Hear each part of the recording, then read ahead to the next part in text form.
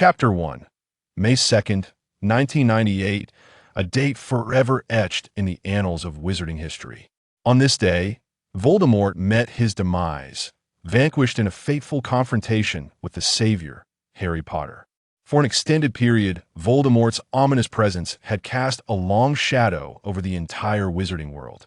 Under his reign of terror, people lived in constant fear and despair.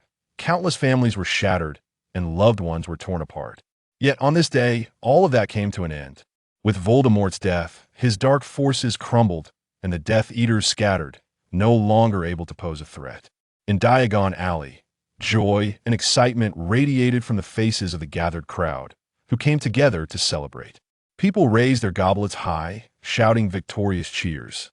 The Leaky Cauldron displayed festive banners, and shopkeepers in Diagon Alley generously offered free food and drinks to commemorate this monumental victory. Children ran and played in the streets, their laughter echoing throughout the alley, which was filled with an unprecedented sense of joy, happiness materializing in that moment. Harry stood in the shadows, away from the throng, watching the smiles on people's faces. He felt a bittersweet tug at the corners of his mouth, attempting to smile, but ultimately failing. In a moment of reverie, he recalled those who had been lost. Sirius, who vanished behind the veil, Dumbledore, who fell from the tower, and Severus Snape, the man cloaked in black for so many years, who had left this world forever after leaving him with a heart full of guilt. The successive sacrifices had numbed Harry's heart. He had once believed that nothing could be worse than death. However, upon witnessing memories that contradicted everything he thought he knew, and upon discovering the entire truth, Harry fell into a deep well of self-loathing. After Snape had protected him time and again, Harry had continually targeted him, even contemplating taking his life at one point. What had he done?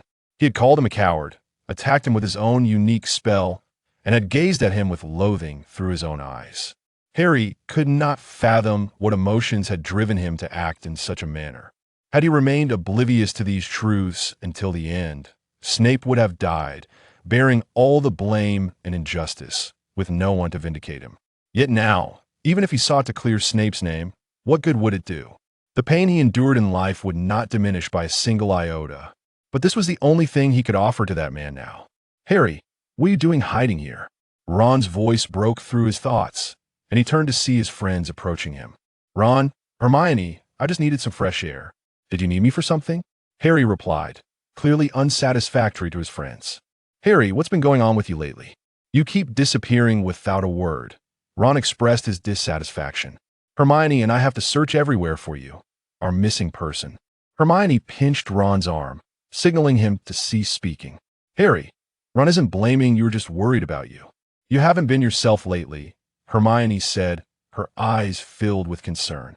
Unlike Ron, Hermione was perceptive enough to sense that since the battle, Harry had been harboring too many emotions that shackled him, creating a wall that divided him into two halves, one living in the present, the other shrouded in shadows. "Harry, don't bear everything alone. You still have us. No matter what happens, remember, we are your support," Hermione urged, her heart heavy for Harry. Her dear friend, who once had bright eyes, had not been the same since the war. He now lived in a solitary manner, making her fear that she might lose him at any moment. Harry understood his friend's concerns and felt guilty for it, yet he was at a loss as to how to adjust his state of mind. Moreover, he wished to resolve these emotions on his own, without involving anyone else. "Hermione, I just need a little time to come to terms with things. It'll be fine in a while," Harry reassured both Hermione and himself. He did not believe that voicing his guilt and complex emotions would lead to resolution. He felt that some things, once spoken, would only bring unnecessary worry to others and serve no purpose beyond that. "Let's head home. Mama made a mountain of chicken legs and cookies today. If we don't hurry back, they'll be gone," Ron urged the two of them. To him, Hermione seemed excessively worried. After all, they had just emerged from a war. Experiencing a range of emotions was entirely normal. "There's nothing that chicken legs and cookies can't solve," Ron said to Harry. "If it comes to that, they'll give you all my chicken legs for today," he promised, feigning sorrow at the thought of losing the chicken legs. Hermione rolled her eyes at Ron, and Harry laughed at their banter, grateful that his friends were still by his side. This war had taken so much from him, but Ron and Hermione were his greatest comfort now. All right, for Ron's chicken legs and cookies, let's hurry back. As the sun set, the three figures elongated in the twilight until they vanished from sight. Time passed slowly yet steadily, the pain inflicted by the war gradually blurring with the passage of time. However, the memories that loomed in their minds remained, entwined and inescapable, making it difficult to find peace. The dead had perished, but the living were paying the price for survival. In the hearts of some, the departed lingered, refusing to fade away. Gradually, as each recollection deepened the pain within, every detail of those memories would evoke boundless sorrow and regret. Thus, an obsession was born, taking root unknowingly and deeply. Look at me. Once again, Harry awoke from the depths of that person's profound gaze. He rose, donned his robes, and left his room. Since Hogwarts had been rebuilt, he had declined the Ministry's overtures and returned to Hogwarts. He had succeeded McGonagall as the headmaster and also taught defense against the dark arts, a position that, since Voldemort's demise, seemed to be free from its previous curse. Harry ambled through the castle corridors, ascending the winding staircases until he reached a towering tower. Here, one could gaze over all of Hogwarts, and, as night descended, the twinkling lights adorned the landscape like a dream. Harry stood quietly, feeling the chill in the air. Suddenly, he thought of that person. Had they not stood here countless times, day after day, alone in this cold and desolate place, gazing into the distance? What he pondered in those moments? That question would remain unanswered. He bore too many secrets and sorrows. The world had never shown him a modicum of kindness, yet he steadfastly upheld his promise. Harry thought that there would never be another like him in this world. The cold wind howled past the tower, yet that solitary figure was nowhere to be seen.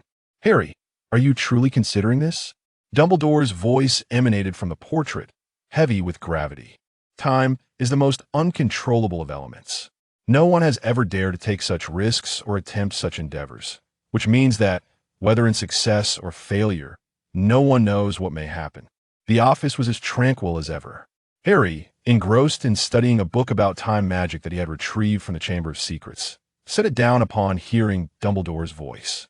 By chance, while investigating students' nighttime wanderings, he had discovered another chamber belonging to Slytherin, which could also be referred to as a library. Inside, he found many books that fulfilled his needs and were long thought lost. "Albus, this is my motivation to keep living." Harry confided in the elderly figure who had dedicated his life to the wizarding world, revealing the turmoil within him.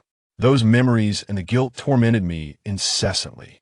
Yet, this is not your fault, Harry. To achieve victory, sacrifice is inevitable. We must make difficult decisions." The old man's voice carried a soothing tone, and that was Severus' choice as well. So, choice. Harry interrupted the elder's unfinished thought, his voice tinged with darkness. When did he ever have a choice in what befell him? When did he possess any rights to choose? A surge of anger welled within Harry. That is an excuse, but it does not justify imposing all misfortune upon him. And Albus, when planning those events, even in orchestrating your own demise, did you ever consider his fate? Why was his soul deemed unworthy of redemption? He should not have had to endure such slander. Harry was acutely aware that he was unjustly directing his ire towards the elderly man before him. He was also tormented by his own impotence and past foolishness, feeling the weight of his own degradation. During this period, he repeatedly revisited those memories, striving to recollect every detail he had overlooked. He allowed the pain to erode him inch by inch, filling his heart and spreading like a contagion. Yet, the one who had filled him with such guilt was no longer present.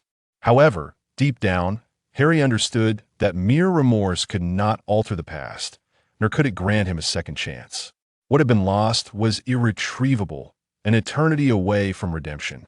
Yet now, he had finally discovered a means to restart everything, driven by the obsession in his heart, and he was unwilling to relinquish it. Upon hearing this, Dumbledore's portrait fell silent. His eyes betraying a sense of remorse for that man, he realized that he could no longer amend the decisions he had made. "Harry, I regret my actions regarding Severus. However, I am now merely a fragment of memory. I cannot hinder you, nor can I assist you. The portrait of the elderly man spoke after a prolonged silence. No, Albus, you need not feel remorse. You had your considerations given the circumstances at the time. Your plans may have indeed been the most prudent, Harry replied, gazing at the portrait of the old man, his mind now calmed. It was he who had ensnared himself in a quagmire. This matter had never truly involved Dumbledore. However, all my current research is solely for my own sake, unrelated to anyone else. Therefore, regardless of the cost, I shall see this plan through to completion. The portrait of the old man merely sighed at Harry's resolve, choosing to remain silent, allowing the room to lapse back into tranquility. Time flowed like water, ephemeral and fleeting. Unbeknownst to him, 7 years had passed since that war. During these years, daily life had been remarkably tranquil, as if those tribulations had never arrived. Ron had become an Auror, and Hermione had taken on the role of Minister of Magic. Finally, after 2 years of adjustment, this pair of cherished adversaries exchanged vows amidst the blessings of their friends, while each person's life progressed in an orderly manner. In the headmaster's office at Hogwarts, Harry reported his academic research findings to Dumbledore's portrait. The Library of Slytherin is exceptionally comprehensive, encompassing a wealth of rare knowledge and techniques. Through years of practical exploration of the alchemy and spells contained within these tomes, I believe I have successfully mastered the portions that are beneficial to me. Although my proficiency may not yet reach the pinnacle of excellence, I possess sufficient confidence in my research on time.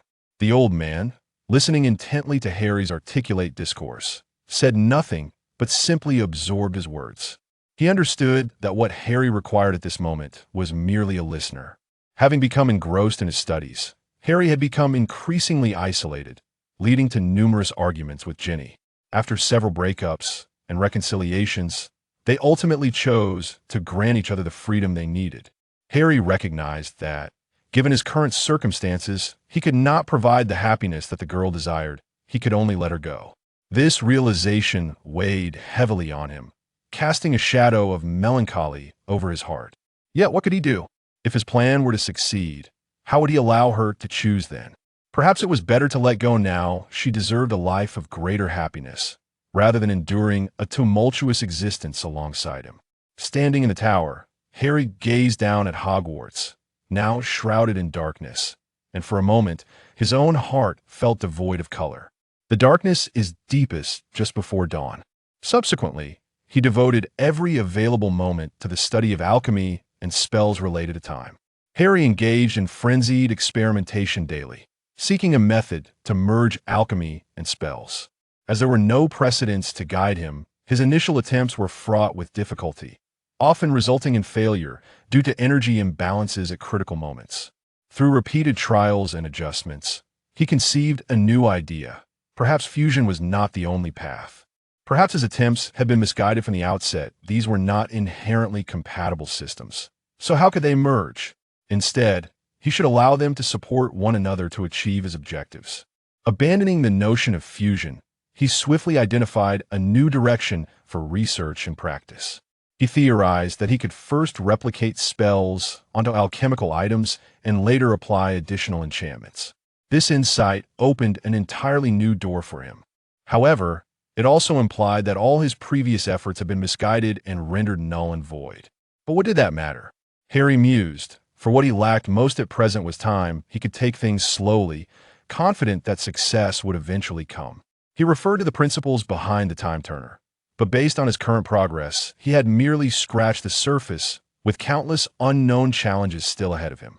After poring over extensive materials, he gained a deeper understanding of the mechanics behind the creation of time turners. The current time converter cannot truly be deemed an alchemical artifact. It merely qualifies as a time-keeping device. IT has acquired its present capabilities only through the application of a time reversal spell, thus rendering its effects starkly different from Harry's intended objectives in the days that followed. Aside from conducting lessons for the students, Harry found himself shuttling between the Chamber of Secrets and the headmaster's office, often forgetting to eat in the process. Eventually, after analyzing the reasons behind all his failures, he discovered a method an owl delivered a letter from Hermione, and since he had embarked on his research, his correspondence with friends had dwindled, much to Ron's repeated discontent. Reflecting on his research achievements eased Harry's mind somewhat. Perhaps it was time for a stroll. With this thought, he took up the parchment to reply to Hermione, specifying the time and place for their meeting. After a quick snack of treats, the owl set off with his response. Harry, it's been so hard to see you lately. Why are you so engrossed in your studies? Have you been possessed by Hermione? Ron grumbled, earning an exasperated eye roll from Hermione. It's been ages since we had a proper chat. What kind of research could possibly consume you to the point of forgetting your friends for so long? All right, Ron, Hermione interjected, curbing Ron's complaints. Harry, it's been such a long time. How have you been? Have you encountered any difficulties? Is there anything I can assist you with? I'm fine. Really, I'm merely exploring some spells. You know, aside from classes, there's little else to occupy my time at Hogwarts, Harry replied, not yet ready to divulge the details of his research to his friends. He wished to be fully prepared before sharing. Enough about me. How have you both been? Any recent developments from the Ministry of Magic, my esteemed minister? Harry teased Hermione, who shot him a disapproving glance. We are in a time of peace. There isn't much happening, just some power struggles among factions. As long as my position doesn't threaten their interests, I should remain stable for the time being. Hermione felt frustrated with Harry's attempt to change the subject, but since he was unwilling to engage further, she could only share tidbits from the ministry while also inquiring about Harry's life at Hogwarts. Ron, feeling overlooked, remarked, Have you both forgotten there's another person sitting right beside you? Poor me. How could we forget? Ron, I could never overlook you, my dear Ron, Harry replied with a chuckle, relishing the sight of his friend momentarily dismissing him. Harry, my mum says you should visit the Burrow when you have time. She mentioned she hasn't seen you in ages.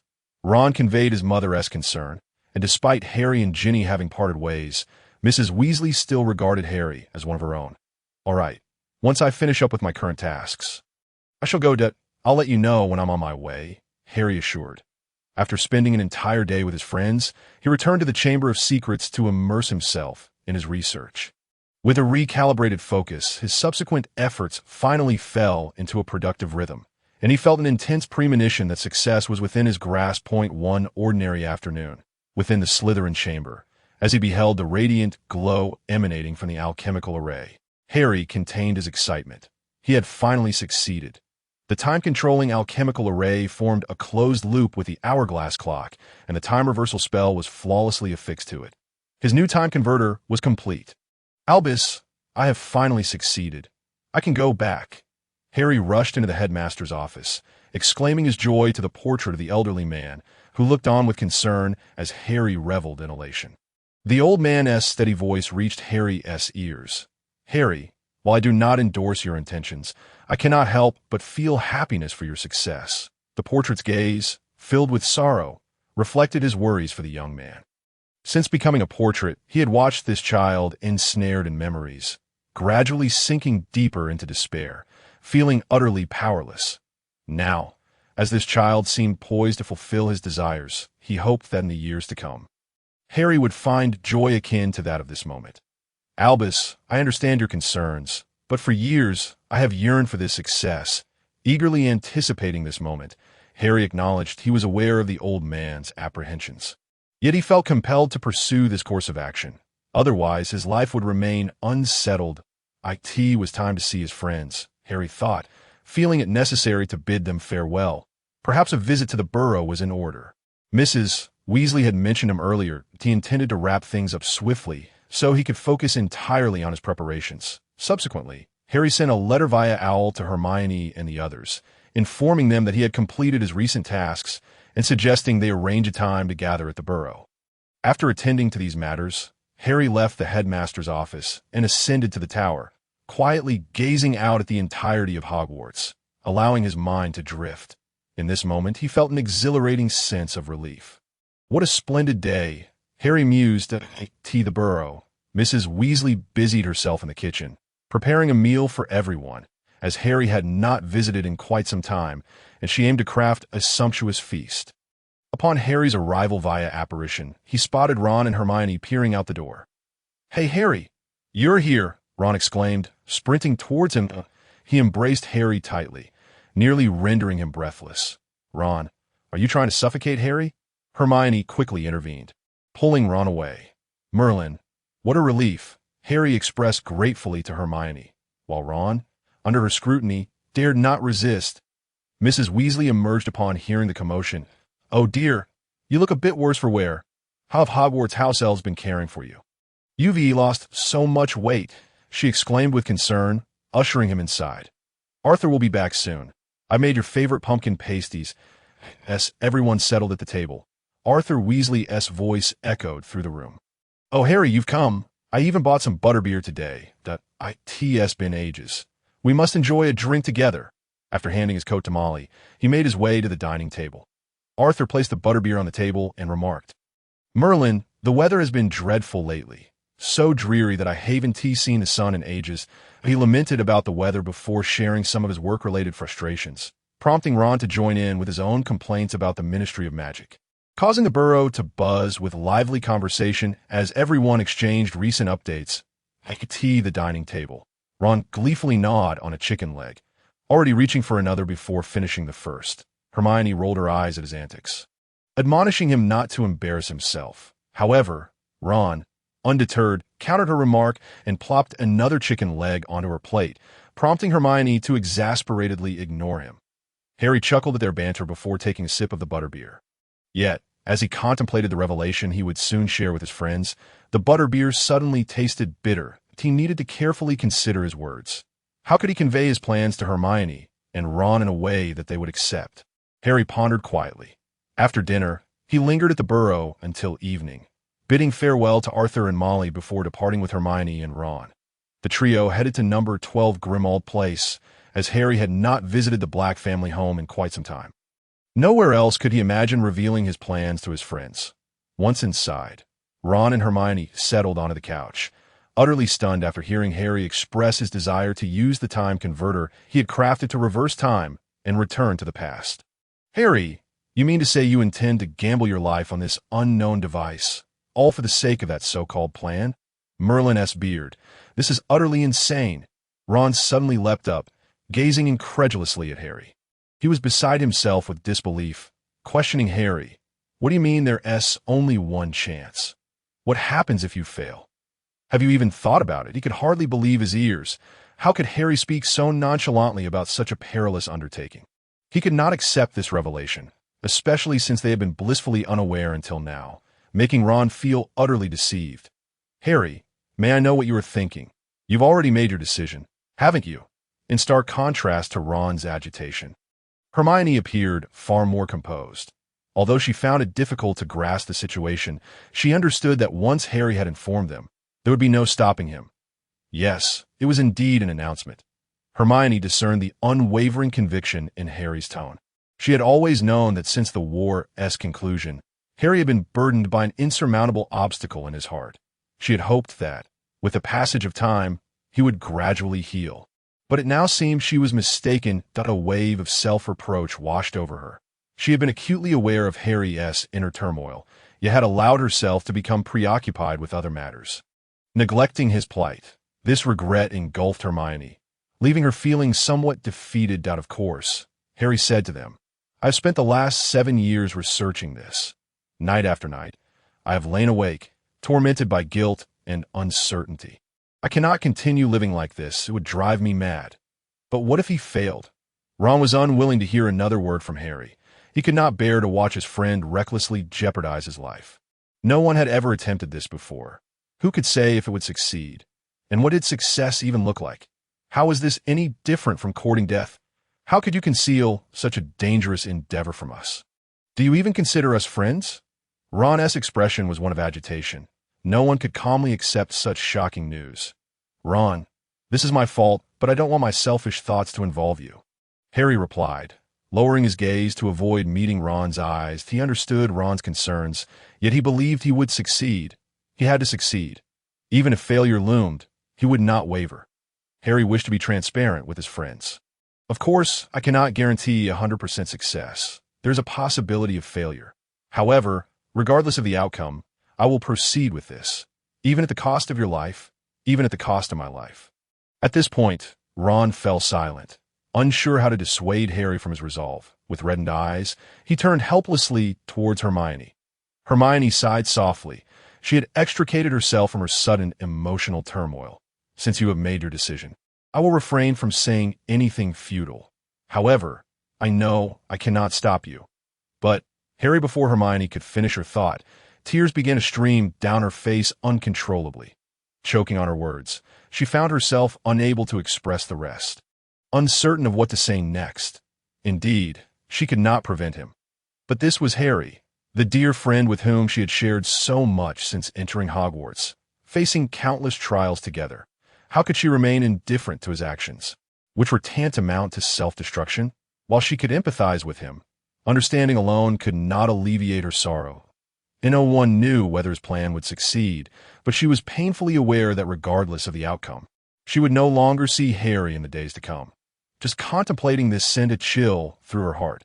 Harry, watching his friends with tear-filled eyes, felt a pang of anguish himself.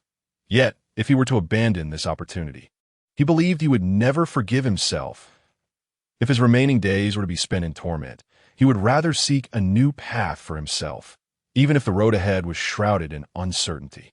"When do you plan to begin?" Hermione inquired. Since she could not stop him, she wished to cherish what might be their final moments together. Ron too fixed his gaze intently on Harry. "I could see the end of this term. Once I have arranged everything at Hogwarts and resigned from all my responsibilities. During this final stretch, Hermione and Ron set aside all other matters. They spent what could possibly be their last moments together with Harry, even as they wrestled with deep-seated reluctance. Yet time would not slow for their sorrow. The holidays arrived, and students returned home, plunging Hogwarts into silence, mirroring the heaviness in Ron and Hermione's hearts, in the Chamber of Secrets. Harry declared, "Hermione, Ron, you should be happy for me, and no one has ever had such an opportunity, and Haven to you both helped me prepare so much." As he checked the items he would need, Hermione and Ron had contributed numerous ideas to ensure Harry's plan was as safe as possible. They had sifted through countless resources alongside Harry to create a stable magic circle to protect the soul, offering many insights to guarantee the success of the time transition. Additionally, Hermione had brewed a flawless potion of Felix Felicis. They had done everything they could to ensure Harry's safety, even though they were uncertain of its efficacy. Hermione had even prepared a space bag filled with galleons and various other items, asserting that it was better to be prepared than to be caught unawares in these final moments of assisting Harry.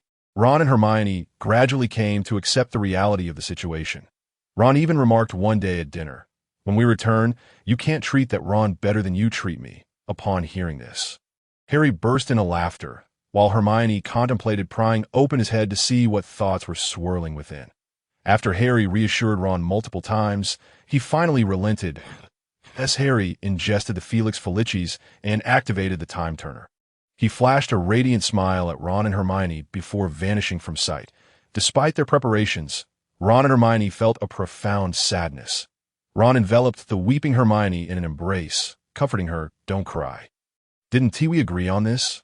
Witnessing Ron, who was clearly also struggling to hold back tears yet still offering her solace, Hermione ceased her sobbing. "Ron, we should be happy for Harry, shouldn't we?"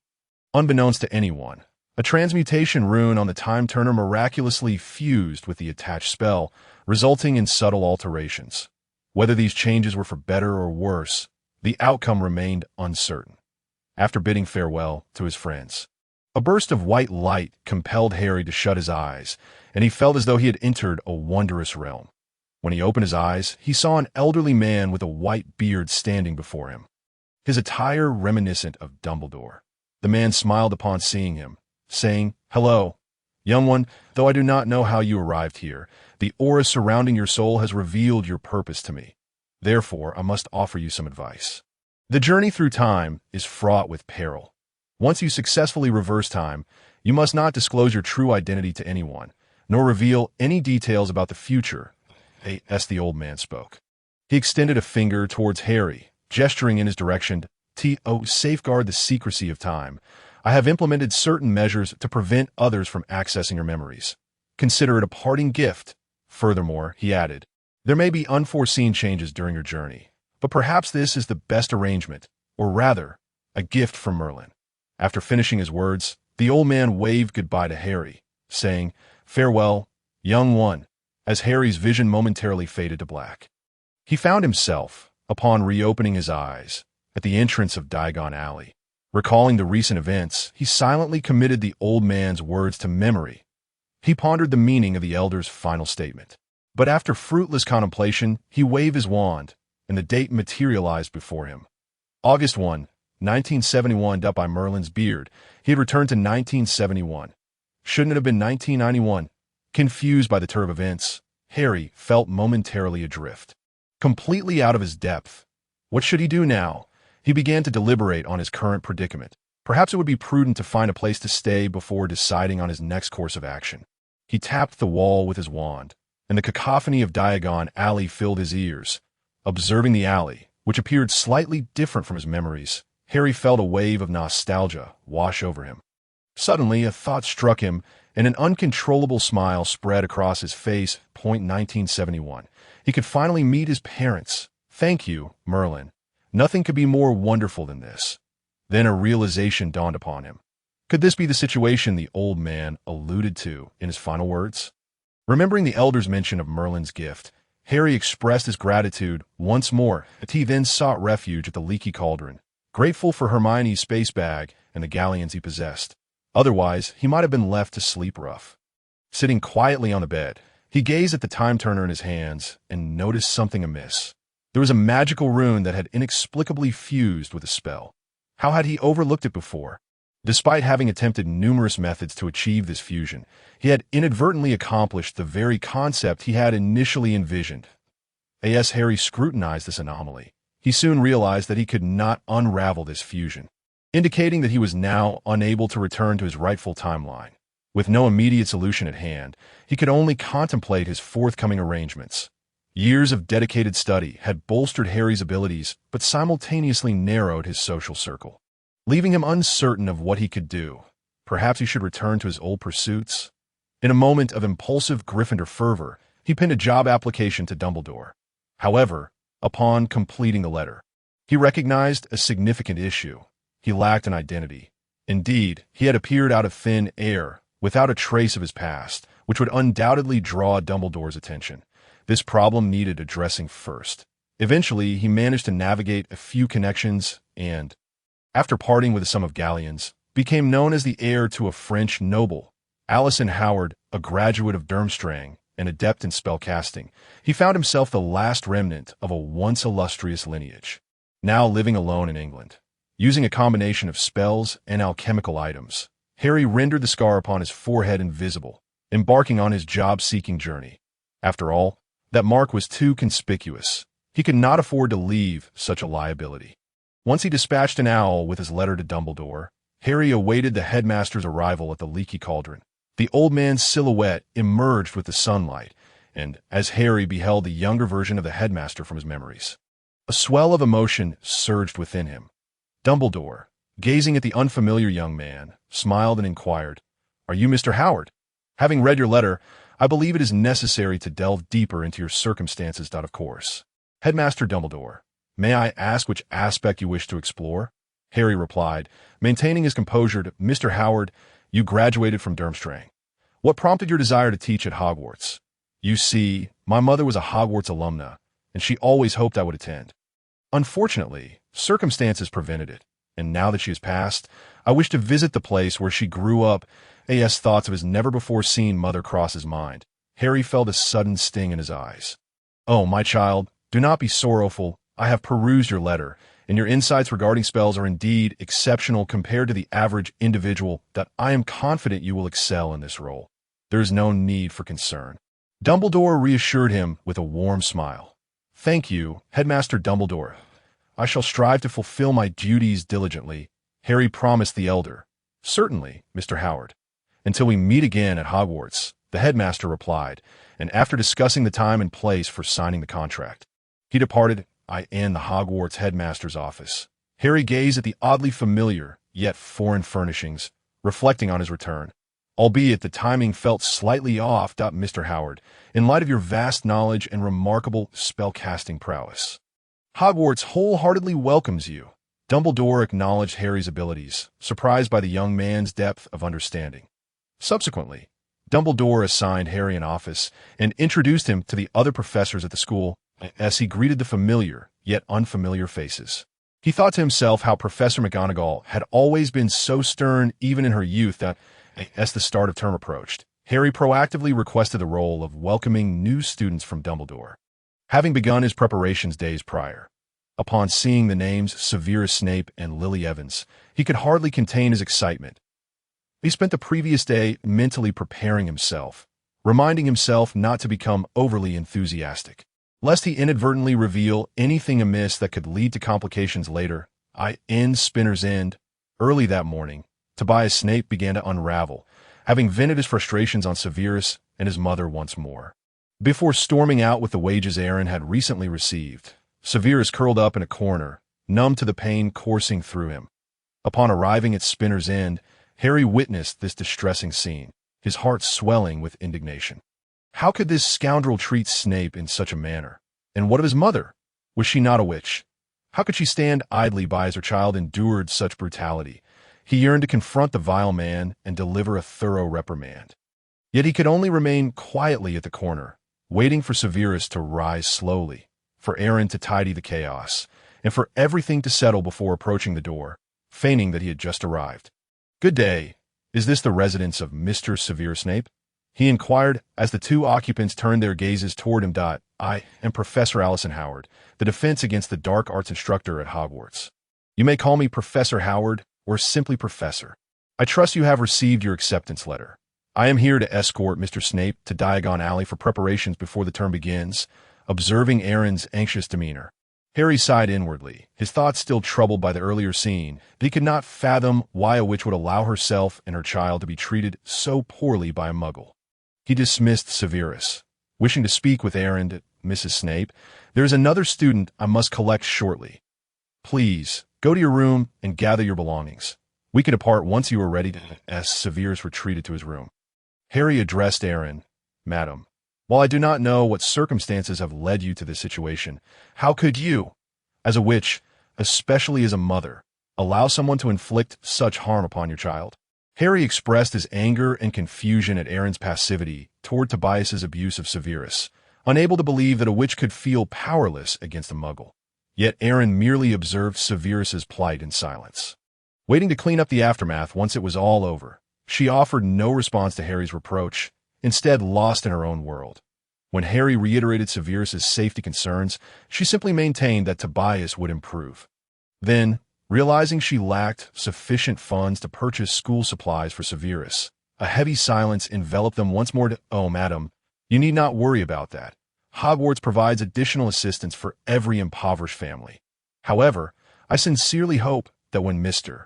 Snape faces harm again, you will act as a witch should, rather than standing idly by." After speaking, Harry no longer cast his gaze upon Aaron. To be frank, he felt a pang of sorrow for Severus and the parents he had. Unable to fathom the torment through which Severus must have endured during his upbringing.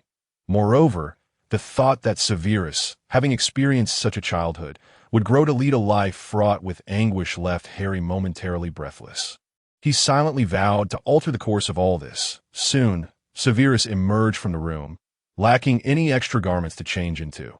He merely wiped away the footprints Tobias had left on his clothing and washed his face before departing. Upon seeing Severus come out, Harry bid farewell to Aaron and left with him as they walked along the path. Harry slowed his pace to walk alongside Severus. At this moment, he found himself at a loss for words, feeling somewhat disoriented. Throughout the years, his obsession had driven him to strive relentlessly, causing him to become a shadow of his former self. Yet upon finally reuniting with this person, he found himself momentarily speechless. Especially in such dire circumstances, should he offer some words of comfort to Severus? But would that lead him to believe that Harry was merely pitying him? "Mr. Snape, we are now heading to collect Miss Lily Evans. And afterward, we shall proceed to Diagon Alley to procure the necessary supplies for the upcoming school year. Do you have any questions for me?" Severus merely lifted his gaze to glance at Harry, remaining silent. Observing this, Harry understood that Severus was not inclined to engage in conversation at that moment. Whether he felt relieved or something else entirely, he could not ascertain. They soon arrived at Lily's doorstep, and Harry rang the doorbell, shortly after which a lovely little girl appeared at the entrance. With her fiery red hair and striking green eyes, Harry instantly recognized her identity. "Merlin, this is my mother." Once again, I thank Merlin. As he met Lily's inquisitive gaze, Harry hastily swallowed the lump in his throat before speaking. He could not afford to lose composure in front of them, as it would undoubtedly seem peculiar. "Is this Miss Lily Evans? I am Professor Allison Howard, the Defense Against the Dark Arts instructor at Hogwarts. You may call me Professor Howard or simply Professor. You should have received your acceptance letter by now. And I will be escorting you and Mr. Snape to Diagon Alley shortly to purchase your school necessities." Harry adjusted his demeanor, striving to appear as natural as possible. However, it was evident that none of those present noticed his emotional state. "Now, I need to inform your parents, and then we can commence our day's itinerary to— Oh, Severus, you are joining us for the trip to Diagon Alley? How splendid. I knew I wasn't a freak." Lily beamed like a little sun as she rushed toward Severus, joyfully bouncing upon receiving his affirmative response. Severus regarded Lily with a faint smile, a sight that struck Harry as somewhat unfamiliar. It turned out that beyond his characteristic sardonic grin, he could also smile in this manner. Such a version of Snape was exceedingly rare. Harry found himself gazing at him intently, prompting a dispassionate glance from Severus in return. At that moment, Lily's parents emerged, and after yet another round of self-introductions, Harry elucidated his purpose for being there. After thoroughly explaining Hogwarts and Diagon Alley, he found himself bombarded with a myriad of questions from her grandparents. Once he had satisfied their curiosity about the wizarding world, Harry led them on their shopping expedition to Diagon Alley. The sunlight bathed the earth, imbuing everything with vitality. Thus, as long as the sun shone, the hope within one's heart would likewise radiate brightly. Harry guided them to the entrance of Diagon Alley, and under their curious gazes, he produced his wand and tapped a few bricks, which transformed to reveal a wide archway before them. Lily could not contain her astonishment, exclaiming, "Wow, this is so cool. Welcome to Diagon Alley," Harry proclaimed, echoing the words that Hagrid had once shared with him. He first took Lily to Gringotts to exchange some galleons and then proceeded to Flourish and Blotts to procure all the necessary textbooks for the two of them, subsequently shrinking them and placing them into his enchanted bag. Noticing Lily's inquisitive expression, he explained the purpose of the bag. When Lily inquired about how the books were shrunk, Harry replied, "It's a shrinking charm. You'll learn it once you start school. Now we must purchase the all-important wands for wizards." With that, he led them toward Ollivander's, standing outside the wand shop. Lily and Severus exchanged a glance before halting in their tracks, both turning their eyes toward Harry. A mere glance was enough for Harry to understand their intent, for the wand shop appeared rather dilapidated. The weathered golden sign outside read, "Ollivander, makers of fine wands since 382 B." See, the hundreds of slender boxes containing wands reached up to the ceiling, and dust was thick in the air, which explained why the two were hesitant to enter. Observing the situation, Harry took the initiative to push the door open. The creak of the door startling Ollivander, who emerged from the cluttered aisle. "Ah, look, two little ones have arrived." The elderly man regarded the three newcomers with his distinctive silvery eyes. An unfamiliar face. "You must not be here to purchase a wand from me." Harry, feeling the wand crafted by Ollivander in his sleeve, maintained his composure as he replied, "Indeed, Mr. Ollivander, I graduated from Durmstrang and am now teaching at Hogwarts. Today, I am here to assist a new student in acquiring a wand. Of course, I always have the perfect wand for every wizard. Now, which of you would like to go first?" Me. Lily eagerly chimed in, and Harry chuckled at her exuberance. His mother was truly delightful and full of vitality. "Do you prefer to use your left hand or your right?" "Right hand," Lily answered. After receiving her response, Ollivander retrieved a measuring tape to gather the necessary measurements, leading to a flurry of activity. After trying out wands made of oak, elm, and cherry, Lily finally found her own wand willow, with a core of dragon heartstring, 14¼ inches, a rare but highly suitable wand for healing. "You will be an exceptional witch." Upon hearing Ollivander's words, Lily beamed with joy, showcasing her new wand to her friends. Next was Severus, who took slightly less time than Lily and soon acquired his wand. "Let me see. Birch with a core of serpent nerve. 13.5 inches, an ancient wand brimming with power. You will be a formidable wizard. Harry observed Severus's elated countenance, thinking to himself that he was indeed a powerful wizard, without a doubt. After paying for the wands, Harry led the two of them out of the shop. Next, we must visit Madame Malkin's robes for all occasions.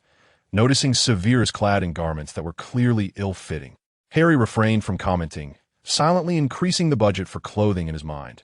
Madame Malkin's shop was bustling with activity, given the onset of the school year.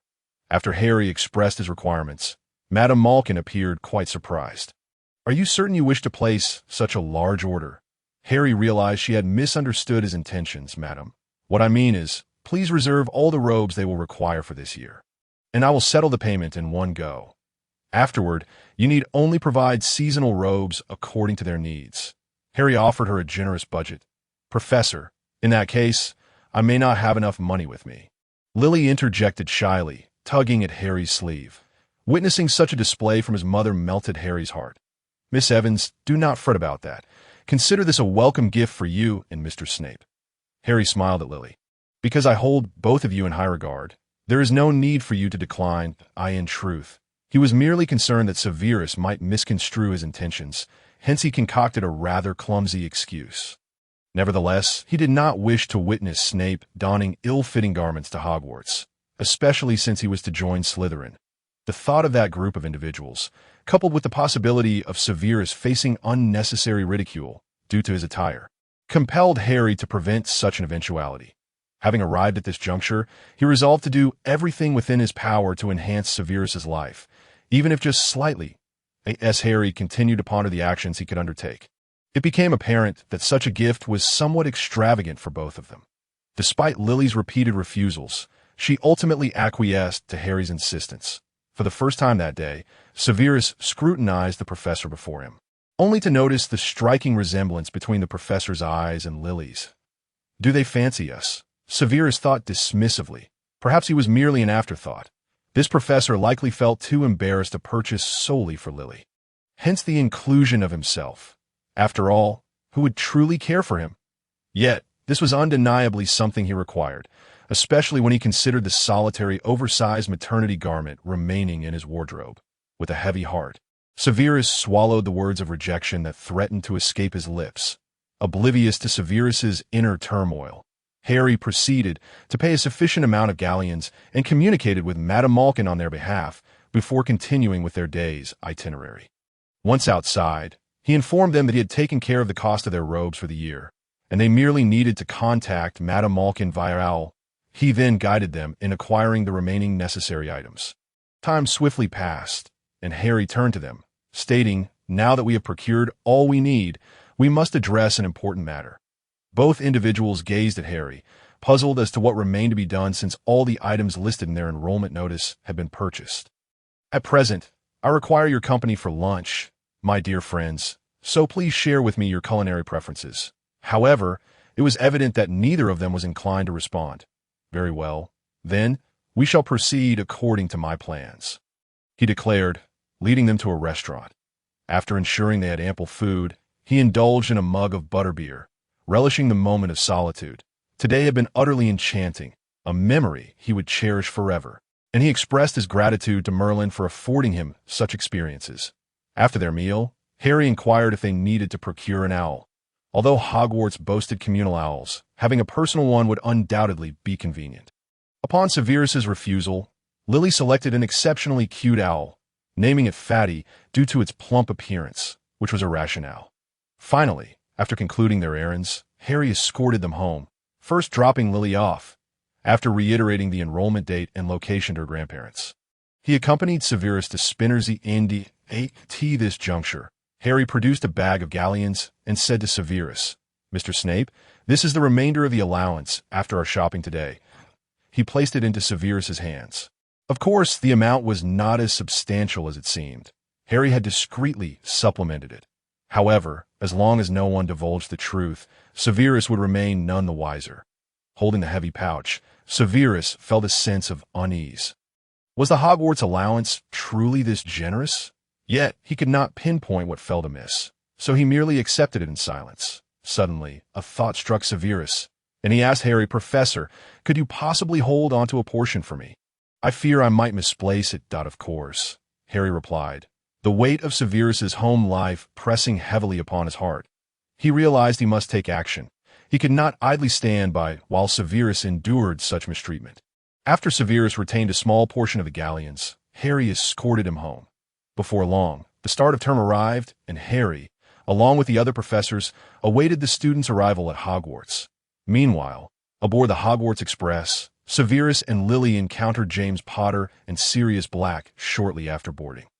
As Severus and Lily entered a compartment, James, dragging Sirius along, followed them in. Severus ignored the two, his attention focused intently on Lily as she recounted recent events in her life. Lily began by sharing the titles of the books she had read in the past few days. Then turned to Severus, saying, "Sev, that professor who came to pick us up the other day. I feel as though I have encountered him before. There's an inexplicable familiarity about him. And those two students who entered with us.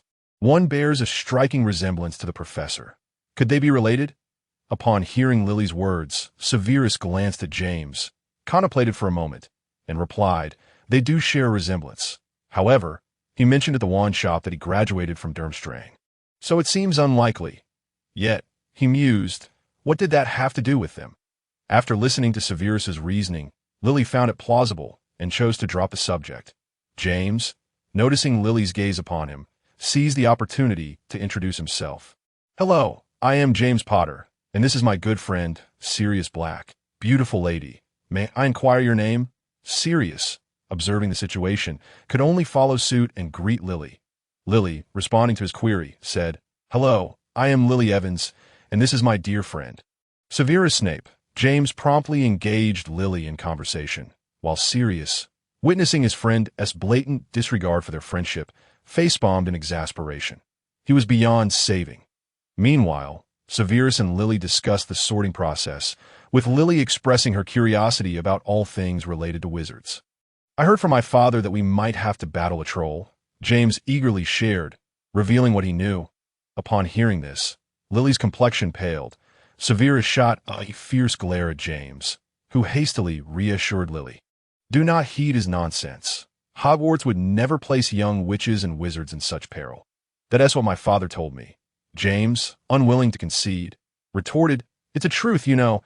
How could that oily pest speak so freely before Lily?"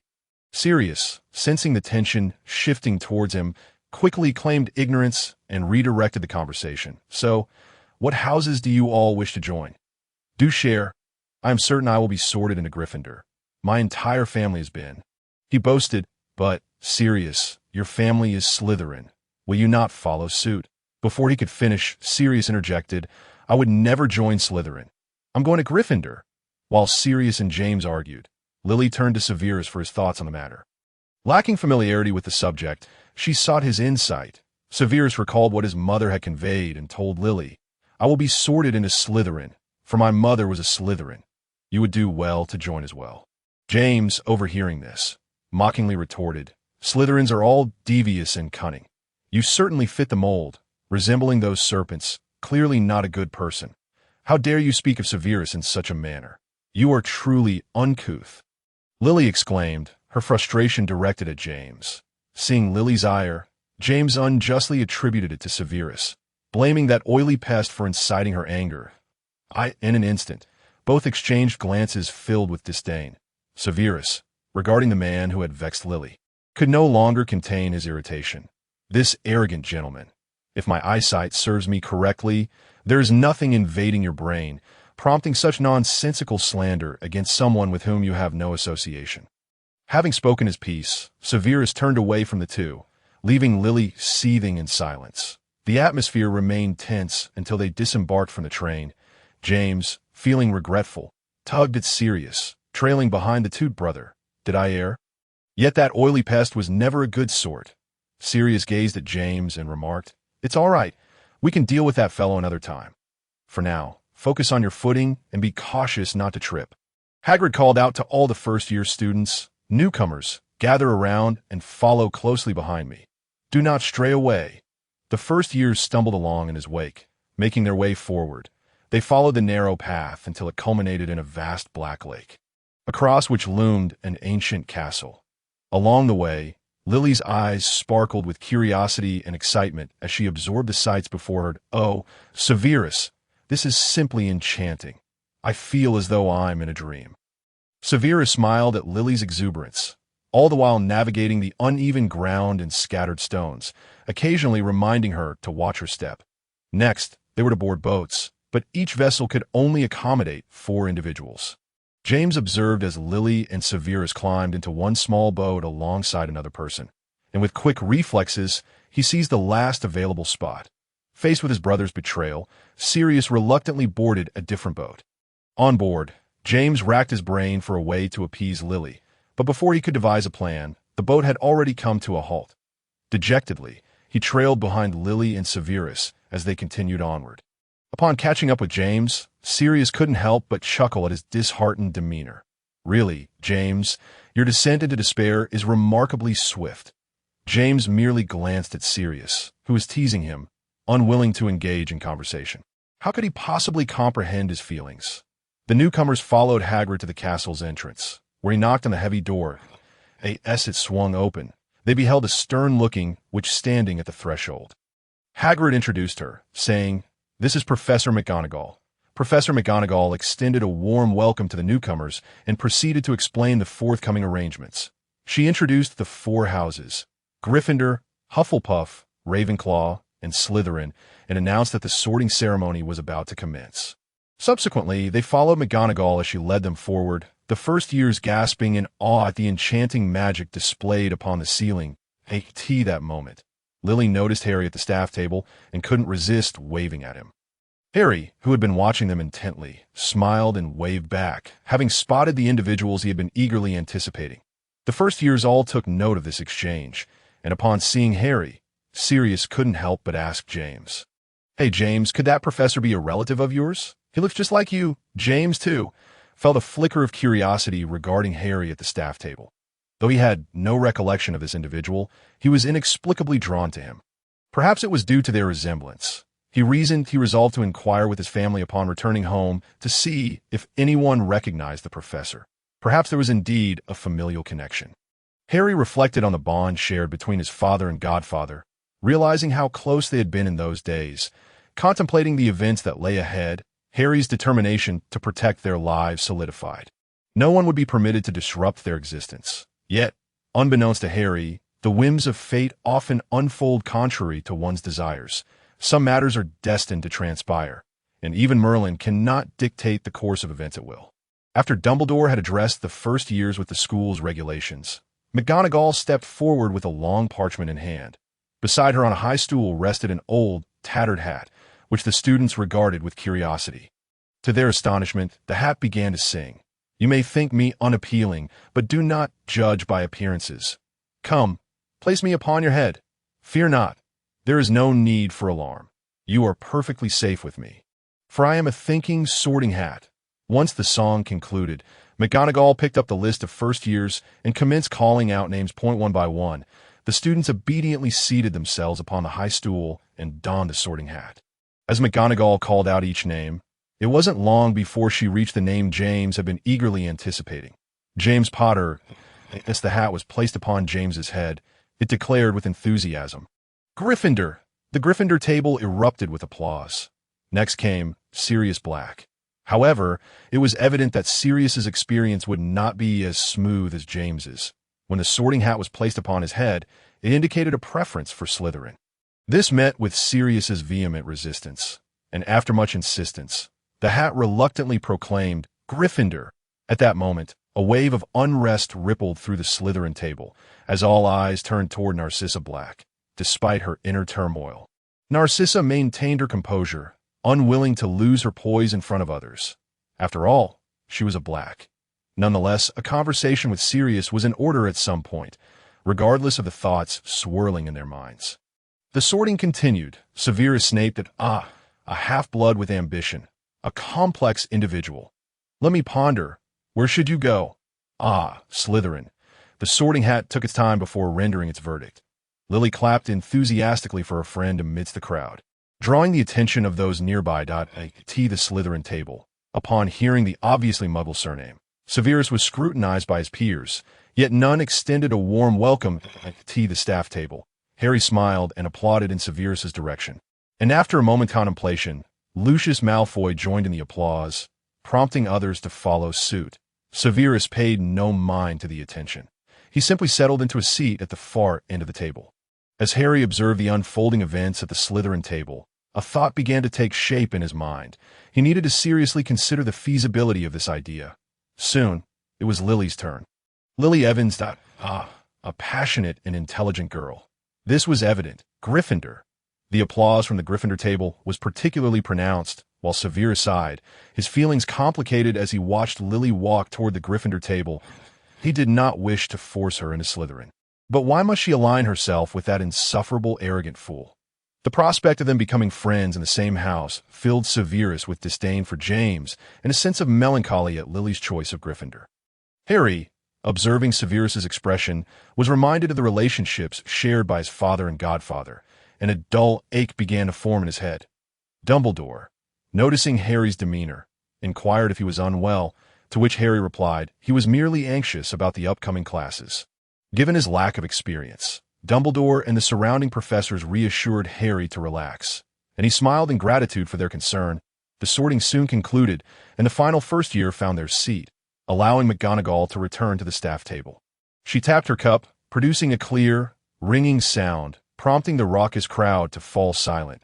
Like tea that moment. Dumbledore rose and cast a sonorous charm with his wand. Addressing the students below, he announced, "Before the feast begins, I wish to introduce our new defense against the dark arts professor for this year, Professor Allison Howard.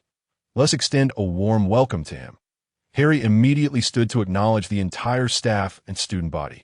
And once seated, Dumbledore continued, "Lastly, I would like to say, fools, crybabies, rascals, thank you all."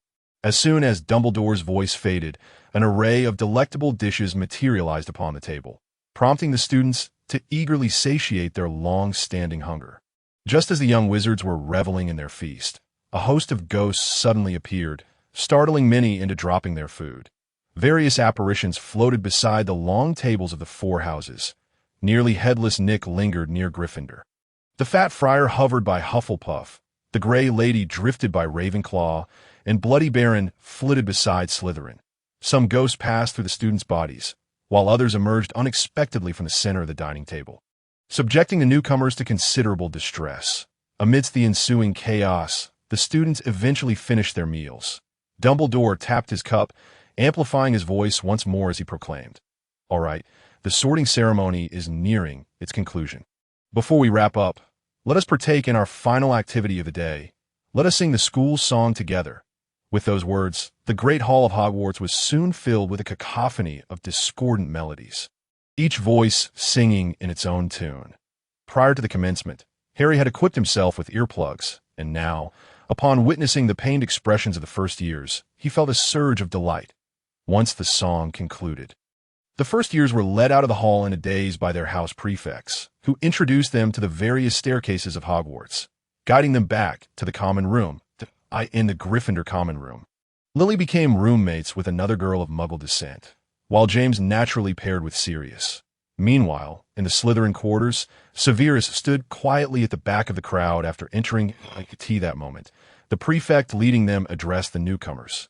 "Since you have chosen to enter Slytherin, it is your responsibility to uphold the honor of our house to the best of your abilities. We are the elegant Slytherins, distinctly different from the mindless Gryffindors." Laughter erupted among the crowd. And once silence returned, the prefect continued, "As Slytherins, we crave power, we are filled with ambition, yet we remain noble and refined. Now, please, each of you take up your wands, let us demonstrate our prowess, and from this, select the most outstanding among you to become the first-year prefect." Severus refrained from participating. He was aware that his current abilities were insufficient, and he had no desire to vie for the position of prefect. He was still contemplating the sorting, feeling anger when Lily was sorted into Gryffindor, but he had since calmed down. This was Lily's choice, and as her friend, he must respect it. Yet, it was evident that he could not simply distance himself from the unfolding events. Soon enough, a first year who bore a grudge against him launched an attack in his direction. Fortunately, they were all newly arrived students, and the spells they knew were of a rather simple nature. Nonetheless, Severus found himself dodging clumsily. Before long, the first-year prefect was determined. The previous prefect then admonished, "The honor of Slytherin must not be tarnished. Remember, do not engage in actions detrimental to our house. I hope you all use your wits when resolving issues, and please remember the entrance password, which is subject to change. Lastly, I do not wish to see any foolish individuals left standing outside the door." Each student then returned to their respective dormitories. Due to the smaller number of Slytherin students, rooms were shared to a dormitory. However, this year's first-year count was odd, leaving Severus to be the solitary occupant. Severus was indifferent to this situation. He was not there to forge friendships, and living alone would spare him considerable trouble. After all the students and professors had departed, Harry suddenly recalled something. How could Severus, a half-blood, possibly be easily accepted into the pure-blood-dominated Slytherin? He would undoubtedly face exclusion and scrutiny, and he needed to devise a means to alleviate this predicament. As he pondered, a figure instantly sprang to mind: Lucius Malfoy. As the sole heir of the Malfoy family and the current prefect of Slytherin, his status within the house was indisputable. That if Severus could gain Lucius's favor, his situation in Slytherin would significantly improve. Resolving this in his mind, Harry promptly summoned his Patronus to notify Lucius to visit his office. "Good evening, Professor Howard." Lucius greeted the young professor. "Good evening, Mr. Malfoy. I apologize for calling you at such a late hour." Harry began, explaining his purpose. "Given your esteemed position in Slytherin, I have a request to make." Observing Lucius's expression, Harry continued, "This matter is quite simple. I merely ask that, within your capacity, you extend a certain consideration towards one of the new Slytherin students, thereby alleviating some of his troubles. In return, I am willing to grant you a favor within my means." Lucius listened intently, contemplating Harry's words and recalling what he had witnessed during the sorting. He had already identified a candidate in his mind. Although Malfoy would never engage in a transaction without gain, and he was still unaware of this professor's true nature, the form of Harry's Patronus suggested that this professor's abilities should not be underestimated. Moreover, securing a position as a defense against the dark arts professor at Hogwarts signified a formidable wizard. A small concession could be exchanged for a favor. This was a deal worth making. Reaching a conclusion, Lucius promptly replied, "Of course, Professor Howard, it would be my honor. Now, may I inquire about the name of the fortunate new student you wish me to assist?" Upon hearing Lucius's agreement, Harry felt a wave of relief wash over him. He was uncertain how to navigate dealings with these aristocrats. He disclosed Severus's name. "His name is Severus Snape. I hope today's discussion remains confidential." Even from Snape himself, Lucius raised an eyebrow at Harry's final remark. "Of course, rest assured, Professor, I possess a modicum of integrity. However, I am curious. What distinguishes this student to have garnered your attention? You need not concern yourself with that. Simply ensure that he receives your consideration." Harry responded, unsure how to adequately address Lucius's inquiry. After Lucius departed, Harry made his way to the tower, a place he had grown accustomed to visiting while contemplating matters at Hogwarts. On his way back to the common room, Lucius reflected on the relationship between the new student and Professor Howard. Although the professor was reluctant to disclose details, it was evident from his thoughtful consideration of even the minor matters that their bond was significant. Lucius realized he would need to enlist his father's assistance in investigating this professor's background to better evaluate what demands to make, that he needed to strategize how to maximize his own interests while maintaining a favorable relationship with the professor. Once back in the common room, Lucius summoned a Hogwarts house elf, instructing it to relocate Severus's original dormitory to the prefect's spare quarters, before setting off to find Severus. Just as Severus was about to open his dormitory door, a haughty voice called out, "Mr. Snape, I must speak with you." Lucius approached gracefully from a distance. Severus paid him little mind, believing he had nothing to discuss with someone who clearly belonged to a different social stratum. He pushed open the door to his dormitory, revealing an arrangement reminiscent of a storage room, which Lucius noted with an air of disdain. "Hello, I am Lucius Malfoy," he stated, addressing the disinterested Severus. "This room appears to be a storage area and should have been mistaken for your dormitory. I've already arranged for your proper accommodation, and your belongings have been moved there by the house elf." The self-serving Malfoy was certainly not one to perform good deeds without recognition, having fulfilled the professor's request. Lucius thought to himself, then departed without waiting for Severus to respond. "Good night, Mr. Snape." Upon concluding his remarks, Lucius turned away without waiting for Severus's response. As he observed Lucius's retreating figure, Severus pondered whether he truly recognized this senior. However, reflecting on the events at the long table and moments prior, a flicker of doubt crept into his mind. Soon, he dismissed the notion, realizing he possessed nothing of value that others might covet. Whatever the motives may be, answers would eventually reveal themselves. Severus swiftly located his new dormitory, which bore his name, and upon entering, he was greeted by a stark contrast to the previous storage room. The entire chamber was adorned in shades of silver and green, with deep green curtains and bed linens embroidered with the Slytherin crest in silver thread. That a bedside table and desk completed the furnishings. After taking in his surroundings, Snape began to organize his belongings, which were sparse, consisting mainly of his robes. Gazing at the garments, Severus recalled the remaining galleons he possessed and contemplated seeking out that professor one day. For he was currently devoid of funds. After a brief wash, Severus retired to rest. Having spent an exhausting day, he soon fell into a deep slumber, undisturbed by dreams. The following morning, a stir arose among the students. The nameplate that had once graced the door of the storage room was now absent, replaced by Severus's name on the door of the vacant prefect's dormitory. As confusion spread among the crowd, Lucius made his entrance, prompting greetings from those gathered. Observing the throng outside Severus's door, Lucius gestured with his chin for them to disperse, and they quickly followed him to the common room, though it was still September. The Slytherin common room was aglow with the warmth of a roaring fire, where Lucius took a seat closest to the flames. The hierarchy within Slytherin was the most stringent among the four houses. Those without noble lineage or exceptional prowess could only survive on the fringes. Only those of illustrious ancestry or remarkable talent were deemed worthy of the esteemed positions.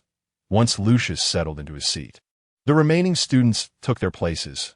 After everyone was seated, Lucius addressed them. "Ladies and gentlemen, some matters are all too evident. Since you have been sorted into Slytherin by the Sorting Hat, I expect not to witness any of your petty schemes again." Clearly, Lucius was justifying Severus's dormitory change, yet not all were convinced. After all, Severus, as a half-blood, despite Lucius's indirect protection, was still surrounded by pure-blooded aristocrats. "Lucius, that new student is merely a half-blood.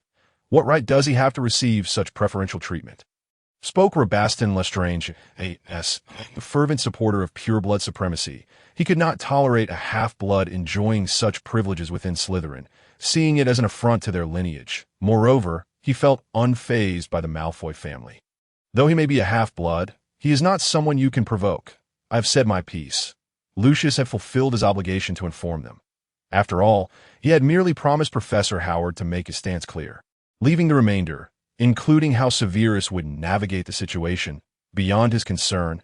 The small incident in the common room did not affect Severus. Since the age of 5, he had not known such comfort, leading to a lingering fondness for the bed. However, he quickly rose to gather his things, needing to address his own sustenance before attending classes. The rare sunny day bathed Hogwarts in light, revitalizing the atmosphere. In the Great Hall, early risers, both students and professors, enjoyed breakfast, yet a palpable silence enveloped the Slytherin table. All eyes were discreetly fixed on Severus. Some observed him surreptitiously, while others were far less cautious. Rabastin approached Severus, warning him with a tone laced with arrogance and disdain that "I trust you are aware of your standing. Regardless of what means you employ to gain Malfoy's protection, Slytherin is not a place for someone of your ilk." Severus interrupted Rabastin. Although he was still unclear about the situation, the mention of Malfoy sparked memories of the previous night, interrupting someone's meal with baseless remarks. If this was the essence of pure blood, then he felt fortunate indeed. Clearly, Rabastin caught the underlying meaning in Severus's words. He was taken aback that a half-blood would dare to ridicule him in front of others. Anger surged within him, and he brandished his wand, casting a curse. Bone-breaking curse. Severus, caught off guard and without his wand at hand due to the breakfast setting, had no time to retaliate. The other Slytherins merely watched the spectacle unfold. none attempting to assist Severus. Lucius, too, was curious to see what made this individual worthy of Professor Howard's attention. He would help, but not at this moment. That instant, Harry entered the Great Hall, having lingered in the tower longer than intended. Returning to his office late and rising late for breakfast, as he stepped inside, he immediately noticed someone aiming a wand at Severus. Before he could process the situation, Harry's instincts kicked in. Years of study had honed his spell-casting skills to an extraordinary level. He first cast Protego for Severus, then directed Stupefy at Rabaston. Given the urgency, Harry executed both spells wandlessly, relying solely on instinct. The attention of the entire school, students and staff alike, turned toward Harry, clearly astonished by his display of power. Professor Flitwick, moved by Harry's actions, tumbled from his chair, while Dumbledore, seated at the staff table, momentarily displayed an inscrutable emotion before it vanished. Lucius observed Harry's prowess and mentally elevated Severus's status. Professor Howard's demonstration of wandless magic underscored that his earlier assessment of Harry's abilities had been insufficient. He mused that even his father could not wield such spells without a wand, and certainly not with such immediacy. Only a wizard of Dumbledore's caliber could achieve such feats, yet Harry was still so young, hinting at deeper complexities to explore. Seeing his curse thwarted, Rabaston turned to face Harry, remaining silent. Despite his displeasure, he restrained his temper, respecting Harry's position as a professor, relieved that Severus had not been harmed. Harry approached the tutor. "Sir, I believe this is breakfast time, not a lesson in curses, especially one directed at a fellow student. Given your actions, Slytherin will have to lose 10 points. Harry disregarded Rabaston's outrage. He was a professor now, and what did it matter if he deducted points, especially from Slytherin? He chuckled inwardly, knowing Severus would undoubtedly reclaim those points in the future. He then turned to Severus, saying, "Mr. Snape, please visit my office after class. I have matters to discuss with you." With that, he returned to the staff table for breakfast. The Slytherin table fell into silence once more, having lost points on the very first day of term. And in front of the entire school, the students felt a collective sense of humiliation, while Lucius cast a peculiar glance at Lestrange before exiting the Great Hall. Many Slytherins found themselves resenting Rabaston for his rashness, questioning why he could not resolve matters at a more opportune time and place. The Slytherins hurriedly finished their breakfast and departed from the Great Hall. The other 3 houses buzzed with lively discussion, marveling at how extraordinarily handsome the professor was. Some Ravenclaw students were analyzing how Harry had managed to cast the spell. After all, nonverbal spells were not within everyone's capability. However, the time for class approached swiftly, prompting everyone to hasten towards their classrooms, for they wished to avoid losing points from the professor on the very first day due to trivial matters like the Slytherins. To Harry's first class this morning was the 5th-year defense against the dark arts, and he knew of a secret passage that led directly to that classroom. Hence, he leisurely finished his breakfast before rising, as eating too quickly was not beneficial for one's health. Arriving early in the classroom, he awaited the arrival of the students. This lesson was to be shared with Slytherin and Ravenclaw. The Slytherin students arrived first, having departed early, while the Ravenclaw students, engrossed in animated discussions, nearly missed the time. Upon their arrival, they were met with the sight of the professor, who had finished his breakfast and was already waiting for them in the classroom.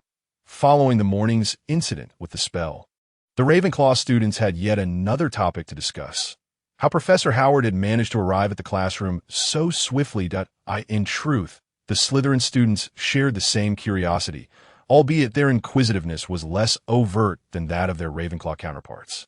Amused, Harry observed the silent exchanges of glances among the students before addressing them. "All students, please put away your textbooks and stand up." Watching as they complied, Harry waved his wand. He used the levitation charm to stack all the desks and chairs in one corner of the classroom, followed by employing a spatial expansion charm to double the classroom size. The students gasped in awe at Harry's fluid motions. Once completed, Harry sighed at the mixture of excitement and confusion reflected in the students' eyes. "Please form 2 lines. No need to separate by house. Just do as you please." After they had arranged themselves into 2 lines, Harry continued, "I am Alison Howard, a graduate of Durmstrang, proficient in various spells. You may call me Professor Howard or simply Professor. You are now 5th years and will soon face your O.W.L.S. followed by the N point, E point, W point, T point, S point at this moment. I am not yet acquainted with your individual capabilities. Thus, the primary focus of this lesson will be for you to engage in duels in pairs. The victor will be the one who disarms their opponent, and the defeated shall write a 5-inch essay on their failure after class. Upon hearing that the defeated must write a 5-inch essay, the students perked up with newfound determination. After taking attendance, the students formed pairs to begin their duels. Harry moved among them, occasionally offering corrections to those making errors, and soon enough, a student's wand was sent flying. Time passed swiftly amidst the flurry of spells. With only a few minutes remaining in class, Harry noted that only a handful of students were still engaged in their duels, as most had concluded their battles long before the halfway mark. Among those still fighting was Lucius Malfoy, and Harry could not help but inwardly scoff at Lucius's performance, acknowledging that he was indeed a future Death Eater with a certain level of prowess. Before long, all students had completed their duels, and Harry glanced at the clock, noting that there were less than 10 minutes until the end of class. I now have a slight understanding of your abilities.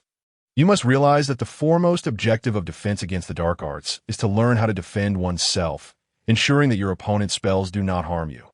Clearly, the majority of you do not meet this criterion. It is not merely about memorizing theoretical knowledge.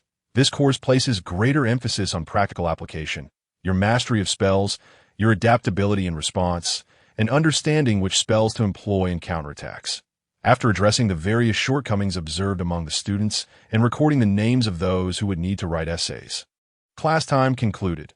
Once the students began to leave the classroom, Harry waved his wand to restore the room to its original state before departing, as he needed to wait for Severus in his office. However, upon returning to his office and waiting for nearly half an hour without sight of Severus, he sensed that something was amiss. Ordinarily, the dismissal time for the first class was uniform, even if Severus's classroom was far from his office. It should not take this long to traverse.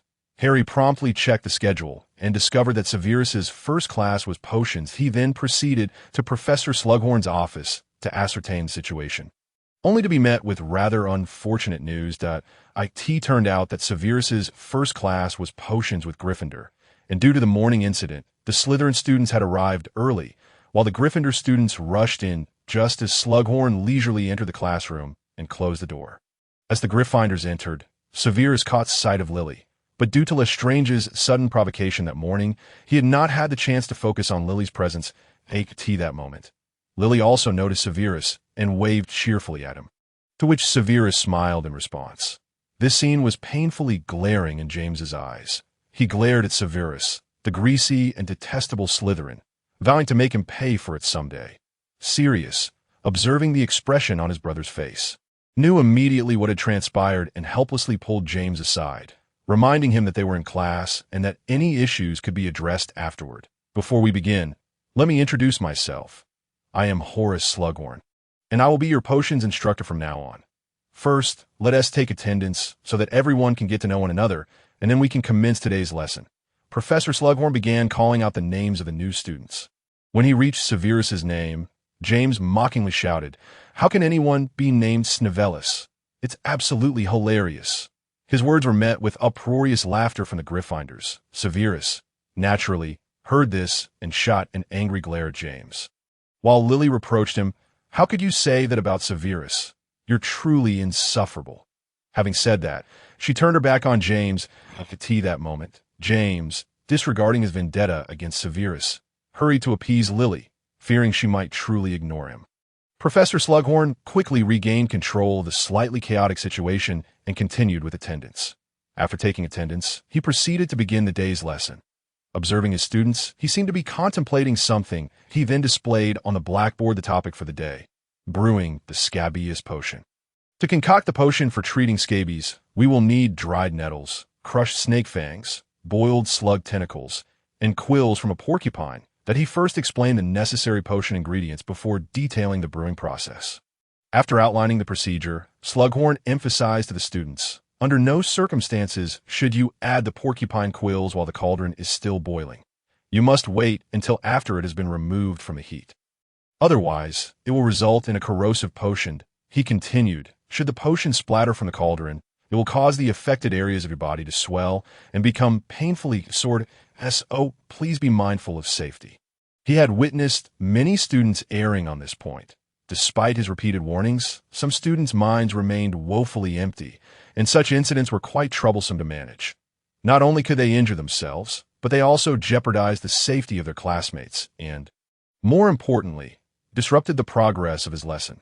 Meanwhile, Severus, the future master of potions, listened intently to Professor Slughorn's explanation. For him, the content of the lesson was rather straightforward. However, he had yet to brew a potion in earnest. Thus he approached each step with meticulous care and caution. Unlike the fervently focused Severus, James was clandestinely whispering with Sirius from a distance, intent on teaching Severus a lesson to keep him away from Lily henceforth.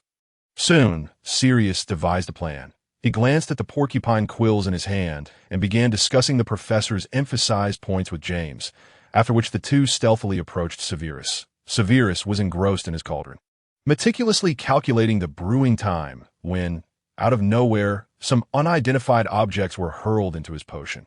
Turning his head, he discovered that it was none other than James and Sirius, both grinning maliciously at him.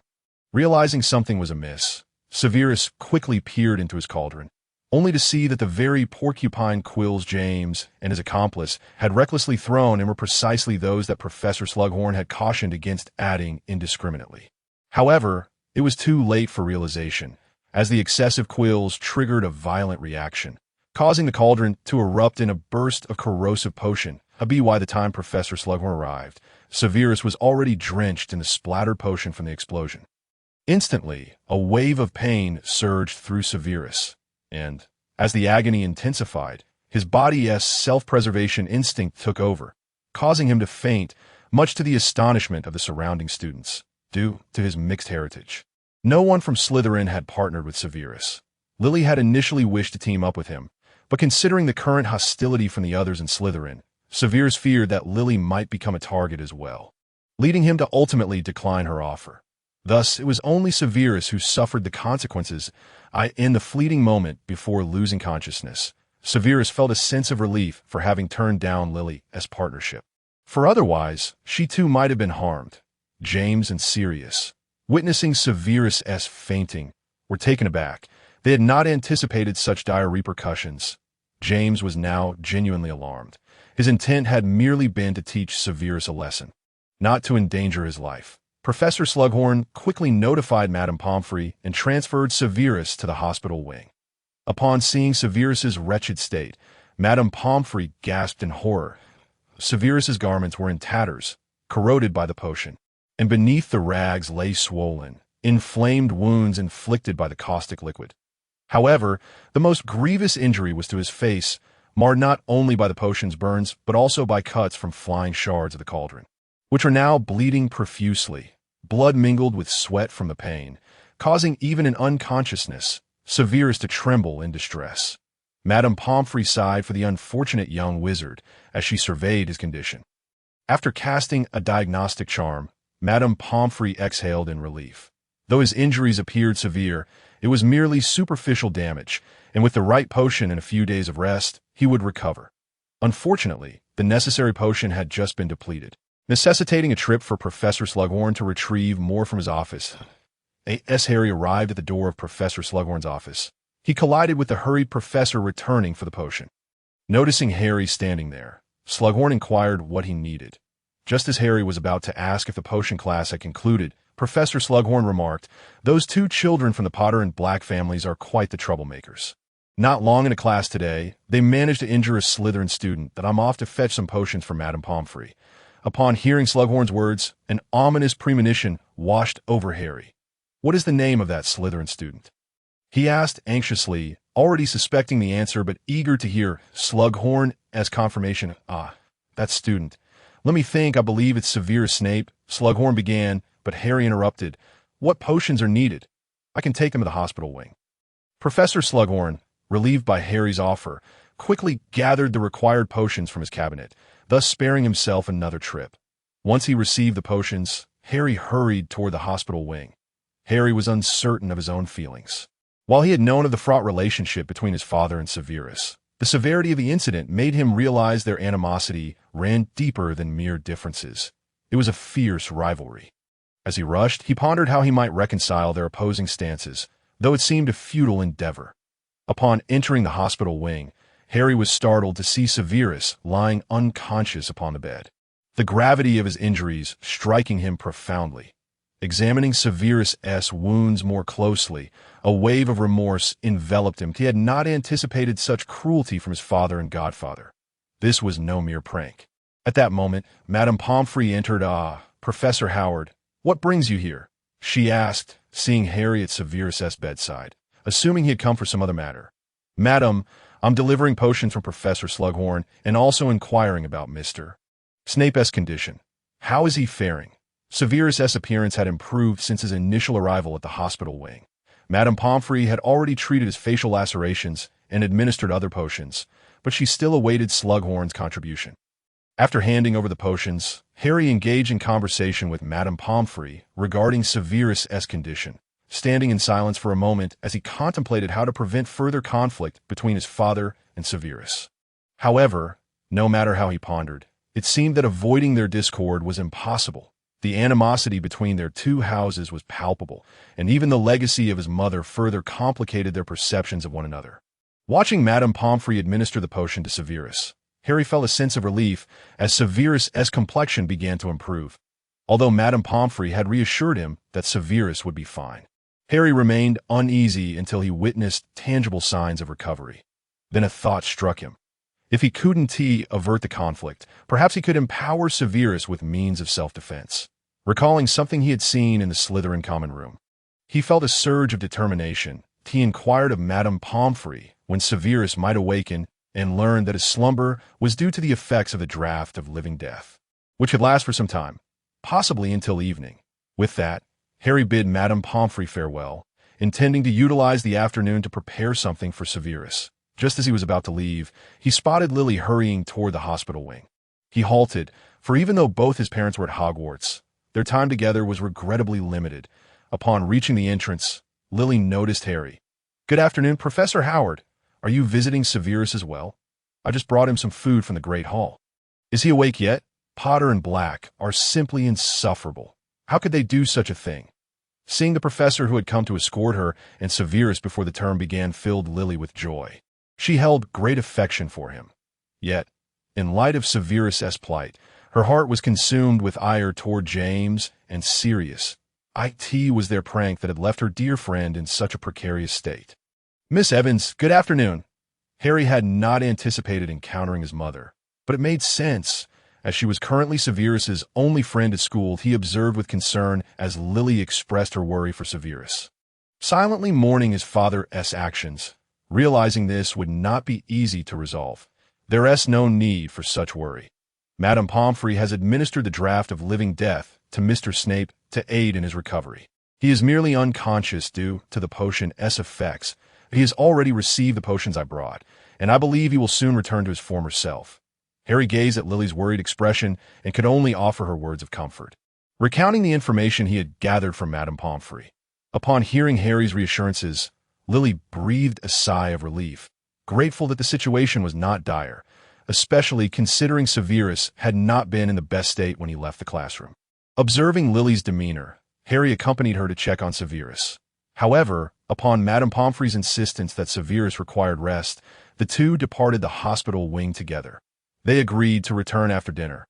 As Lily mentioned, she had 2 more lessons in the afternoon, both with Slytherin, and needed to take notes to share with Severus later. That afternoon, Harry also had a class, teaching third years from Hufflepuff and Ravenclaw. Given their youth and the limited spells they were learning, he opted for a different approach than he had with the fifth years that morning. After introducing himself and taking attendance, he distributed a test paper to each student, intending to gauge the third year's progress, as the previous professor had left no useful information for him. While the students were engaged with the test, Harry rifled through his space bag, retrieving a golden brooch that seemed rather at odds with Slytherin aesthetics. With a flick of his wand, he cast a transfiguration spell on the brooch, drawing inspiration from the Slytherin crest, transforming it into a delicate little serpent, its body shimmering silver and its eyes a deep emerald green. He then made slight adjustments to the details, refining the brooch further. Below the podium, a few distracted badgers, previously preoccupied with their test, were instantly captivated by Harry's fluid movements. Noticing their attention, Harry discreetly tucked away the brooch. Deciding to add the finishing touches later in his office, he observed the inattentive badgers and tapped his wand, prompting their gazes to return to their papers, and soon they were diligently filling out the test. Satisfied with their compliance, Harry smiled. The badgers were indeed obedient. Before long, the class came to a close. Harry collected the test papers and announced there would be no homework, eliciting cheers from the badgers and eagles alike. After all, lengthy essays of 5 or 6 inches required considerable time, and no student relished the prospect of homework. Even the eagles, while passionate about learning, did not share an affinity for assignments, exiting alongside his students. Harry bid each farewell. He mentally calculated that dinner was still a ways off and recalled he had an unfinished task. Prompted by this thought, he hurried back to his office. Modifying the brooch was straightforward, but adding enhancements required thorough study and meticulousness. Once in his office, Harry examined the brooch, finding no further modifications necessary. He laid out parchment on the table, meticulously planning how to combine various elements to maximize the brooch's protective capabilities. Before long, he filled 2 sheets of parchment with his devised alchemical arrays and spell combinations. However, upon reviewing his concepts, Harry felt a twinge of dissatisfaction. Just as he contemplated further, his stomach protested. Glancing at the clock, he realized the afternoon had slipped away, explaining his growing hunger. Deciding to step out for a brief respite, he hoped fresh ideas might emerge. After satisfying his appetite in the great hall, he departed with Lily. Catching James's eye as he attempted to join them, Harry watched his father, unsure of what to say. Meanwhile, Lily's frustration boiled over as she impatiently confronted James. "What do you think you're doing following us? Do you believe you've not caused Severus enough suffering already?" Observing the immediate shift in James's mood, Harry intervened to prevent Lily from voicing further accusations. He could only offer limited assistance to his father. It was up to James to navigate this situation. "Mr. Potter, I have also heard about the events that transpired in potions class this morning. I trust that the outcome is not what you wish to see." "Correct?" James, upon hearing Harry's words, quickly responded, "I merely intended to teach him a lesson. I never anticipated it would escalate to this extent." He lowered his gaze, remorseful, acutely aware that Lily had ignored him all day due to his actions. Had he known the repercussions, he would have refrained from such behavior. Sirius, trailing behind as James pursued Lily out of the great hall, kept a close watch on his brother, cognizant of the professor accompanying Evans. Harry noticed his godfather's presence, but chose not to expose him. Focusing on his father, he replied, "Regardless of your intentions, the reality is that Mr. Snape has suffered significantly due to your actions. Thus, I believe it is imperative for you to apologize to him." James's heart swelled with discontent at Harry's request. Why should he apologize to that slimy git, especially with Lily present? While he acknowledged his wrongdoing, he felt Severus should not persistently intrude upon Lily's life. Just as he contemplated voicing his objections, Sirius rushed forward, covering his mouth and whispering, "Think of Evans." Sirius then turned to Harry, greeting him, "Good evening, Professor Howard." "I concur with the professor. Today's incident was indeed our fault, and it is necessary to apologize to Snape." With a nudge towards James, he prompted him to speak up. Reluctantly, James murmured, "Fine, I suppose you're right." The group then set off towards the hospital wing. Upon arrival, Madame Pomfrey informed them that Severus had just awakened. Noticing the food in Lily's hands, she smiled and nodded at her, then indicated that although Severus was awake, he would need to remain in the hospital wing for the night and could leave the following day. Harry, observing Sirius still attempting to reason with James, shook his head in disbelief at his father's rather dismal performance. Entering the room, he found Severus looking noticeably better than at noon, which eased his worries. Turning to Lily, he said, "You should give Mr. Snape the food. I believe he needs it most at the moment." He then addressed Severus. "Good evening, Mr. Snape. I sincerely apologize for today's events." Harry felt a pang of guilt for his father's role in Severus's injury, and the words escaped him almost without thought. Severus, puzzled by Harry's statement, replied, "Professor, I believe you have nothing to apologize for." Realizing his blunder, Harry quickly explained, "Oh, I meant to express my concern for your ordeal today." Thankfully, it appears there were no severe consequences. Miss Evans has brought you dinner, which I trust you find most necessary at this time.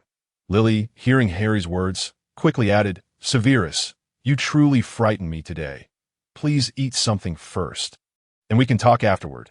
She placed the food before Severus, who felt a surge of joy at seeing what she had brought, reassured that she would not be easily deceived by that arrogant and haughty individual. After Severus finished the meal Lily had provided, James and Sirius pushed the door open and entered. Upon recognizing the two culprits, Severus's smile faded instantly. He had no desire to confront them now. Sirius nudged James and spoke. Mr. Snape, today, this incident was our fault, so we have come to apologize that we are truly sorry. He then glanced at James, who averted his gaze from Severus and mumbled, sorry. The apology was so faint that it could hardly be heard. Severus, witnessing James's demeanor, couldn't help but sneer. Ah, so the proud and arrogant Mr. Potter offers such an apology. Unfortunately, due to my injuries today, I am unable to hear your words clearly. James was inherently reluctant to apologize to Severus in Lily's presence. And upon hearing Severus's words, he was instantly consumed by fury. You greasy little snot, look at your disheveled appearance. I truly cannot fathom how Lily could ever consider you a friend. Observing James's behavior, Sirius felt a sense of helplessness. He had humiliated himself to plead for his brother's feelings, yet his brother's current demeanor was a disservice to his own efforts. Harry, witnessing the situation spiraling out of control once more, felt a deep weariness. Although he recognized that the conflict between Severus and his father was irreconcilable, his father's conduct was so unbecoming that even Harry, as his son, found it hard to bear. Mr. Potter, Harry felt compelled to intervene in this brewing conflict, fearing they might escalate to unforeseen extremes. I believe your purpose for being here today is not to quarrel with Mr. Snape. Since you have erred, I think your apology should be delivered with genuine sincerity. Wouldn't you agree, Mr. Potter? I trust Miss Evans shares the same sentiment.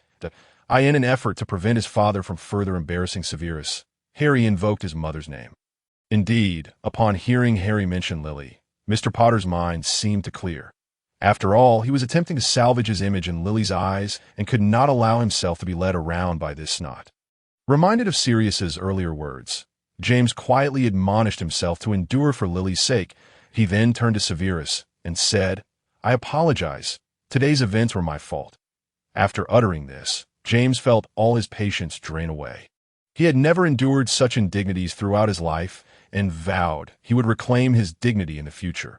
Harry observed the suppressed emotions in his father's eyes and sighed inwardly, recognizing that his father had indeed been indulged excessively. Even if he acknowledged his wrongdoing, he remained unwilling to extend an apology to Severus. To be frank, witnessing such behavior in his father left Harry feeling somewhat disillusioned. Despite knowing of his father's past actions, experiencing it firsthand was far more disheartening than he had anticipated, further tarnishing his father's image in his mind. At that moment, James noticed the disappointment in Harry's eyes. And for reasons unknown, he felt a twinge of discomfort at the sight of Harry's disillusionment. Surely, it was due to his shameful display before Lily that left him feeling unsettled. Nevertheless, James had at least managed to apologize. Severus, aware that both Lily and Harry were present, did not wish to engage further with James. Now that you've apologized, I believe it is time for you and your friend to take your leave. We have no further matters to discuss. Sirius, sensing the atmosphere, quickly ushered James away, fearing that his brother might act out again as the one caught in the crossfire. He felt quite innocent in this ordeal. Lily had initially intended to speak when James addressed Severus, but Harry had preempted her. After witnessing James apologize once more, she chose to remain silent, opting instead to comfort Severus. Sev, since Potter has already apologized, there's no need for you to remain upset. After all, we will be attending classes together in the future. Severus, pondering Lily's words, responded, Understood. I shall heed your counsel. It is getting late, and curfew approaches. You should return to rest. Lily glanced at the time, and, realizing it was indeed late, bid Severus good night before departing. Harry then looked at Lily and said, Mr. Snape, please ensure you rest well tonight. Tomorrow, do visit my office when you have a moment. I have something to give you. Severus presumed Harry was referring to the galleons and agreed. Afterward, Harry departed with Lily, feeling a sense of responsibility for his mother's safety as she made her way back alone. Once Lily was safely escorted to her dormitory, Harry returned to his office, determined to pursue his ideas further. Otherwise, he would have nothing to present to Severus the following day. Back in his office, he retrieved parchment and mentally began to combine the various spells and alchemical symbols he had previously developed. Ultimately, he selected the most effective combination he could conceive and then took out the brooch. Carefully, he engraved the necessary runes for the alchemical array onto it, though the brooch's small size made this task quite challenging. After 2 exhausting hours, he finally completed the final stroke and let out a long sigh. It had been incredibly difficult. This alchemical array was primarily designed to deflect aggressive spells, and he still needed to incorporate protective charms. Harry layered his previously enhanced, instantly triggering protective spells, akin to an armor charm, onto the brooch. Now, it offered dual protection, capable of warding off spell damage as well as external harm. After this flurry of activity, Harry's eyes began to grow weary. Checking the time, he realized it was already past midnight. No wonder he felt fatigued. He needed to rest, especially since he had defense against the dark arts class early the next morning. Glancing at his schedule, he noted it was indeed a first-year class, still comprising the combination of Gryffindor and Slytherin. However, the thought of his father made Harry's head ache. Merlin help him. He hoped his father would behave during class.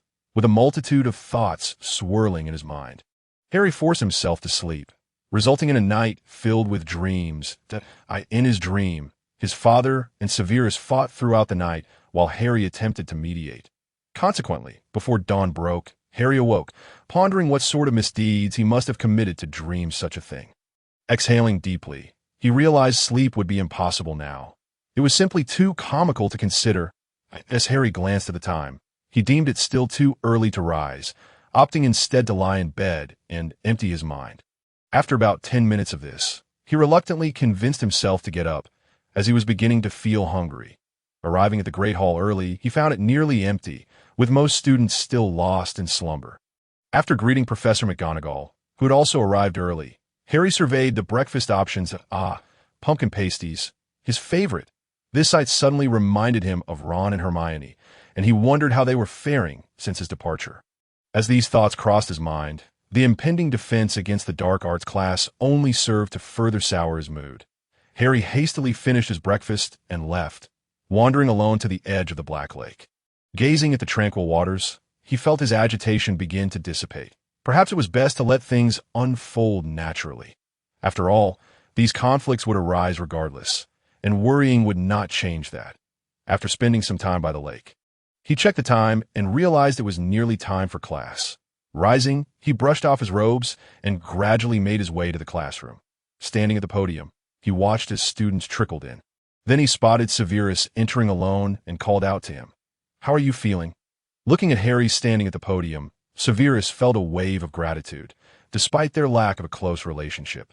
He was the first person, aside from Lily, to show such concern for him that it's getting better.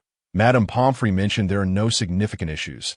Severus was not averse to kindness, especially since few people ever extended such goodwill toward him. Harry observed Severus's complexion and found no signs of distress. Gesturing for him to take a seat, he then reminded Severus to visit his office after class if he had time, to which Severus nodded in agreement. For the first-year curriculum, Harry felt it posed no particular challenge. The pre-class routine remained the same. When he caught sight of Lily's sparkling gaze directed at him, he couldn't help but feel joy. How could his mother be so endearing? As many of you are new to Hogwarts, you may not yet have a clear understanding of the defense against the dark arts course. Allow me to introduce it to you. He began, eager to share his knowledge with the class. The defense against the dark arts class is a course dedicated to learning how to confront the malevolent curses and sinister creatures associated with dark magic, as well as acquiring the skills to resist various forms of dark sorcery and hazardous beings. This course demands not merely an understanding of how to counter dark magic, but, more importantly, the accumulation of practical experience. You are required to master a range of defensive spells and techniques while continuously honing your abilities in real combat, for it is only through relentless enhancement of your skills that you will avoid being rendered helpless when genuine danger arises. Now, let us pause our discussion of this course. I trust that in your future studies, you will gain a deeper comprehension of my words. Please open your textbooks. For today, we shall learn the spell Expelliarmus. In the ensuing moments, Harry first corrected some students' pronunciation issues, then discerned a common problem among them, prompting him to call for a halt to their practice. Many of you may harbor misconceptions, he stated. Firstly, spells are performed by channeling your magical energy through your wands. However, this also necessitates certain techniques and gestures to be effective that I shall demonstrate the movements and essential elements of this spell once more. Observe closely and identify any discrepancies with your own actions. Then correct them accordingly. Following this guidance, the students' movements became notably more precise, albeit still lacking in accuracy due to their inexperience to the very least. However, no one made fundamental mistakes, which brought Harry a measure of relief. Yet, it soon became evident that he had been premature in his optimism. For unbeknownst to him, James, despite having apologized to Severus under duress the previous night, had returned to the dormitory seething with anger. Due to years of indulgence, James had never endured what he perceived to be such humiliation. Even though he was in the wrong, as a wicked Slytherin, he could not fathom bowing his head. Thus, while others diligently practiced their spells, James was scheming to feigned earnestness under Harry's watchful eye, unwilling to reveal his true intentions too soon. Having already mastered this basic spell at home, he was merely putting on a fa. He sought an opportunity to teach that sniveling wretch a lesson. Consequently, when no one was paying attention, James aimed his wand at Severus and uttered, Expelliarmus. Under James's deliberate targeting, Severus was nearly struck by the spell. However, Harry, ever attuned to his father's thoughts, had noticed a glint in James's eye when he sought out Severus. He truly admired his father's relentless pursuit. No wonder his mother had been so moved by him. Having kept a vigilant eye on James, Harry effortlessly deflected the impending attack. The other students, now aware of the commotion, fell silent, their gazes fixated on James and Harry. Some had witnessed James's earlier actions and were now offering explanations to their bewildered classmates. It was then that Severus realized James had intended to attack him, but had been thwarted by the professor. Filled with gratitude for Harry's timely intervention, Severus reflected on the reasons behind Harry's protection. Regardless of the motives, it was indeed Harry who prevented him from suffering further harm. Mr. Potter, Harry began, I have merely instructed you to practice spells, not to engage in combat.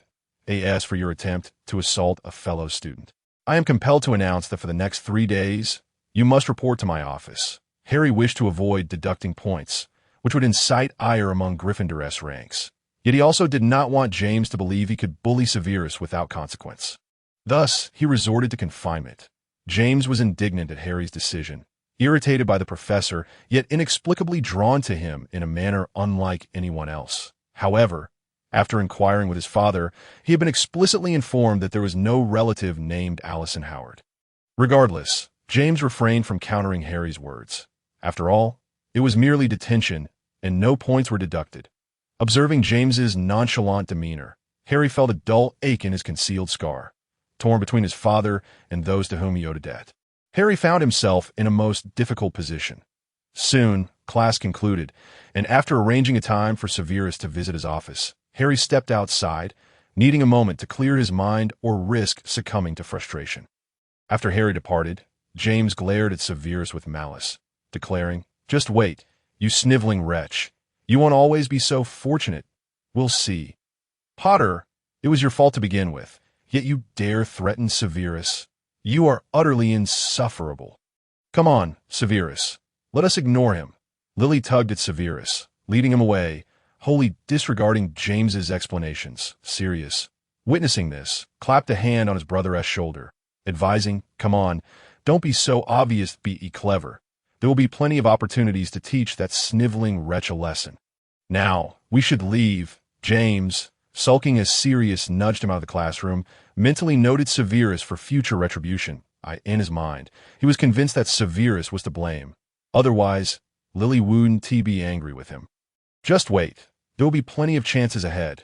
After exiting the classroom, Harry moved slowly down the corridor. Due to the recent events surrounding Severus, he had not had the opportunity to plan his next steps. Once he handed the brooch to Severus today, he would need to carefully contemplate his subsequent actions, ensuring that he did not allow any distractions to disrupt his focus, though the timing may not seem ideal. Upon reflection, it might actually favor him. After all, his parents were still safe. If he could eliminate those Horcruxes ahead of time and meticulously plot out future developments, nipping danger in the bud before it could escalate, then he should encounter no significant issues. Yet, unbeknownst to Harry, plans are forever subject to change, for he himself is the greatest variable. As he observed the students frolicking in the corridor, he recalled how Hogwarts had fallen silent in the wake of Voldemort's return.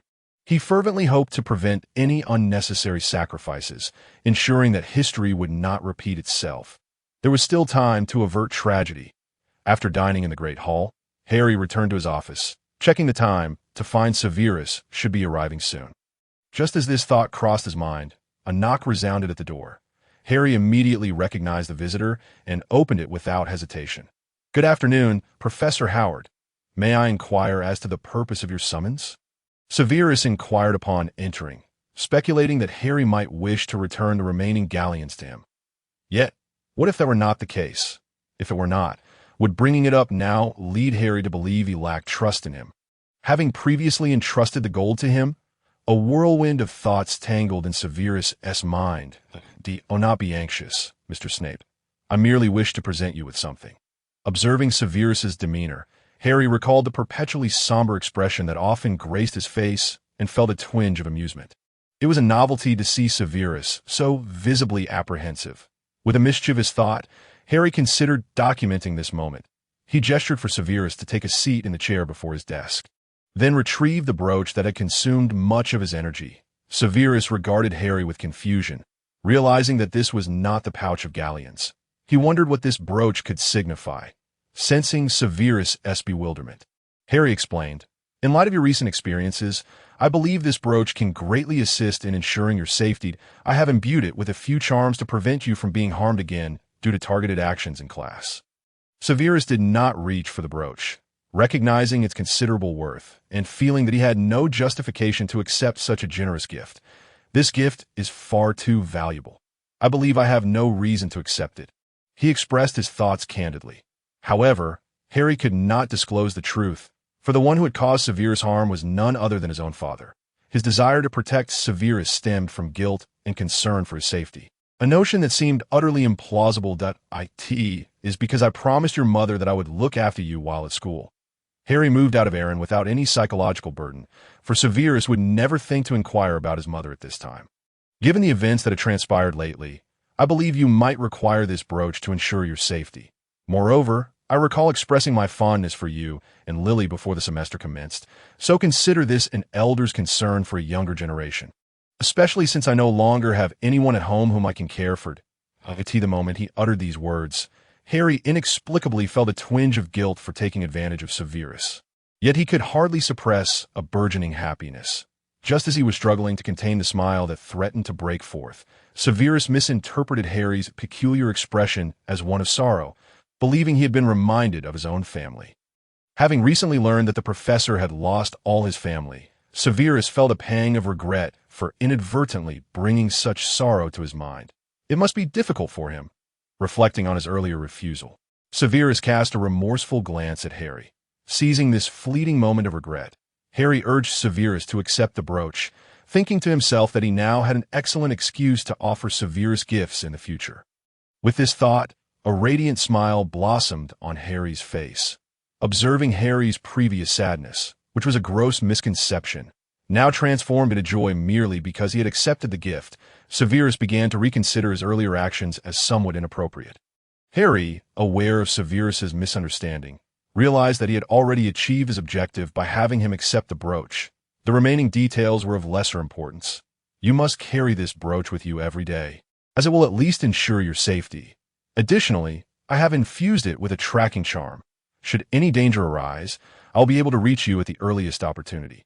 This feature was a late addition to Harry's design, for he understood that the brooch alone could not shield Severus from all harm. Thus, he incorporated a protective measure. If the brooch's protection was triggered in a dire situation, he could locate Severus without delay. This was the most comprehensive plan that Harry could conceive in such a short time frame, and he resolved to further explore this area of study, recognizing that a brooch is a consumable item that would become ineffective after a few uses. He needed to devise a method to extend the longevity of alchemical items while enhancing their efficacy. Assigning himself this task within his thoughts, it seemed necessary to revisit the hidden library he had discovered earlier, as his previous focus had been primarily on time spells and alchemy, leaving him only superficially acquainted with other subjects. He would find a moment of solitude to explore the chamber, seeking out materials that could aid his research. Oh, and there's another matter. The money left over from our shopping before the semester is still with me, so you might as well take it today. Harry suddenly recalled the coin pouch that Severus had temporarily entrusted to him and promptly retrieved it from a space bag to hand it over. As Severus had classes to attend in the afternoon, their parting was swift. Before he departed, Harry told him that he could always come to him for any insurmountable problems in the future. Severus, constrained by the earlier incident, could only acquiesce, though he was reluctant to burden Harry further. After all, he was merely a professor. Despite some care shown by Harry due to certain circumstances, he could not overstep his bounds. Harry, perceiving Severus's demeanor, surmised his thoughts. However, the decision to accept assistance was not his to make, and in this matter, Harry would not yield. In the afternoon, with no classes to attend, Harry avoided the crowd and ventured into the hidden chamber, where he found the resources he sought, immersing himself in a life dedicated to research. In the following days, James, confined to Harry's quarters, had significantly less time to trouble Severus, leading Harry to wish that James would remain in his office. Save for class hours, of course. These were mere musings, for he understood the impossibility of such a scenario. Yet, it was harmless to contemplate. Perhaps he could suggest a substitution, placing Severus in such a position, thus eliminating James's target. Harry genuinely wished to test this idea, yet he knew it was equally unattainable. Why must it be so difficult? Harry gazed at James, who was confined in his office for the last day, his heart screaming in turmoil. Thanks to the presence of the brooch that Harry had given Severus, his own safety had been significantly enhanced. During this period, the tension between James and Severus remained razor-sharp, with conflict between them continuing unabated. However, incidents that had previously resulted in Severus being injured and bleeding had ceased to occur, even as their discord deepened. Within Gryffindor House, James and Sirius began to interact with Remus and others, and as their relationships gradually strengthened, certain crises began to emerge. Meanwhile, in Slytherin House, Severus's circumstances underwent a notable transformation. This was partly due to Lucius's various attentions towards Severus, for it was Severus's involvement that enabled the collaboration between the Malfoy family and Professor Howard. Each time Lucius reflected on that day, he couldn't help but feel grateful for being a Malfoy, as it afforded Professor Howard an opportunity to owe him a favor. After all, collaborating with a wizard as ambitious and powerful as this professor was no small feat. Following Lucius's agreement to Harry's stipulation of looking after Severus in Slytherin, Lucius fulfilled Harry's request.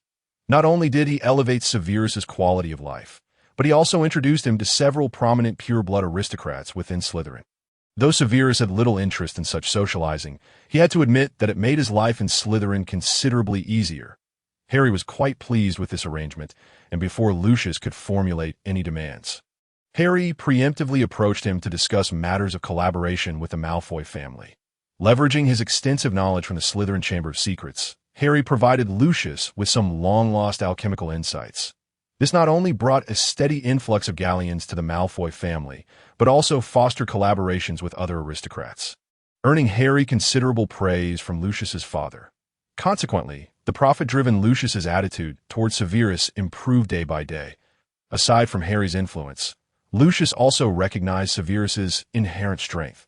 This deterred many Slytherins who might have sought to trouble Severus, thus sparing him from numerous inconveniences, for time was precious to Severus, who was currently engrossed in potion-making and the dark arts. Additionally, Severus's demonstrated prowess during this time prompted those who previously disregarded the Malfoy family's influence to reassess their views on him. Regardless, the blood of the Prince family coursed through Severus's veins, a fact that ensured his exceptional talent in potions. Severus was deeply absorbed in the study of potion-making, and his innate ability allowed him to navigate various concoctions with remarkable precision. Thus, under the dual advantages he enjoyed, Even Professor Slughorn had to concede that Severus was a veritable prodigy in the realm of potions. Beyond potions, Severus possessed a unique understanding of dark magic, allowing him to master it swiftly. While dark magic was taboo in other houses, within the unique context of Slytherin, it served as a testament to their strength. Hence, a potion genius well-versed in dark magic, coupled with Lucius's protection, made it unwise for any sane individual to provoke him. Clearly, Slytherin students were astute and adept at gauging circumstances. Even the rare few who dared to oppose Severus learned a harsh lesson when they attempted to challenge him. Severus's extraordinary talent in potions soon caught the attention of Professor Slughorn. The professor, an advocate of elitist education, had a knack for noticing and nurturing students with exceptional abilities, inviting them into his inner circle and providing them with special privileges. Consequently, he established the Slug Club at Hogwarts, inviting students from all houses and years, never giving undue favor to pure blood status. However, the students invited into the club were meticulously selected by Slughorn, comprising young witches and wizards from illustrious families or those with remarkable talents. He categorized students based on his own criteria. One group comprised those he deemed promising and gifted, while the other included those he considered lacking potential. That it was evident that the Slug Club required the former category of students. Those without significant backgrounds or abilities were simply not on his radar. He specifically sought to recruit outstanding students, the offspring of renowned individuals and successful families, as well as children from families with strong connections in the magical community. The extracurricular gatherings and events organized for this carefully chosen group served as a means for him to cultivate relationships, effectively acting as an investment. Undoubtedly, Professor Slughorn possessed a discerning eye for talent. Since the establishment of the Slug Club, many of his favored students had emerged as noteworthy figures across various fields, enriching his network significantly. He relished the influence he held over these individuals, often reaping tangible benefits from his most accomplished Prot.Gs.4 students. Being chosen for this club came with obvious advantages. Those exceptional students not only received the favor and support of the head of their house, but also enjoyed academic privileges. Moreover, through the Slug Club platform, they broadened their knowledge and expanded their social circles, reaping considerable rewards. Furthermore, receiving an invitation to join the Slug Club itself was an acknowledgement and high praise. This undoubtedly offered invisible benefits to students as they embarked on their journeys into the magical society. Severus received an invitation from Professor Slughorn to join the Slug Club, and after careful consideration, he accepted, joining alongside Lily.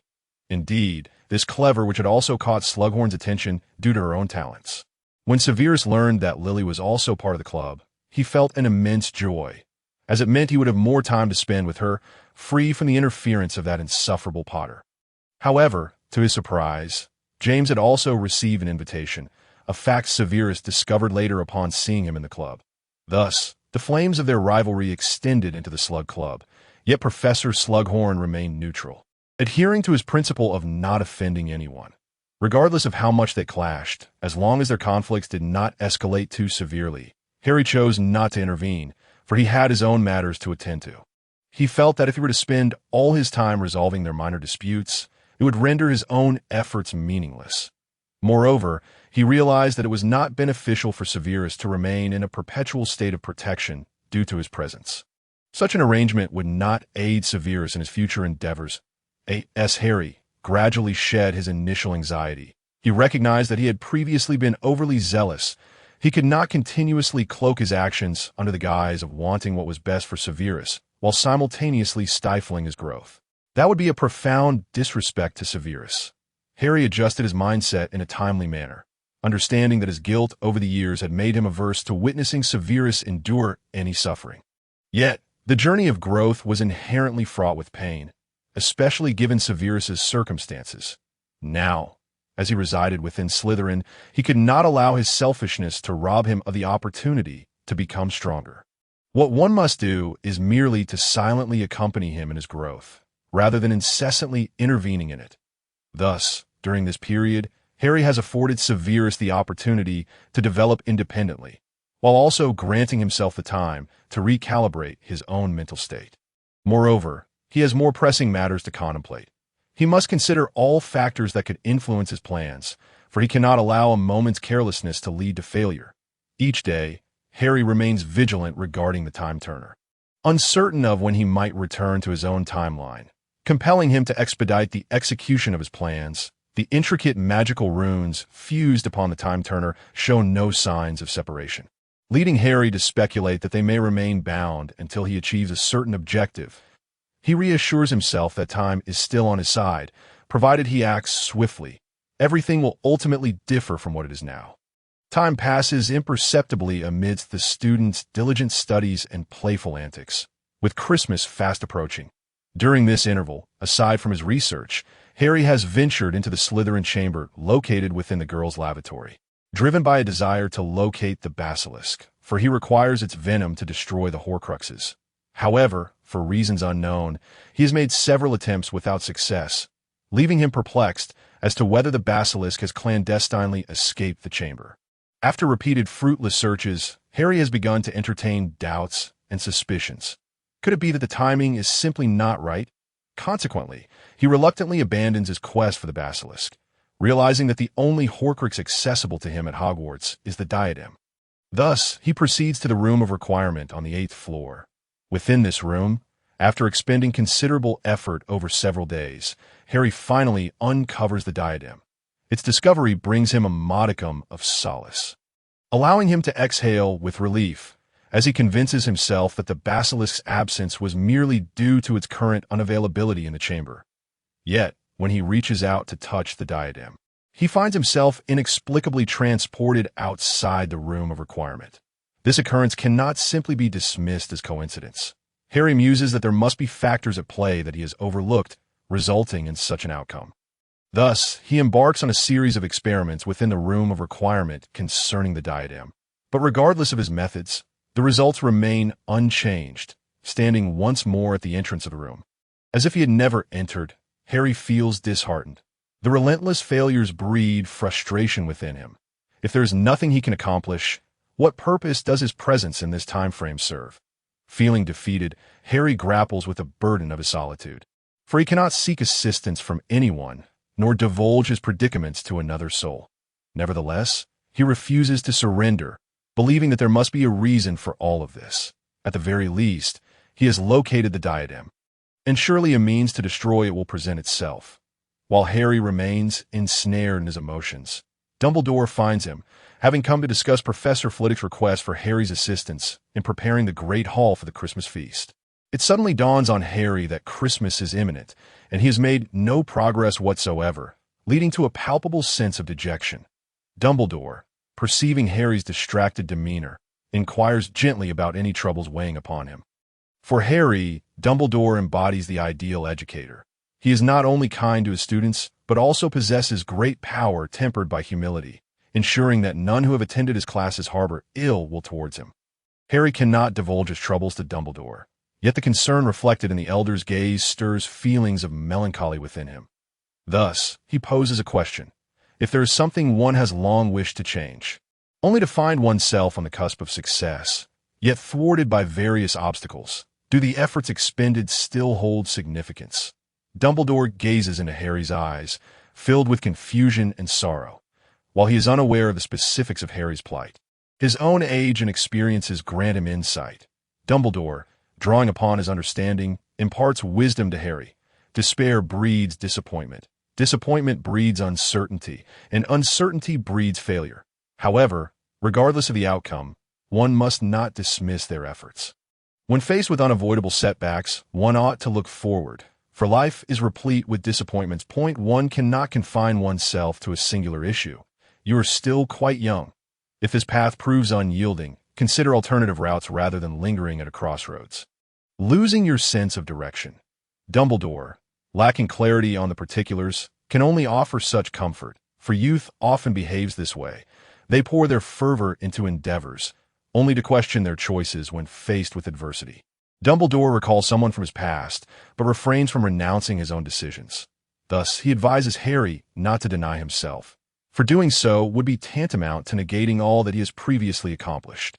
Harry observes the elderly man, who seems lost in recollection, and remains silent, acutely aware that Dumbledore too harbors regrets and unfulfilled desires, yet he feels powerless in the face of it all.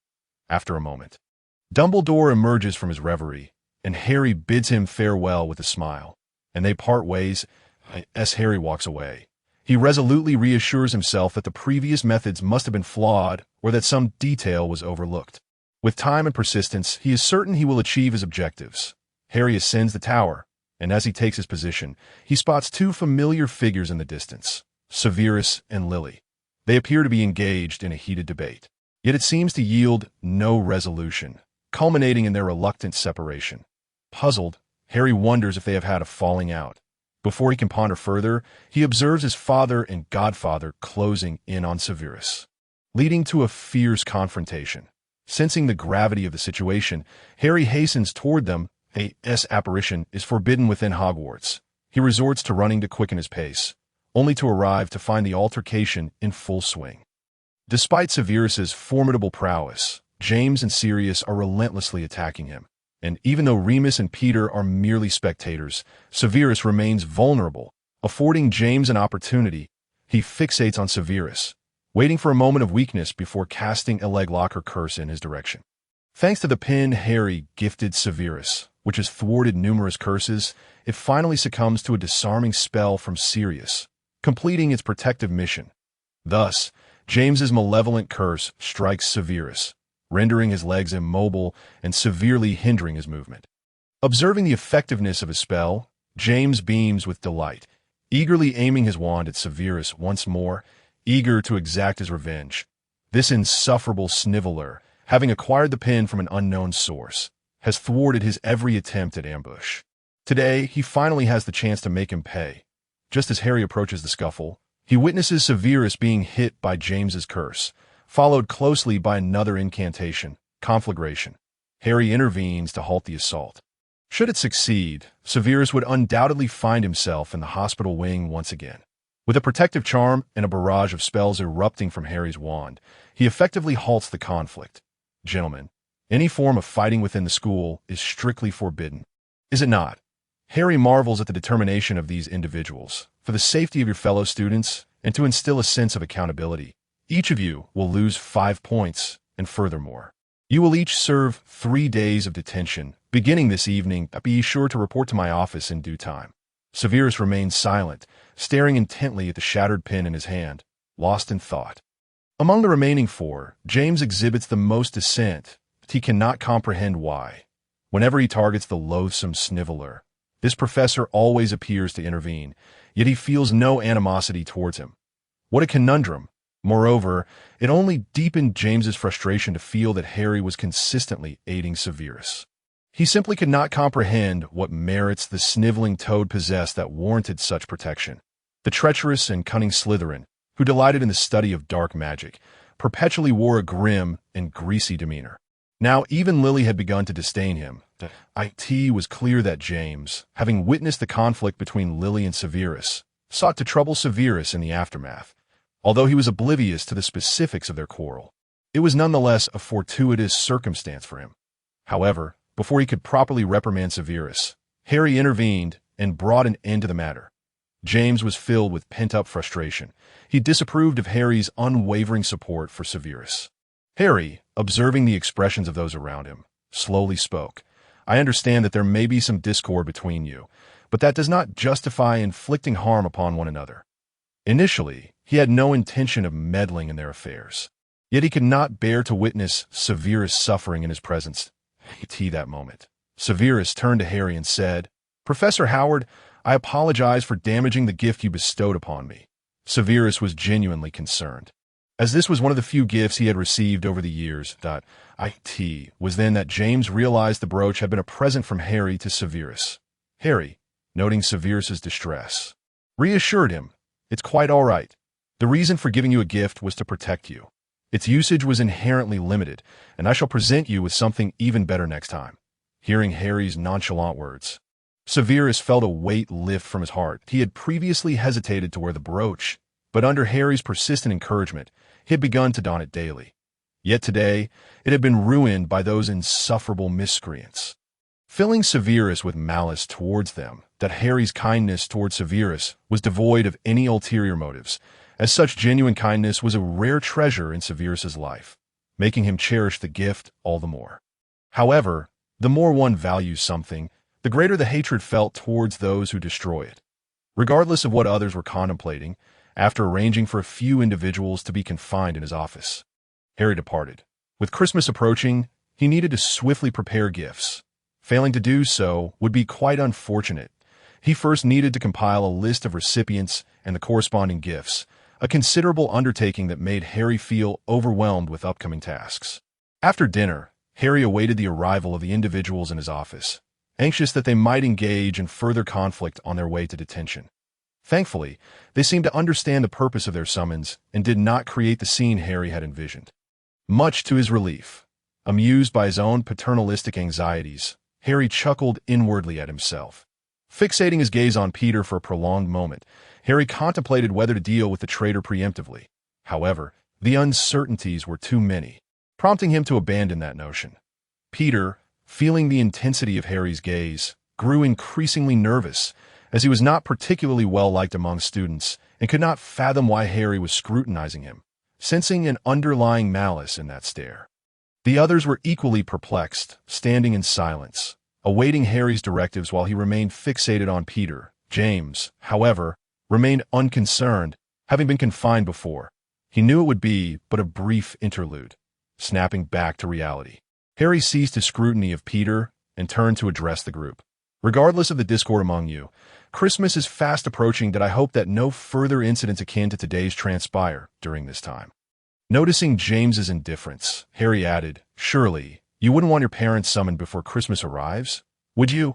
Upon hearing the possibility of parental involvement, James and the others felt a tightening in their chests, and Harry noted their change in demeanor, reflecting on the effectiveness of the threat of parental intervention. "Very well. Your task for this evening is to assist in processing some potion ingredients required by the infirmary. Please handle them with utmost care. You may even have the opportunity to sample a potion crafted from your own handiwork." After assigning tasks, Harry disregarded their presence, focusing on the arrangements for Christmas and selecting gifts for each individual. Detention time swiftly passed.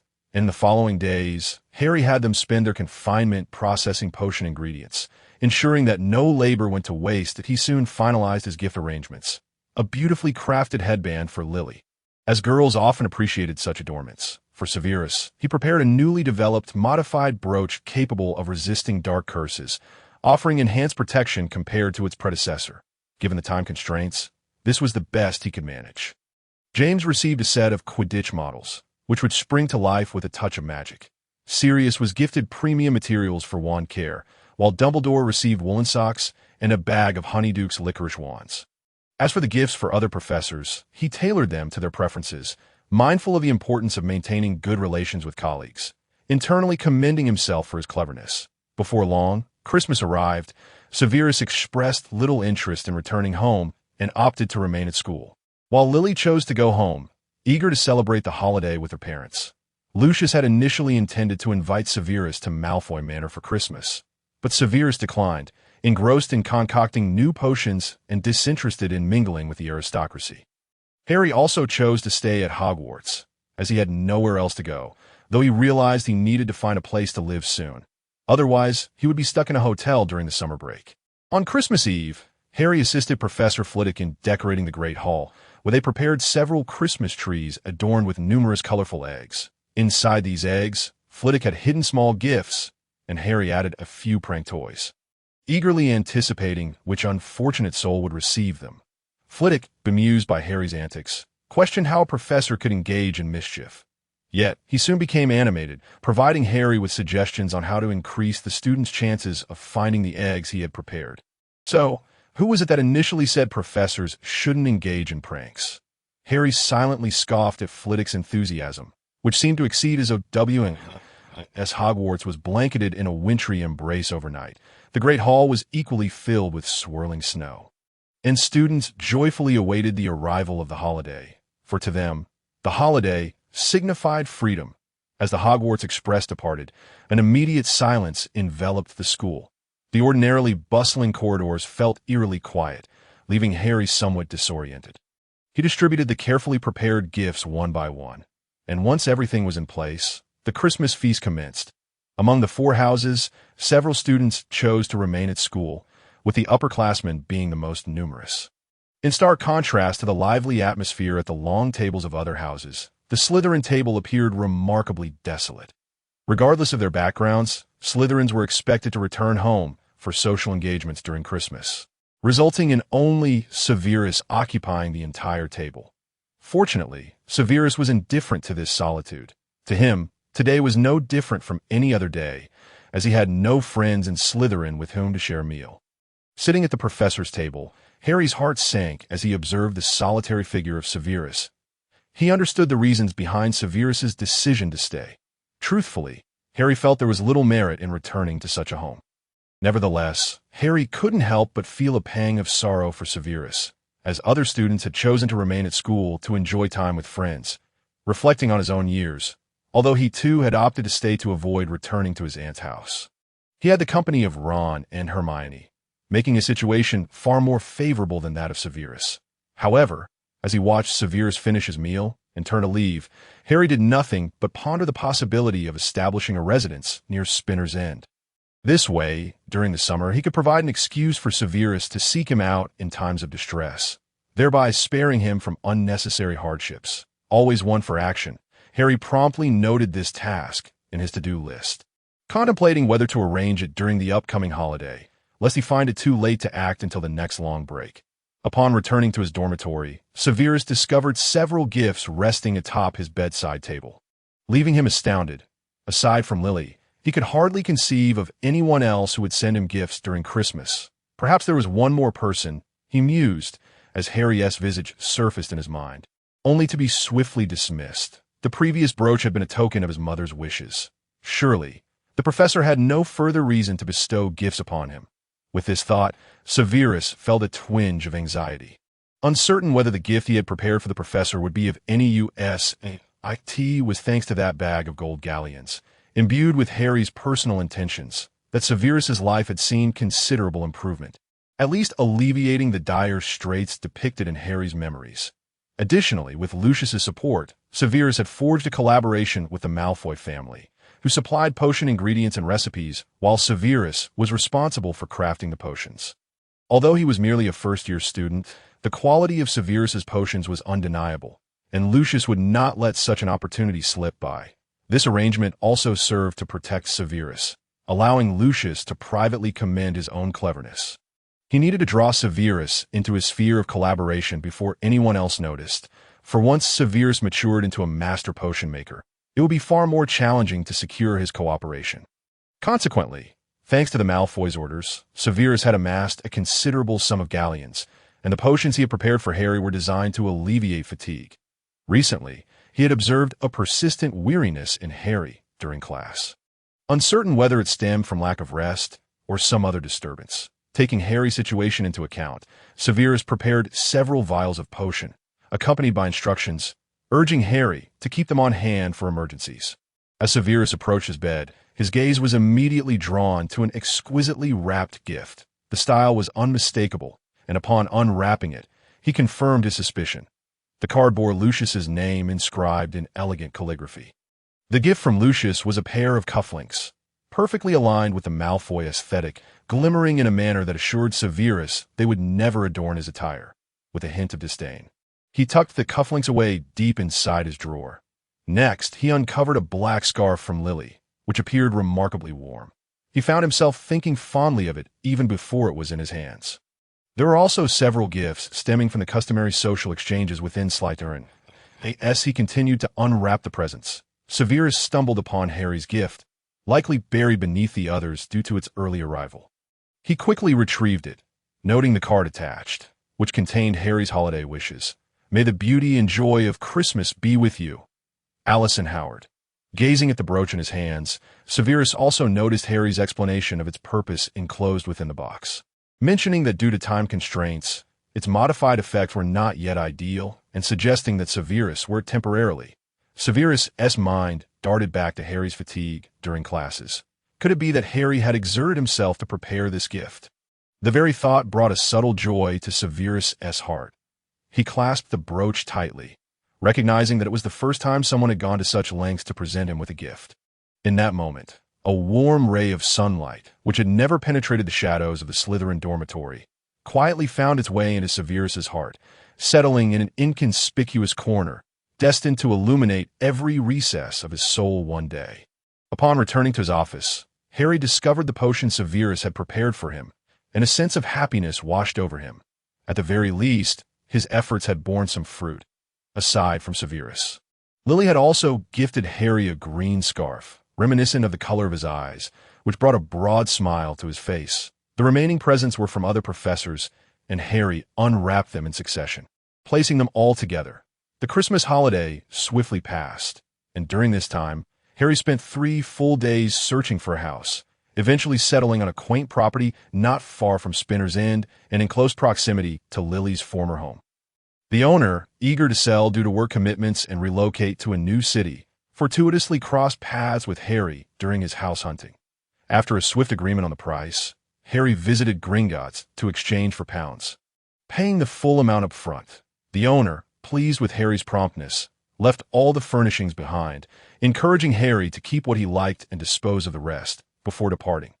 Once the owner had left, Harry turned to survey the modest house before him, slowly pushing open the door to step inside. The interior exuded warmth, revealing the previous owner's love for life that a vase adorned with a vibrant bouquet of fresh flowers still stood on the table. Their colors unfaded, swaying gently in the breeze, as if welcoming Harry's arrival. In that moment, he felt the sunlight outside embracing him. He measured the space, noting the remnants of the previous occupants' lives. Using a few spells, he cleared away the traces of others, save for the bouquet. In the ensuing hours, Harry simply decorated the house according to his vision. Although it would not be his primary residence, it would nonetheless serve as a place he could call his own. Home? Harry abruptly halted his actions, beginning to scrutinize the room he had rearranged to his liking. In truth, Harry harbored a nebulous concept of home. During his childhood, he resided with his aunt, where only a small closet served as his refuge. After arriving at Hogwarts, he seldom returned to that place. Ultimately, it had never truly been his home, merely a space that allowed him to survive, as it belonged to Dudley, and he felt like a burden. Later, when Sirius had taken him to Grimmauld Place, the Black family estate, Harry found little solace there. Yet, the presence of Sirius brought him joy, for despite his godfather's own disdain for the place, at least he had family. However, this too was shattered by Bellatrix's relentless pursuit, leaving Sirius forever behind the veil, and once again, Harry lost a family member. As for the burrow, it radiated warmth, a place Harry cherished, embodying his dream of home. A mother who incessantly fussed yet loved everyone, a father who bore the weight of family responsibilities, and a group of occasionally mischievous but endearing children. Nonetheless, no matter how kind Mrs. Weasley was, it would never be his home. Harry Potter had no home left. Ultimately, after vanquishing Voldemort, the rest became inconsequential. Subsequently, upon learning certain truths, the Slytherin chamber and the headmaster's office became his sanctuaries. Fortunately, the portrait of Dumbledore accompanied him through those days gnawed by guilt. Now, gazing at the room adorned to his preferences, Harry silently welcomed himself back. Harry Potter, welcome home. Before departing, he cast a cleaning charm over the house and a banishing spell outside, leaving with a sense of peace. Upon returning to Hogwarts, Harry visited the chamber again before the term commenced, only to discover he could no longer access it. In a panic, he rushed to the room of requirement, fervently repeating, "I need a room to hide things." The tiles outside the door were nearly worn smooth from his pacing, yet the door remained elusive, driving Harry to the brink of madness. Suddenly, a thought struck him, and he amended his request. "I need a room to practice spells." Just like that, a room materialized before him. After confirming his suspicion, despair washed over him. Was his return to this time merely a jest by Merlin? To hell with Merlin's gifts. Was he doomed to witness history repeat itself, becoming once again the boy who lived? Harry's heart sank that, in previous failures, he could dismiss his errors as missteps, yet the current situation slapped him with clarity. He could not destroy the Horcruxes. nor alter the outcome. Dejected, he walked the corridor back to his office, grateful it was a holiday with no students around, for his appearance would surely attract attention.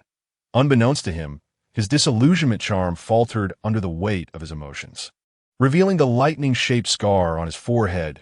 It was then that Severus encountered Harry. Having spent days in an abandoned classroom immersed in potion-making, he had just completed a potion he previously lacked confidence in, filling him with delight. However, as he stepped out of the classroom, he stumbled upon Harry, who passed by without a word. Severus observed Harry's pallid complexion, puzzled by his state. As Harry brushed past him, Severus noticed the scar on his forehead. But before he could discern more, Harry had already moved on. Concerned for Harry's well-being, Severus hesitated to approach him directly, deciding to wait and see if Harry would appear at dinner. After all, Harry had aided him numerous times and gifted him a precious brooch. Once Harry finally returned to his office, he collapsed onto his bed, utterly drained. This latest blow was too much for him to bear. After years of effort to change his fate, reality now mocked him.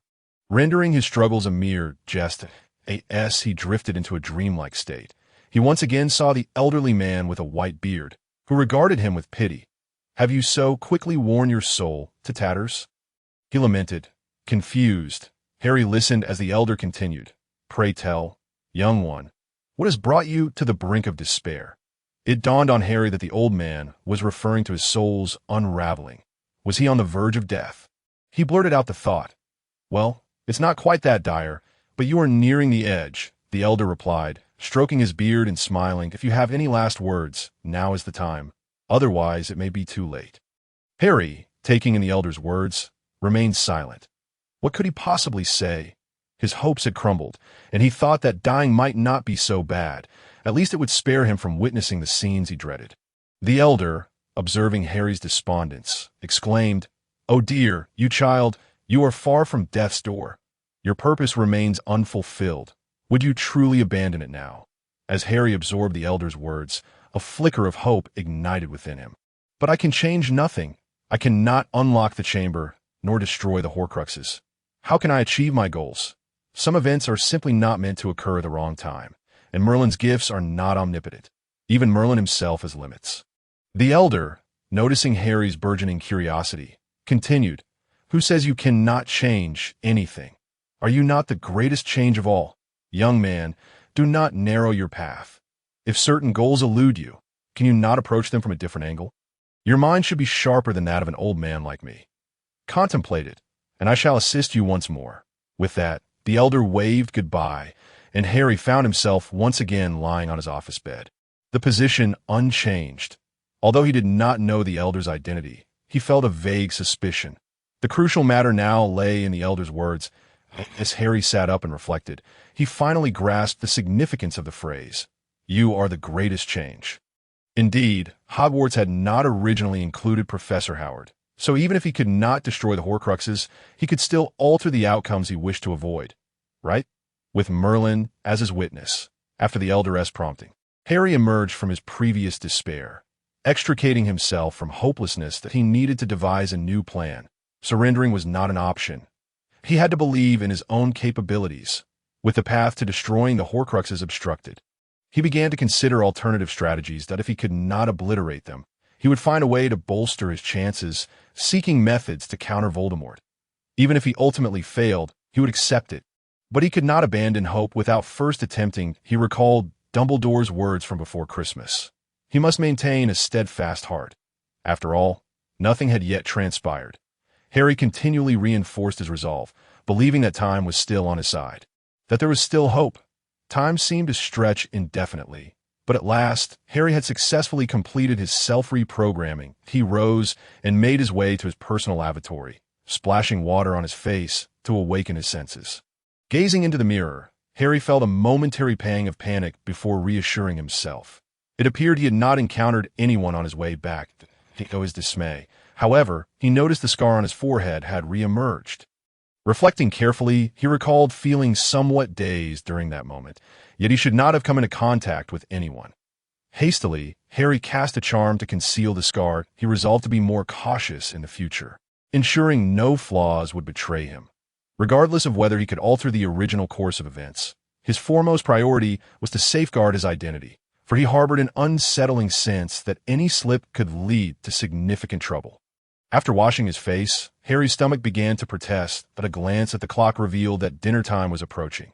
Although his body remained weary, he felt a flicker of energy and decided to head to the Great Hall to satisfy his hunger before pondering other matters. Severus, concerned for Harry, had returned to his dormitory to drop off his potions before heading to the Great Hall. Arriving rather early, he found the hall eerily silent, devoid of any company, sitting alone at the Slytherin table. Severus's mind replayed his earlier encounter with Harry. Did the professor sustain an injury? How could he have a scar? Or did I merely misinterpret what I saw? Severus questioned himself, uncertainty clouding his thoughts. The image of Harry looking lost and disoriented weighed heavily on him. Since their acquaintance, Harry had always exuded a sense of composure in the face of challenges, making his current state all the more worrisome. Most importantly, Harry was the first person, besides Lily, to offer him unconditional concern and assistance. Severus had so little in his life that he could not bear the thought of anything happening to Harry. When dinner commenced, Harry appeared promptly at the staff table. The moment Severus caught sight of Harry's figure, he felt a wave of relief wash over him. Upon scrutinizing Harry's forehead closely, he discerned nothing amiss, leading him to conclude he must have been mistaken. It was likely that Harry had simply been in a foul mood earlier and had not acknowledged him. As Harry entered the hall, he felt a gaze upon him and discreetly observed that it was Severus. Though he was unsure why Severus was watching him, Harry smiled and offered a casual greeting from a distance. Severus, realizing he had been caught staring, felt a rush of embarrassment, hastily returning a stiff smile before diverting his attention to the food before him. Once Severus withdrew his gaze, Harry began to eat his dinner with earnestness. His hunger becoming unbearable, he indulged a bit too much during the meal. After finishing, he refrained from immediately returning to his office, opting instead to take a stroll to aid digestion, for he feared discomfort later in the evening. As for resorting to potions for relief, Harry mused that if a bit of movement could suffice, why subject himself to the unpleasantness of potion consumption? After Harry left the Great Hall, Severus, still feeling uneasy, quickly finished his meal and followed after him. He intended to check on Harry out of gratitude for the earlier assistance, his own version of honoring an obligation, as he told himself to alleviate his discomfort. Having spent years in solitude, Severus found it challenging to express concern for another. His interactions with Lily had typically involved her speaking while he listened, so initiating care for someone with whom he was not intimately close felt daunting. Steeling himself mentally, Severus quickened his pace to catch up with Harry and called out, "Professor Howard, could you please wait a moment?" Hearing Severus's voice behind him, Harry halted, pondering whether Severus had encountered an insurmountable issue that required his attention. Severus continued, "I noticed you seemed unwell during lunch today, and I wanted to inquire about your current condition, as your complexion appeared rather pale at the time." Severus hastily inquired about Harry's well-being upon seeing him stop. "Oh, thank you for your concern, Mr. Snape. I merely encountered some complications with my research during lunch and became rather absorbed, which is why I failed to notice you." Suddenly, a thought struck Harry. "Did you happen to observe anything unusual around lunchtime?" "What do you mean?" Severus replied, confusion evident in his expression. Seeing Severus's bewildered gaze, Harry felt a wave of relief. It was fortunate he had not been seen, for explaining the peculiar shape of his scar would have proven challenging. "Oh, it's nothing. I must have been mistaken. You came over to ask about lunch, didn't you?" Harry felt slightly awkward about Severus's concern, as his memories of Severus had never included warmth or kindness. Despite the protective nature of his actions, the harsh words lingered in Harry's mind. "Indeed, Professor, since you appear to be well, I shall take my leave." After bidding farewell to Harry, Severus turned and walked away, feeling extremely uncomfortable and eager to retreat to his dormitory. Watching Severus's hasty departure, Harry couldn't help but smile. It was endearing to see this side of Severus. Harry realized that the Severus from his memories felt increasingly distant, replaced by a more vibrant version of him, which was a pleasant change. At least he had managed to alter some things. Feeling a slight discomfort in his stomach, Harry made his way toward the tower to digest and contemplate his thoughts while enjoying the fresh air. Upon reaching the tower, the biting wind hit his face, Causing him to question his decision to seek solace in such frigid weather. It felt as though the wind could sweep his thoughts away, prompting him to turn back and return to his office. Perhaps it was best to resort to potions after all. Sometimes, a bit of self-inflicted discomfort could lead to relief. Only after sipping a cup of hot tea in his office did Harry feel his mind begin to function once more. He then wondered why he hadn't employed a warming charm. Sitting quietly on his bed, he struggled to comprehend the foolishness of his earlier actions. Perhaps it's just my bad luck. He mused. It was time to reevaluate his plans. Since his previous ideas had faltered, he would need to start anew. Though it would require effort, patience was something he had in abundance over the years. Nevertheless, he knew that tackling this challenge alone would not guarantee success. After all, he was dealing with Voldemort. Even with his Horcruxes fragmented, his demise had been facilitated by that protective charm, a sacrifice made by Lily through her own death. If such a charm could inflict harm on Voldemort, surely other means existed to confront him. After all, dealing with an unstable soul offered numerous possibilities. As he contemplated this, a figure came to mind: Gellert Grindelwald, the dark wizard whom Dumbledore had once defeated. Harry felt compelled to learn more about this individual, that he sensed an undeniable intuition that a turning point or breakthrough might lie within Grindelwald, prompting him to devise a targeted plan to seek Grindelwald's assistance. After all, though the man was imprisoned in Ermengarde, his notoriety as a former Dark Lord far surpassed that of the current Voldemort. To avert the possibility of being killed before establishing a collaboration, Harry knew he had to prepare thoroughly. Above all, as a Gryffindor, he possessed ample courage, but relying solely on bravery would only lead to a swift demise. As the holiday came to a close, Hogwarts buzzed back to life. After a break from one another, students were noisier than ever, sharing tales of their holiday adventures. Friends recounted amusing anecdotes, laughter resonating around the hall, while long-separated lovers clasped hands in secluded corners, whispering sweet nothings to one another. Standing atop the tower, Harry gazed at the lively scene. Feeling a sense of nostalgia for youth, he turned away, recognizing that time was of the essence. The return of the students meant Harry could no longer hide in his office, engrossed in research. He had to commence lessons for his students. He needed to dedicate time to developing the upcoming curriculum, imparting valuable knowledge to their eager minds, while also reviewing the nonsensical essays they concocted to complete their assignments. Truly, the cycle of fate is relentless, and no one escapes its grasp. Reflecting on the assignments he had previously submitted to his professors, Harry silently conveyed an apology to them in his heart before immersing himself once more into his work. Such is the bustling life of an educator, as the students absorbed more knowledge. The rivalry between Severus and James intensified, compelling Harry to carve out precious moments from his limited schedule to intervene in their increasingly excessive confrontations. But Severus's obsession with studying the dark arts often drew Lily's ire, leading to frequent discord between them.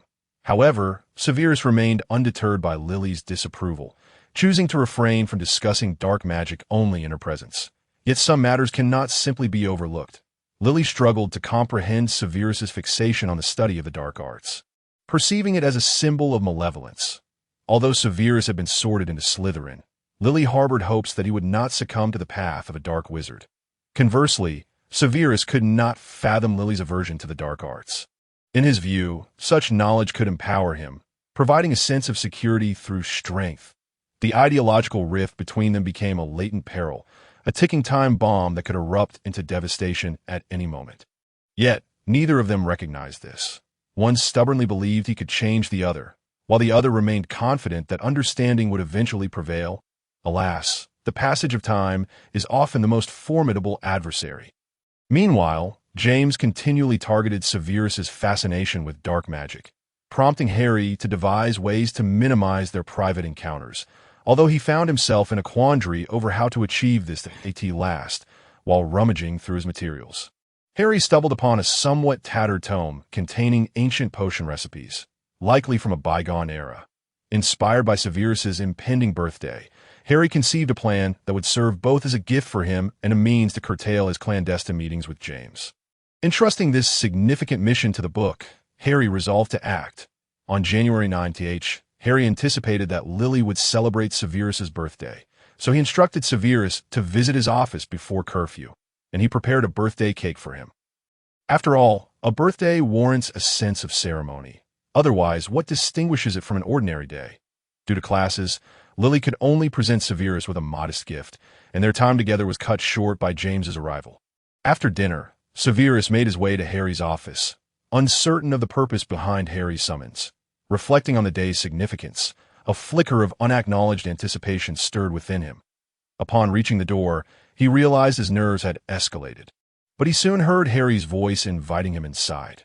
"Good evening, Professor Howard. May I inquire as to the reason for my summons?" Observing Severus's slightly anxious demeanor, Harry found it curious, yet attributed it to the instinctive reaction of a student in the presence of a professor. "As today marks your birthday, I thought it fitting to personally wish you a happy birthday." With that, Harry revealed a delicately crafted cake prepared by his house elf, small yet exquisite, embodying a delightful blend of flavor, aroma, and presentation. Severus stood momentarily frozen, a hint of suspicion creeping into his mind. Yet when his conjectures were confirmed, he felt a lump rise in his throat. After a brief pause, he regained his voice. "How did the professor know today is my birthday?" The overwhelming surprise necessitated considerable effort to stabilize his tone, as even his parents had forgotten this significant date. "Well, I noted your details at the beginning of the term and remembered them. Considering my responsibility only extends to you and Miss Evans, so it was quite easy to retain." After speaking, Harry presented the cake to Severus, lighting the candles and encouraging him to make a wish. Severus, somewhat clumsily, followed Harry's instructions. Once he completed his wish, Harry turned to retrieve a meticulously prepared gift that he had been planning for several days. "Professor Slughorn mentioned your exceptional talent in potions, and I happen to possess a rather rare and incomplete book on the subject, which I believe you would find intriguing." As Severus accepted the book and glanced through its contents, he was instantly captivated, losing track of time until he reluctantly tore his gaze away. With an apologetic expression, Severus addressed Harry. "I apologize, Professor. I simply found the material within the book to be remarkably rare." "There is no need for apologies. I understand your enthusiasm," Harry interjected. "This is, after all, a gift for you. Feel free to explore it as long as you wish, but there is one matter that must be clarified." Severus, puzzled, remained silent, unsure of what further discussion was necessary. "As this book is a unique copy, the original must remain with me, as it will need to be returned to its rightful owner. However, you are welcome to peruse its contents and conduct your research. Should you manage to complete the missing potion recipes, there will be corresponding rewards." Noticing Severus's inclination to speak, Harry preemptively continued, "It would be a shame to let you reject such a rare opportunity. Most potions within the book pose significant risks during their preparation, so you must conduct your experiments in my office. I will not interfere. All decisions will be yours, provided they remain within a safe environment." Severus grasped Harry's intentions. Although he was reluctant to remain in Harry's office, the allure of the potion recipes was too potent to resist. If necessary, he could memorize the contents and seek a deserted classroom for his experiments. Sensing Severus's thoughts, Harry quickly added, "Should I discover you attempting to brew any potions without permission, you will forfeit the right to use this book. Furthermore, the difficulty of the potions progresses in stages, and I will be casting spells upon the text. Therefore, unless you successfully brew the initial potions, you will not gain access to the subsequent contents, so do not entertain thoughts of memorizing the material and taking unnecessary risks." All paths were obstructed by Harry, yet for the sake of his cherished potion, Severus had no choice but to acquiesce to Harry's demands. Harry asserted that he would provide the necessary potion ingredients himself, considering it a reward for completing the missing components. Observing Harry's unwavering confidence in his ability to fill in the gaps, Severus felt an indescribable sensation within, but at that moment, the trust and emotion bestowed upon him by Harry were not something he believed he could easily forget. The sunlight was both blinding and warm. When there was only one beam, it stood as a unique presence, but once more light flooded in, that singular ray became merely part of a greater illumination. Due to the Christmas gifts, James, upon returning to school, had become an ardent admirer of Harry, which inadvertently vexed Severus on this day. Witnessing James enthusiastically greeting Harry, Severus, who had been in high spirits due to progress in potion research, suddenly darkened his expression. This mindless egotist was the professor so familiar with him. Seeing Harry beam brightly at James only deepened Severus's frustration. What was so amusing? If he did not leave, their potion work for the day would remain unfinished. Sensing Severus's foul mood, Harry believed that lingering would lead to a new round of mutual hostility. Thus he quickly bid farewell to James and departed with Severus. It turned out that due to the birthday gift Harry had previously given him, Severus had been reporting to Harry's office whenever he had a moment to spare. However, due to his obligations to Lucius, his time was still limited. Consequently, Severus often spent longer in Harry's office than Harry himself. As nearly all his potions were now being brewed there to ensure that Severus could safely brew potions even in his absence, Harry had equipped the workstation with a complete set of protective charms, which left Severus utterly astounded upon learning of it. There was hardly any time left for Severus to harbor private animosities towards James, for James could hardly approach him, and even Lily seldom encountered Severus during breaks. This led to the swift entanglement of Lily with James, for without Severus's presence, James seemed less intolerable, making it appear as though Severus's corner was being gradually eroded by James's relentless advances. Yet, Severus was currently too preoccupied to concern himself with such matters. Although he still met with Lily occasionally to discuss academic issues, the interference of James on her side and the demands of potion-making on his side drastically reduced the time they spent together. Harry never anticipated that his actions would inadvertently contribute to his father's pursuit of his mother. Was this what they called an unintentional yet fortuitous outcome? Harry had been exceedingly busy lately, juggling classes, grading assignments, and diligently searching for any information regarding Grindelwald. Although such information proved to be exceedingly elusive, Harry was undaunted by difficulties to avoid drawing any attention. He prepared an abundance of polyjuice potion to assist in his investigation. Feeling as though he was becoming marinated in its essence, the individual who now spent the most time with Harry, Severus could hardly fail to notice the scent of the potion emanating from him. However, given that Harry had not disclosed his activities, Severus refrained from inquiring, though he remained somewhat concerned for Harry's well-being. During this time, Severus not only brewed potions in Harry's office, but also sought guidance on numerous dark magic queries. This was prompted one day when he found himself stumped by a particular question regarding dark magic, and Harry casually provided the answer. Since then, Severus's time spent in Harry's office increased significantly. The Slytherin students collectively believed that had it not been for curfew, Severus would hardly return to the dormitories, an observation even Lucius found amusing, though he received no response. Initially, Severus had posed a troubling question to Harry, asking whether Harry believed it was wrong or evil to study dark magic. Harry merely smiled faintly, as if a thought had occurred to him, before responding, "Why do people deem dark magic as malevolent? Is it because it can lead to death? Not necessarily.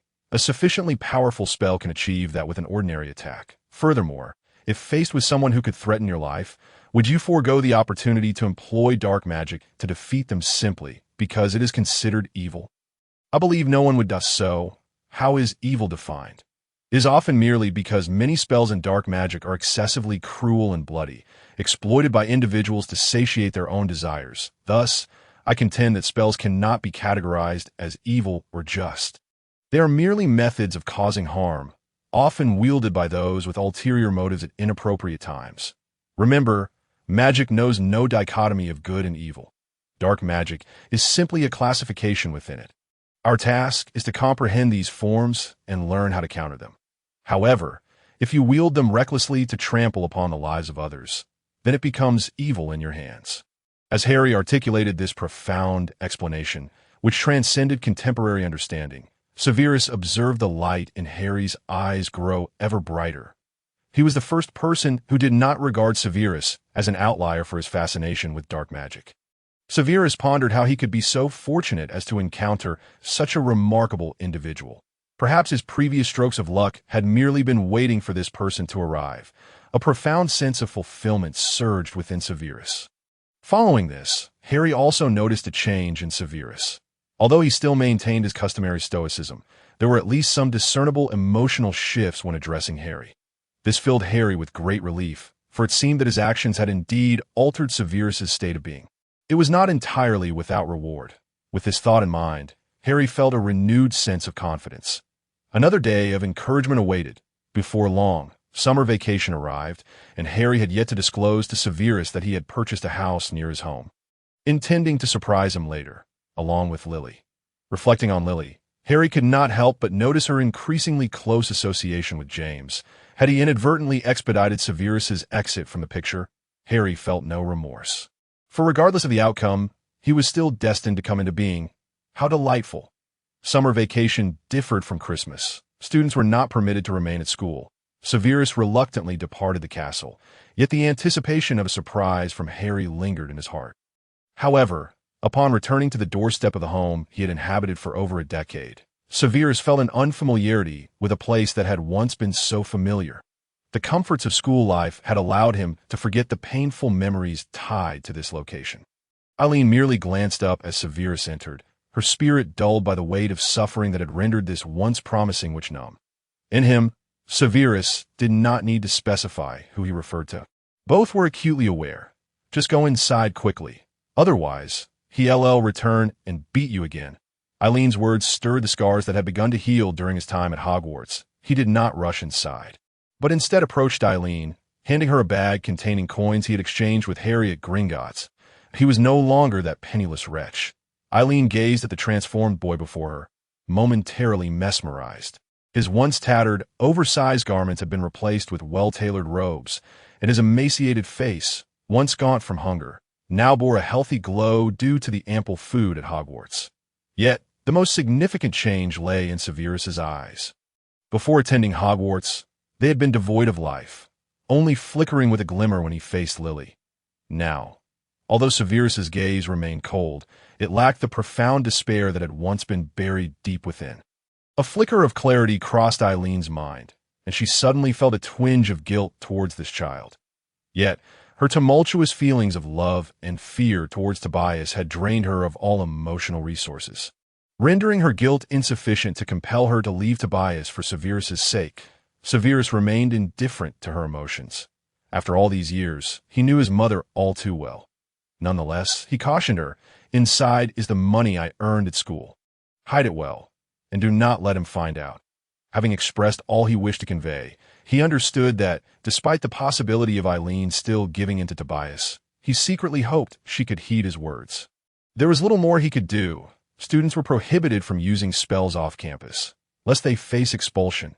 After Severus finished speaking, he averted his gaze from Eileen and strode directly into his own room. Surveying the cramped space, he tidied it up with minimal effort before retrieving his textbooks to commence writing his paper. Essay student, holiday assignments were inevitable. Just as he completed his potion assignment, the door was suddenly flung open with a resounding bang. "You little brat, don't think that just because you're at school, you've grown wings. Hand over all the money you've been hiding." "I need it for drinks." Tobias staggered towards Severus. Tobias's words sparked a revelation within Severus. Upon closer inspection, he noticed that Tobias was clutching the very pouch of money he had just entrusted to Eileen. Even though he had anticipated this outcome, a wave of disappointment washed over him. It became painfully clear that he held no significance for her, even knowing the consequences of giving the money to him. She had still done so, seemingly divulging its origins. This was the reality of his mother. As he watched Tobias raise his fist in his direction, Severus made no attempt to evade. He simply closed his eyes, wishing to shield the sorrow in his gaze from prying eyes. The anticipated pain never arrived. Instead, he was met by a familiar voice. Severus opened his eyes to see Harry standing in the doorway, a sight that unexpectedly left a deep impression on him. Eileen, as if jolted awake, rushed forward, positioning herself protectively in front of Tobias, pleading with Harry, "Please, don't hurt him. I beg you," observing his mother's actions. Severus felt a sardonic twist of his lips, then shut his eyes once more, silently admonishing himself. "Look, she will always prioritize that person. What are you still hoping for? Wake up." Harry, noticing the sadness in Severus's eyes, stepped forward and enveloped him in an embrace, believing that Severus needed this moment of comfort. Severus was taken aback. He had never been this close to anyone before, yet it felt surprisingly pleasant. However, he quickly withdrew from Harry's arms. Though Harry's embrace was warm, Severus found it disconcertingly intimate for a Slytherin. Such Gryffindor-style consolation felt overly familiar. If the professor were to attend Hogwarts, he would surely not be a Slytherin. Severus mused inwardly. My dear lady, I believe I have made it abundantly clear that, as both a mother and a witch, one must not allow others to harm their children. Harry spoke with some irritation. Severus, would you care to visit my home during the summer?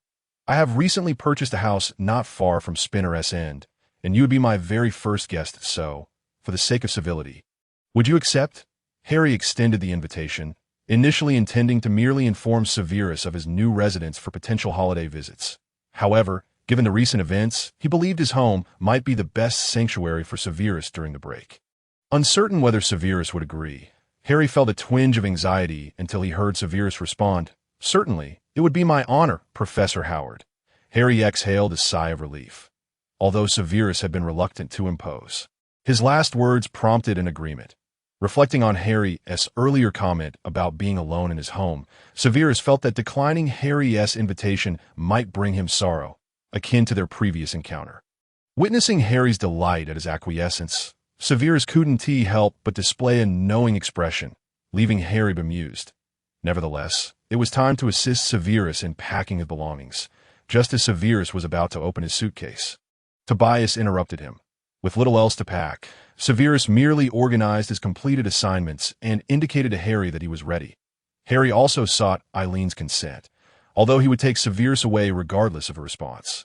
He believed basic courtesy was necessary, especially after having just confronted her husband. Severus, before departing, handed Eileen another pouch of money, originally intended for his meals. However, seeing Harry, he felt he would no longer require the funds and thus offered it to Eileen. As he stepped outside, Severus turned to Eileen, saying, "Please ensure you keep it safe. Of course, whether you heed this advice is entirely up to you." Under Eileen's watchful gaze, Severus departed from the stifling confines of his home. Harry, observing Severus's retreating figure, remarked to Eileen, "If you persist in this obstinate denial, I cannot guarantee you will see Severus again." Noting Eileen's lack of response, Harry sighed and made his exit. He did not wish to play the villain. But if Eileen maintained this stance, he would not permit Severus to return to that household without a witch, blinded by so-called love, who could not even protect herself, and her child left Harry at a loss for how to awaken her to reality. Though perhaps she was content in her ignorance. Following Harry to his residence, which was only a short distance from his own, Severus gazed at the house that appeared significantly larger than his own. Was he truly to reside here now? Harry opened the door, spotting Severus lost in thought, and called out, "Come in quickly." "I senti it too warm standing in the sun." Severus snapped back to reality and approached Harry, contemplating the warmth that felt rather pleasant, yet remained silent. Upon entering the house, Harry began to describe the layout of the rooms and pointed out which one was his own, mentioning that the remaining rooms were vacant, allowing Severus to choose one as his bedroom. After Severus selected a room, Harry instructed him to unpack while he headed to the kitchen, as lunchtime was approaching and he felt a pang of hunger. Harry prepared a simple meal for the two of them and then called out to Severus from the doorway of his room to join him for lunch, stepping into the living room. Severus was taken aback by the delightful spread on the table. He had not anticipated that someone like Harry, who appeared to have everything, would also cook for himself. Observing Severus's astonished expression, Harry chuckled. "Don't worry, my cooking is quite edible. There's no poison involved." Although Severus felt a twinge of embarrassment, he showed no outward signs of it. The two individuals had long been famished, and at this moment, they were earnestly savoring their meal, creating an atmosphere that was remarkably warm. After finishing their dinner, Severus took the initiative to tidy up the dishes, feeling that his prolonged stay had already imposed considerable inconvenience on Harry. It was only fair that he did not allow Harry to shoulder all the household chores alone. Observing Severus's swift movements, Harry raised an eyebrow, but chose not to comment. If this brought Severus a modicum of comfort, then so be it, especially since they would share the entirety of the upcoming summer together. As night fell, Harry settled into the living room sofa, removed his glasses, and rubbed his eyes, which had grown weary from reading. At that moment, he found himself alone in the tranquil room. He glanced towards Severus's room, noting the light seeping from beneath the door, then checked the time. Rising, he knocked gently on the door to remind Severus to retire early before returning to his own bedroom. He contemplated the necessity of rising early the following day to procure some essential supplies for Severus, having noticed that aside from a few robes, Severus possessed not a single spare set of clothing. This simply would not do. Moreover, it had been quite some time since Harry had returned home, and the ingredients he had used for dinner were hastily purchased on a previous errand, necessitating another trip to gather provisions for the days ahead. After completing his nightly routine, Harry lay in bed, mentally compiling a list of items he needed to acquire the next day. Gradually, he felt his eyelids grow heavy, and soon he drifted into slumber. Meanwhile, after washing the dishes and exiting the kitchen, Severus noticed Harry engrossed in a book on the sofa. Choosing not to disturb him, he quietly retreated to his own room. Lying in bed, Severus finally emerged from the emotional turmoil that had persisted since leaving home. It struck him with clarity that he had indeed departed from that house, and was now residing in the dwelling of his professor, a notion he had never entertained before, reflecting on how Harry had intervened in the altercation with Tobias. Saving him once more, Severus felt an inexplicable surge of emotion. He recognized the immense debt he owed to the professor and resolved to assist him to the best of his abilities in the future. After mentally bolstering himself, Severus retrieved the potion recipe for a new order he had received from Lucius. The potion presented a challenge, one he had never concocted before, and he intended to study it that very night. He pondered whether he could inquire of Harry the next day about the possibility of brewing potions during the holiday, as students were prohibited from using magic outside of Hogwarts. This particular potion required the infusion of magical energy to maintain its efficacy. So Severus was keen to explore any potential solutions Harry might offer, confident that Harry would possess the means to assist him. Just as Severus was jotting down key points from the potion recipe on parchment, Harry knocked on his bedroom door, reminding him that it was getting late and urging him to rest. Without waiting for Severus to answer, Harry departed, and Severus, originally intending to peruse a book on potion making, glanced at the time and decided to prepare for bed. After all, Harry had taken the time to remind him, and being a newcomer to this home, it was prudent to adhere to his advice. With the summer break now at hand, Harry contemplated a trip to Nurmengard. However, thoughts of Severus weighed heavily on his mind. He felt it imperative to ensure that Severus's safety and well-being were secured during his absence. This situation was his responsibility. In his haste to prevent Severus from enduring further hardships at home, he had overlooked the obligations that accompanied bringing him back. Now that Severus was under his roof, he must shoulder that responsibility, and on the second day of Severus's stay, Harry took him out to procure a plethora of items, including daily necessities and food. Harry even purchased some snacks for Severus, though it was evident that Severus was not particularly fond of them. Ultimately, they found their way into Harry's own stomach. Upon returning home, Severus explained to Harry his desire to brew potions during the holiday. Despite encountering certain difficulties, he then articulated the specific challenges that had been troubling him.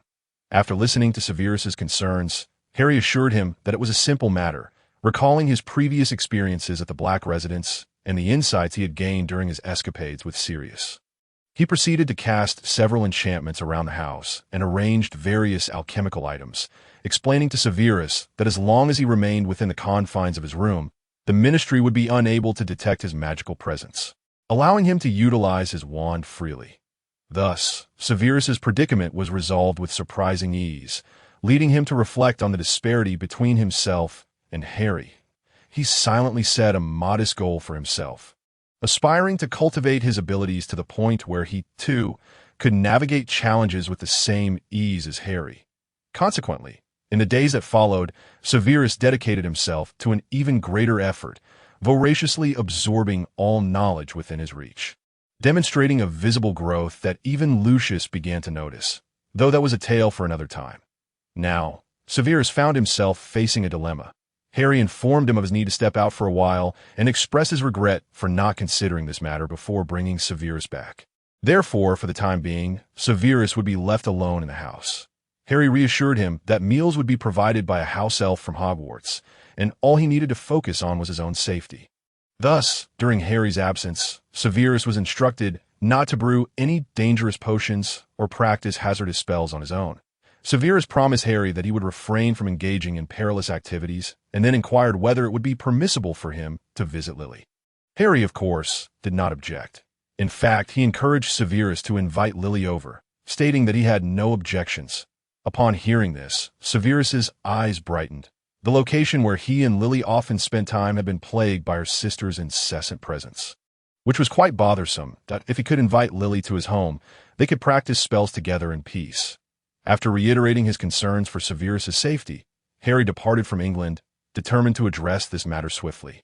As he was still uneasy about leaving Severus alone, he initially found a modest inn to stay at, then consumed a pre-prepared polyjuice potion, which soon transformed him into the unremarkable visage of a middle-aged wizard. After acclimating to his altered appearance, he set out. Harry had been diligently gathering intelligence regarding Grindelwald, but the formidable nature of the latter's influence rendered this task increasingly challenging, despite managing to uncover some information. It was far from critical, prompting Harry to contemplate abandoning his efforts. Even now, within Nurmengard, his own network remained vigilant, waiting for his return, ensuring that his information was not easily accessible. However, just as Harry began to lose hope of convincing Grindelwald, he stumbled upon a lead that could potentially save him. Igniting a renewed confidence in his plan, he operated near Nurmengard, realizing that the castle itself restricted apparition, likely to prevent Grindelwald from escaping. Yet it was clear to Harry that if Grindelwald were not willing to be imprisoned, even Nurmengard would not be able to contain him. After all, he had been the one to construct this very castle, which had now become his prison. Upon reaching Nurmengard's entrance on foot, Harry was soon spotted. Having no intention of hiding, he was quickly escorted to face Grindelwald. Gazing upon the aging figure before him, whose features still bore traces of the youthful handsomeness he once possessed, Harry could not help but think of Dumbledore. They must be of a similar age, he mused. Perhaps Dumbledore's usual attire was meant to project a sense of warmth to his students. Grindelwald gazed at Harry, who seemed momentarily distracted in his presence, sparking a flicker of intrigue within him. Had he truly become so lacking in menace that this individual dared to entertain other thoughts in his company? Fortunately, Harry quickly recalibrated his focus.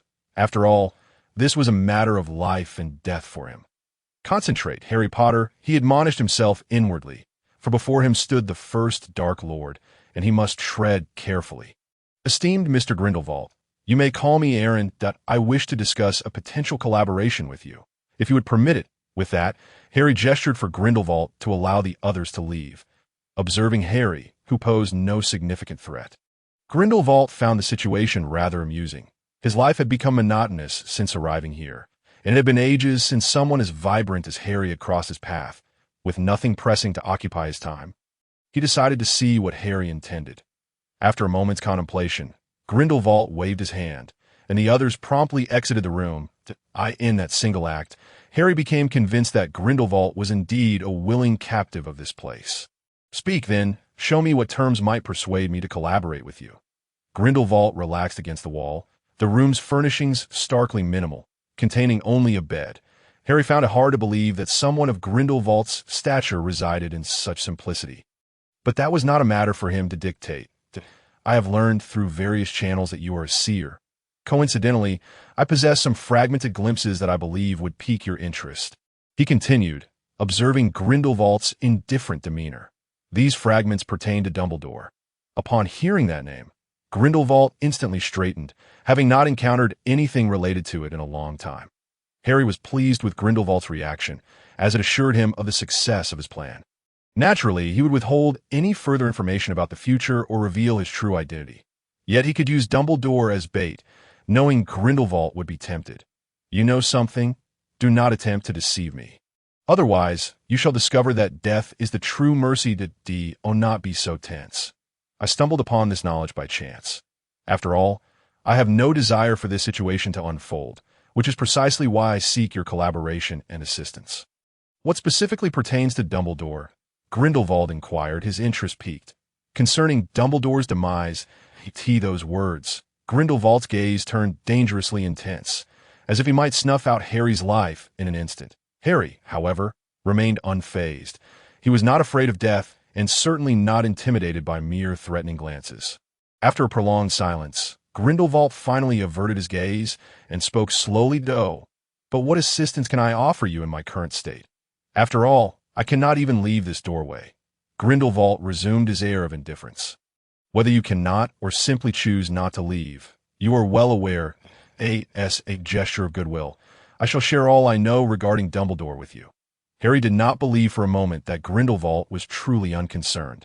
The shift in his eyes after Harry's remark betrayed his true feelings. If it were any other matter, Grindelwald might not have cared, but Dumbledore was a different story. Since their last confrontation, he had not laid eyes on him, nor had Dumbledore visited him even once.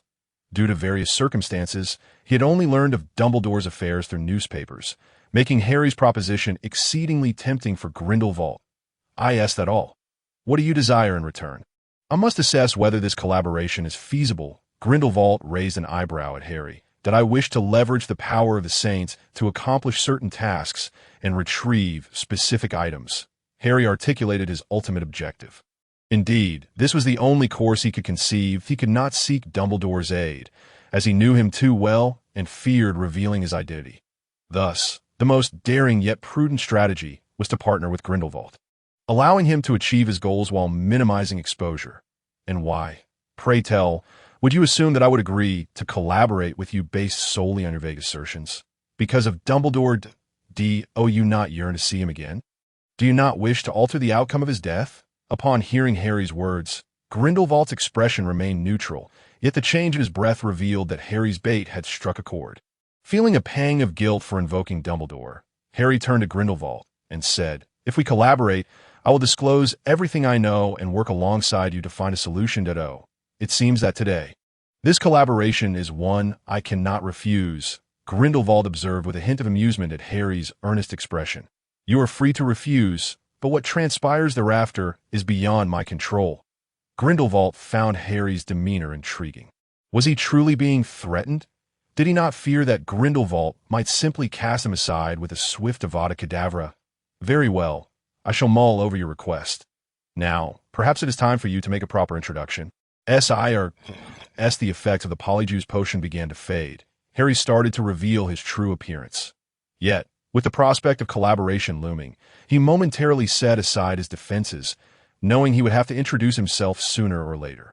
Good day, Mr. Grindelwald. I am Allison Howard, a recent graduate of Durmstrang, currently serving as the defense against the dark arts professor at Hogwarts. Upon hearing Harry's introduction, Grindelwald regarded him with renewed interest as a Hogwarts professor. How intriguing! So, what precisely do you wish to uncover, and what items are you seeking? Grindelwald inquired directly, eager to learn more about Dumbledore. Patience. I will address my own matters later. For now, let us discuss Dumbledore, as this is my gesture of sincerity. Harry, thereafter, omitted numerous details, merely stating that he had learned of Dumbledore's fate by chance, knowing that he would perish at Voldemort's hands, clearly, due to the omission of many matters. Harry's narrative swiftly aroused Grindelwald's suspicion.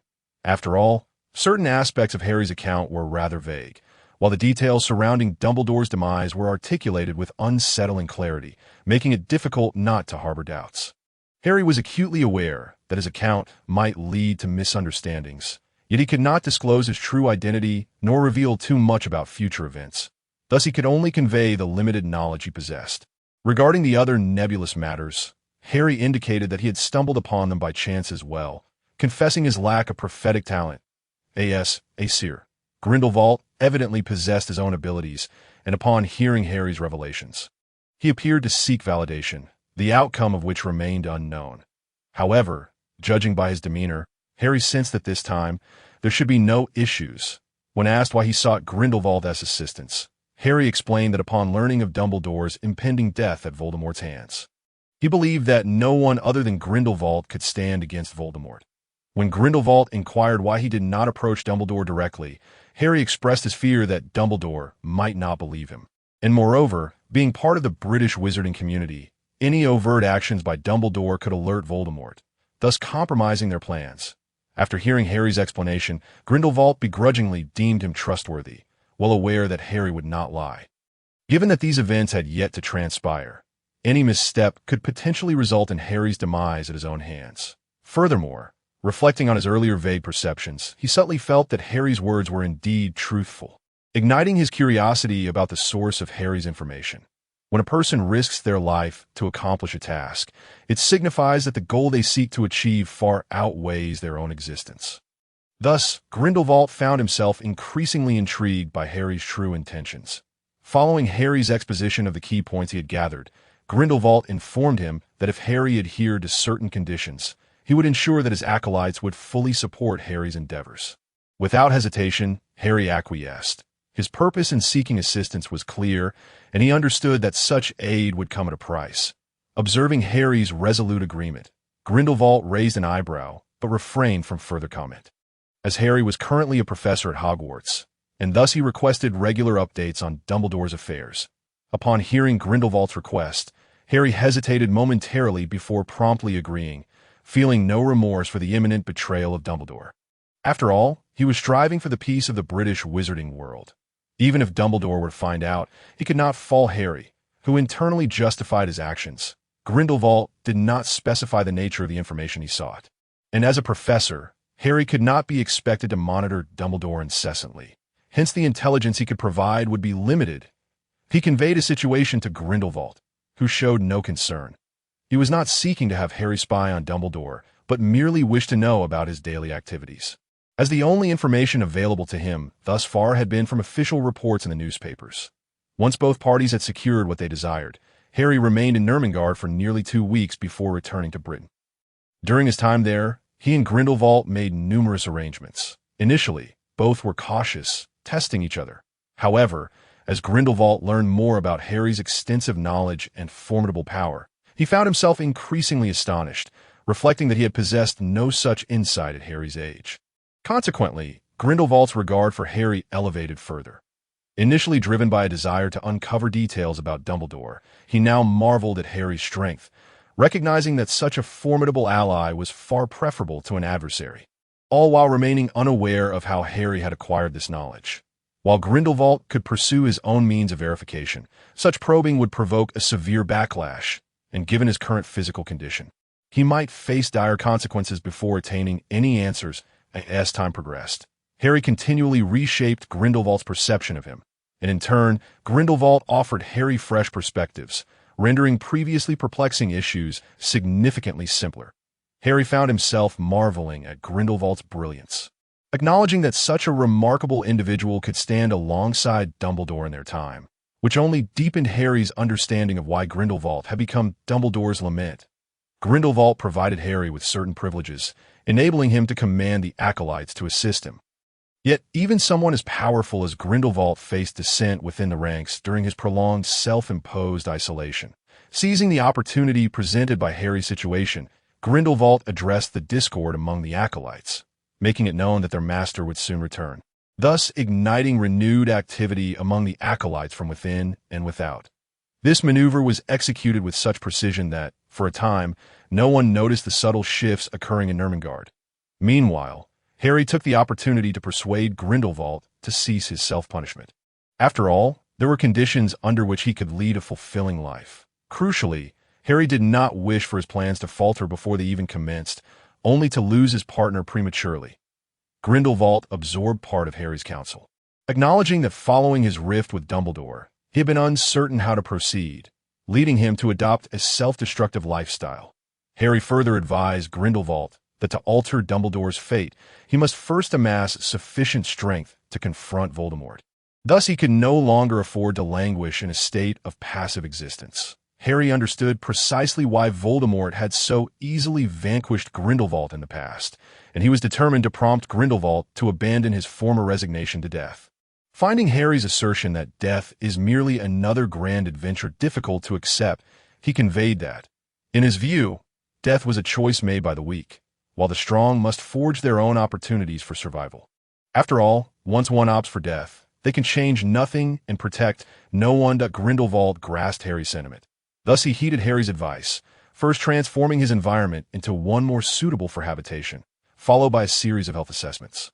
As Harry prepared to depart, Grindelwald repeatedly assured him that he would diligently attend to his health, having been startled by the results of his examinations. If he continued on this path, he might meet Merlin before Dumbledore.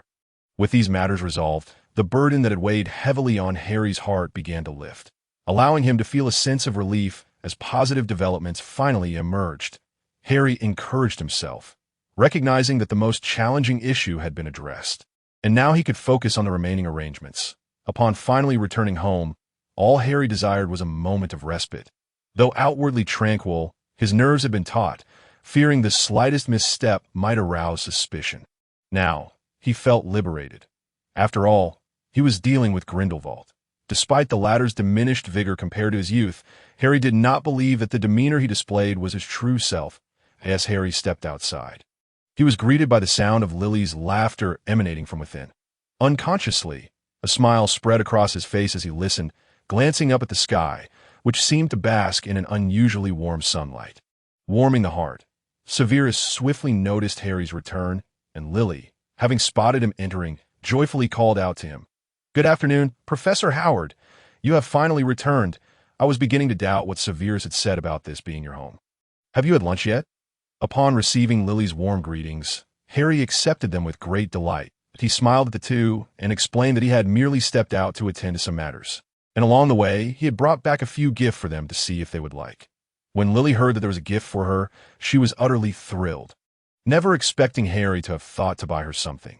She surrounded Harry, bombarding him with questions about where he had been and whether it was enjoyable, and then inquired about the gifts he had brought back for them. Severus, standing to the side, found himself unable to interject a word. As he observed Lily's eager questioning of Harry, he felt a peculiar sense of frustration, suspecting it stemmed from his unwillingness to see Lily grow too close to anyone else. However, witnessing the joy on Harry's face while he interacted with Lily only deepened Severus's discomfort, yet he reminded himself that the professor naturally favored Lily, and there was no reason for him to dwell on it. Harry soon noticed Severus's slightly off demeanor and approached him, taking a seat to inquire, "Mr. Snape, is something the matter? Are you faring well lately? Your complexion appears rather poor. Is there any discomfort?" Upon hearing Harry's concern for him, Severus's heart inexplicably calmed, though he could not fathom why he replied that he felt perfectly fine and that he had been doing exceptionally well thanks to Harry's arrangements. Harry, relieved by this response, proceeded to unveil the gifts he had brought for the two. For Lily, he had selected an assortment of exquisite jewelry, believing that any girl would appreciate such sparkling treasures. Sure enough, Lily was overjoyed upon seeing the jewelry. Despite already possessing plenty, what girl would ever complain about having too many adornments? She immediately expressed her gratitude to Harry, declaring how much she adored the gifts. The remaining gifts were for Severus. Though his heart brimmed with anticipation, he maintained an impassive facade, concealing any hint of his true emotions. Harry presented the gifts he had specifically chosen for Severus, which included rare potion ingredients seldom found within the wizarding community, along with a cauldron designed to assist in potion brewing, complete with an alchemical array for stabilizing potions, an enhancement Harry had added himself. Upon seeing the replicated magical runes, Severus recognized that this was yet another creation of Harry's. As the brooch Harry had previously gifted him bore similar runes, he had never heard of cauldrons sold with an accompanying alchemical array. Severus felt a warmth within, realizing that no one had ever taken such care to consider him. Once again, he felt the poignant sensation of being valued through Harry's thoughtful gesture. In addition to these, Harry also brought Severus some books related to spells and potions that he had acquired from Grindelwald. Severus's eyes nearly glued themselves to the volumes, captivated by their content. Observing the evident joy on the faces of both recipients, Harry couldn't help but exclaim, "See, no one ever refuses a gift," with such delightful artillery of affection. He was convinced that Severus's heart could not possibly remain as desolate as it had been in his memories. He resolved to create as many joyful moments as he could for Severus, silently congratulating himself on his cleverness, which remained as astute as ever. Unbeknownst to Harry's inner musings, Severus was deeply touched by Harry's thoughtfulness. Lily, unable to contain her excitement, eagerly adorned herself with the jewelry Harry had chosen for her and showcased its beauty to Severus, who readily joined in with compliments. Before long, afternoon arrived, and Lily reluctantly took her leave from Harry's home. After escorting her back, Severus returned promptly. As Harry had mentioned, he had brought back some local specialties for Lily to take home. while the remainder would be saved for their shared enjoyment later. Upon returning, the two worked seamlessly together to prepare their meal, and once Harry came back, they no longer required the assistance of house elves to serve their food. At the dining table, both were engrossed in their meal. Although they spoke little, the atmosphere was filled with warmth. They quickly finished the prepared dishes, both thoroughly satisfied with the meal. Harry mused that it had been the most relaxed meal he had enjoyed in days. While Severus felt joy at Harry's return, though he was accustomed to dining alone, having Harry present made the food seem infinitely more delectable. In the days that followed, their lives settled into a simple yet fulfilling routine. Each day, they busied themselves, and whenever a question arose, Harry would diligently guide Severus, who grasped concepts swiftly, requiring little effort on Harry's part. When mealtime approached, Harry would prepare their meals, and afterward, Severus would take the initiative to wash the dishes. Everything proceeding in a remarkably orderly manner.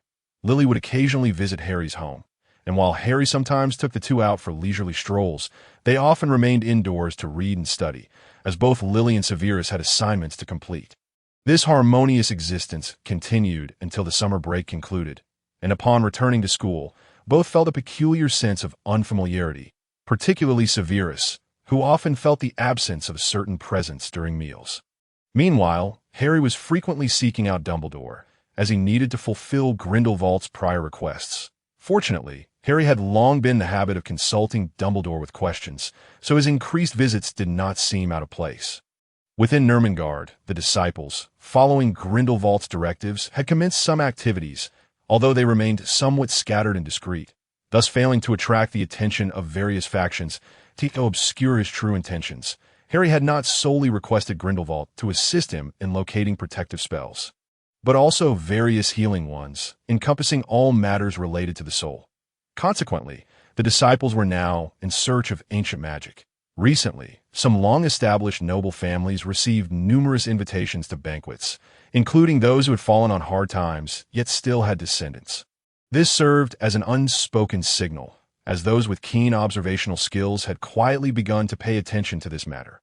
Gradually, whispers began to circulate within the noble circles, speculating that the individual at Nurmengard might be experiencing health issues. Otherwise, why would the disciples collectively seek out healing and protective artifacts? Humans have an inherent fascination with the dissemination of seemingly plausible rumors, which even reached Dumbledore at Hogwarts. Initially, Dumbledore was skeptical, yet the enticing nature of the rumors gradually eroded his doubt, especially as he had not kept up with news from Nurmengard for quite some time and had not seen him in ages. Reflecting on Grindelwald's imprisonment within Nurmengard, Dumbledore's heart was heavy with an endless sense of melancholy. He often pondered how their paths had diverged to this point, yet fate was an inexorable force. He contemplated whether he should visit Nurmengard. After all, if the rumors bore truth, it could be their last opportunity to meet. However, he continually hesitated to confront his own feelings, fully aware of what he feared. Recently, Harry had discerned that Dumbledore seemed rather distracted, even showing little interest in his favorite desserts, concern for his well-being. Harry kept a close watch and quickly uncovered the source of Dumbledore's unrest. With a spark of inspiration, Harry wondered if he could orchestrate a situation that would compel Dumbledore to visit Nurmengard, believing that Grindelwald would be immensely grateful, thus facilitating their collaboration. Without delay, Harry penned a letter to Nurmengard, though he felt his plan lacked security. However, he recognized this as a once-in-a-lifetime opportunity. Should he miss it, such a chance might never present itself again. Upon receiving Harry's letter, Grindelwald initially deemed the plan hasty, yet the overwhelming urge within him propelled him to act according to Harry's guidance. He made arrangements. He mused that even if Albus chided him afterward, it would matter little. The chance to see him again was more than enough. After all, his owl had been rather unyielding, allowing no opportunity for them to meet in all these years. Thus, he allowed his body to gradually deteriorate, for in his eyes, death might indeed be his most suitable refuge. However, Harry's arrival thwarted his negligence. He could not permit Albus to be harmed, fully aware of the impending consequences. Even if he would later reproach himself, he would still choose this course of action. Grindelwald, influenced by Harry's counsel, made certain adjustments and disseminated the notion that he was gravely ill and nearing death. Particularly focusing on the British audience, he then began to wait quietly, anticipating the return of the one he yearned for day and night. Upon learning of Grindelwald's latest news, Harry's lips twitched. He had merely suggested that he feigned severe illness. Yet Grindelwald had taken it a step further. It seemed likely that Dumbledore would soon leave the school to attend to official matters. Harry could only silently wish Grindelwald good fortune, for such matters would be easily unraveled upon close observation during their meeting. He decided it prudent to manage his own affairs before concerning himself with others. As the new term commenced, perhaps due to maturation or other reasons, James had markedly reduced his harassment of Severus. Harry surmised that the primary reason was that James hardly encountered Severus during their free time. He commended his previous actions, having indirectly averted numerous conflicts. Presently, James was wholly devoted to pursuing Lily, while Severus immersed himself in potion studies. Through his observations, Harry noted that James remained unaware of Lupin's lycanthropy. Recalling the gentle yet tragically fated man, Harry felt a pang of sympathy for the monthly torment he endured. Recently, Severus, under Harry's encouragement, had commenced the refinement of the wolfsbane potion. Although puzzled, Severus complied, as he too was intrigued by the potion. The foremost ambition was to enhance the current formula, reducing its side effects, and potentially resolving the transformation issue faced by werewolves each month. Achieving this would undoubtedly elevate his reputation and status dramatically. Consequently, Severus eagerly delved into the potion lab Harry had prepared, embarking on a new round of potion research. Harry expressed his unwavering support for Severus's endeavors, as long as they did not provoke any conflict with James, since Grindelwald had begun to spread the news of his impending demise, to his surprise. Dumbledore had not yet arrived, yet numerous hidden traitors within the Order had been uncovered, much to Grindelwald's unexpected delight. After all, his prolonged absence had afforded some individuals the opportunity to entertain unwarranted thoughts. Should any unstable factors arise, those who had previously interacted with him might waver in their loyalties, thus providing a timely opportunity to cleanse his ranks. However, as days passed, the person he longed to see remained elusive, prompting him to question the efficacy of his strategy. In response, he penned several letters to Harry, all bearing similar inquiries regarding Dumbledore's whereabouts. Observing the stack of repetitive letters on his desk, Harry found himself at a loss for words. He had previously stated that he held no absolute certainty, merely suggesting it as a trial. This had now turned into a self-inflicted predicament. Fortunately, Harry's headache did not linger long. Just as Grindelwald was about to draft yet another letter, Harry's correspondents arrived, informing him that they would have to wait until after the Quidditch tryouts. Thus, he resigned himself to further waiting. Recently, the students at Hogwarts were particularly animated due to the approaching Quidditch tryouts, especially those aspiring to join the Quidditch team, who practiced fervently on the pitch, ever prepared for the final match. The Slytherin students, too, exhibited rare enthusiasm, contrasting sharply with Severus's calm demeanor, which seemed somewhat out of place amidst the excitement. Observing Severus's tranquil presence in his office, Harry could not suppress his curiosity. "Severus, do you truly harbor no interest whatsoever in Quidditch? It is such a captivating sport," since Lily had stayed at Harry's home over the summer. Their manner of address had become rather distant. Initially, she insisted that Harry refer to Severus as Sev, but Harry found it uncomfortable and defaulted to calling him by his full name, Severus, seeing Harry's exuberance when discussing Quidditch. Severus was further convinced of Harry's Gryffindor inclinations.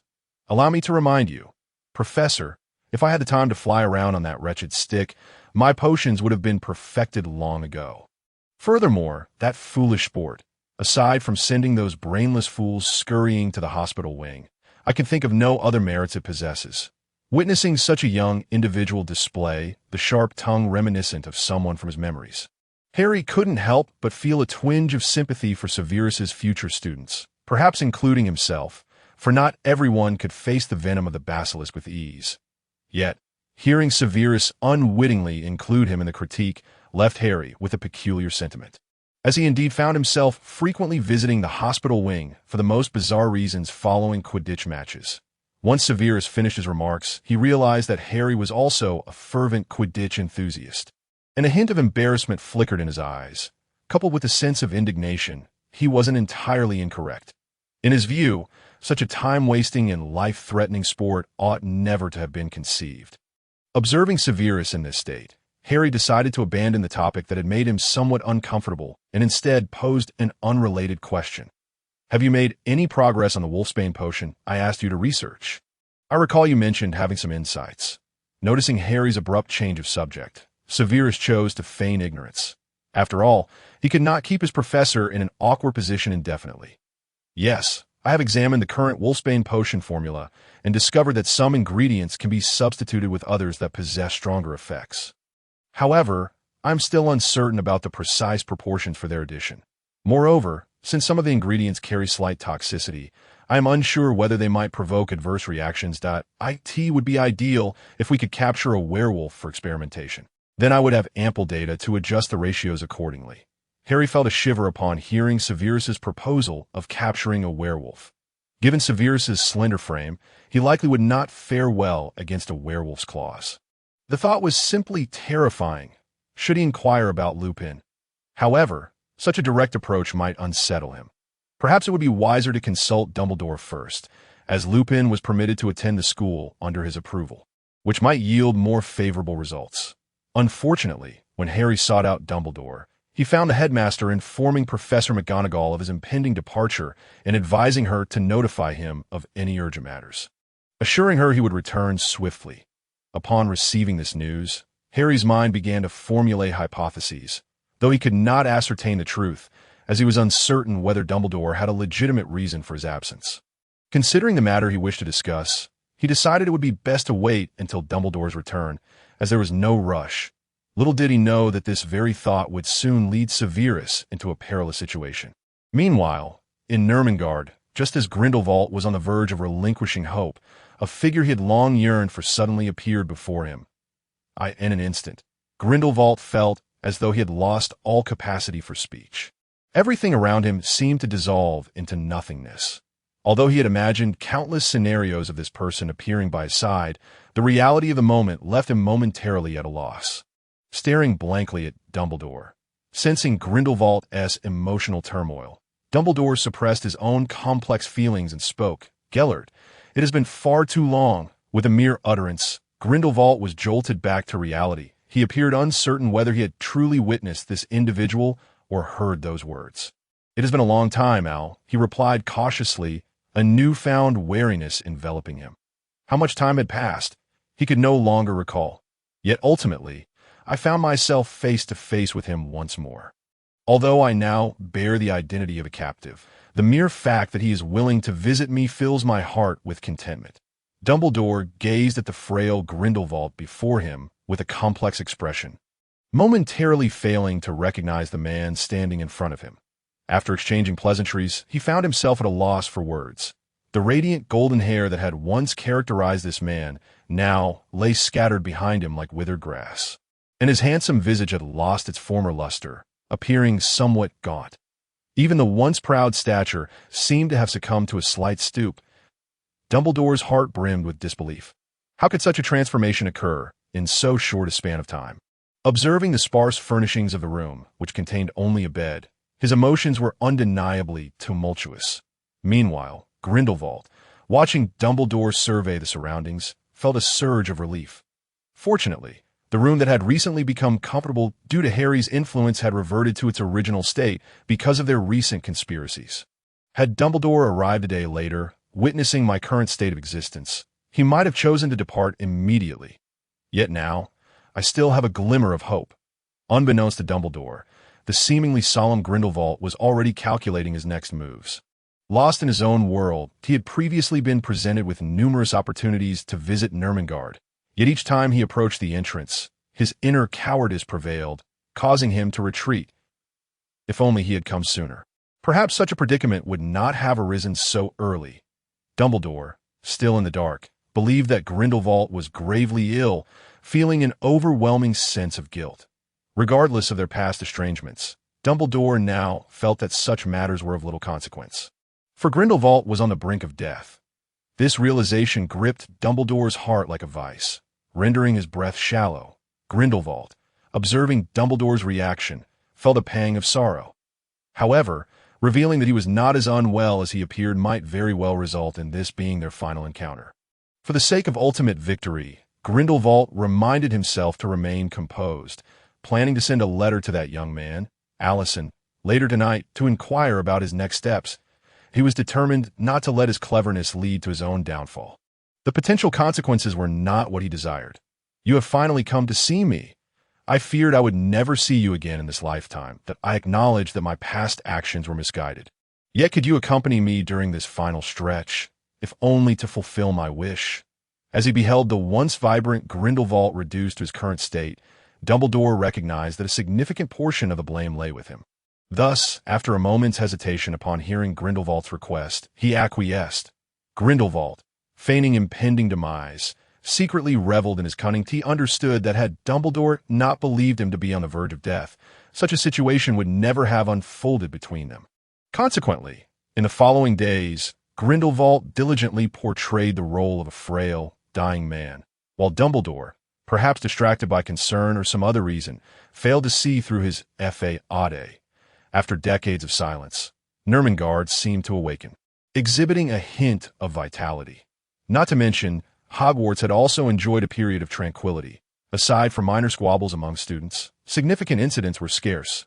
Moreover, due to Severus spending his days ensconced in Harry's office, James had no opportunity to instigate trouble there, leading to a notable decline in the frequency of student brawls. Additionally, with Lily and Severus spending less time together, James remained in a state of exuberance, even causing Sirius to find his peacock-like behavior somewhat insufferable, while Remus and Peter could only watch quietly from the sidelines. However, Lily's impression of James remained tainted by his previous actions toward Severus, and she harbored little fondness for him, especially given his inadequate apologies. Yet when faced with James' pitiful gaze, her heart softened. Recently, due to Harry's influence, James had refrained from any actions that might aggravate Lily, aside from his incessant pursuit of her attention. Once James secured Lily's consent to accompany him to the library, he was nearly overcome with excitement. This was the first time she had agreed to spend time alone with him, and he felt grateful that Sirius and the others had left early. Severus remained blissfully unaware of these developments, his focus solely on the reactions within his cauldron. Even Harry, observing Severus's intense concentration, felt a surge of admiration. If only he had applied himself with half the diligence that Severus did. He mused silently. Watching Severus remain oblivious to Lily's departure, Harry found himself at a loss for words. As long as Severus was engrossed in potion-making, he would remain indifferent to the world around him. After what felt like an eternity, as Severus finally wrapped up his potion brewing, Harry seized the opportunity to inform him that Lily had left. Upon hearing Harry's inquiry about her whereabouts, Severus's expression shifted to one of confusion. He could not recall any actions on his part that might have angered her. The intricacies of a woman's heart were indeed difficult to decipher. Harry nearly choked on his drink upon hearing Severus's bewildered musings. He vividly recounted the events that had led to Lily's departure, leaving Severus stunned. The realization that he had unknowingly upset Lily was a shock. He had no recollection of such an occurrence. However, now that Lily had been driven away, and considering Harry's account suggested the situation was not as dire as he had feared, he resolved to apologize to her at their next meeting. For now, his focus had to remain on Potion Dash, making Severus prepare to dive back into his work. Harry hurriedly intervened. "Severus, I did not give you this gift merely to transform you into a research-obsessed machine. Now, put down your potion ingredients and come with me to unwind." Noticing Severus's inclination to protest, Harry quickly added, "I believe your current state requires a change of pace. Besides, that book will not vanish overnight. So come with me now." Severus, observing Harry's resolute demeanor, reluctantly conceded, acknowledging that his own state of mind had indeed become rather fraught of late. This was not solely due to the unresolved issues surrounding the Wolfsbane potion. Rather, it was the fragmented portions of the text that left him utterly perplexed. Consequently, he felt an undeniable sense of urgency gnawing at him. Harry led Severus to the tower, sharing that he often retreated there whenever faced with challenges. After all, an excessively tense disposition is hardly conducive to well-being, that he suggested that sometimes simply allowing oneself to dwell in tranquility might yield solutions. In a bid to comfort Severus, Harry remarked on his impressive capabilities. Noting that he had never witnessed a second-year student independently concoct such intricate potions, Harry advised Severus to refrain from imposing undue pressure upon himself. While a modicum of stress can indeed foster growth, excess can be detrimental. Thus, moments of relaxation should not be squandered in relentless self-criticism. That he then recounted anecdotes from his own student days, selecting tales that he could share, albeit with a degree of embellishment. Mindful of the potential ramifications of divulging too much detail, Severus listened to Harry's tales of misadventures and subsequent detentions dispensed by professors. His curiosity prompted him to inquire whether Durmstrang also enforced such punitive measures. Realizing he had perhaps overshared, Harry opted for a vague response to sidestep the question. As Severus absorbed Harry's experiences, he sensed an intangible closeness developing between them. Gazing out at the distant scenery, the agitation that had previously plagued him regarding his potion's lack of progress began to dissipate significantly. Following a period of relaxation in Harry's company atop the tower, Severus gradually recalibrated his mindset, resolute not to let Harry's efforts be in vain. Under Harry's guidance, he recognized that there was no need for undue haste. After careful analysis, he surmised that the most probable cause of his current predicament lay in his insufficient knowledge to support the ongoing research. Thus, he resolved to focus on accumulating experience to bridge his gaps in understanding. Furthermore, he acknowledged the necessity of gathering extensive materials to enhance his knowledge, understanding that patience was imperative after several days of observation. Noting that Severus appeared far more composed than before, Harry felt relieved, as he had been apprehensive that Severus's impatience might lead to dire consequences. Having reassured Severus, Harry turned his attention to his own research endeavors. Recently, he stumbled upon a spell reminiscent of protective charms, albeit with certain activation conditions that were somewhat incomplete.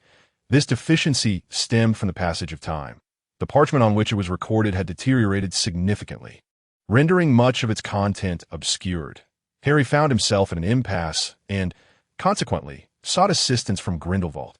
His discovery occurred within the restricted section, where it was nestled among a tome chronicling dark magic.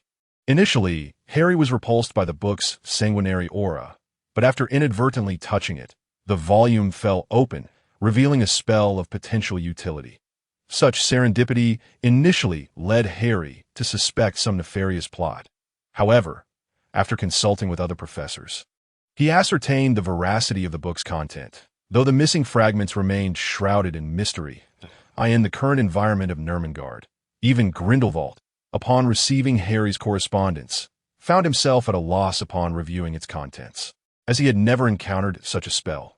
Additionally, with Dumbledore still present in Nurmengard, Grindelwald faced numerous constraints in his actions. He replied to Harry, informing him of his unfamiliarity with the spell, and advised Harry to directly reach out to his followers, the Saints, urging them to leverage their resources in assisting Harry in uncovering information pertinent to the spell he possessed. Harry, relieved to no longer be fighting alone, reveled in the support of others, relishing the authority to issue commands.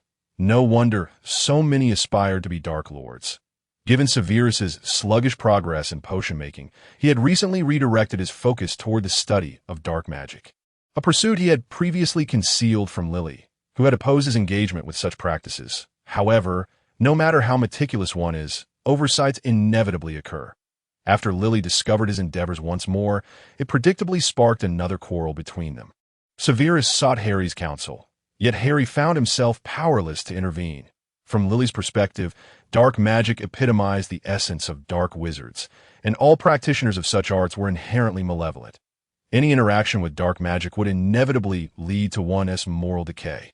Even when Severus invoked Harry's rationale, it bore no fruit, for in Lily's binary worldview, she could not comprehend nor accept such notions, rendering further discourse futile. A veritable deadlock. The discord between them extended beyond Severus's pursuit of dark magic. Their differing environments and ideologies compounded their strife. The animosity between their respective houses exacerbated matters. Even with limited interaction, extremist elements in both houses harbored disdain for anyone deviating from their beliefs. Setting aside Severus's prior victimization at the hands of James due to his association with Lily, the internal dissent within Slytherin regarding Severus's mixed blood status intensified, particularly in light of Lily's influence. Overshadowing their apprehensions regarding Lucius's power, they believed Severus ought to limit his associations with Gryffindor students, especially as Lily lacked any wizarding lineage, thus amplifying the scrutiny from the blood purists within Slytherin. While Severus initially managed to navigate these challenges, the incessant buzzing became overwhelming, and Lily's recent accusations left him increasingly fatigued. Simultaneously, Lily found herself the target of escalating hostility from certain Gryffindor girls. Spurred by James's ostentatious behavior, they began to deliberately ostracize her.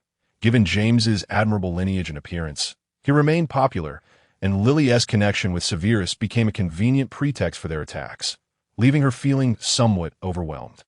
Consequently, the rift between them deepened amid the myriad of conflicts. Previously, out of a momentary pang of guilt, Dumbledore acquiesced to Grindelwald's final request, leading him to visit Nurmengard daily, as he could not betray his word.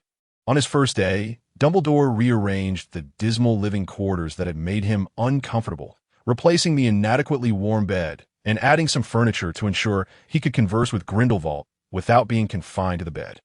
Primarily, he wished to prevent Grindelwald from continuing to reside in such squalor. Having witnessed it, he could not allow it to persist. Once he had tidied the room to his satisfaction, he informed Grindelwald that he would return the following day before departing Nurmengard. Evidently, the wards of Nurmengard posed no barrier to Dumbledore. As he vanished from sight, Grindelwald felt a twinge of reluctance, yet he suppressed his emotions, knowing he had plans to orchestrate.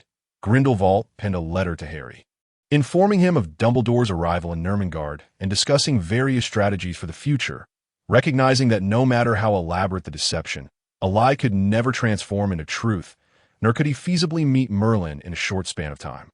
He believed that with Dumbledore's keen observational skills, the truth could not remain concealed for long, necessitating meticulous preparation for when the deception unraveled. As night descended, Grindelwald summoned his most trusted saints to deliberate on strategies. Given his current emotional state, he found himself incapable of devising any useful plans.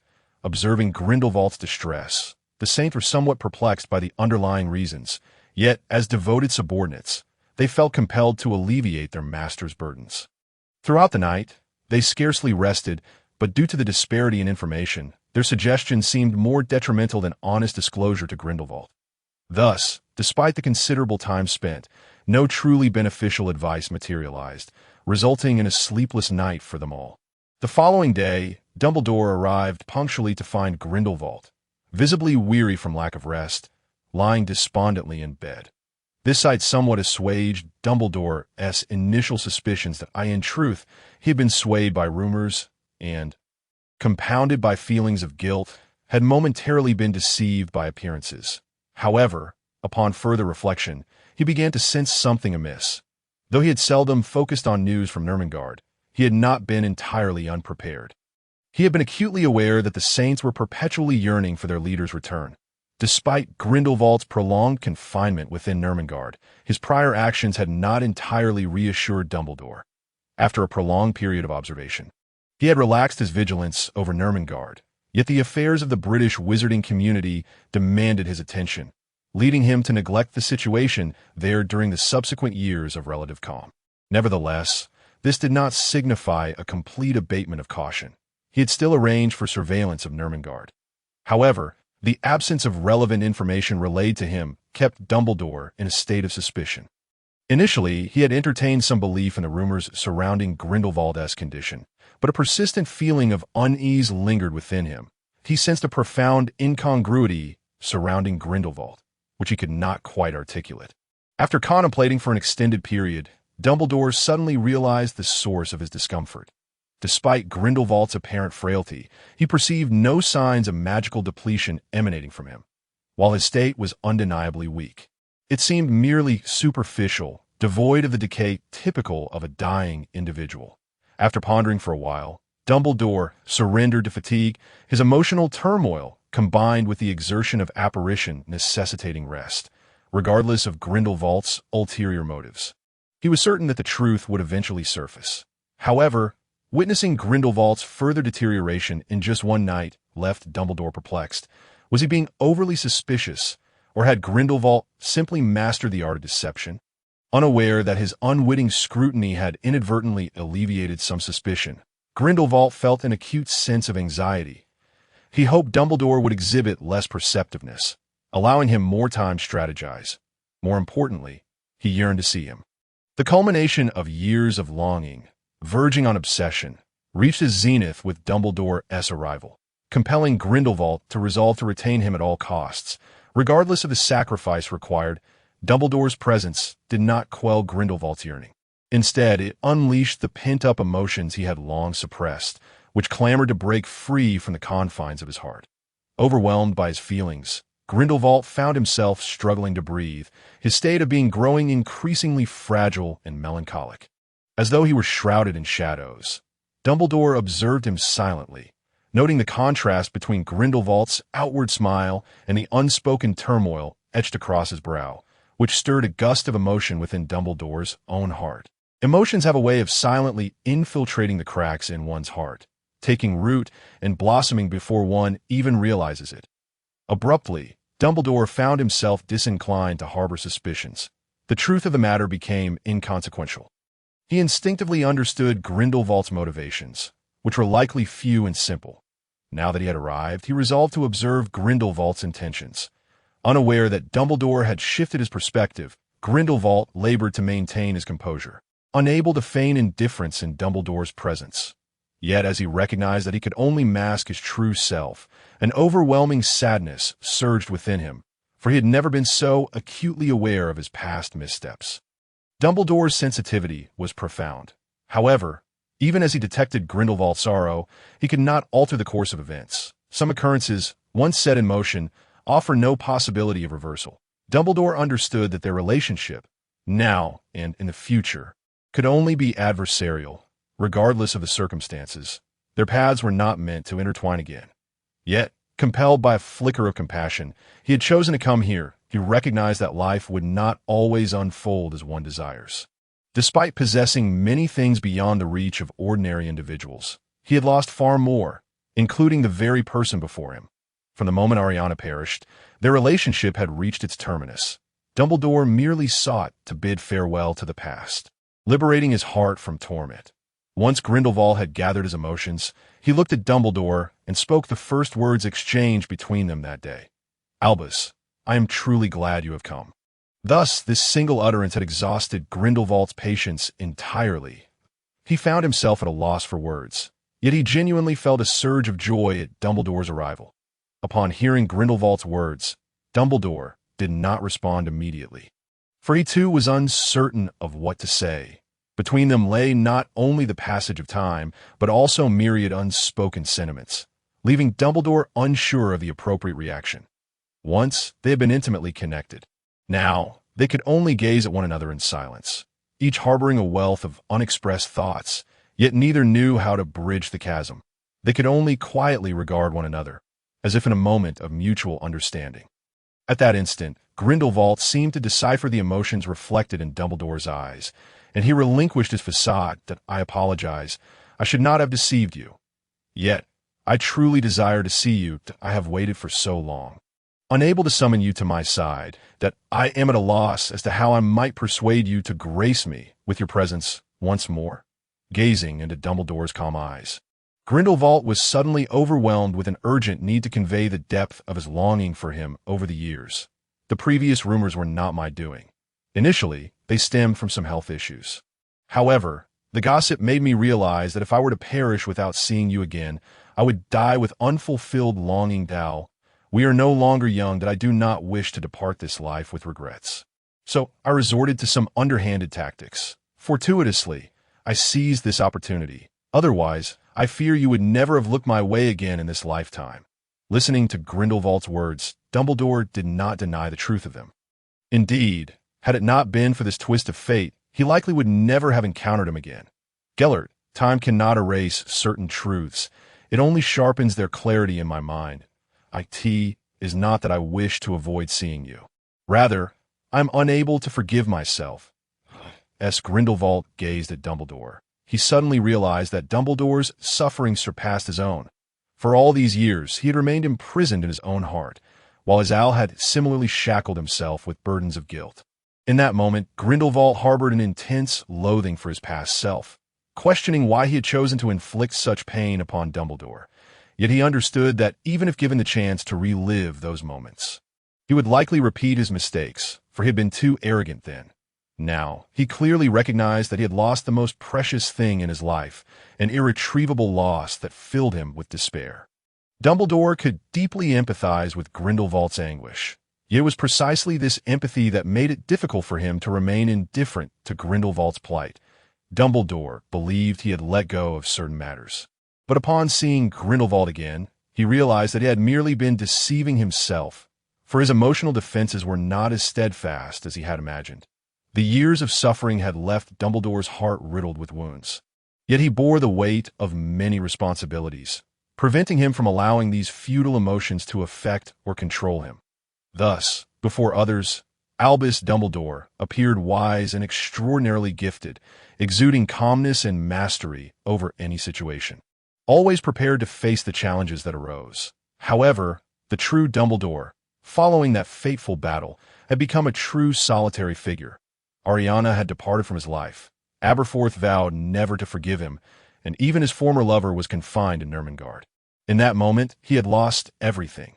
Dumbledore had never envisioned that one day his life would become so bleak, while the facade he maintained grew increasingly resplendent, leaving his inner world empty and desolate.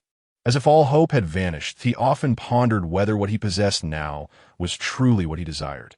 Yet, in the next breath, he resolutely reassured himself that everything was his own choice, and there was no alternative but to continue down this irreversible path. Thus, Dumbledore garnered the admiration of all, for the contributions he made, deemed exceptional by outsiders, elevated him to a pedestal of respect and fear. In that moment, Grindelwald could not bear to blink. Fixated on Dumbledore, realizing how long it had been since he had truly looked at his owl, he meticulously traced Dumbledore's features with his gaze, as if he could imprint him upon his very soul. When Dumbledore regained his focus, he beheld Grindelwald in this state, feeling somewhat unsettled by the intensity of his gaze, yet considering his own resolution. Dumbledore offered him a measure of understanding. "Since you have confessed, I have no grounds for pursuit. I hope such matters do not recur. Furthermore, once you assure me there is nothing amiss, I believe I need not linger here any longer." After uttering these words, Dumbledore attempted to depart. He could not remain too long, lest the walls he had so painstakingly erected would crumble before his very eyes without his knowledge. Grindelwald, of course, would not allow him to leave so easily. Fortunately, he had altered the castle's enchantments overnight, rendering it impossible for Dumbledore to simply depart. It was evident that Dumbledore had recognized this issue. As his previous attempt to disapparate had failed, he cast a penetrating gaze at Grindelwald, contemplating what he might be scheming as if sensing Dumbledore's thoughts. Grindelwald chuckled softly, provoking a fit of coughing from him. Nevertheless, he steadied his weary form and approached Dumbledore, standing before him and meeting his gaze earnestly. "Al, rest assured, I only wish for you to spend a little more time with me. There are no ulterior motives. Given my current state, I pose no threat to you." Grindelwald was acutely aware of Dumbledore's suspicions. Yet he understood that if he allowed Dumbledore to depart today, they would truly never intersect again in this life. He did not wish for such an outcome. He cannot afford to squander what little time remained. "Al, while I do not know what resides in your heart, I truly regret my actions. In the days I have been without you, I have repented daily for what I have done. We are no longer young.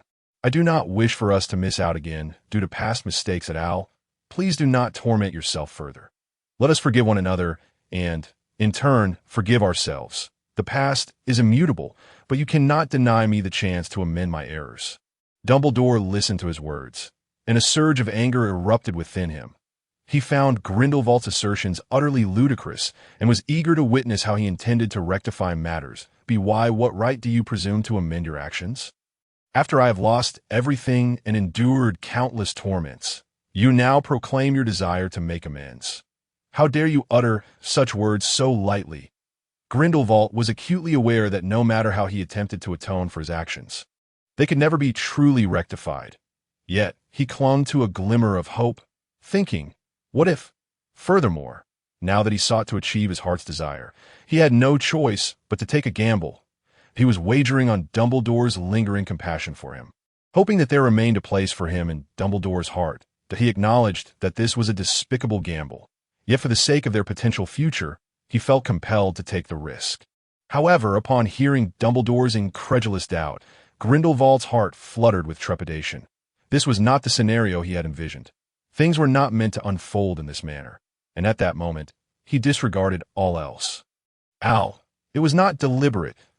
If you still harbor resentment, then you may as well end my life now.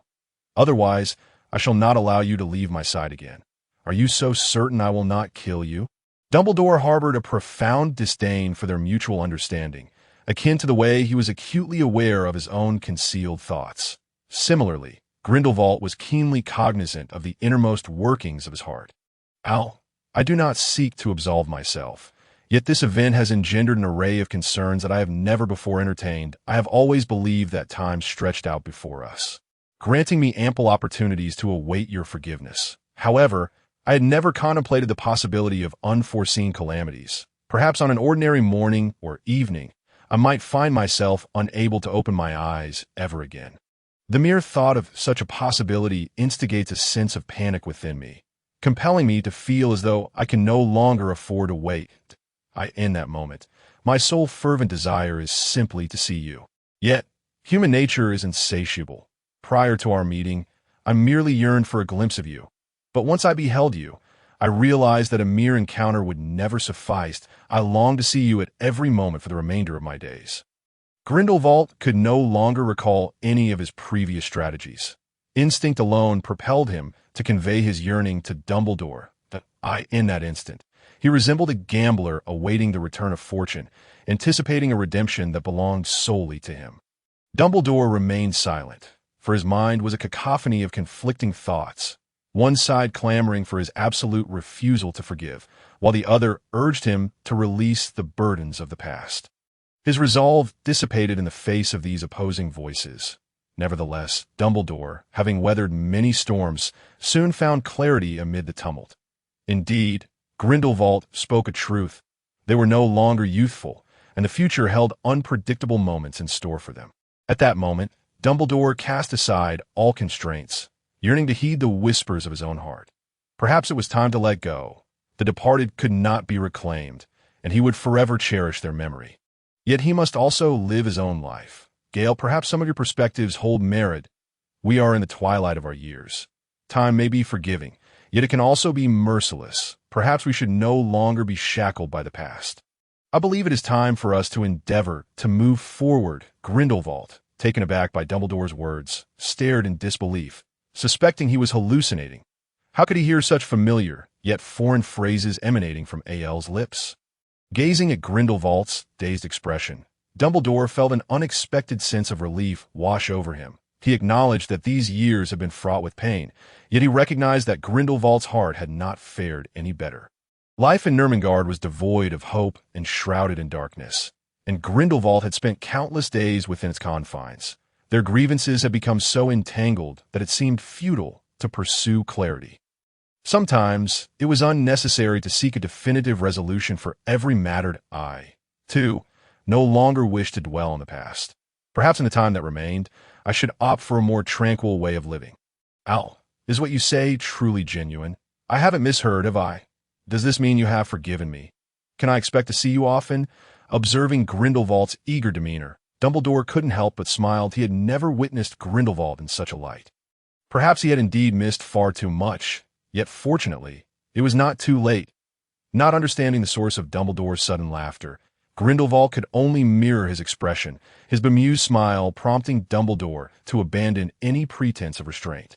Listening to Dumbledore's laughter, Grindelwald was transported back to a day many years prior when he had smiled at himself in a similar manner, only to be dazzled by that very smile. A gust of wind had swept across his face, stirring love within his heart. Suddenly, Grindelwald stepped forward and enveloped Dumbledore in an embrace. Unbeknownst to Dumbledore, tears welled in Grindelwald's eyes, for he had come to the poignant realization that he had finally attained his redemption. Dumbledore gently patted Grindelwald's shoulder, signaling him to release him. Yet in that moment, Grindelwald had no intention of complying. He had longed for this moment, and he was determined to reclaim what had been lost. Beginning with this renewed embrace, that moment. Ermengarde was bathed in the soft glow of the setting sun, casting a gentle radiance upon the walls. The silhouettes of the two figures embracing were clearly etched upon the wall, with the slanting light enveloping them in a warmth that, while no longer dazzling, remained bright and comforting. Through sheer tenacity, Grindelwald had successfully kept Dumbledore and Ermengarde, and his recent days had been filled with considerable joy. It was only after several days had passed, prompted by his subordinates, that Harry was reminded of Grindelwald's existence in a distant corner of his mind. He penned a reply to Harry, sharing some news. He began by lavishly praising Harry, crediting him for enabling him to seize this opportunity, leading to his successful endeavor. Naturally, the anxieties that had plagued him were not something Harry needed to be burdened with. Next, he conveyed some less favorable news. He had received a response from the Saint, revealing that the spell Harry had sought had now been lost to time, its specifics long forgotten. The primary reason for this was that the spell's creator had vanished many years ago, leaving no trace of his whereabouts. Consequently, they could only endeavor to devise potential solutions or consider abandoning their quest altogether. Upon learning of Grindelwald's forgiveness, Harry initially struggled to believe it, yet as he read Grindelwald's letter, the uncontained pride woven into the text left him thoroughly convinced. What had started as a mere immature suggestion had somehow culminated in success. It seemed that he truly was deserving of Merlin's gifts. How thankful he was to himself. Upon receiving the final message, Harry's brow furrowed with concern. He had anticipated a lack of resolution, yet the reality of the situation left him unable to suppress his inner disappointment. Although the fusion aspect of the Time Turner remained steadfast for the time being, Harry could not shake his worries. After all, he had no way of knowing when the intertwined magical runes and spells might revert to their original state, at which point it would be too late to act. Driven by a sense of urgency, Harry promptly replied to Grindelwald, urging him to devise a solution on his end, while he himself still had matters to attend to.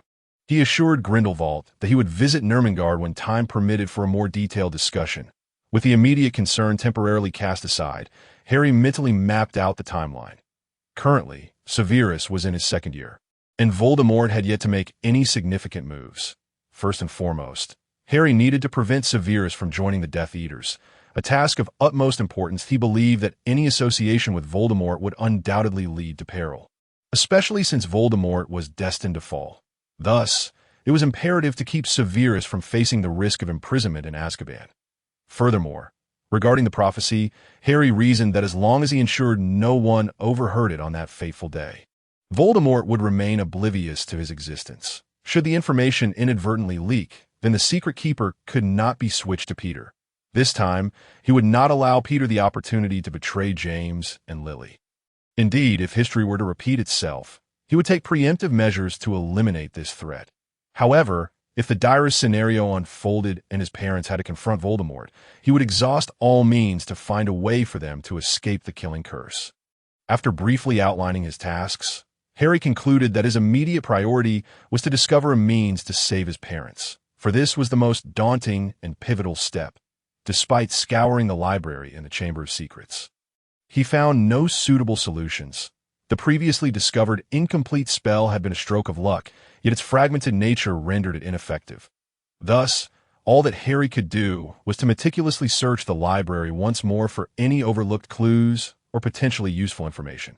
Although his second search yielded no remarkable discoveries, he did uncover a large magical diagram intended for use in architecture. Upon seeing it, Harry instinctively sensed its potential utility, promptly adding it to his collection for further study. Recently, he noticed that Severus had once again retreated into his office, consumed by his studies to the detriment of his well-being. This puzzled Harry, as Severus had seemed responsive to his words not long ago. After persistent inquiries, Severus revealed that Lily had discovered his studies in dark magic and had not spoken to him for several days. "Professor, why is Lily so averse to dark magic? I did communicate what you told me, but she insists I am merely making excuses, that I am at a loss for how to communicate with her." "Well, regarding your situation, I have no perfect solutions. Lily has experienced too little. Her worldview is starkly black and white, which makes it natural for her to struggle with understanding my perspective. Observing Severus's evident frustration, Harry sought to console him, though he was uncertain of its effectiveness. You must realize that no one can truly empathize with another's experiences. You cannot impose your values onto Lily. You both need to gradually find a way to understand one another, but this will be a challenging endeavor. Additionally, remember that Lily is a Gryffindor. If you continue to approach her with a Slytherin mindset, the conflict between you will only intensify. What should I do, Professor? First, understand that conflict among friends are normal. Do not resort to silence when issues arise, as this will only drive a wedge between you. What you need to do now is to leave your office and seek out Lily. Clarify whether she's upset because you're studying dark magic or because you concealed it from her. Isn't it the same? Not at all. If it is the former, as long as you do not abandon your studies in dark magic, the conflict will persist. If it is the latter, the crux of the issue lies in the secrecy, not in the study itself. Harry had subtly shifted the concept, fully aware that Lily was indeed angry due to his dark magic studies. Nevertheless, he could only encourage Severus to pose the question in this manner, hoping it might lead to a breakthrough. But Lily has always opposed my study of dark magic. There is no room for negotiation here. Perhaps in a few days, she will simply cool off. Severus, being sensitive, could easily detect the underlying nuances in Harry's words. He understood the root of the issue as well. Yet, as Harry had mentioned, there was no perfect solution to this dilemma. Severus was aware that he would not relinquish his pursuit of dark magic, not merely out of passion, but out of necessity to enhance his abilities. Given the increasing challenges within Slytherin, he needed to cultivate the means to protect himself. Severus also recognized Harry's quiet support. After one particular instance of leaving the office, he realized he had forgotten something. Upon returning, he witnessed Harry conversing with Lucius, clearly observing Harry handing something to him. The following day, Severus noted a marked shift in Lucius's demeanor towards him. Understanding that from the outset, Lucius had been assisting him due to the advantages bestowed by Harry, Severus grasped that, given his status as a Muggle born in Slytherin, it was improbable for him to reside in the prefect's quarters, especially since he had not even known Lucius at that time. It was inconceivable for Lucius to lower himself to provide support. The misfortunes in his life had forged a sensitive and insecure Severus. Yet upon learning of his wizarding heritage, a subtle pride began to intertwine with his insecurities. Thus, despite enduring various injustices, he had managed to remain unfazed, as Lily was the singular vibrant hue in his otherwise monochrome existence. However, Harry's arrival disrupted the equilibrium within Severus's heart. For the first time, someone had shown him kindness without reason, concern for his well-being, remembering his birthday, and acknowledging his preferences. Even when Lily failed to comprehend him, Harry never questioned him. Thus, as Severus began to grasp the significance of these gestures, it felt as though a small chisel had carved a niche in his heart, allowing the sunlight to filter through, gradually warming his spirit. Severus was suddenly struck by the realization that throughout his entire life, he might never encounter another individual quite like Harry. Consequently, Harry later sensed a subtle transformation within Severus. Though he could not articulate the very least, Severus appeared to possess emotions of his own, no longer maintaining the perpetual stoicism he had previously exhibited. Observing Severus as he identified the flaws in his words, Harry found himself at a loss, for Lily's disposition mirrored her vibrant personality, sunny and cheerful, yet such brightness left no room for imperfections. Thus, Harry could only hope that, as Severus suggested, Lily would return to her former self after cooling off, lest affairs take a rather troublesome turn. Fortunately, Lily bore no intention of severing ties with Severus. After a few days of playful bickering, the two remained good friends, and Severus ceased his fruitless obsession with unyielding potion formulas. As Harry witnessed their reconciliation, he turned to find James lurking in a corner, feigning ignorance before retreating to his office, for he had matters to attend to and preferred to refrain from meddling in the affairs of the youth. The days swiftly passed, and before Harry could fully comprehend it, Christmas arrived once more. This time, Severus did not remain at school. Instead, he joined Harry at his home to celebrate the entire holiday. Drawing from previous experience, Harry ensured that every gift was delivered, but this year he received reciprocation from James and Sirius. Upon witnessing the gifts, Severus's expression shifted dramatically. He discreetly learned that Harry had bestowed Christmas presents upon the two the previous year, leading him to brood silently throughout the night. Only after Harry noticed Severus's unusual demeanor and pressed for details did he discover the reason, leaving him both amused and exasperated. He could only cleverly assert that the gifts were intended to minimize conflicts with Severus, barely managing to deflect the situation. For this Christmas, Harry gifted Severus the latest version of a defensive ensemble, a beautifully crafted brooch and cufflinks, still exquisitely designed yet aligned with Slytherin aesthetics.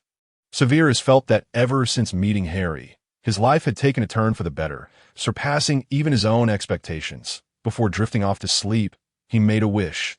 If this were a dream, may it never end. Unbeknownst to him, however, was the reality that there is no dream from which one could remain eternally awake. Following the holiday, Harry resumed his busy life. While preparing gifts for Severus, he realized that his previous thoughts had been confined within a misguided understanding. Harry had long sought ways to avert the tragic fates of James and Lily, believing that Lily's survival was solely due to an ancient spell. This fixation had led him to seek out similar enchantments to protect them. Yet, while crafting Severus's gift, a revelation struck him. Why not experiment with analogous alchemical items? He could create alchemical objects akin to the brooch he had given Severus to achieve his goals. The gift intended to shield Severus from curses and harm could be reimagined. By altering the runes and spells, could they not also serve to counter the killing curse? In a moment of inspiration, Harry found himself flooded with ideas, and without hesitation, he grabbed parchment to record his thoughts before they slipped away, determined not to miss any crucial insights. This shift in perspective could signify a significant breakthrough for Harry. Invigorated by the promise of new ideas following a period of setbacks, in the ensuing days, Severus continued to delve into the fragmented potion formulas and the refinement of wolfsbane during his free time. Lacking inspiration, he turned to the study of dark magic, alternating between the two pursuits, which surprisingly allowed him to formulate new insights regarding potion making. This resurgence of intellectual vigor swept away his previous despondency, prompting him to engage in serious analysis and research. As Severus became engrossed in his studies once again, both Lily and Harry instinctively kept their distance, aware that an immersed Severus could unleash his ire upon them, an experience born from painful lessons. Once, due to Harry's inadvertent interference with Severus's brewing process, he felt as though the very essence of the Professor Snape from his memories had possessed him. This scene was fortuitously witnessed by Lily, who had come to consult Severus, and she too was taken aback by Severus's intensity. From that moment on, whenever Severus became absorbed in his potions, they would consciously maintain silence to avoid incurring his wrath. Consequently, Harry tidied up an abandoned classroom adjacent to his office, transforming it into a makeshift workspace. After all, Severus had the protective brooch and cufflinks Harry had gifted him, so he opted to conduct his research in this new setting. This harmonious atmosphere persisted among the trio, allowing Harry to immerse himself in various studies without distraction. However, the killing curse remained one of the unforgivable curses due to its direct impact on the soul, rendering it exceptionally difficult to counteract and immensely powerful. After several unsuccessful attempts, Harry resolved to begin unraveling the curse itself. He identified a few potential methods of resistance, one being the love spell Lily had once used. However, this approach demanded a life for a life, thus rendering it impractical. Another option involved wands with twin cores, like those of himself and Voldemort, as the unique bond between twin wands rendered their spells ineffective against one another. Yet, Lily and James lacked such wands, making this avenue unviable. There were also Horcruxes, but Harry vividly recalled Voldemort's fate, and he could never allow James and Lily to fragment their souls and become such abominations. The Elder Wand, Phoenixes, and other means crossed his mind, leading Harry to realize that while the methods to counter the killing curse existed, the conditions required to achieve them were exceedingly arduous and offered little assistance to him. Thus, he needed to contemplate alternative strategies. As Harry gazed at yet another alchemical item that had exploded under the strain of the curse, he fell into deep contemplation. questioning why his efforts continued to fail despite having tested every conceivable rune and spell he could devise. A wave of indescribable disappointment washed over him, and he mused about how beneficial it would be if Hermione were present, given her remarkable intellect. Yet in the next moment, he cast aside such negativity. Since he could not achieve it alone, he would have to seek assistance. Regarding the reconciliation between Grindelwald and Dumbledore, Grindelwald eagerly awaited Dumbledore's visits to Nurmengard, for his current status barred him from leaving. However, as the headmaster of Hogwarts, Dumbledore had numerous other responsibilities, preventing him from fulfilling Grindelwald's wish for daily visits. Although Dumbledore had pledged forgiveness, the years of estrangement could not be so easily transcended. Thus, he struggled to adjust to their newfound dynamic, leaving Grindelwald feeling unfulfilled. Consequently, their meetings occurred sporadically, and the intervals were not as brief as Grindelwald had hoped. Dissatisfied with this passive situation, he began penning numerous letters to Harry, beseeching him for assistance in resolving this predicament, convinced that Harry's ingenuity outweighed that of his own subordinates. Receiving a barrage of letters from Grindelwald left Harry somewhat exasperated. He was not omnipotent. Nevertheless, to gain Grindelwald's support, he felt compelled to devise a plan. After much contemplation, Harry finally drafted a response, suggesting that since their previous agreement stated Grindelwald could not leave Nurmengard, perhaps they could ensure that the one leaving was not Grindelwald himself. Certainly, within the letter, Harry repeatedly underscores a singular point. It is imperative to inform Dumbledore beforehand and obtain his consent before proceeding. Otherwise, he remains uncertain whether Grindelwald's abrupt appearance before Dumbledore might result in him being swiftly dispatched back to Nurmengard.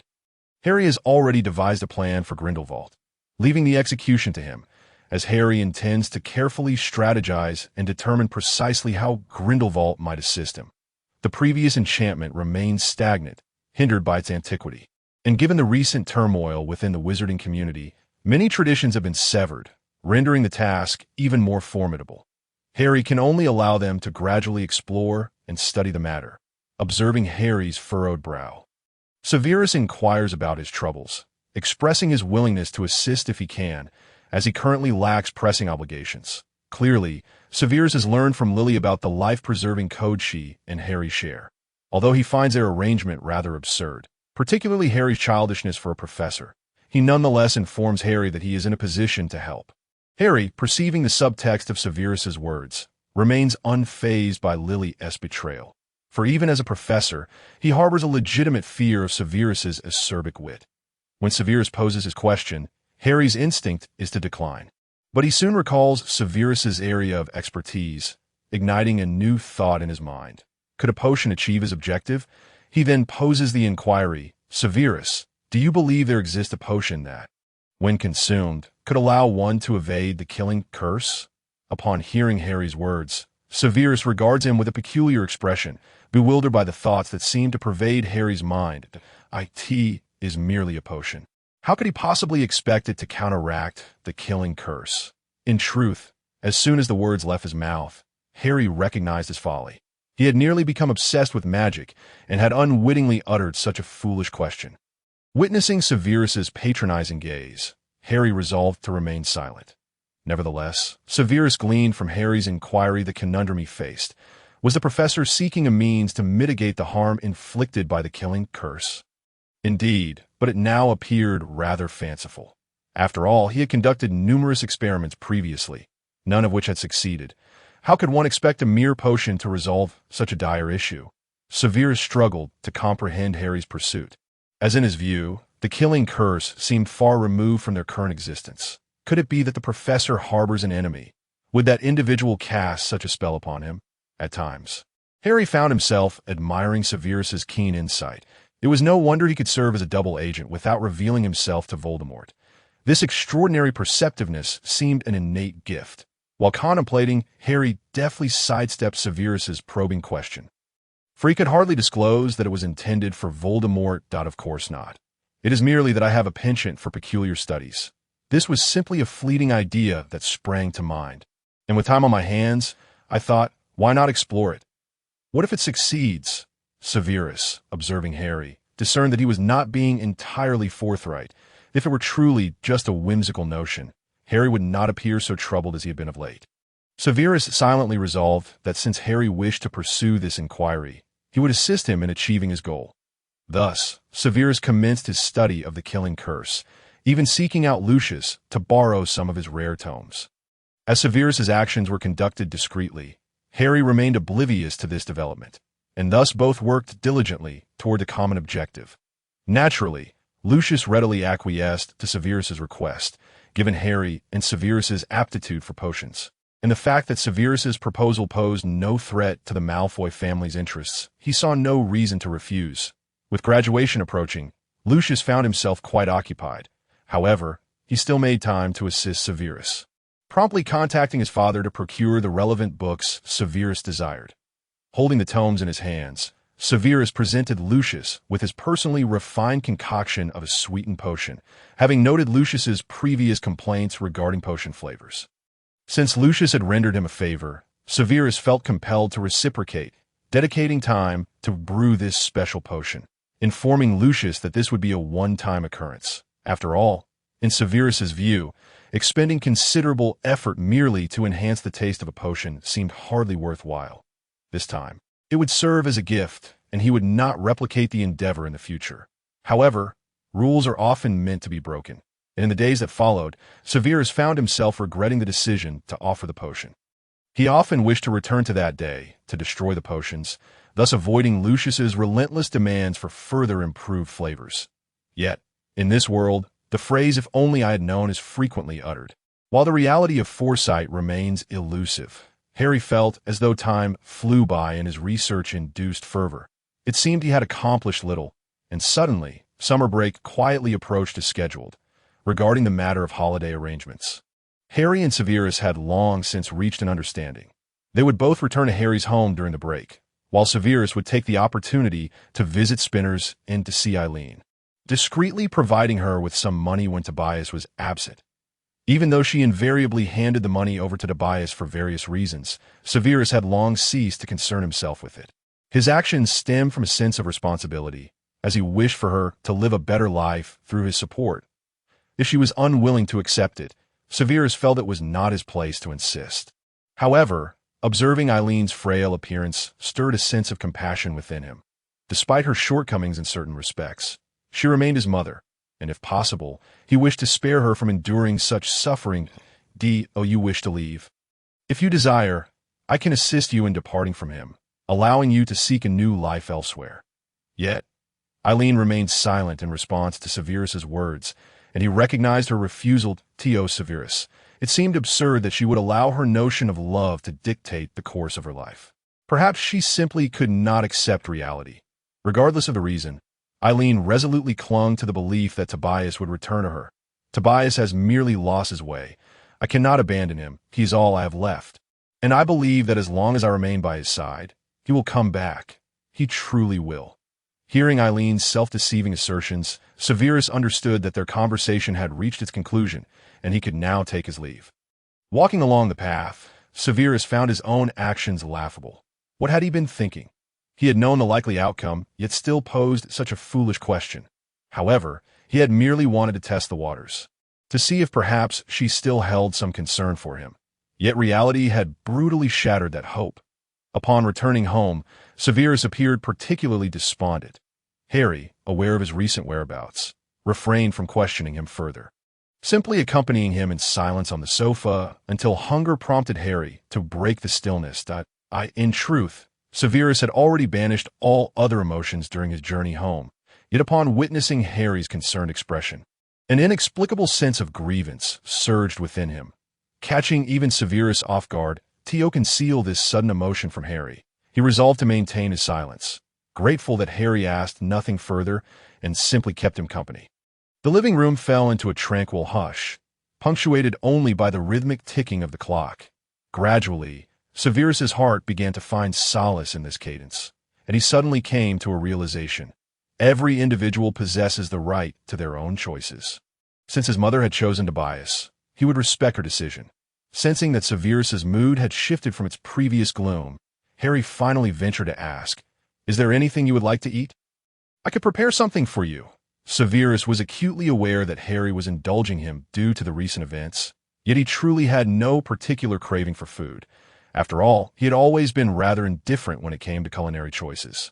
As long as it was edible, he was content. Harry, clearly cognizant of Severus's sentiments, merely sought to divert his attention, steering him away from any unpleasant recollections. Since you have no specific desires, I happen to have purchased some steaks yesterday. Let me prepare a steak for you. It seems you have yet to taste my culinary skills. Thus, Harry efficiently orchestrated their upcoming dinner, suggesting to Severus that he could retreat to his room for a brief respite, promising to summon him once the meal was ready. However, Severus declined, expressing his desire to remain present. "Professor, please continue with your tasks. I am not yet inclined to rest. I shall sit here. Should you require assistance, simply call for me. I can hear you from here." "Very well. If you find it tedious, you may occupy yourself with a book," Harry replied before turning towards the kitchen, hastening to prepare their meal. He was mindful that dining too late would be uncomfortable, and the thought of the potion's odors made him shudder slightly as he swiftly got to work. With remarkable speed, Harry completed their dinner in no time, and as they sat at the table, he observed Severus intently savoring his meal. "So, how is it? Is the flavor satisfactory? It has been a while since I last cooked, and I may be somewhat out of practice." "Not at all. It is quite delicious," Severus replied after swallowing a mouthful. Although he held no particular expectations regarding food, he could certainly discern quality. Soon, their meal concluded, and as was customary, Severus tidied the dishes before retreating to his room. The hour was late, and he resolved to defer any further tasks until the morrow. It was time he tended to his own rest. Upon returning to his bedroom, Harry resumed his own flurry of activities. He first penned a letter to Grindelwald, arranging the time and place for their forthcoming meeting.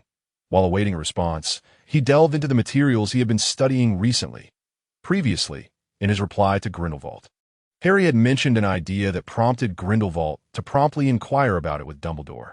Upon receiving Dumbledore's tacit approval, Grindelwald transformed into a strikingly handsome young man with golden hair. Those familiar with Grindelwald would undoubtedly be taken aback by this visage, for it resembled the youthful form he once possessed. Grindelwald had no desire to assume anyone else's appearance, yet he yearned to meet Dumbledore. Thus, he had his potion master concoct a potion akin to a youth-restoring elixir, one that would last longer than its typical counterpart. Reflecting on Harry's suggestion, Grindelwald wholeheartedly agreed. The Grindelwald of Nurmengard was a decrepit old man, while he now appeared as a dashing young gentleman. Was this not a transformation in itself?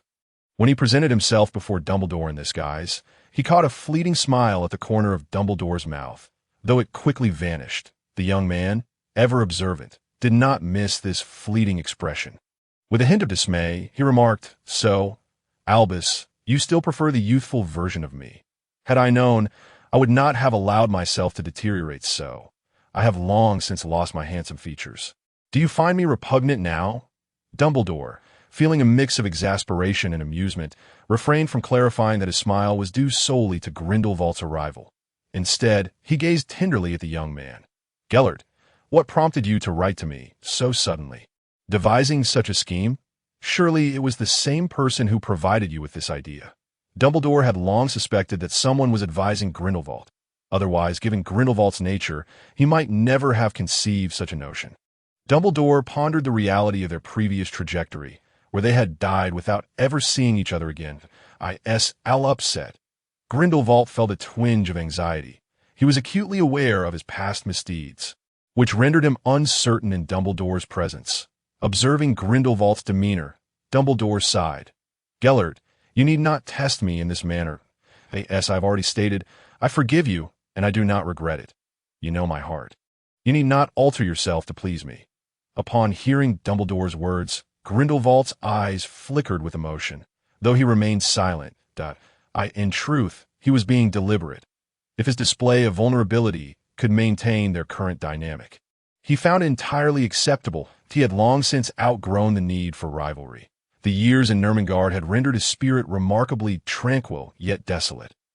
Everything in his eyes appeared equally mundane. Yet now, amidst that desolation, flowers had begun to bloom once more, and the catalyst for this resurgence was none other than Dumbledore. He recognized that this was merely a fortunate opportunity he had chanced upon, and thus he resolved to cherish it. "Albus, Once the school break arrives, let us return to Godric's Hollow together and rebuild a home, starting anew. What do you say?" At these words, Dumbledore paused, for it had been quite some time since he had visited that place. Whether it was avoidance or a reluctance to confront the painful memories associated with it, he hesitated. Grindelwald, sensing Dumbledore's reluctance, understood the underlying concerns but felt that some matters must be faced. They had missed each other for far too long, and he yearned to create memories unique to the two of them. Grindelwald hoped that if the day came when they could no longer move, reminiscing in their chairs, they would not only recall anguish and sorrow. Fortunately, they still had time. Just as Grindelwald feared Dumbledore might interpret his hesitance as a sign of unwillingness to return, Dumbledore interrupted him. "Very well, we shall go once summer vacation commences." "Really? You agree?" Grindelwald thought he must have misheard. "Indeed, I agree, but it must wait until I have completed my current tasks before I can find the time." Grindelwald scarcely paid heed to the latter part of Dumbledore's statement. Instead, he was already mentally calculating potential new residences. Observing Grindelwald's evident distraction, Dumbledore resumed his own work, for there were many matters demanding his attention, unlike the fellow before him, who seemed to have ample time for idle thoughts. Meanwhile, Grindelwald had long since settled into a brand new home, one that belonged solely to the two of them. Although the decor was quite simple, Grindelwald felt a profound sense of satisfaction, for this place was shared with the one he loved. When Dumbledore received Harry's letter, he happened to be out due to some errands, which spared Grindelwald the need to respond to Harry covertly. He quickly determined the time and location, dispatching an owl to deliver the message to Harry. While Harry was engrossed in his reading, he heard the familiar sound of tapping at the window.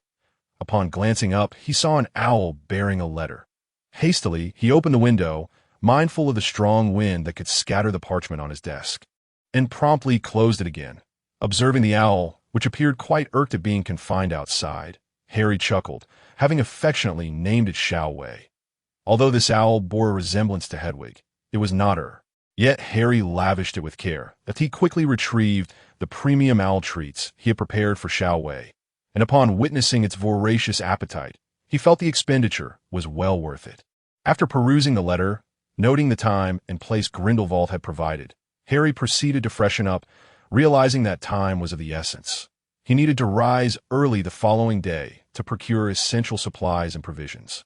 As he lay in bed, contemplating the schedule for the next day, he gradually drifted into a slumber. Stars twinkled in the night sky, shimmering brilliantly, while the moonlight flowed gently like water. Tomorrow promised to be a splendid day. Once Harry had completed all his tasks, he briefed Severus, informing him of his impending outing, assuring him that he would return shortly before setting out for the location Grindelwald had indicated. Upon arrival, Harry felt a twinge of confusion. Indeed, this was the intersection of Diagon Alley and Nocturne Alley, yet he could not locate the house Grindelwald had mentioned. Just as he was lost in thought, a voice called from behind him, "Excuse me, are you Mr. Allison Howard?" After Harry turned his head, he saw no one, only to lower his gaze and discover a small child. After revealing his identity to the child, the boy handed him a tiny key, stating that a gentleman had instructed him to deliver it to Harry. Just as Harry was about to inquire further about the identity of the giver, the child dashed away, leaving him no opportunity for questions. Almost immediately, Harry felt as though his stomach had been hooked by a sharp object, and the world around him spun violently. It was then that Harry realized the child had presented him with a key to a door. Once he regained a semblance of stability, Harry felt slightly disoriented, as his earlier lack of preparation left him in a rather precarious state. Such a reaction won't do, if I were an enemy. You might have already met your end. A voice, rich with charisma, interrupted his thoughts. Following the sound, Harry saw a young man with shoulder-length golden hair that shimmered like silk in the sunlight. The brilliance of his hair momentarily dazzled Harry's eyes as he gazed upon the young man's handsome features, sifting through his memories only to find no trace of this individual. "Excuse me, sir, may I inquire who you are?" Harry asked. Though he held a vague suspicion, the disparity between them was too great to ignore. Allow me to introduce myself. I am Gellert Grindelwald. Long time no see, Mr. Potter." As the young man spoke, an overwhelming pressure washed over Harry, and in that moment he felt as though he had truly come to know Grindelwald. the first Dark Lord who had instigated the Wizarding War single-handedly. The Grindelwald he had encountered in Ermengarde had seemed like a bound, aging lion, but the figure before him now radiated power and danger, leaving Harry momentarily speechless. "Wow, Mr. Grindelwald, have you rejuvenated?" Harry remarked, still incredulous upon realizing it was Grindelwald, whose previous disheveled appearance had left a lasting impression on him. "What's the matter? You seem unaccustomed to my new appearance," Grindelwald teased, raising an eyebrow. "It's all right. I simply didn't expect your new visage to be so resplendent," Harry replied, eliciting a laugh from Grindelwald, for only Harry could utter such words to him. As Harry surveyed his surroundings, he determined that this place was certainly not part of Diagon Alley. The desolation surrounding him suggested a complete absence of life. "Mr. Grindelwald, might you enlighten me as to where we are?" Harry inquired while meticulously examining the unfamiliar landscape. "Oh, this is merely a location I borrow for my affairs. And no need to concern yourself. I prefer not to appear in public to avoid causing panic. So, what dilemma has brought you to me?" "I was hoping to research methods to counter or dispel the killing curse, but all my attempts have failed. I thought perhaps you might have some fresh insights to offer," Harry explained. Grindelwald listened with disbelief. He had previously regarded Harry as somewhat whimsical, yet now it seemed he was far too conservative in his views. "What led you to explore such, unfathomable matters, simply to avert certain dangers?" Harry replied vaguely, unable to divulge the future events he was trying to prevent. "This pertains to Dumbledore's death, does it not?" Grindelwald speculated. Arriving at this conclusion, one might interpret it that way. Harry acquiesced, for the truth remained that Dumbledore ultimately fell victim to the killing curse. Upon hearing this, Grindelwald's mind momentarily blanked. He had only posed a casual question, never expecting such a revelation. Although he had previously gleaned that Dumbledore might meet an untimely end, he had been reluctant to believe it. After all, his Albus was far too formidable to perish so easily. He had agreed to Harry's request merely as a diversion, not genuinely taking it to heart, as he was curious about Harry's intentions. Yet now, hearing Harry's words, Grindelwald wished to slap himself for not paying closer attention and for wasting so much time. Harry seemed to perceive Grindelwald's thoughts and reassured him. "Fear not, there is still time. As long as you do not adopt your previous indifferent demeanor, all shall be well." After all, Harry had merely sought to leverage Dumbledore's influence over Grindelwald to facilitate their collaboration, and he discerned that Grindelwald did not fully trust him. Harry was unperturbed by this, as his intention had always been to utilize Grindelwald's power to ensure the success of his plans. If he could alter past events, then Dumbledore would not face the same fatal outcome. Upon hearing Harry's words, a flicker of understanding passed through Grindelwald's eyes. He clearly sensed the unspoken implications of Harry's comments, perhaps hinting at matters unknown to him, but he remained unconcerned. His sole focus was to guarantee Dumbledore's safety. Everything else was beyond his contemplation. "Let us proceed inside to converse, as the sun is rather glaring," Grindelwald suggested, motioning for Harry to follow. Harry watched as Grindelwald waved an unknown object, and before them materialized an ancient-looking manor. It was then that Harry comprehended that the place Grindelwald referred to as borrowed was indeed this manor. He had initially thought they would be discussing matters in the wilderness. The owner of this manor has passed. Prior to his demise, he sealed the estate and entrusted me with its token. Henceforth, this shall be our venue for discussions, as I wish to keep it hidden from Albus. Grindelwald promptly corrected himself, refraining from using Dumbledore's name, for outsiders should not know his personal appellation for Albus. Harry feigned ignorance of Grindelwald's slip, instead pretending to admire the manor surroundings, which were overgrown and desolate, a stark contrast to its former glory. Grindelwald led Harry through the neglected garden into a room that seemed slightly tidied, though still in disarray. At least the sitting room was presentable. Grindelwald awkwardly rubbed the back of his neck, acknowledging that he had hastily chosen this location and had not yet tidied up. "Tomorrow, I shall instruct my subordinates to assign a couple of house elves here to ensure a clean and comfortable environment for our future discussions." With a cleaning spell, Grindelwald temporarily ensured the space was immaculate. Watching his effortless command of magic, Harry marveled at Grindelwald's profound magical prowess and precise control. The two settled onto the sofa, and Harry produced the parchment detailing his previous failed attempts. handing it to Grindelwald as he shared his thoughts. "Previously, I created an alchemical item capable of safeguarding against low-level curses and external harm through a combination of magical runes and spells. However, I have never succeeded in applying the same approach to counter the killing curse. Why not experiment with special materials? It appears you have primarily used commonplace materials in your endeavors, yet you must recognize that you wish to resist the killing curse. Not mere incapacitating spells," Grindelwald suggested. Upon hearing this, Harry felt as though he had been foolish. Indeed, he had only considered leveraging additional power for defense without contemplating the fundamental aspects.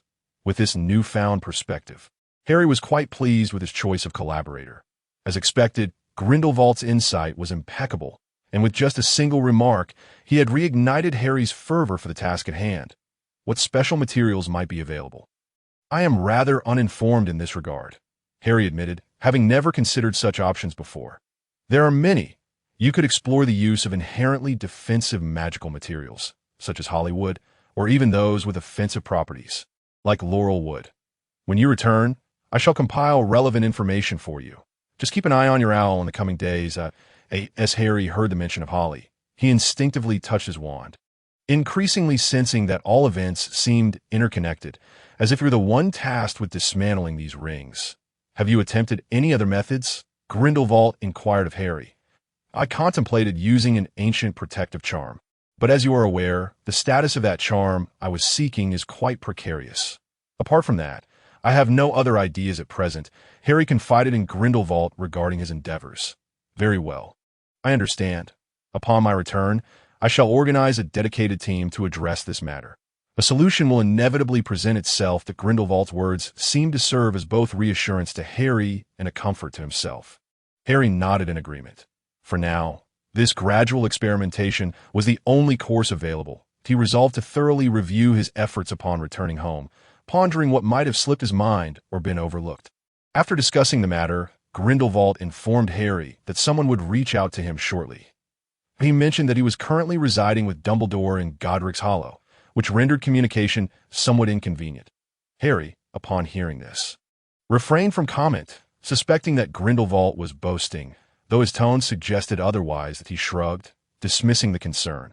As long as someone could establish contact, the identity of that person was of little consequence. Grindelwald explained that the key he had previously provided was a two-way port key, allowing Harry to travel back and forth to the estate at will, though only he could activate it.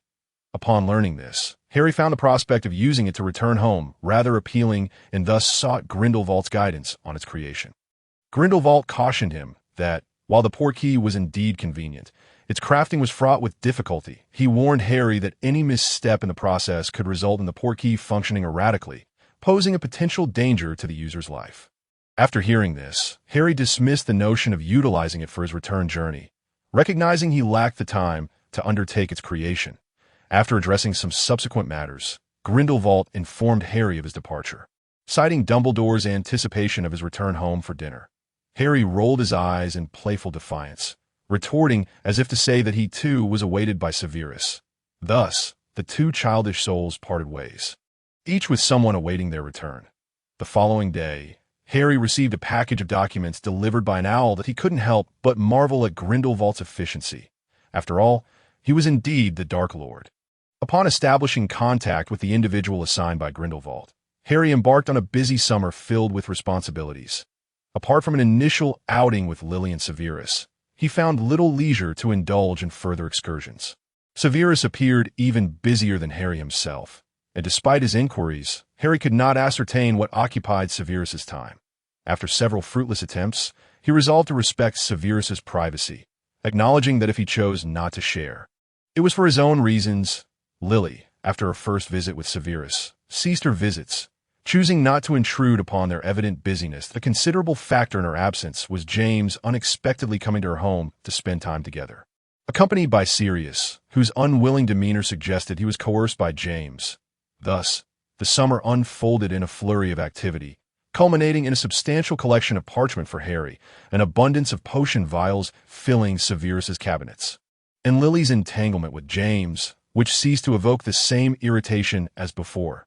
Soon enough, the Hogwarts Express resumed its operations, For third-year students at Hogwarts, an exciting development awaited them this semester. Upon obtaining parental consent and signature, they would be permitted to visit Hogsmeade on weekends. Hogsmeade, a village situated near Hogwarts School of Witchcraft and Wizardry, was entirely inhabited by wizards and boasted a plethora of shops, making it a quintessential magical village, albeit less bustling than Diagon Alley. Notably, Honeyduke's, the renowned sweet shop, proved to be an irresistible attraction for Hogwarts students, leading many to plan their confectionery purchases even before their first visit at the start of the school year. Harry made a point to visit Severus's home, ensuring that Eileen signed the consent form, a signature Harry had longed for during his student days. Initially, he considered prying into whatever transpired between Severus and Eileen at home. But upon witnessing Eileen's dazed state, he opted against it. He left her some money before taking his leave. When Severus learned of the existence of such a place, he exhibited no signs of the interest Harry had anticipated. Doubting that Severus could be entirely indifferent, Harry inquired whether he wished to visit. Severus replied that he deemed such activities a frivolous waste of time, indicating he could resolve numerous issues in that span. Although Harry had anticipated Severus's response, it still left him feeling somewhat exasperated. He could not fathom how someone so young could possess such a prematurely aged demeanor, seemingly disinterested in all things. Observing Harry's resigned expression, Severus amended his stance. "Let us discuss it again on that day. Perhaps I shall join in for a stroll. Will the professor be attending as well?" "Of course. I wish to see if Honeydukes has any new treats." "If so, I shall buy some to sample," Harry replied with a bright smile. "We have all been busy throughout the summer. What better opportunity to indulge in some merriment?" At this, the look of exasperation shifted onto Severus's face, as he struggled to comprehend why a professor would exhibit greater childishness than himself, particularly since the primary purpose of their outing was to acquire sweets. Harry's amusement at Severus's vexation became a significant source of enjoyment for him. Despite the odds being stacked against him, he relished the challenge of eliciting a reaction from Severus. After enduring several pranks, Severus eventually recognized Harry's penchant for this mischief, although he was reluctant to engage. Harry was not one to easily relent. "However, we need parental signatures, and I do not recall signing this myself." Severus conjured another excuse for refusal. Just then, he noticed Harry retrieving a document from his desk, the consent form that Eileen had signed long ago. Severus, feeling a mix of emotions, accepted the paper from Harry's hands, and on the eve of the break, Lily approached Harry's office to inquire whether Severus wished to join her for a day of fun. Upon receiving an affirmative response, Lily was elated and arranged a time for Severus to come find her. Finally, the day arrived when the passage to Hogsmeade was opened, and students eagerly paired off for excursions.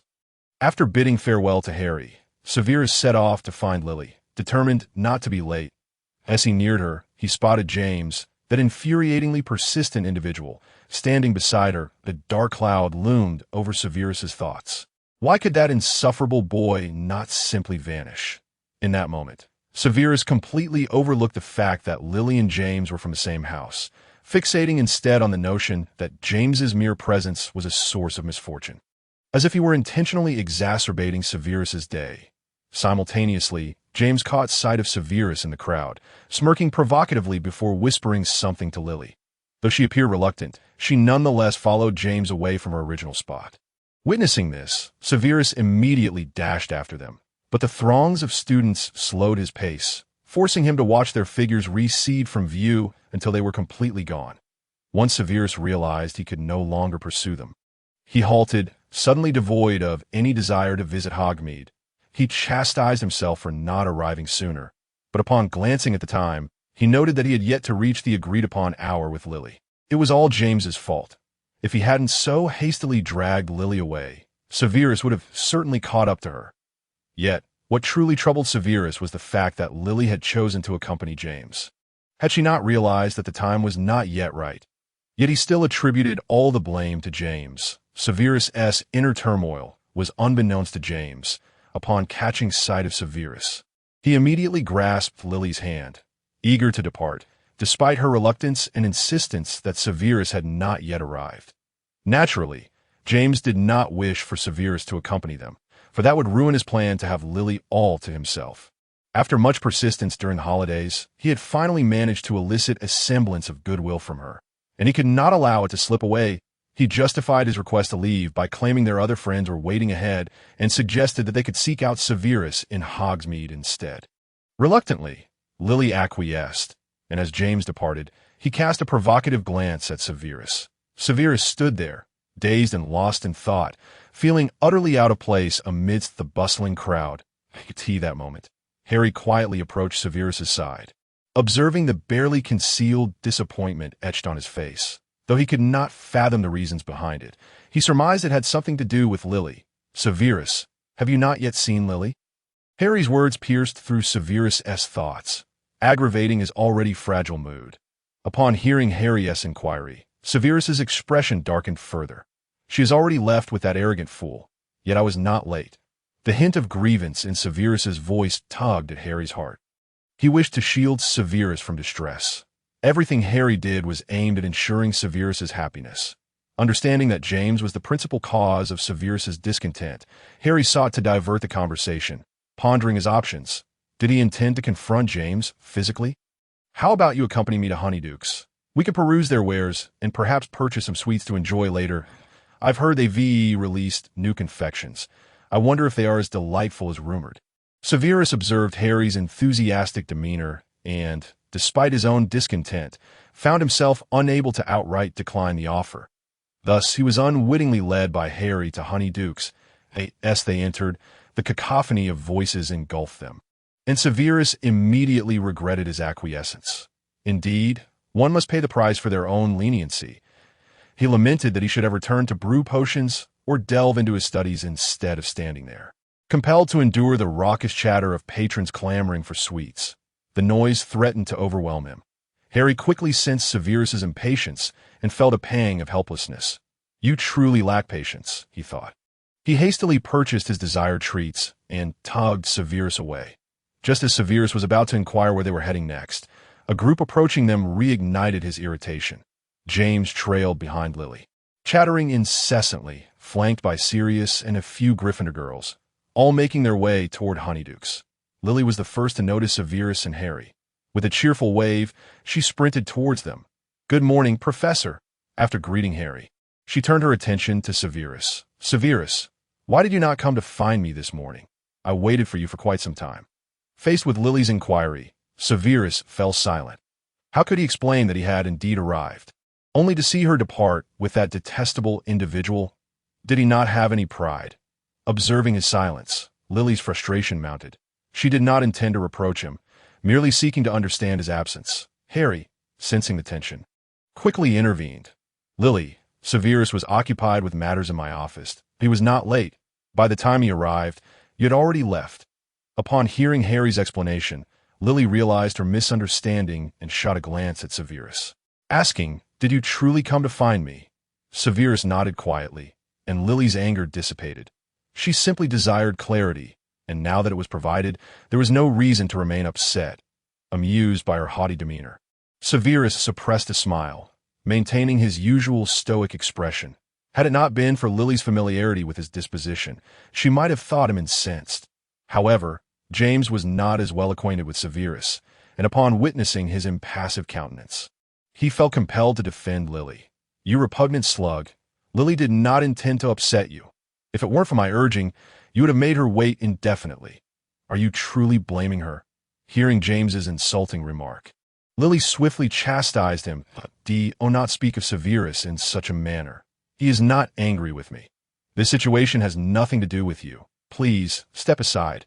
James noted the flush of anger on Lily's face and silently cursed Severus. Had it not been for him, he would have been enjoying a pleasant outing with Lily as Harry stood nearby. James refrained from escalating the conflict, but began plotting his revenge against Severus.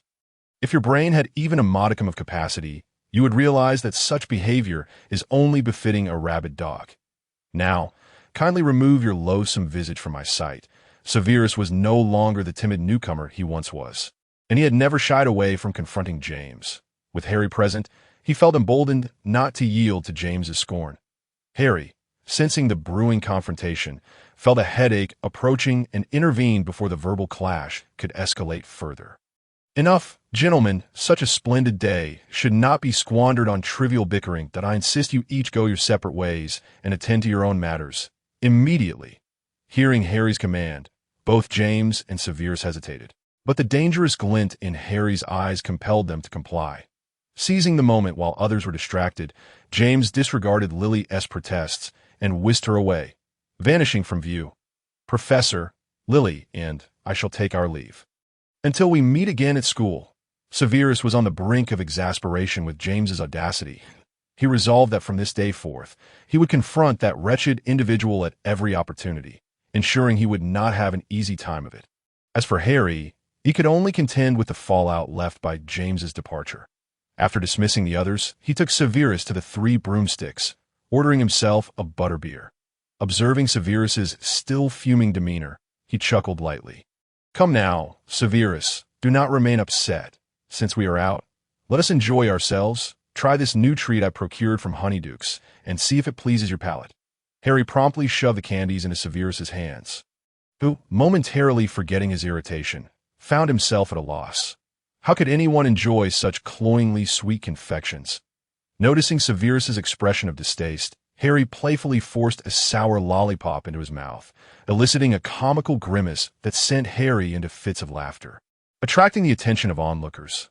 Ultimately, it was Severus's embarrassment that prompted him to rise and drag Harry back toward Hogwarts, but Harry was unwilling to yield so easily. Instead, he playfully tugged Severus along, ensuring they explored nearly every shop in Hogsmeade before finally returning. Throughout their excursion, Harry insisted on purchasing a multitude of items for Severus, who staunchly refused, yet Harry chose to ignore his protests, declaring them gifts for accompanying him that day, all the while teasing Severus. Before long, Severus's earlier discontent had vanished without a trace, leaving only a sense of helplessness towards Harry's antics and a flutter of warmth in his heart as he watched Harry strive to bring him joy, though he quickly dismissed such sentiments. The thoughts of youth are often the simplest, yet the most perplexing to decipher.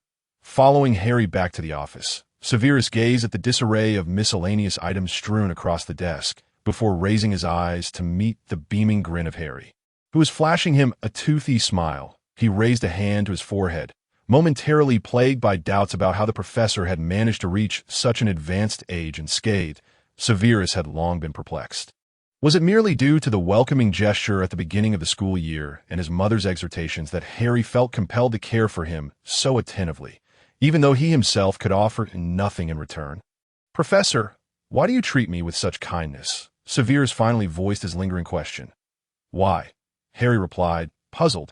Because you are Severus Snape? What's wrong? Are you unhappy?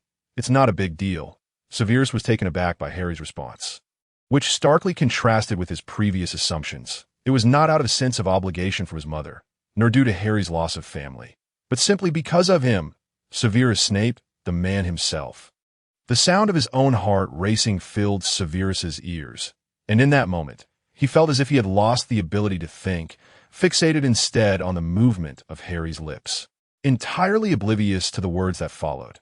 After a lengthy pause without any response from Severus, Harry initially assumed that his companion was lost in his own thoughts once more. However, he was soon struck by the sight of Severus standing there, seemingly frozen in place, as if he had already vacated the scene while still standing. Frustration welled up in Harry. He had endeavored to console Severus, only to find the very person he sought to help adrift in his own contemplation. Unbeknownst to Harry, the current predicament had arisen from his own words, and Severus remained ensnared in his thoughts, unable to extricate himself. With a sudden impulse, Harry decided to play a prank. He stealthily approached Severus and shouted into his ear, Severus, are you still there? Startled by the unexpected outburst, Severus instinctively recoiled, only to forget about the chair he had yet to sit as he stumbled backward. It seemed as though he were on the verge of falling. In a swift motion, Harry reached out and grasped Severus's arm. With a resounding thud, the chair toppled to the ground, and Severus, propelled by Harry's force, found himself crashing into Harry's embrace.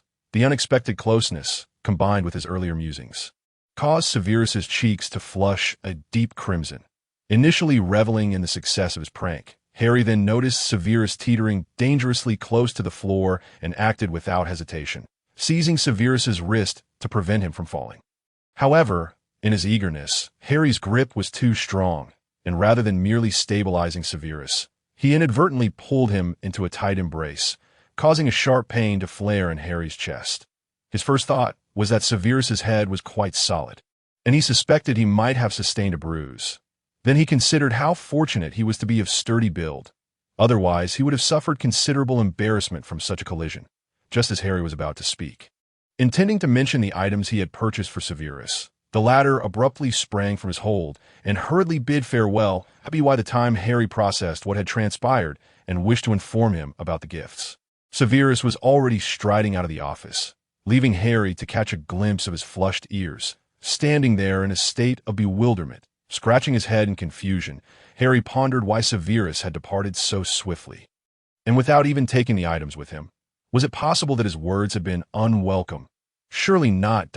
Or perhaps, he mused, Severus disliked the gifts he had procured, prompting him to flee in fear of being burdened with something he did not want. It is indeed perplexing to Harry, who distinctly recalls inquiring with Severus prior to his purchase, particularly since the cauldron contained numerous potion ingredients. How could Severus possibly bear to abandon them? Harry mused that perhaps Severus had suddenly recalled something. This minor incident hardly occupied Harry's thoughts. Although he did not comprehend Severus's abrupt departure, he assumed it was nothing of great consequence. If he could not fathom it, he resolved to put it aside. Confident that he could simply inquire about it when they met the following day at he contemplated dragging Severus around.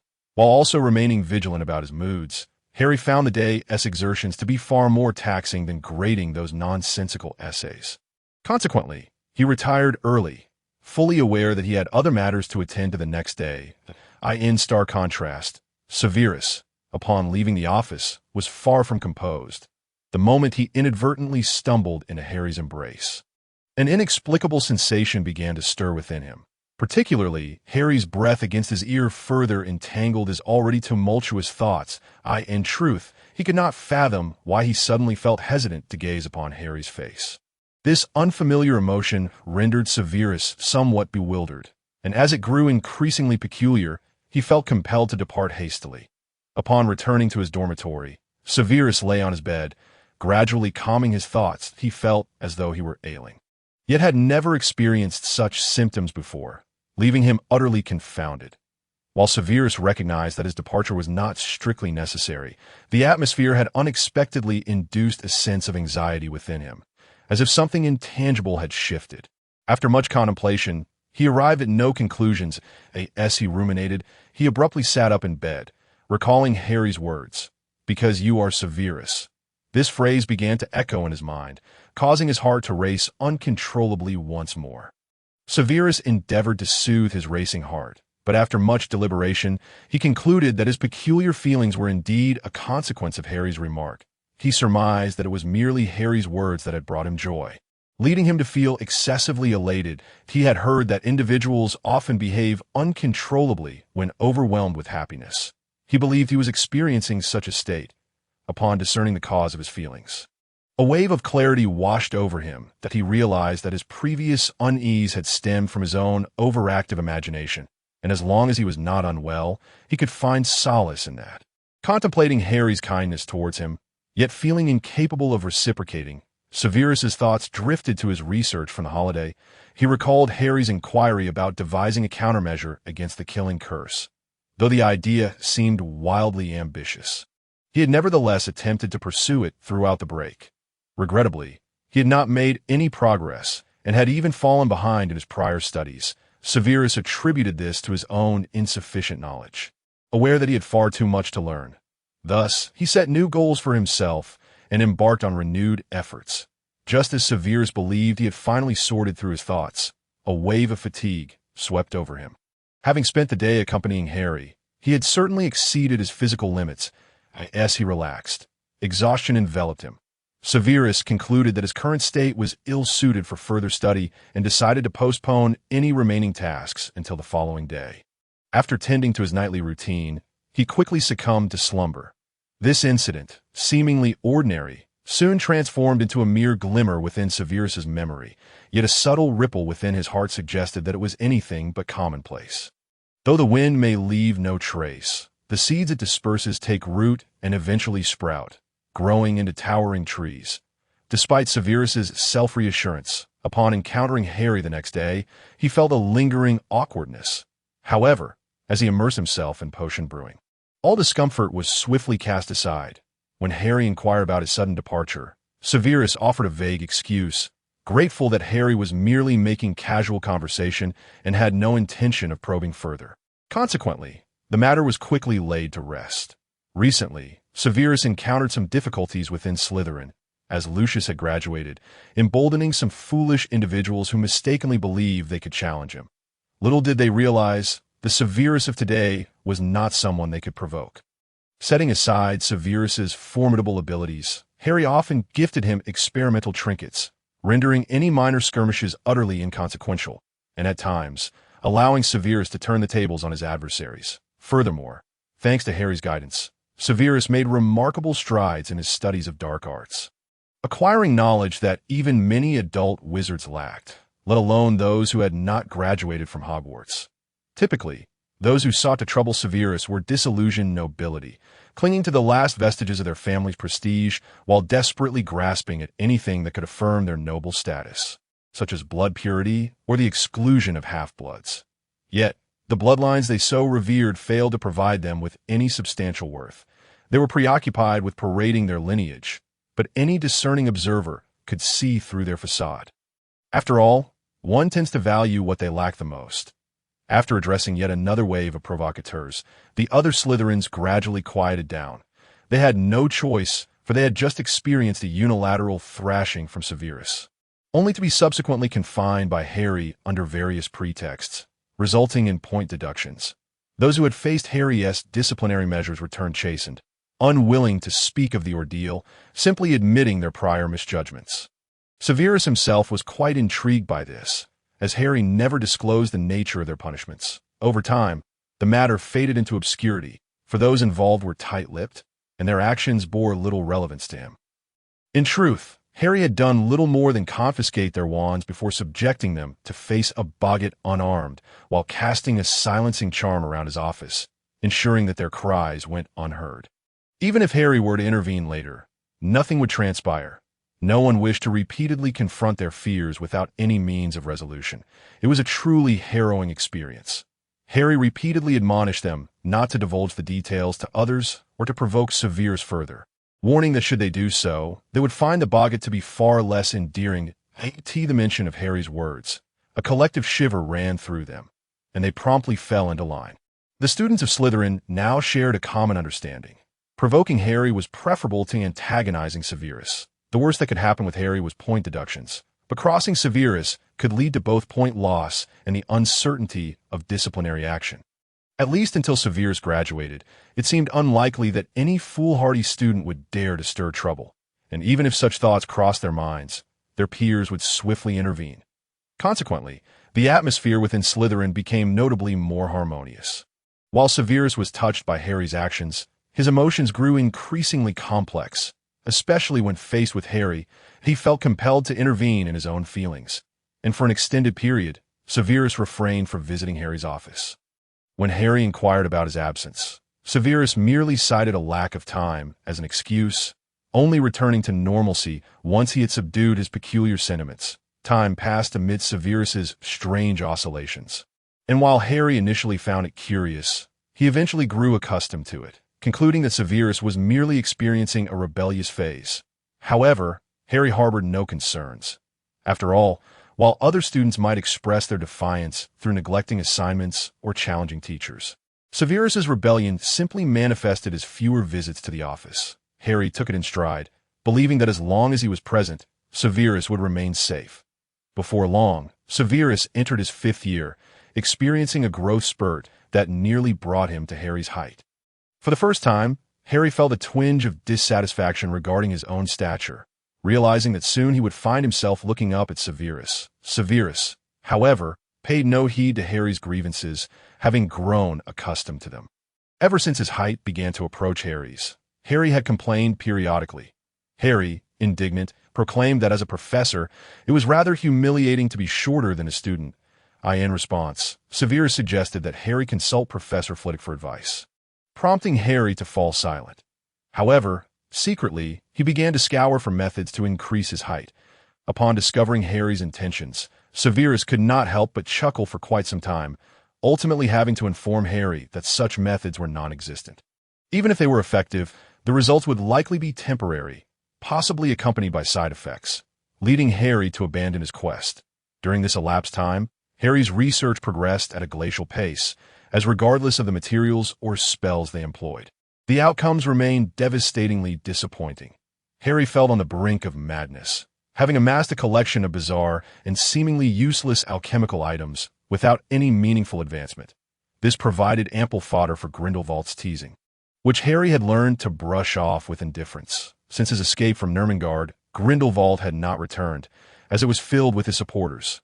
Consequently, no one had yet realized that the first Dark Lord had long since broken free. His current existence was one of unprecedented comfort. Occasionally, Grindelwald would stealthily infiltrate Hogwarts, to which Dumbledore turned a blind eye. After all, he had consented to his release. Harry, however, did not share Grindelwald's ease that, as time slipped away, he found himself devoid of direction, with Severus on the brink of graduation and no progress to show for it. Truly a dire situation. After a year of attempts, Severus ultimately abandoned Harry's theory, recognizing that potions alone could not yield such miraculous results. Reluctantly, he conceded that he was unable to achieve what Harry had proposed. Harry later learned of Severus's year-long endeavor when he inadvertently let it slip. The revelation warmed Harry's heart, realizing that a single remark had inspired such dedication from Severus.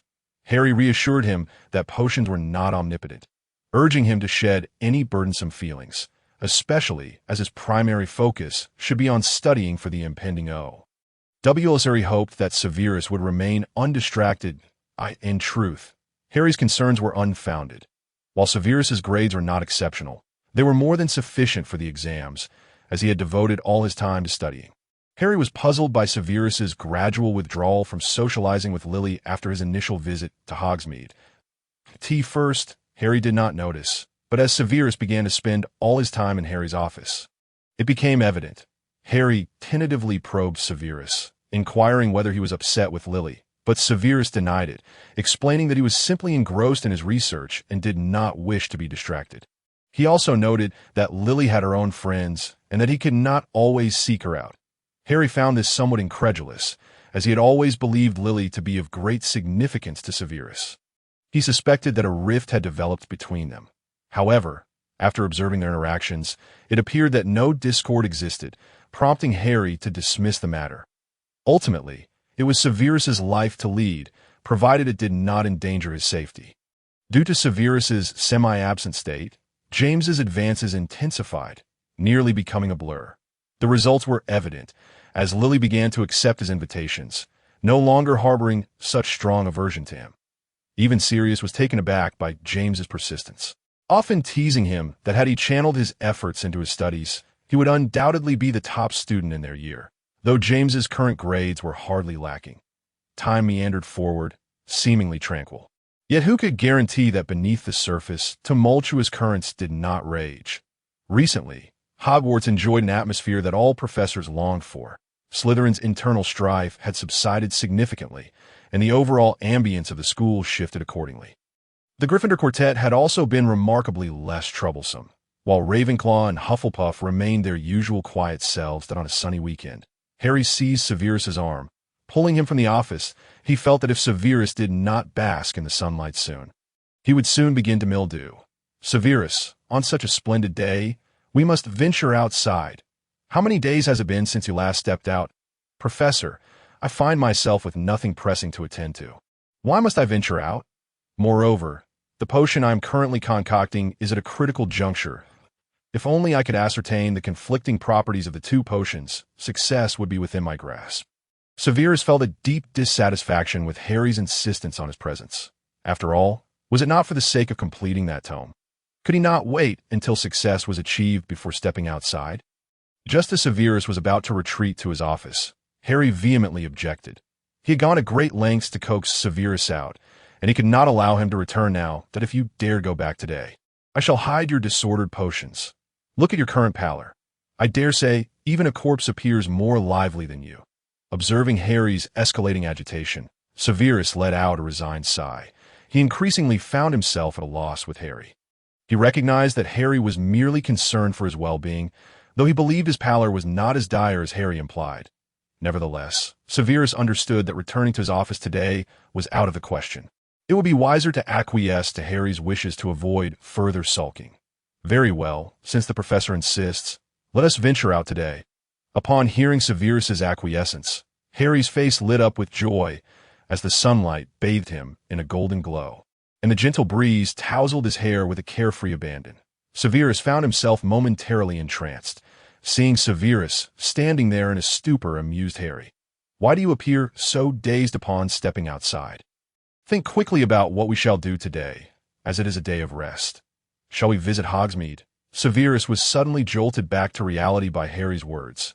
He was unsure why, but ever since that peculiar incident filled with strange emotions, he occasionally found himself in such a state. Yet he could not decipher the root of his own troubles. Perhaps he had simply been too weary of late. Severus rationalized that Harry's suggestion to step out was indeed sensible, as a change of scenery would alleviate his mental fatigue.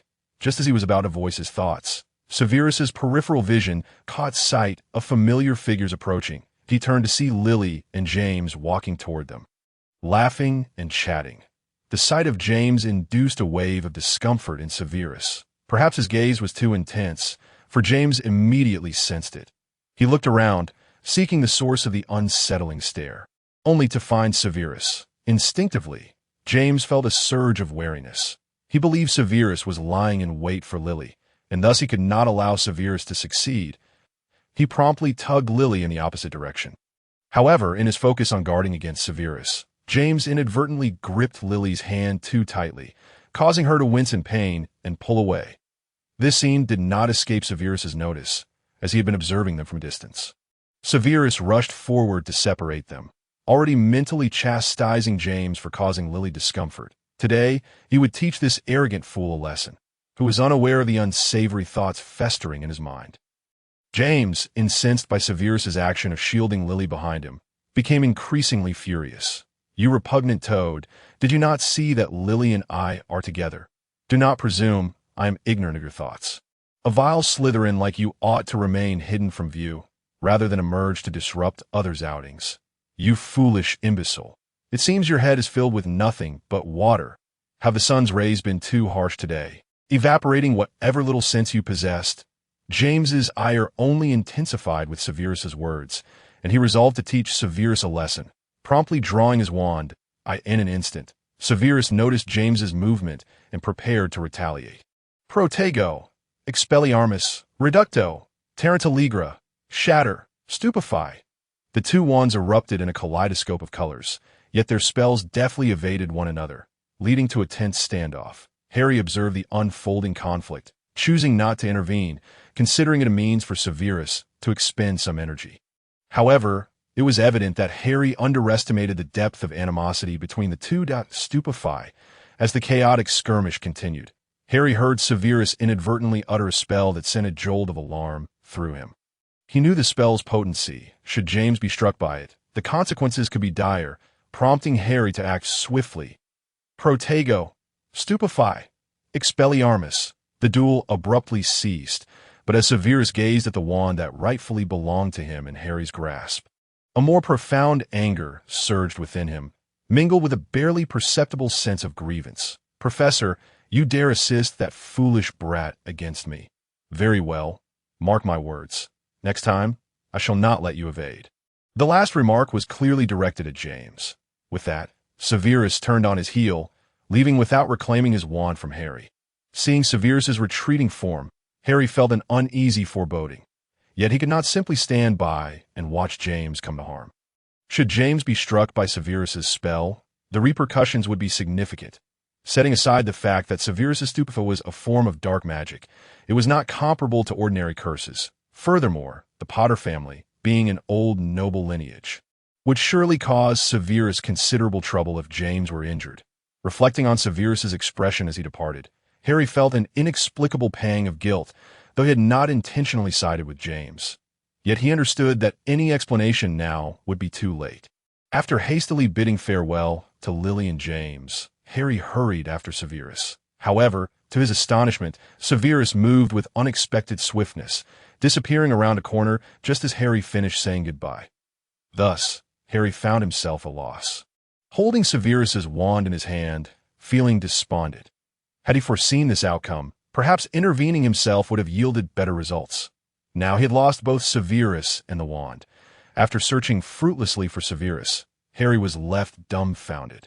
The vastness of Hogwarts now felt overwhelming, as he could not locate the person he sought. Ultimately, he ventured to Severus's dormitory, where other Slytherins informed him that Severus had yet to return. Harry contemplated waiting in the Great Hall, but it soon became clear that Severus had not attended dinner. With no alternative, Harry resolved to intercept him before the next day's class, as he could not afford to miss lessons, especially with Severus's wand still in his possession. Before the next potion class commenced, Harry finally spotted Severus. However, upon catching sight of Severus's countenance, his initial guilt swiftly morphed into concern, for Severus appeared decidedly unwell. It was evident to Harry that Severus had not rested well the previous night. The recent flurry of activity had already rendered Severus pale, and now his complexion bore an unsettling, unhealthy flush. Realizing that he was the cause of Severus's current state, Harry felt increasingly troubled. Before he realized it, he had taken Severus by the arm and was leading him toward the hospital wing. Severus, reluctant to follow, was still harboring resentment toward Harry, believing he had been neglected throughout the day. Unbeknownst to him, Harry had been searching for him all day, only to come up empty-handed. Concerned that Severus's condition might deteriorate during class, Harry, after exchanging pleasantries with the tardy Professor Slughorn, disregarded Severus's protests and firmly guided him away. "Severus, do not be obstinate. Your current state is ill-suited for class. Where on earth have you been hiding? I searched for you all day and even visited your dormitory, only to learn from others that you had not returned." Upon hearing Harry's words, Severus's struggle lessened significantly. He recalled how infuriated he had been the previous day.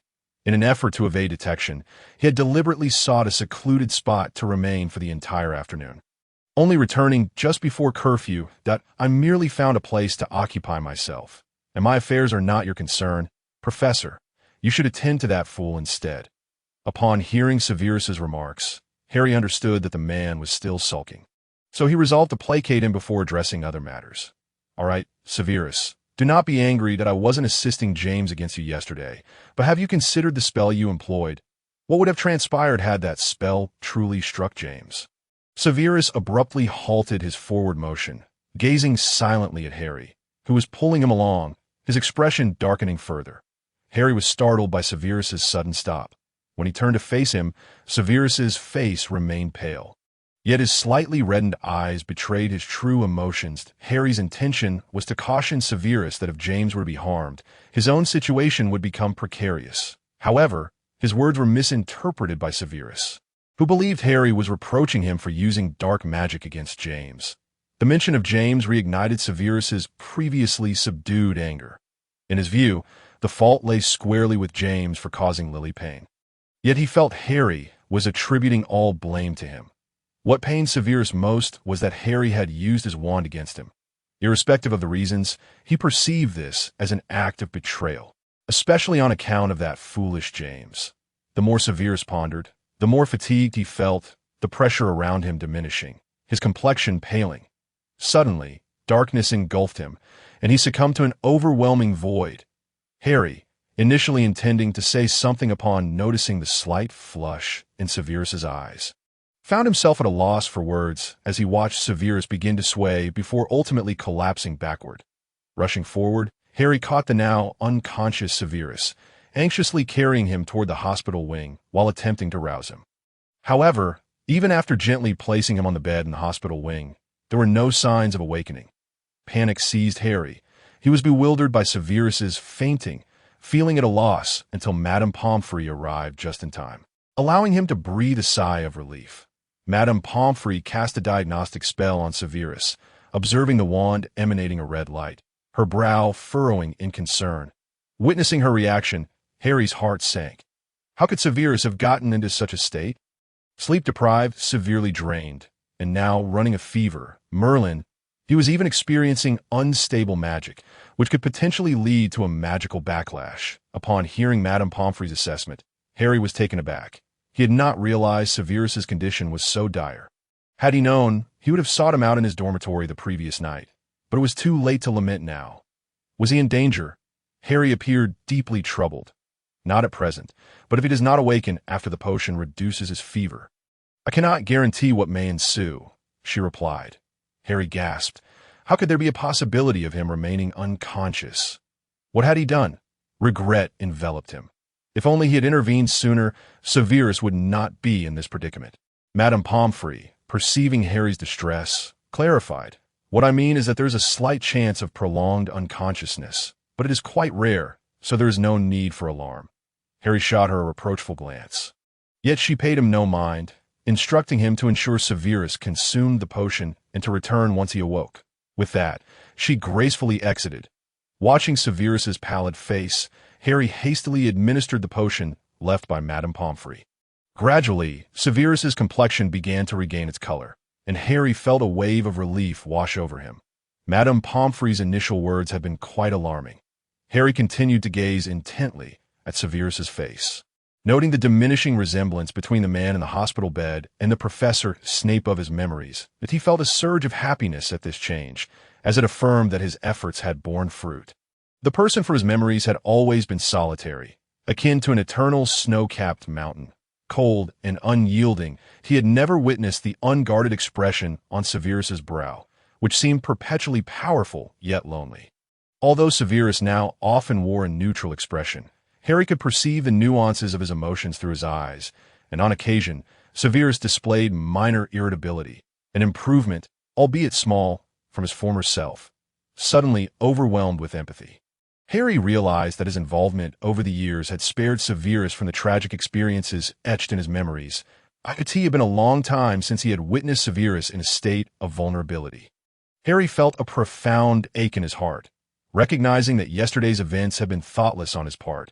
Severus's usual composure had led him to overlook his feelings that he felt fortunate to have taken him away in time. Who knows what might have transpired otherwise?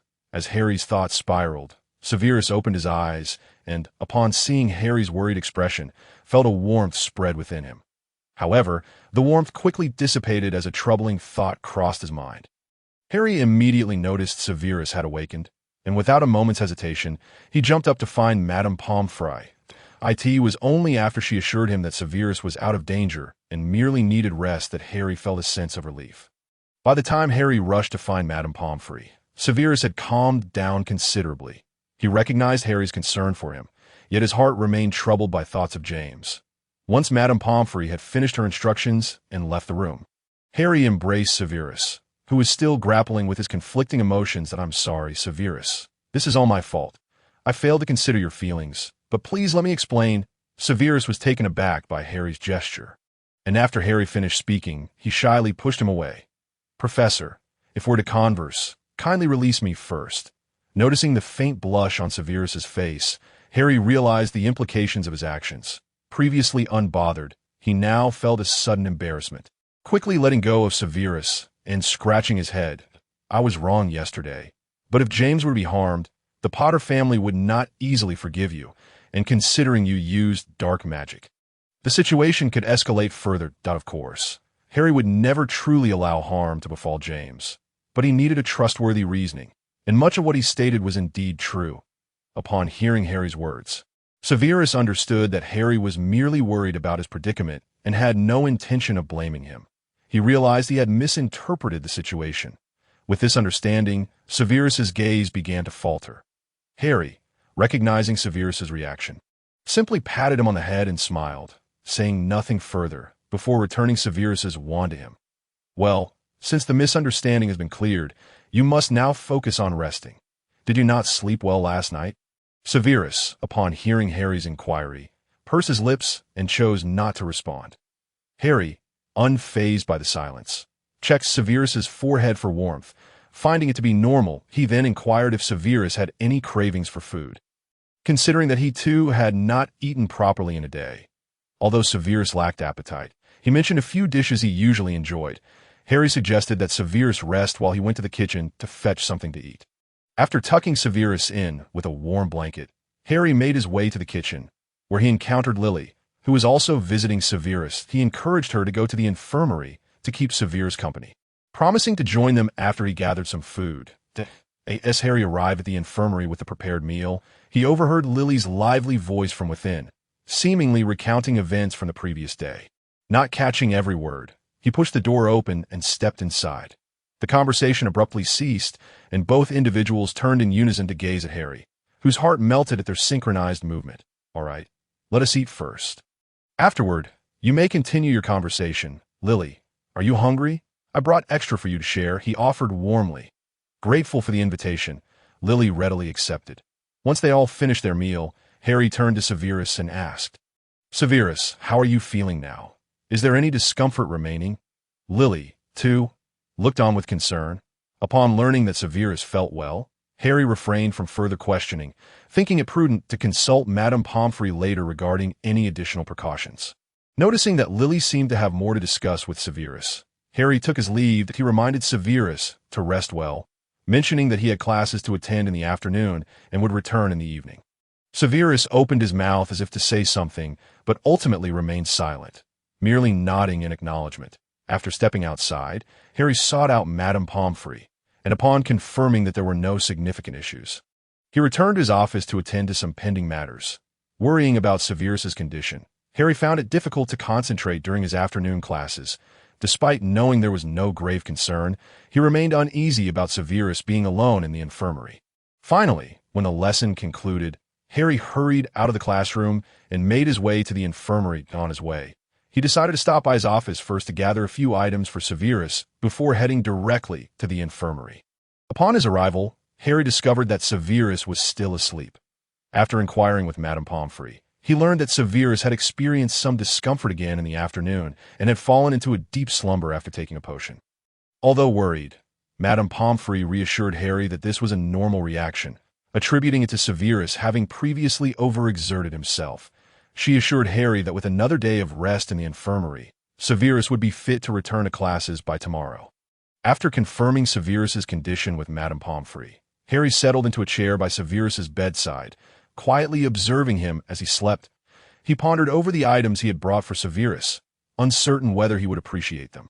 Severus, having succumbed to slumber after consuming the potion, drifted through a series of fragmented dreams, only to awaken suddenly, his gaze landing on Harry, who appeared deep in thought. That a peculiar sensation surged within Severus. Yet he expertly suppressed it, allowing no trace of emotion to surface. "Professor, why are you here so early?" "I'm feeling much better now. Madame Pomfrey mentioned that I could return to classes after tomorrow," Severus remarked, pulling Harry from his reverie. In response, Harry produced the items he had brought from his office, initially intended as a Christmas gift, but now repurposed to cheer up his young friend due to his earlier misstep. As Severus observed the items Harry revealed, he remained unaware of their significance. Previously, while brewing potions, Severus had realized his limited knowledge regarding certain rare concoctions, prompting Harry to take note of his interests. The book Harry now held was one he had procured through Grindelwald, containing detailed accounts of various potions not readily available on the market, including their properties and the locations where they could be found. As Severus thumbed through the pages after receiving the book from Harry, his expression transformed, sparkling with newfound excitement. "Professor, where did you find this book? I had asked Lucius to keep an eye out for it for quite some time." "But to no avail," he exclaimed. Harry felt a twinge of disappointment upon hearing that Severus had sought Lucius first without consulting him. Yet he masked his feelings, subtly probing into Severus's relationship with Lucius. "Lucius is perhaps my only friend in Slytherin, as we share a collaborative relationship. He has assisted me with many troubles in the past, which has forged a bond stronger than with others," Severus replied. Upon hearing Severus's words, Harry chose not to pursue the topic further and instead inquired whether Severus had quelled his anger. In truth, Severus had already relinquished his ire once Harry had clarified the situation. So he promptly responded to the question. Upon hearing that Severus was no longer upset, Harry's face broke into a smile. Observing Harry's joyful expression, Severus mused that even without an explanation, he would not harbor ill feelings for long. At most, it would take a couple of days for him to move on, and in retrospect, the matter seemed rather trivial. Harry briefly stepped out to prepare dinner for Severus, remaining by his side until curfew, at which point he departed from the infirmary. After Harry's exit, Severus gazed at the book on the table, then nestled into his bed and chuckled quietly to himself. Before long, he drifted back to sleep, this time free from disjointed dreams, replaced only by the sweet vision of Harry's smile. The following day, after Madame Pomfrey's examination, Severus accompanied Harry back to his office, anticipating his return to classes the next day. Thus, he intended to spend the remainder of the day in Harry's office. However, once Harry discerned Severus's intentions, he promptly insisted that Severus return to rest, informing him that Madame Pomfrey had advised an additional day of recuperation. Consequently, Severus was swiftly packed off to his dormitory by Harry. The subsequent days passed in tranquility, yet within Severus's heart lingered a simmering frustration. He sought opportunities to vent this pent-up emotion, unwilling to let the matter fade without resolution. Fortune favors the prepared, and indeed, through his keen observation, Severus soon uncovered that James and his companions appeared to be harboring a clandestine secret. The quartet had been acting rather mysteriously, suggesting nefarious undertakings. While Severus had forgiven Harry, he had not extended the same courtesy to James, thus resolving to thwart whatever scheme they might be plotting. However, the book Harry had gifted him diverted a portion of Severus's attention, resulting in a lack of progress over several days. Yet, Severus remained unperturbed. He intended to savor the opportunity to confront them at his leisure once he had completed his current tasks. Thus, after finishing his work, he resumed his surveillance. Last one evening, just before curfew, Severus spotted the furtive figures of James and his companions. Without hesitation, he trailed them, maintaining a discreet distance to avoid detection. Unfortunately, due to the dim evening light and his own mounting anxiety, Severus failed to notice that he was following only 3 individuals. Remus was absent from their midst, as he shadowed the group. Severus noted that they were heading toward the Whomping Willow, which piqued his curiosity. The violent nature of the tree posed considerable danger to those who approached it. What could these individuals possibly want here? Severus, though wary of the Whomping Willow, allowed his burgeoning frustration to overshadow his caution, continuing to follow them while discreetly casting an invisibility charm upon himself. Engrossed in tracking the trio, Severus remained oblivious to the fact that the moon had emerged from behind the clouds, casting a bright light over the scene. Most importantly, it was a full moon. Meanwhile, Harry, who had intended to rest in his office, felt an inexplicable unease creeping over him, though he could not articulate the cause. Unable to sleep, he opted instead to review some essays. Severus soon found himself near the Whomping Willow, where he observed James pressing something in the vicinity of the tree, causing it to become motionless. This intrigued him greatly. Although he yearned to understand the reason behind this, his primary concern was to ascertain the true nature of their activities. Consequently, Severus ventured into the Whomping Willow's concealed passage, soon discovering a tunnel leading to an unknown destination. Following the trio into the tunnel, Severus realized it was quite lengthy, and after some time, he spotted what appeared to be a door ahead. Unbeknownst to him, this passage led to the Shrieking Shack in Hogsmeade, and his actions that night would soon become one of his deepest regrets. Upon entering the Shrieking Shack, he quickly discerned that there was little in the way of concealment, only a table at the far end of the room. Fortuitously, he had cast an invisibility charm, or he might have been discovered immediately. However, his concern over being detected quickly dissipated when he spotted Remus Lupin, bound by chains in the corner of the room. Although Severus did not understand the reason for Remus's predicament, he instinctively grew alert. After entering, Severus swiftly took refuge behind the table, ensuring that even if his charm failed, he would not be easily detected. Despite the inconvenient distance from the exit, as the moonlight streamed through the window and illuminated Remus, Severus soon understood why he had been chained. Before his eyes, Remus underwent a rapid transformation beneath the moon's glow. The sound of cracking bones filled the air as his form contorted grotesquely. Fur rapidly covered his body. His face twisted in agony, claws sharpened to deadly points, and his eyes turned blood red, glinting with a feral intensity. Severus realized that Remus was a werewolf, and terror gripped him as he witnessed the transformation's completion. The chains binding Remus clanged loudly as he struggled, culminating in a fearsome roar. Severus, having studied wolfbane potion, understood that a werewolf was devoid of rational thought during the transformation, compelling him to flee swiftly. However, escaping the room required passing by Remus, and he dared not take that risk. Meanwhile, the companions Severus had been trailing transformed into their animal forms as Remus began to change, revealing why they had dared to accompany him on a full moon night, for they had all mastered the enigmatic transformation. Once transformed, Remus's heightened senses detected the presence of a human, and his thrashing intensified, causing a section of the chain to gradually loosen unbeknownst to Severus. Realizing that Remus was struggling in his direction, Severus's face paled as he grasped the implication. Regret washed over him for his actions that night. If he were to be bitten by Remus, the professor would surely be heartbroken. As Severus was still searching for an opportunity to escape, an unexpected turn of events occurred. Under the relentless strain of Lupin's struggles, the chains soon broke loose from their moorings. With a sudden release from his shackles, Lupin lunged towards Severus's hiding place. Seeing this, Severus found that even his disillusionment charm could not be maintained any longer. By the time James and the others realized what was happening, it was already too late. Severus could only watch as Lupin's formidable figure charged towards him, desperately casting spells in an attempt to ward him off.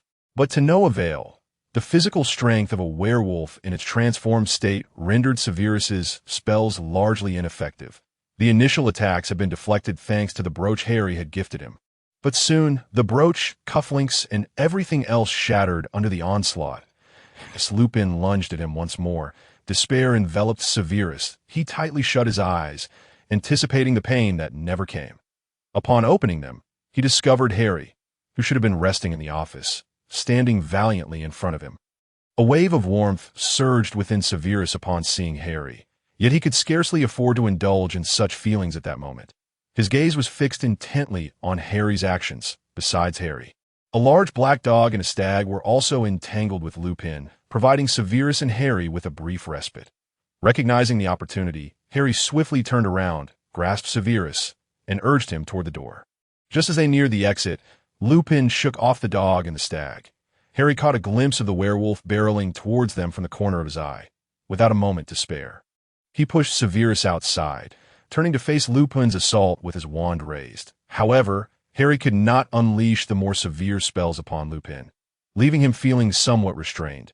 Fortunately, his well of magical power was deep, allowing even basic spells to yield significant effects. Yet, Harry was caught in a moral quandary. He needed to fend off Lupin while ensuring that the werewolf did not sustain any fatal injuries. Severus felt an ominous premonition as Harry forcefully propelled him away. The very next moment, he saw through Harry's form that a completely uncontrollable Lupin was hurtling towards them. With Harry on the verge of being bitten, Severus's eyes widened in horror, but thankfully, Harry managed to evade the attack just in time, causing Severus to breathe a sigh of relief. Faced with overwhelming obstacles, Harry could only use spells to stall Lupin's advance. However, ordinary spells had little effect on the werewolf, and Harry insisted that Severus leave to seek out Headmaster Dumbledore, assuring him that he need not worry about his safety. Reluctantly, Severus turned to find Dumbledore. In truth, Harry had already informed Dumbledore and was merely seeking an excuse for Severus to depart, as he had been unable to sleep in the office and had risen to great assignments. Yet, as time passed, a sense of unease settled over him, as if something dire was about to unfold. While Harry's heart raced with anxiety, he sensed that the alchemical protections he had gifted Severus had all failed. Instantly, he checked Severus's location, and his blood ran cold. Severus was in the Shrieking Shack. Glancing at the moon outside, Harry's suspicions were confirmed.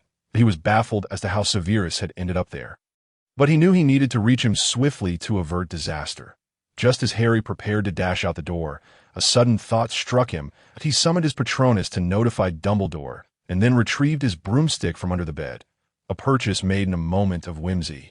Now proving fortuitous, in no time, Harry was soaring towards Severus's location on his broom. In his haste, branches scratched his face, leaving numerous wounds, yet he paid them no mind. The critical moment, he arrived just in time to save Severus. However, Just as Severus was about to escape, for reasons unknown, Lupin seemed to become agitated and disregarded Harry's spells, lunging forward to strike.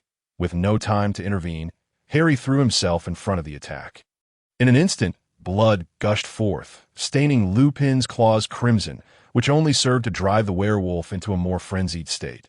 The sight of Harry being injured jolted Severus, and as he drew his wand to retaliate, a flurry of spells soared in from afar. It was Dumbledore who had arrived, temporarily subduing Lupin before tossing an unknown object that transformed into ropes, ensnaring the werewolf, and causing him to lose his balance and topple to the ground.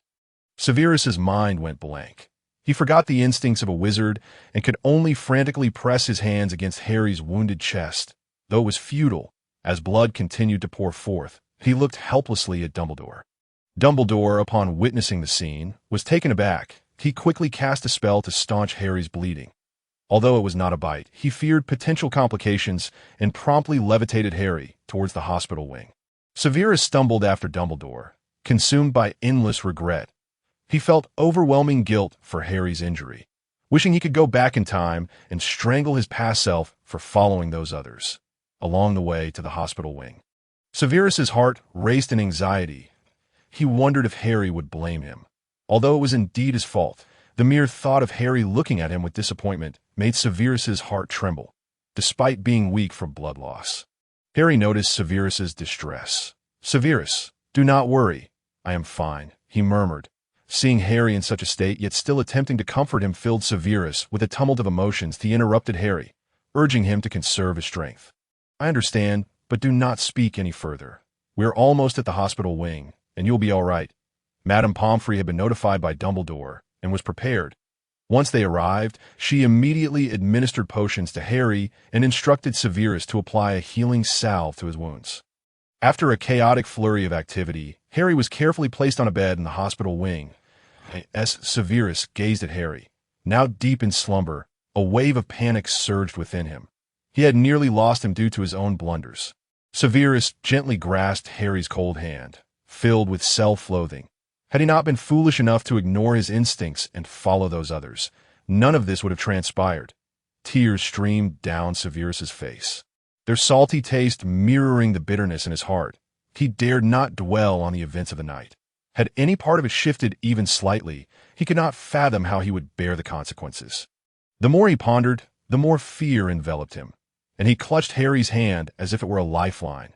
Harry, still in a stupor, was roused by the intensity of Severus's grip. Slowly, he opened his eyes to find Severus, silently weeping from guilt and worry. With great effort, he lifted a hand to wipe away Severus's tears, interrupting the latter's self-reproach. "Professor, you are awake. How do you feel? Is it painful? It's all my fault. If not for my recklessness and foolishness, you wouldn't have been injured. This is entirely my doing." Harry gently pressed his finger against Severus's lips, unwilling to hear him belittle himself. Moreover, it was not Severus's fault. Rather, Harry had neglected to consider Severus's feelings. He had come to understand why Severus had ventured there that night. Suddenly, Harry recalled his earlier intention to involve Lupin in the improvement of the Wolfsbane potion. But due to his own reasons, the plan had been shelved and never implemented. Now, it seemed he had reaped what he had sown. It is not your fault. Severus, do not hold this against yourself. Moreover, I am genuinely relieved to see you unharmed. Listening to Harry's spontaneous words, Severus's previously pale face, which had turned white from shock, instantly flushed a deep crimson, and his heart began to race erratically in response to the statement. He was no longer the naive child he once was. The atmosphere of Slytherin, already tainted by the excesses of its aristocratic lineage, had become even more chaotic. Moreover, due to his current standing within Slytherin, there were individuals who sought to ingratiate themselves with him, approaching him with ulterior motives. Severus had a vague inkling of his own feelings, yet he had long been reluctant to acknowledge them.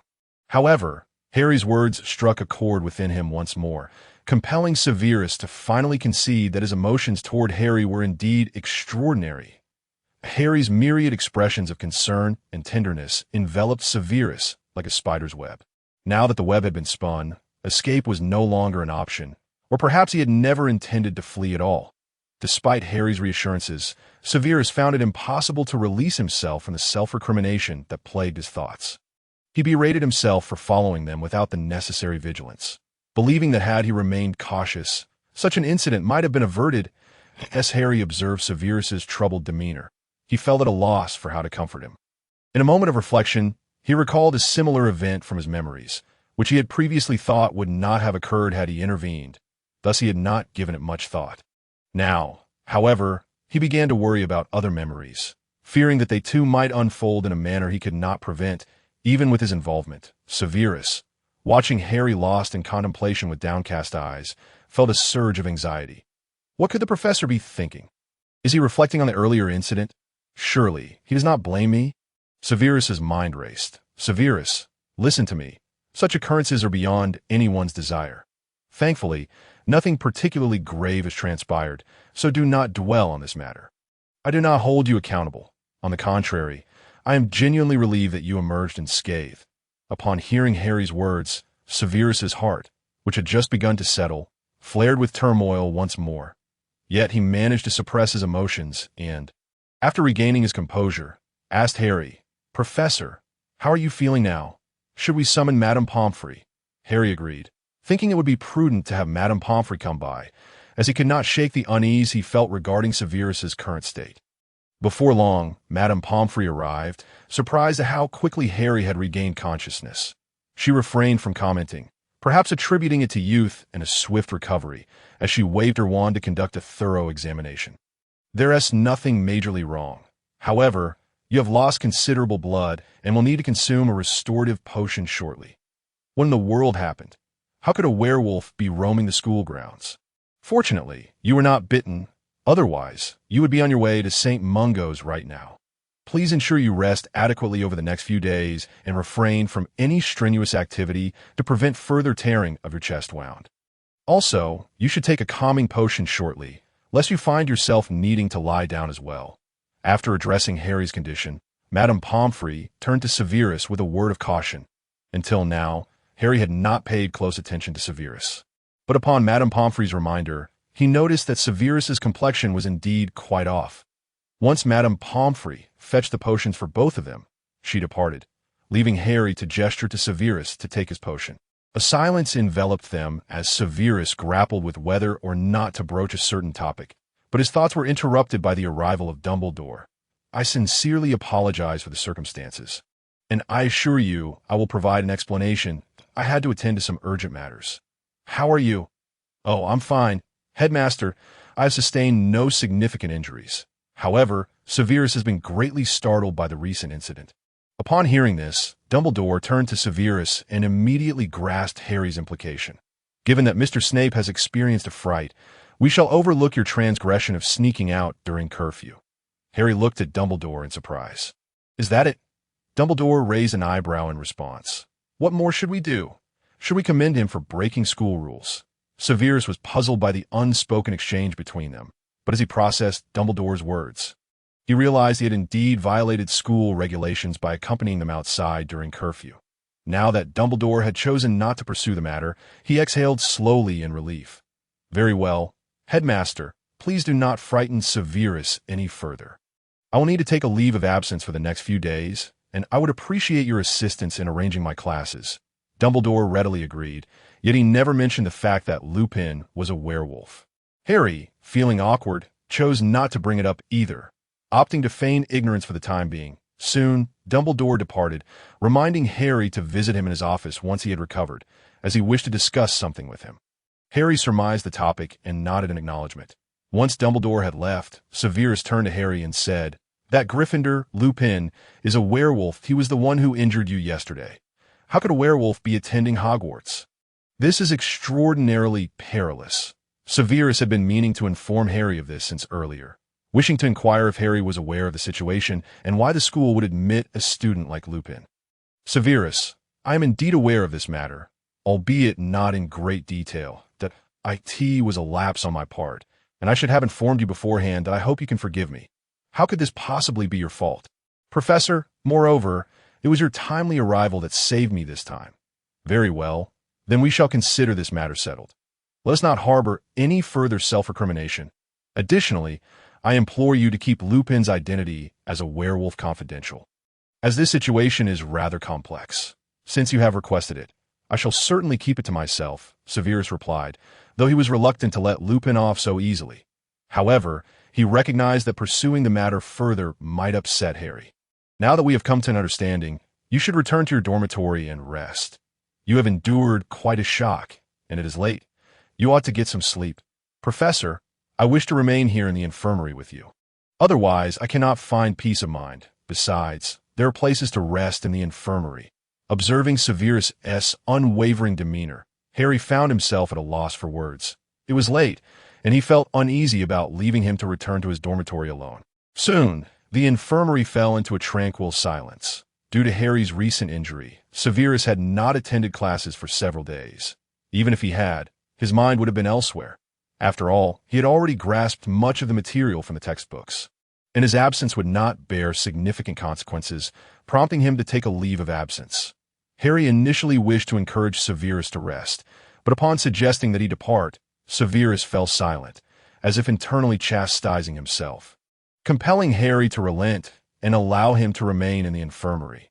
Whenever Severus closed his eyes, the haunting image of Harry being bitten by the werewolf replayed in his mind. Thus he felt the need to keep watch over Harry to assuage his fears. The following day, Dumbledore sought out Severus with a straightforward request to ensure confidentiality. Since Severus had already reached an understanding with Harry, he readily agreed, prompting Dumbledore to regard him with newfound appreciation. On his way back, Severus encountered Lily, who had come to visit Harry upon hearing the news. Together, they made their way to the infirmary. Upon seeing Harry's injuries, Lily's tears flowed freely, akin to a burst dam. And both Harry and Severus found themselves perspiring as they endeavored to console her. In the days that followed, Lily visited daily, bringing vitality to the infirmary, as it was evident that Severus was not inclined to enliven the atmosphere. Meanwhile, Harry could do little more than obediently recline on the hospital bed, as Severus forbade him from excessive movement. Throughout these days, Severus grappled with his own feelings, suspecting that the emotions he experienced that day might have stemmed from a mere illusion born of shock and relief. Thus, he pondered over their past interactions. After several days, Severus reluctantly admitted to himself that he harbored feelings for Harry. He cherished Harry's gentleness, his smile, and more importantly, he yearned for Harry's affection to be exclusively his own. However, he resolved to wait until after graduation to reassess the situation. Given his current status, any confession would likely yield no response, and he preferred not to provoke any unnecessary complications. Severus silently contemplated the need to subtly alter Harry's perception of him. If Harry continued to regard him solely as a teacher, any hope for a future together would be dashed. He believed he possessed ample time and patience to help Harry grow accustomed to him, ultimately making him indispensable. Strategizing before taking action, Severus, as a Slytherin, was determined to achieve his desired outcome, regardless of the methods employed to reach it, which he deemed inconsequential. After conversing with Severus, Dumbledore deduced that Harry might be privy to certain information. So he took the opportunity to speak with Harry in Severus' absence. Harry confessed to Dumbledore that he was aware of some details, albeit not extensively, given that Lupin disappeared for several days each month. Dumbledore expressed admiration for Harry's perceptiveness, and recognizing that Harry could not divulge the full extent of his knowledge, he proceeded to relay the entirety of Lupin's situation to him. Upon hearing Dumbledore's account, Harry assured him that he would keep the secret and bore no ill will towards Lupin, urging Dumbledore not to worry, as he would assist in maintaining discretion. Satisfied, Dumbledore took his leave. Thus, the matter passed without further incident. Under the careful concealment of Dumbledore and Harry, along with Severus' silence, the rest of the school remained oblivious, assuming Harry's absence was due to illness. During Harry's days in the infirmary, numerous students came to visit, as Harry remained quite popular among his peers, particularly the girls who expressed their concern and brought an abundance of gifts. Unable to reject their kindness, Harry could only smile in response.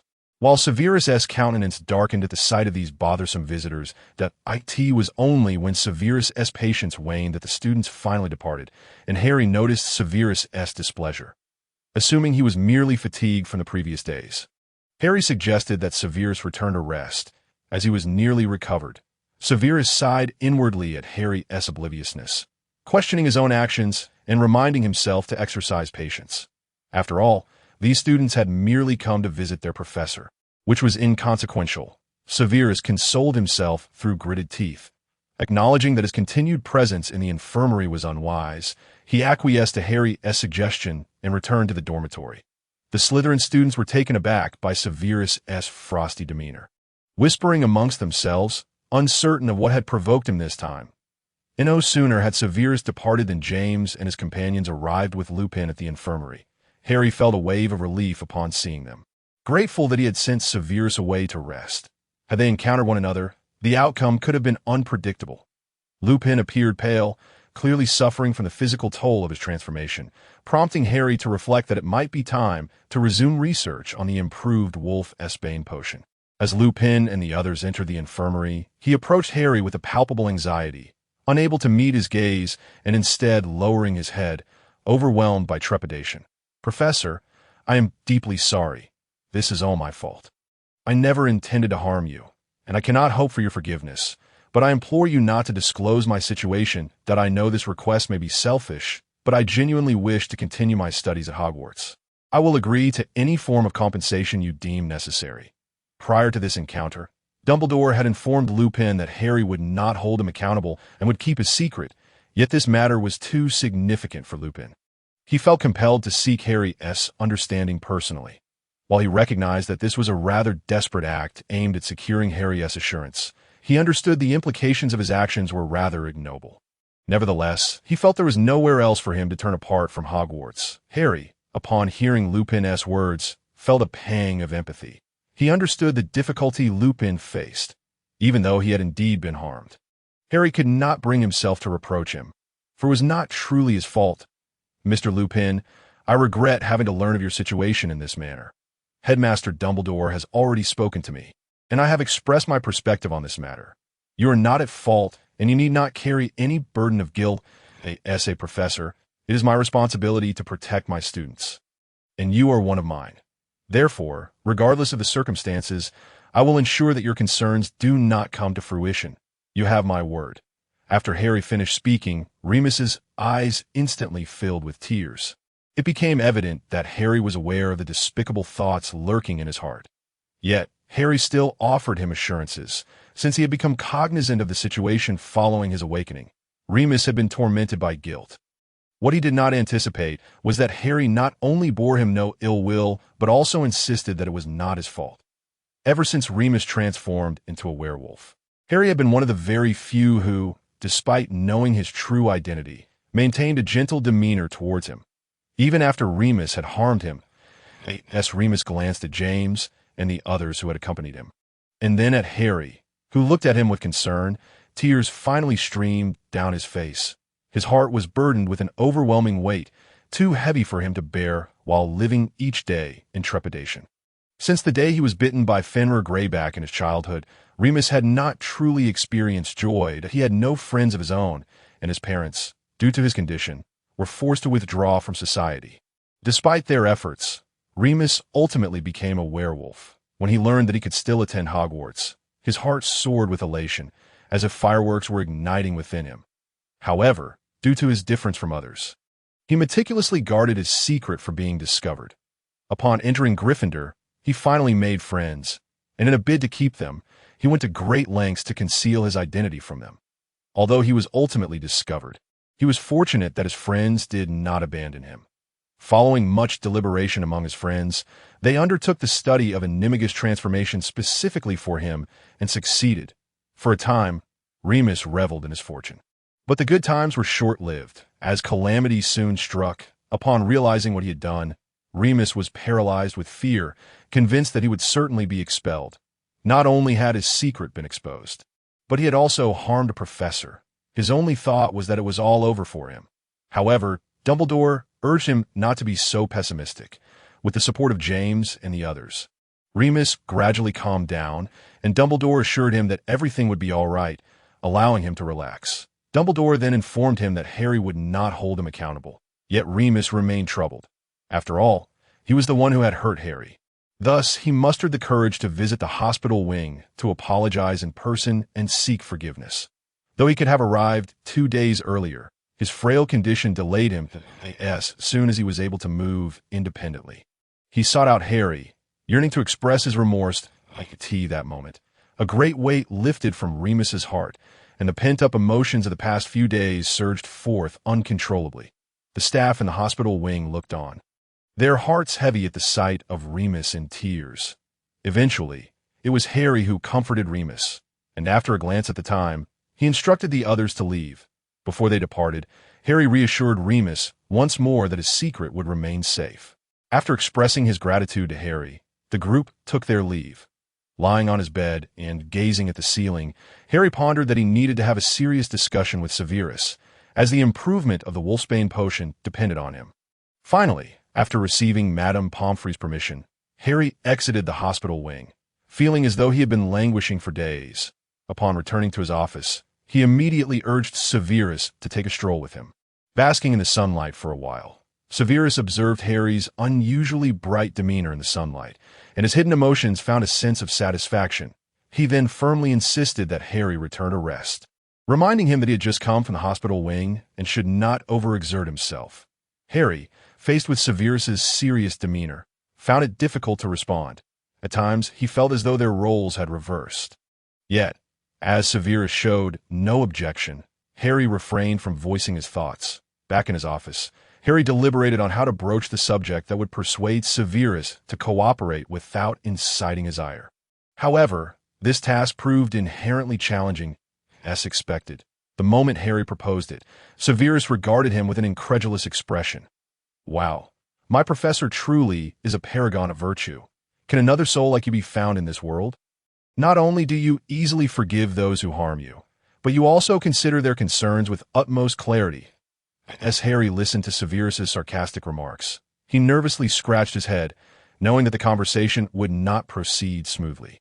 Yet he had underestimated Severus's sensitivity regarding the matter. What Harry failed to grasp was that Severus's reaction stemmed not solely from Harry's involvement. "Severus, please let me explain to go ahead. I'm all ears. Let us see how today you managed to turn white into black and death into life." "My great, benevolent Professor Howard." Severus felt his anger escalating sharply. When Harry had previously offered to keep the matter confidential, he had begrudgingly acquiesced, recognizing his own shortcomings in the situation. Thus, he endured the silent humiliation. However, hearing Harry's recent demands from the professor's lips left him bewildered. If his mind was functioning correctly, how could Harry request that he continue improving the wolfsbane potion and include that very Remus, who had harmed him in the process? While it was true that Remus's transformation into a werewolf was not his fault, neither was it Severus's. Severus struggled to comprehend what mindset led Harry to utter such words. Was it merely because Remus was James's friend? The thought of Harry's deep concern for others unsettled Severus, compelling him to fixate on Harry, eager to hear what else he had to say. "Severus, consider this. The reason you halted your research was due to the lack of a werewolf's cooperation. Now that an opportunity has presented itself, why not seize it? Furthermore, if you successfully improve the wolfsbane potion, think of the accolades you would receive. Wouldn't that alleviate your anger?" Harry earnestly implored Severus about the advantages this endeavor would bring. Initially irate, Severus found that Harry's tone, laden with unreserved concern for his well-being, quelled his fury to, "Is what you say true? Are you implying that this matter benefits me and nothing else?" Severus asked dryly. "Of course. Think about it. Where else could you find a willing werewolf to assist you in testing the potion? Moreover, if successful, the rewards you would reap far exceed your imagination." Upon hearing Harry's words, Severus's anger dissipated entirely. He recognized that he had acted impulsively. However, it was impossible for him not to misconstrue Harry's intentions, especially since Harry had insisted on keeping the incident confidential right after it occurred. "But Professor, how can you guarantee that Remus would be willing to assist me in testing the potion? Understand that the initial concoction carries various risks due to its proportions, and no one can predict the potential side effects. Severus, you needn't worry about that. I will persuade Remus to participate for the potion itself. I trust that you won't encounter any issues. Do you have such faith in me, Professor?" "Of course. After all, You are a potion-making prodigy. Harry thought to himself, you are destined to become the youngest master of potions. If I do not believe in you, who else could I trust? Severus, oblivious to Harry's inner musings, sensed the unwavering trust and affirmation in Harry's voice. Such unreserved faith successfully pleased him, causing his eyes to narrow slightly. However, he quickly reverted to his usual impassive demeanor, contemplating the feasibility of Harry's proposal. Certainly, should this endeavor succeed, he would gain immense benefits, yet the lingering thought of Harry's previous injuries weighed heavily on his mind. Had it not been for his own recklessness that day, Harry would not have had to scream for help from the shrieking shack. Conversely, had Remus not concealed his identity as a werewolf, Harry would never have been harmed. Severus understood that he was merely venting his anger, but the undeniable fact remained that Harry had been injured, and the incident had passed without so much as a reprimand for those responsible. With these thoughts swirling in his mind, Severus suddenly had an idea. It was time to act. "Professor, I wish to know the outcome of the school's handling of this matter," Severus inquired slowly, his tone measured. "The outcome? What outcome? Hasn't this matter already been resolved?" Harry replied, puzzled. "Is that so? Is this truly how you perceive it? Even though I nearly lost my life, all I receive is a vague assurance that the matter is settled?" Originally, Severus intended to acquiesce, but upon reflection, he realized that this was an opportunity presented by Harry himself. How could he possibly squander such a chance? "No, Severus, do not misunderstand." Upon hearing Severus' feigned dissatisfaction, Harry hastened to clarify, only to be interrupted by Severus. "It matters not whether I have misunderstood, Professor. I merely hope that from this moment forth, you will consider my feelings first and foremost in all matters. If you can achieve this, then I shall let this matter rest." Harry, of course, promptly agreed, for it was not a daunting task. Yet he was unaware that some matters begin with a small concession, gradually become a habit, and ultimately penetrate to the very core of one's being. Thus, they commenced a discussion regarding the wolfsbane potion. Harry was primarily eager to ascertain the progress of Severus's research so that he could speak with Remus with a solid foundation of knowledge. Severus meticulously detailed the extent of his research on the wolfsbane potion, emphasizing that the current focus lay in determining the quantities and ratios of several potion ingredients, provided that Remus was willing to cooperate. These figures could be resolved swiftly. The following day, upon hearing Severus's words, Harry sought out Remus. When Remus learned that the ultimate goal of the potion's enhancement was to prevent werewolves from transforming during the full moon, thus allowing them to retain their human form, he was immediately intrigued. Harry also informed Remus of Severus's progress on the potion, and upon realizing that finalizing the ingredient quantities would lead to completion, Remus unhesitatingly agreed, stating that he would offer anything to assist Severus in the experiment, should it prove successful. "Remus, have you truly considered this? You must understand that during the testing of the potion, unforeseen circumstances may arise. Your condition could deteriorate further. Professor, I have made my decision. Regardless of the outcome, I will not voice any objections. Besides, my situation is already dire. How much worse could it possibly become?" Upon hearing Remus's words, Harry fell silent for a long while. He understood Remus's anguish, yet he could not truly empathize. What he could do was strive to help him escape his current predicament. He believed wholeheartedly that the enhancement of the wolfsbane potion would succeed. He was merely advancing the timeline slightly. However, Harry was oblivious to the fact that all things in this world are preordained and come with a price. Once sold, responsibility is relinquished. After finalizing the arrangement with Remus, Harry sought out Dumbledore in the headmaster's office, coincidentally encountering Grindelwald there. Observing the unnatural expression on Dumbledore's face, Harry chose to remain silent. He feigned ignorance of Grindelwald until Dumbledore introduced him under a false identity, after which Grindelwald was promptly dismissed. In a hidden corner, he shot a fierce glare at Harry, blaming him for the situation, as otherwise Albus would not have signaled for his departure. Harry certainly noticed Grindelwald's gaze. But could he be blamed? He had important matters to discuss with Dumbledore, unlike that old fool, who seemed to have nothing but idle time. Once Grindelwald departed, Harry shared Remus's situation with Dumbledore, who was fully supportive. Satisfied with the response he sought, Harry left the office. However, not far from the headmaster's office, he caught a glimpse of a shadow darting into the room at an alarming speed, with a slight roll of his eyes. He proceeded to find Severus. Harry mused that it was yet another splendid day, filled with sunshine and the melodious songs of birds. Inside the headmaster's office, Grindelwald was expressing his dissatisfaction to Dumbledore, questioning why matters were being discussed behind his back. Why was I given a signal to leave? Am I so undesirable? Dumbledore, rubbing his forehead, pondered how a person could undergo such drastic changes in such a short span of time. He had previously thought it was due to his own influence that he had been so accommodating, but now it seemed that the phrase taking advantage of kindness was tailor-made for this individual. Gellert, at your age, you should refrain from speaking in such a sarcastic manner. We had important matters to discuss. Oh, now I'm too old for your liking? What is this important matter that I cannot be privy to? Dumbledore found himself almost laughing in frustration. He wondered how this person had devolved into such a shameless state. Gellert, do share what has brought you here today, and please speak normally without that tone. Hearing Dumbledore's admonition, Grindelwald quickly composed himself. He certainly did not wish to be expelled from the office and then face days without interaction. But I have heard from the Saints that a remarkable figure has recently emerged within the British wizarding community, apparently a descendant of Slytherin. The title alone is quite intimidating. Dumbledore was well aware of whom Grindelwald referred to. It appeared that Tom's actions had begun to attract broader attention, even reaching the ears of the Saints. Just a lost soul. What else have your contacts revealed? Grindelwald inquired. What reward do I receive for bringing you this information?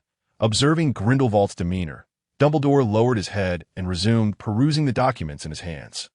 The news regarding Tom was not beyond his reach, yet he could not permit this individual to exploit the opportunity to propose some so-called recompense.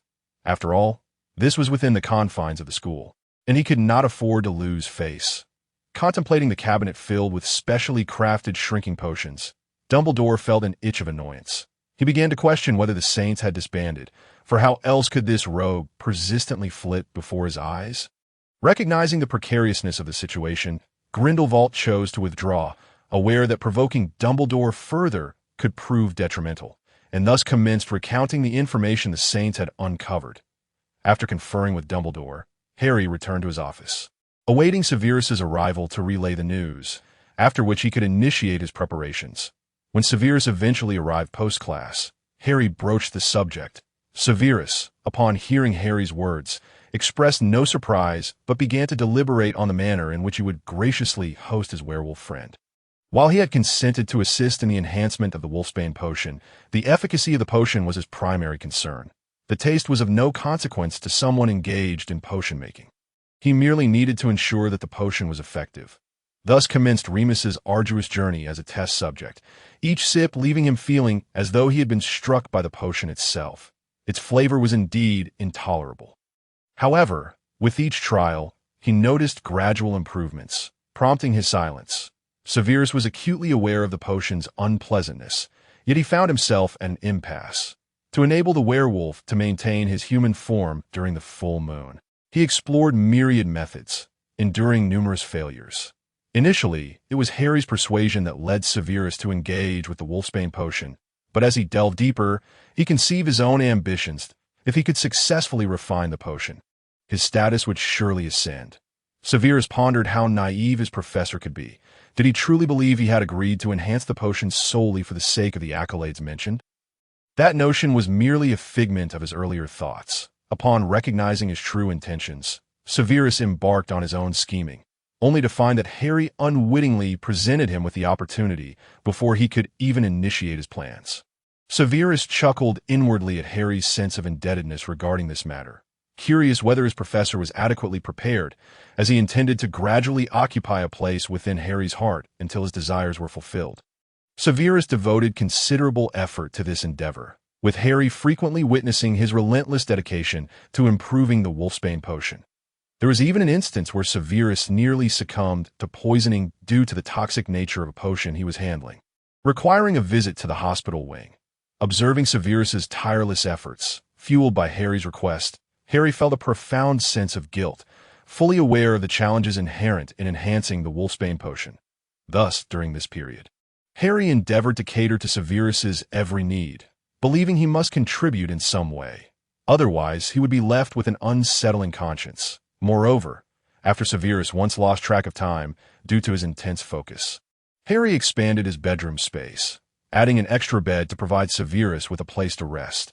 Initially, Severus objected, asserting that it would disrupt his slumber, but Harry swiftly countered, asserting that their arrangement posed no inconvenience. To alleviate Severus's concerns, Harry adorned both beds with canopies, assuring him of privacy, which led Severus to frequently take respite on that first. Harry found this new arrangement somewhat disconcerting, having not shared a room with anyone for years. However, during his time in Gryffindor, he had shared a dormitory with 3 others. Severus's sleeping habits were notably undisturbing, allowing Harry to acclimate to the situation swiftly. With Severus's diligent efforts, the Wolfsbane potion was soon successfully refined. In truth, Severus had already conducted much research prior, lacking only core data to substantiate his theories. With Remus's involvement, Severus rapidly acquired the data he sought. In the month following the successful enhancement, Remus experienced his first full moon without transforming since becoming a werewolf. After consuming the potion, he lost consciousness, only to awaken the following morning. Still in his dormitory, as he reflected on having peacefully traversed the previous night, he was overtaken by tears of joy. He was finally liberated from the dread of the full moon. Years of trepidation had rendered him taciturn, yet from that day forward, he emerged as someone capable of embracing a future. James and his companions rushed forward to embrace Remus tightly, offering words of comfort as he gradually calmed. Gazing at the friends surrounding him, an unprecedented radiant smile illuminated Remus's face, sparkling with hope. Outside, the sun shone brightly, a gentle breeze wafting in with the fragrant scent of blossoms, soothing to the soul. Following Severus's successful enhancement of the Wolfsbane potion, James ceased to trouble him, though Harry suspected the underlying reason was Lily, who, after much persistence from James, had finally agreed to be his girlfriend. When Harry initially heard the news, he was apprehensive for Severus, having always believed Severus harbored feelings for Lily. However, he discerned no signs of distress in Severus's demeanor. Harry concluded that Severus must be deeply saddened. He had heard that individuals often exhibit no excess emotion in extreme circumstances. Convinced that Severus was experiencing such a state, Harry approached him with utmost caution during that period. Severus, of course, noticed Harry's unusual behavior. Initially, he intended to clarify matters, but soon realized that this presented an ideal opportunity to seek solace, thereby successfully garnering Harry's attentive care. Following this, Severus was awarded the Order of Merlin, 2nd class, for his work on the Wolfsbane potion, and the Extraordinary Potion Makers Association announced his membership, swiftly elevating him to the status of a renowned potion master. The Daily Prophet reported on this matter for several consecutive days, and within Slytherin, any lingering disparaging remarks about Severus swiftly dissipated. Upon learning of this development, Voldemort became intrigued. A genius potion master could significantly bolster his ranks if he were to become a Death Eater. Consequently, Lucius naturally received this assignment. A.S. and Malfoy. Lucius would not forego an opportunity to assert his presence before the Dark Lord. Though he had graduated, he maintained correspondence with Severus, approaching the task with confidence. From Lucius's perspective, Severus would not decline such an opportunity, for few could garner the Dark Lord's attention. After consulting with Severus regarding a suitable time, they arranged to meet during the holiday. Harry, of course, was aware of Lucius's invitation. When Severus mentioned it in his letter, Harry inquired, and Severus explained that Lucius wished to meet him to discuss some matters. Upon hearing Lucius's name, alarm bells rang in Harry's mind, reminding him of a crucial detail. It was Lucius who had recommended Severus to Voldemort upon his graduation. Do you know what Lucius wants to discuss with you? Harry probed tentatively. That I am uncertain. Perhaps he simply desires me to concoct another fruit-flavored glory potion for him. Given his preoccupation with such concoctions, I cannot fathom what else he might seek, Severus replied. Harry did not concur with Severus's assessment. Understanding that Lucius, now a Death Eater, would undoubtedly strive to recruit the talented potion master for his master, Voldemort. Yet he remained curious about Severus's current disposition. Severus, may I pose a question? Of course, Professor. What are your thoughts on Voldemort? Are you referring to that self-proclaimed heir of Slytherin? Indeed, Do you harbor any desire to join him? Are you suggesting that Lucius's invitation may be at the behest of this Dark Lord? Perhaps. It is merely a conjecture, yet your reputation precedes you as a brilliant potion master. Harry had always held a deep admiration for Severus's sharp wit, and this occasion was no different upon hearing Harry's words. Severus gently shook his head. His professor seemed to have an unending penchant for teasing him, all the while observing his various reactions. How should one put it? He indeed sounded formidable. Yet why must I join their ranks? I hold no interest in their endeavors. Moreover, I would much prefer to remain by my professor's side than to toil under the Dark Lord's command. Harry was taken aback by the realization of his significance in Severus's eyes. Although it was likely that Severus had merely articulated it to amuse him, Harry couldn't help but feel flattered. Nevertheless, Harry quickly recalled that Severus had once been wholly intent on following Voldemort after his graduation. With that precedent in mind, Harry dared not relax. After all, he had nurtured Severus for so many years, not to cultivate an exemplary Death Eater for Voldemort. I hope you will remember my words today. Severus, under no circumstances should you join the ranks of the Death Eaters. This is my sole request of you, that I refuse to witness such a grotesque mark etched upon your arm. Remember that. Severus, observing the sudden seriousness on Harry's face, readily acquiesced. He had never intended to join the Death Eaters. He aimed to pursue Harry after graduation. Furthermore, with Harry so vehemently opposed to the idea, he was even less inclined to consider it. He had his sights set on the position of Professor Slughorn, at which point he could remain by Harry's side, for distance would hinder his plans. He had meticulously charted his course from the outset, for his ultimate aim was Harry's heart. Harry, scrutinizing Severus's expression, was uncertain of his true thoughts. Yet with his presence, Voldemort would find it impossible to brand his mark upon Severus's arm.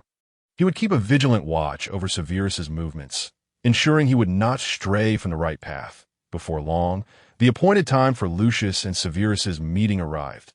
Harry, prior to Severus's departure, earnestly implored him not to acquiesce to any of Lucius's demands.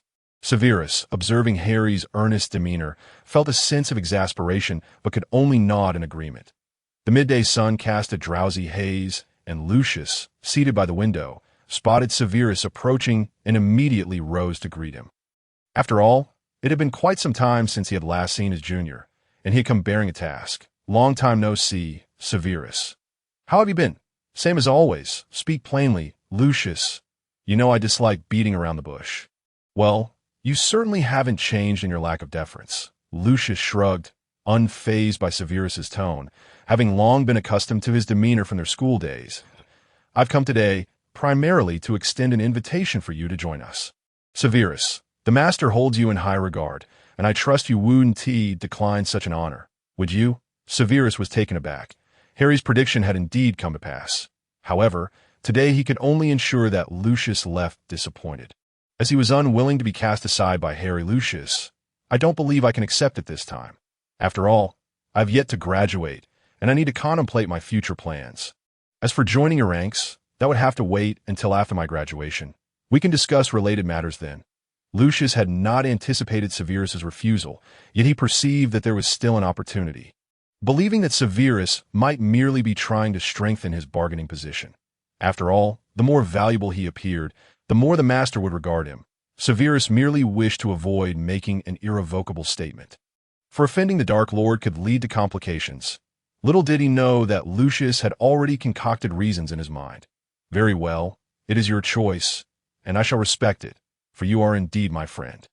Lucius regarded Severus with a knowing glance, then deftly shifted the conversation away from the matter. Severus found Lucius's gaze perplexing, yet he paid it no mind, as long as Lucius conveyed his sentiments accurately. The future could wait.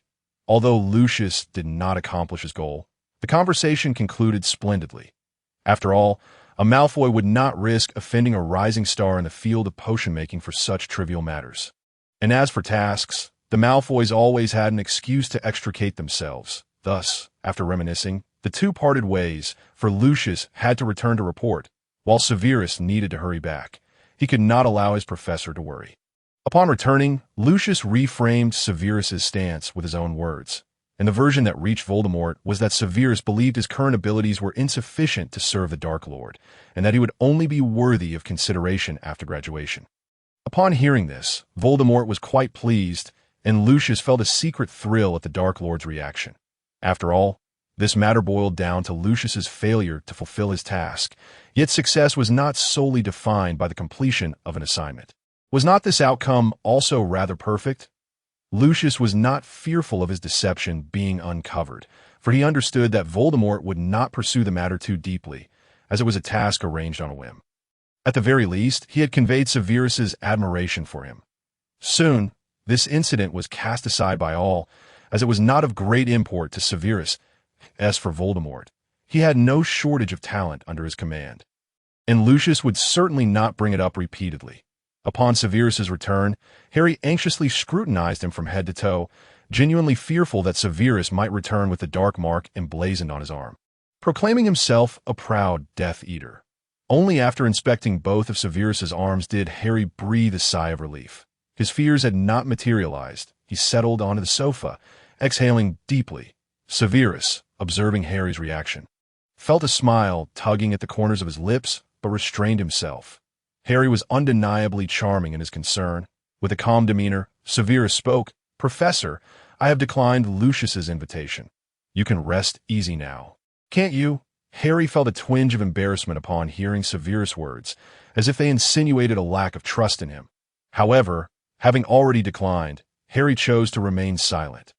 Time passed gradually, and under Severus' deliberate orchestration, Harry's life became subtly interwoven with Severus' presence, to which he had long since grown accustomed. Before he knew it, Severus was nearing graduation. Over the years, Severus had adeptly risen to prominence within the British wizarding community, establishing himself as a highly sought-after potion master.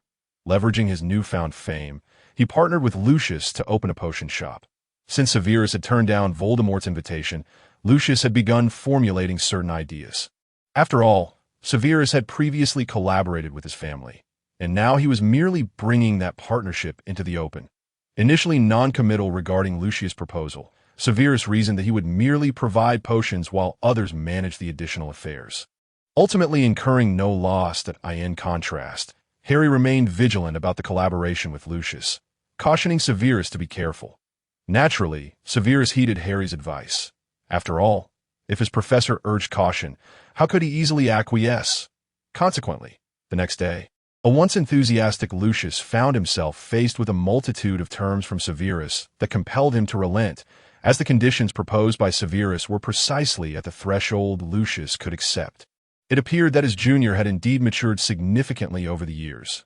When Severus presented the newly drafted terms to Harry, he was met with disbelief. After all, Malfoy was known for his emphasis on profit, and relinquishing potential gains seemed contrary to his established character. Severus, perceiving Harry's skepticism, explained that his prior acquaintance with Lucius had facilitated the inclusion of favorable terms for himself, as for the more convoluted matters.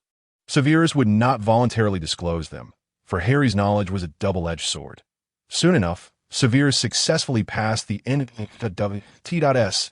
and now faced his final school event as a student, a ball celebrating graduation.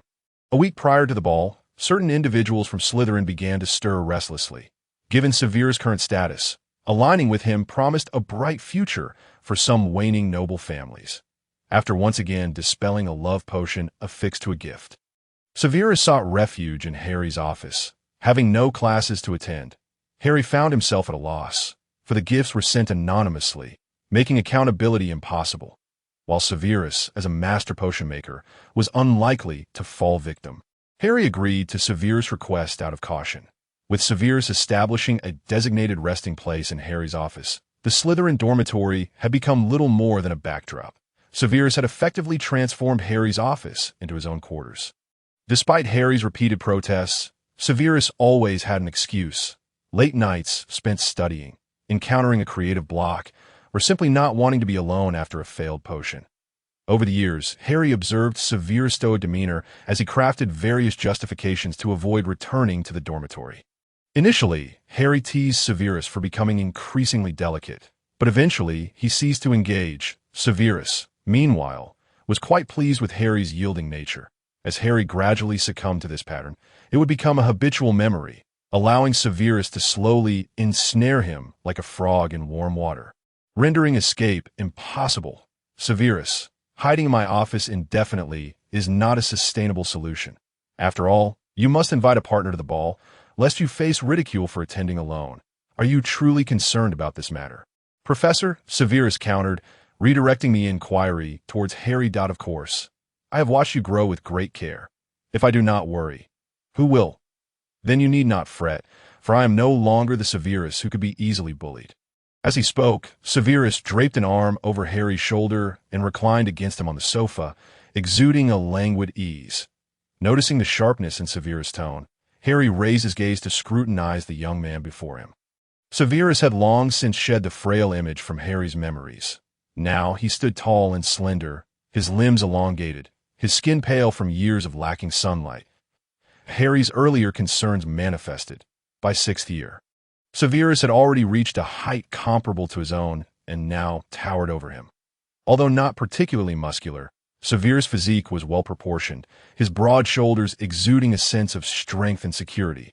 His obsidian eyes sparkled with an unfamiliar light, and beneath a sharply defined nose lay lips that were often pressed tightly together, radiating an air of aloofness. At that moment, Harry suddenly realized that Severus was no longer the child in need of his protection.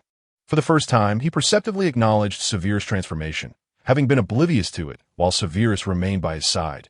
Severus, attuned to the shift in Harry's gaze, recognized this as a deliberate outcome of his own design. Otherwise, he would forever be seen as merely a child in Harry's eyes, a notion he could not abide.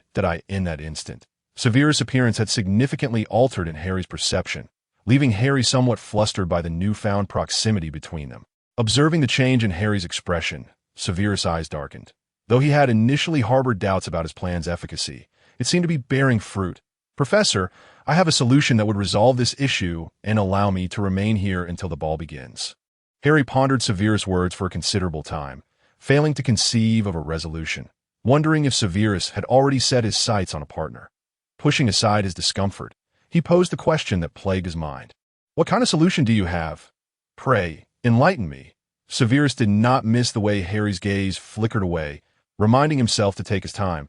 Their days were long, yes, long as you agreed to be my partner for the dance. All concerns will vanish, will they not? It is both convenient and efficient. I be your partner? Severus, do you truly comprehend what you are suggesting? What is it, Professor? Are you unwilling? This isn't merely a matter of willingness. Harry regarded Severus, whose expression remained impassive, revealing nothing of what he wished to convey. But he could hardly fathom that Severus' solution involved Harry himself as his dance partner. Severus observed Harry's reaction without revealing his own emotions. Continuing, Professor, this is an excellent plan. After all, I have no one else I wish to invite, and it would be quite troublesome. Surely you would not abandon me? Harry, upon hearing Severus claim he had no one to invite, suddenly recalled Lily. It seemed that since Lily had begun dating James, Severus had rarely sought her out.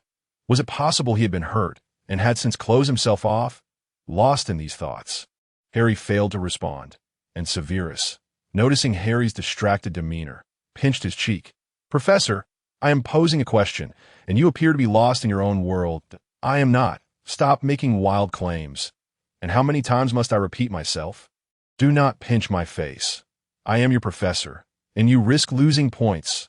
Severus swiftly retracted his hand, which had been engaged in dubious activities, and, with an expressionless demeanor, reiterated his inquiry. Initially, Harry remained in a state of refusal, as he found it somewhat peculiar for two men to attend a ball together. However, Severus was not one to let such an opportunity slip away. This was no ordinary gala. He intended to make it abundantly clear to the professor that he was no longer his student, no longer the child Severus had once perceived him to be. Ultimately, under Severus's insistence, Harry found himself compelled to acquiesce to Severus's request, as it seemed to have become a habit of his. Whenever Severus sought something, Harry invariably compromised. Upon hearing Harry's agreement, Severus coughed lightly, concealing the upward curve of his lips with his hand, for he could not allow his emotions to become too overt. He feared that if Harry were to reconsider, he would be left in a precarious position. Since Harry had accepted the invitation to the ball, he could not remain in the office idly. After all, he had yet to prepare his formal attire, and Severus's attire required advanced planning as well. Moreover, Harry was uncertain whether Severus possessed any proficiency in dance. This thought piqued Harry's curiosity, for he had never before contemplated Severus in such a light. Leading him to inquire without hesitation, "Severus, since we're attending the ball, do you know how to dance?" Severus regarded Harry with a look of evident surprise, as he was unaware that private gatherings at Slytherin House typically included dancing. Although he had never participated himself, he had, under Lucius's guidance, learned the rudiments of this essential social etiquette. However, could Severus admit to Harry that he was capable of dancing? The answer was patently clear. Thus, Harry assumed the role of an impromptu dance instructor. Yet when it came to assigning steps, he found himself in a quandary. Should he teach Severus the lead or the follow? Severus, oblivious to Harry's internal struggle, inquired about his thoughts. Harry candidly expressed his dilemma, prompting Severus to contemplate the matter. Ultimately, he relinquished the decision-making to Harry. "It is up to the professor to decide.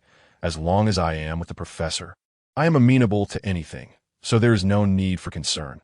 However, upon hearing Severus's words, Harry was even more conflicted. He knew that Severus was accustomed to leading, yet he did not wish to impose the role of the follower upon him. Severus, perceiving Harry's ongoing turmoil, could not bear the thought of Harry being troubled over such a trivial matter. "Let the professor lead. After all, I am just beginning to learn, so it matters not what role I assume." Hearing this, Harry felt a twinge of guilt, as he recognized Severus's intent to spare him from discomfort. Consequently, he resolved to teach Severus the lead. Upon hearing Harry's decision, Severus smiled faintly, choosing to remain silent thereafter. Taking a moment, Harry led Severus to Madame Malkin's robes for all occasions, where they each ordered a suit for the ball. He had initially intended to inquire about Lily's attire, but Severus informed him that they need not concern themselves with it. Harry reconsidered, realizing that James would undoubtedly be responsible for Lily's gown, as they were already together. After briefly consulting Lily and receiving the anticipated response, Harry ceased to pursue the matter. In truth, Severus felt a twinge of discomfort when Harry mentioned Lily. Over the years, Harry had treated him with great kindness, yet he had also extended similar warmth to Lily, and even to James and his companions. At tea times, Severus questioned whether, in Harry's eyes, any student was entitled to his affection, while others outside that realm received no such regard. Once, he had even indirectly probed Harry about whether he treated all students with the same level of care. Harry had immediately denied it, which brought Severus a modicum of comfort. When Severus broached the subject of James, Harry attributed his behavior to his relationship with Lily, explaining that James was Lily's boyfriend and Remus had contributed to Severus's potion improvements, while Sirius was a close friend of both James and Remus. Thus, he treated them with a degree of special consideration. Severus seized upon a flaw in Harry's logic, noting that he had omitted Peter from his list. Yet when Severus spoke Peter's name, he clearly observed a flicker of hatred and disgust in Harry's eyes. Although Harry explained that he had overlooked Peter due to his low presence, Severus remained skeptical. Nevertheless, he deemed it unimportant and chose not to press further. As Severus watched Harry intently selecting robe styles, he reminded himself to remain patient. After all, they had already graduated, and soon these individuals would no longer be in their lives. The ball loomed as the immediate priority. Severus had already spoken with Dumbledore after passing his exams, and Dumbledore had assured him that provided he did not change his mind, he would become the potions master at Hogwarts at the start of the next term. Professor Slughorn was quite pleased upon learning this, as he had been eager to retire, but had found no suitable successor until Severus presented himself. As Severus observed the oblivious Harry, he began to devise a plan. "My dear Professor, are you ready? It is time to cast my net. I hope you fall into it swiftly, lest I resort to more cunning methods." Just as Harry was about to solicit Severus's opinion after confirming the robe styles with Madame Malkin, he caught Severus's gaze, which had yet to fully mask his emotions. Harry was momentarily taken aback by the latent possessiveness reflected in Severus's eyes. Before he could fully comprehend it, Severus had already concealed his feelings and inquired about Harry's choices. Harry dismissed the moment, reasoning that he must have misinterpreted Severus's expression. After all, how could Severus exhibit such a demeanor toward him? Once Severus had successfully diverted Harry's attention, he sighed with relief, grateful that Harry had not discerned his emotional state. For that could have complicated matters. Madame Malkin handed Severus the catalogue to peruse Harry's selected robe designs, to which Severus had no objections. Ultimately, Harry made the final decision, and after setting a time with Madame Malkin, they departed.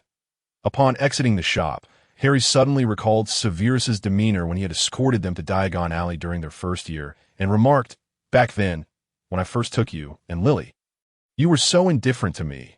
Your attitude was quite frosty." Severus remained silent, aware that Harry was about to embark on one of his daily monologues, as anticipated, when Harry received no response from Severus. He continued, "I cannot fathom how such a small person could exhibit such a stark contrast in attitude toward Lily and me. I was genuinely saddened, thinking you must have despised me." While Severus had been quietly listening, he interjected softly, "No, how could I despise you?" However, his voice was too faint for Harry to hear. "Severus, what did you say?" "Nothing. I merely suggested that we should be on our way. We have matters to attend to." "What matters?" "I am unaware of any." Harry felt perplexed but followed Severus, thinking it prudent to comply, unaware that Severus was merely changing the subject. After retrieving their robes, the only task remaining was for Harry to teach Severus to dance before the ball commenced. Thus, in the days leading up to the event, Harry conducted intensive training sessions with Severus. Harry could not shake the feeling that, while instructing Severus, he was often aware of Severus's breath brushing against his earlobe, which made him quite uncomfortable. Yet, observing the earnest expression on Severus's face, he rationalized that perhaps he was overthinking it. Severus, watching Harry's earnest attempts to impart knowledge, felt a warmth in his heart. His professor always invested such care in his endeavors. The more attentive Harry was, the less Severus was willing to let go.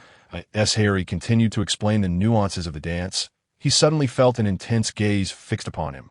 He glanced around, but the source of the scrutiny eluded him, leading him to abandon the search, dismissing it as a mere figment of his imagination. Harry pondered the previous night's sleep had been undisturbed. Yet today he was beset by an array of peculiar sensations. Noticing Harry's pause and scanning the surroundings, Severus inquired, "Professor, is there something amiss with my movements?" "Oh, not at all. Your form is impeccable. I merely sense that someone may be watching us. Yet I cannot discern anyone." Severus, upon hearing the words, discreetly averted his gaze and then addressed Harry, saying, "Are you feeling overly fatigued? Perhaps you should rest for a while. Professor, I believe I have grasped the movements well enough. We can practice them thoroughly later, and then conclude today as training." After a moment's contemplation, Harry acquiesced, reasoning that Severus had nearly mastered the techniques. Following a brief respite, the two flawlessly completed their training for the day, with the peculiar gaze that had once puzzled Harry never reappearing. Thus, Harry managed to teach Severus before the ball, an accomplishment that filled him with a sense of pride, especially considering Severus's rapid learning and precise execution. Harry attributed all of this to his own adept teaching, silently praising himself. "Well done, Harry." The ball commenced smoothly, with this year's graduates gradually making their way into the hall, each arriving hand in hand with their partners. Resplendently adorned, illuminating the hall with their brilliance, lower-year students had also arrived early. Although it was a graduation ball, the entire school community was permitted to attend, resulting in a considerable turnout. The moment Harry and Severus entered the hall together, the conversations around them fell silent as attendees caught sight of their linked arms, leading to a hushed murmur among the students. Observing this scene, Harry felt a sense of resignation. He had anticipated such a reaction. Initially, he intended for Severus to enter first, planning to join once the ball officially commenced, but Severus was adamant against it. "Professor, you cannot let me go in alone. It would make me feel uncomfortable," he had stated with an expressionless demeanor, and Harry almost believed him. Yet, despite his reluctance, the outcome was unmistakable as he noticed the students whispering and glancing at them. Harry felt a familiar headache begin to throb. He regretted his moment of leniency, but fortunately, Lily's arrival rescued him. "Professor, you are here too," Lily's voice called from behind. Turning, Harry saw her approaching with a radiant smile. Today, Lily looked exceptionally beautiful, and as Harry gazed at his vibrant mother, A sudden wave of panic washed over him. Could he truly ensure their survival? Severus, ever attentive to Harry's expressions, noticed the shift in his demeanor. Though unaware of the cause, he instinctively draped his arm around Harry's shoulder. Asking, "Professor, is something amiss?" Coming to his senses, Harry met Severus' concerned gaze, dismissing the worry with a quick assurance that he was fine, attributing his momentary distraction to a fleeting lapse that he promptly adjusted his mindset. Resolving to fulfill today's task before contemplating anything else. Seeing Harry's color return to normal, Severus refrained from pressing further. Yet his arm remained around Harry's shoulder. As Lily approached, she was met with the sight of Severus embracing Harry. Both of them leaning in a hushed conversation that a thought flitted through Lily's mind but was quickly dismissed. Perhaps she was overthinking. However, Severus's posture was certainly open to misinterpretation. "Professor, how is it that you and Severus arrived together? Did you not bring partners?" Lily inquired, while James, having trailed behind her, echoed her curiosity. As Lily approached, Harry became acutely aware of the somewhat awkward positioning between him and Severus. He gestured for Severus to release him and turned to greet Lily. "Lily, why are you running so fast?" "I almost called Snape." "Oh, Severus, what are you doing here?" Under Lily's piercing gaze, Harry forcefully swallowed the name he had almost uttered. It seemed as though this gentleman was nearing graduation, yet retained little sense. Otherwise, he would not pose such a ludicrous question. Severus, with a sardonic smile, replied to James, "It appears that as graduation approaches, the contents of your brain remain woefully scant. Otherwise, you would not ask such absurd questions." Considering the day's significance, Severus chose not to engage further with James.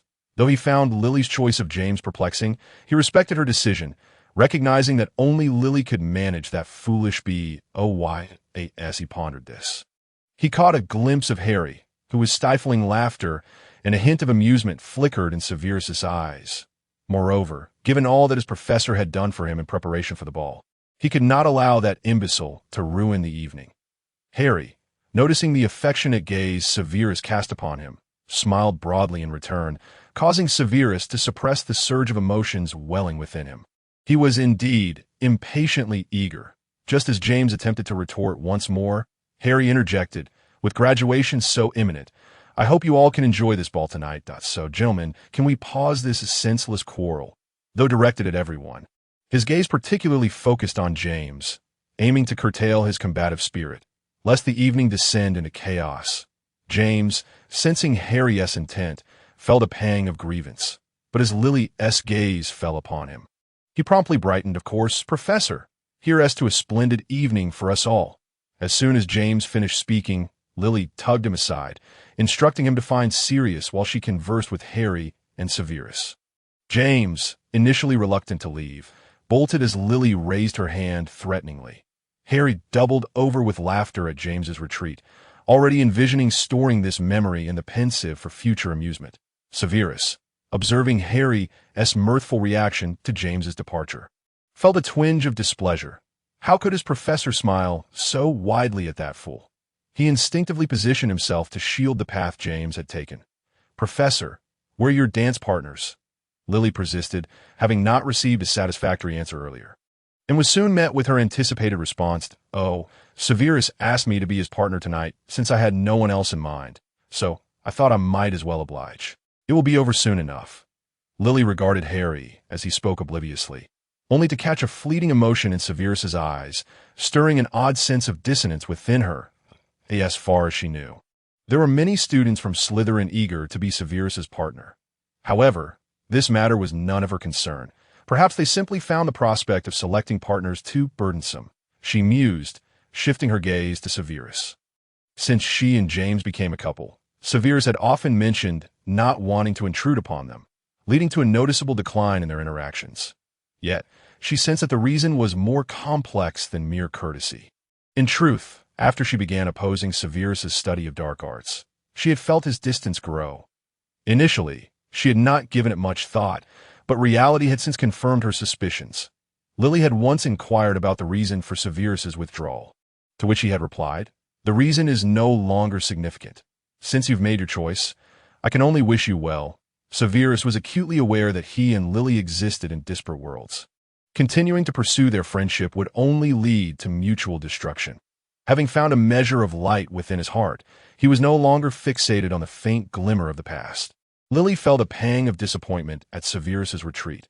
After all, he was her closest friend. However, with Severus's words lingering in her mind, she found herself at a loss for how to respond, ultimately deciding to let it be, for now. I shall not intrude any longer. I will seek out James. Farewell, Professor Severus. Lily concealed her emotions as she bid them goodbye and turned to walk towards James. Watching Lily's departing figure, Harry quickly glanced at Severus to gauge his emotional state. Relieved to see he appeared unaffected, Harry feared that Severus might secretly feel disheartened upon seeing Lily with James. Yet, observing Severus's demeanor, Harry realized his worries were unfounded. It seemed Severus had come to terms with the situation, and Harry felt a wave of relief wash over him. Just as he was about to speak, Severus wrapped an arm around Harry's waist, and Harry suddenly noticed that the ball had already commenced. He could only yield to Severus's gentle pull, beginning to move in time with the music. "Professor, were you about to say something?" Severus's lips brushed softly against Harry's ear as he inquired in a voice that, having shed its youthful clarity, now resonated with a deep, magnetic timbre that was utterly enchanting.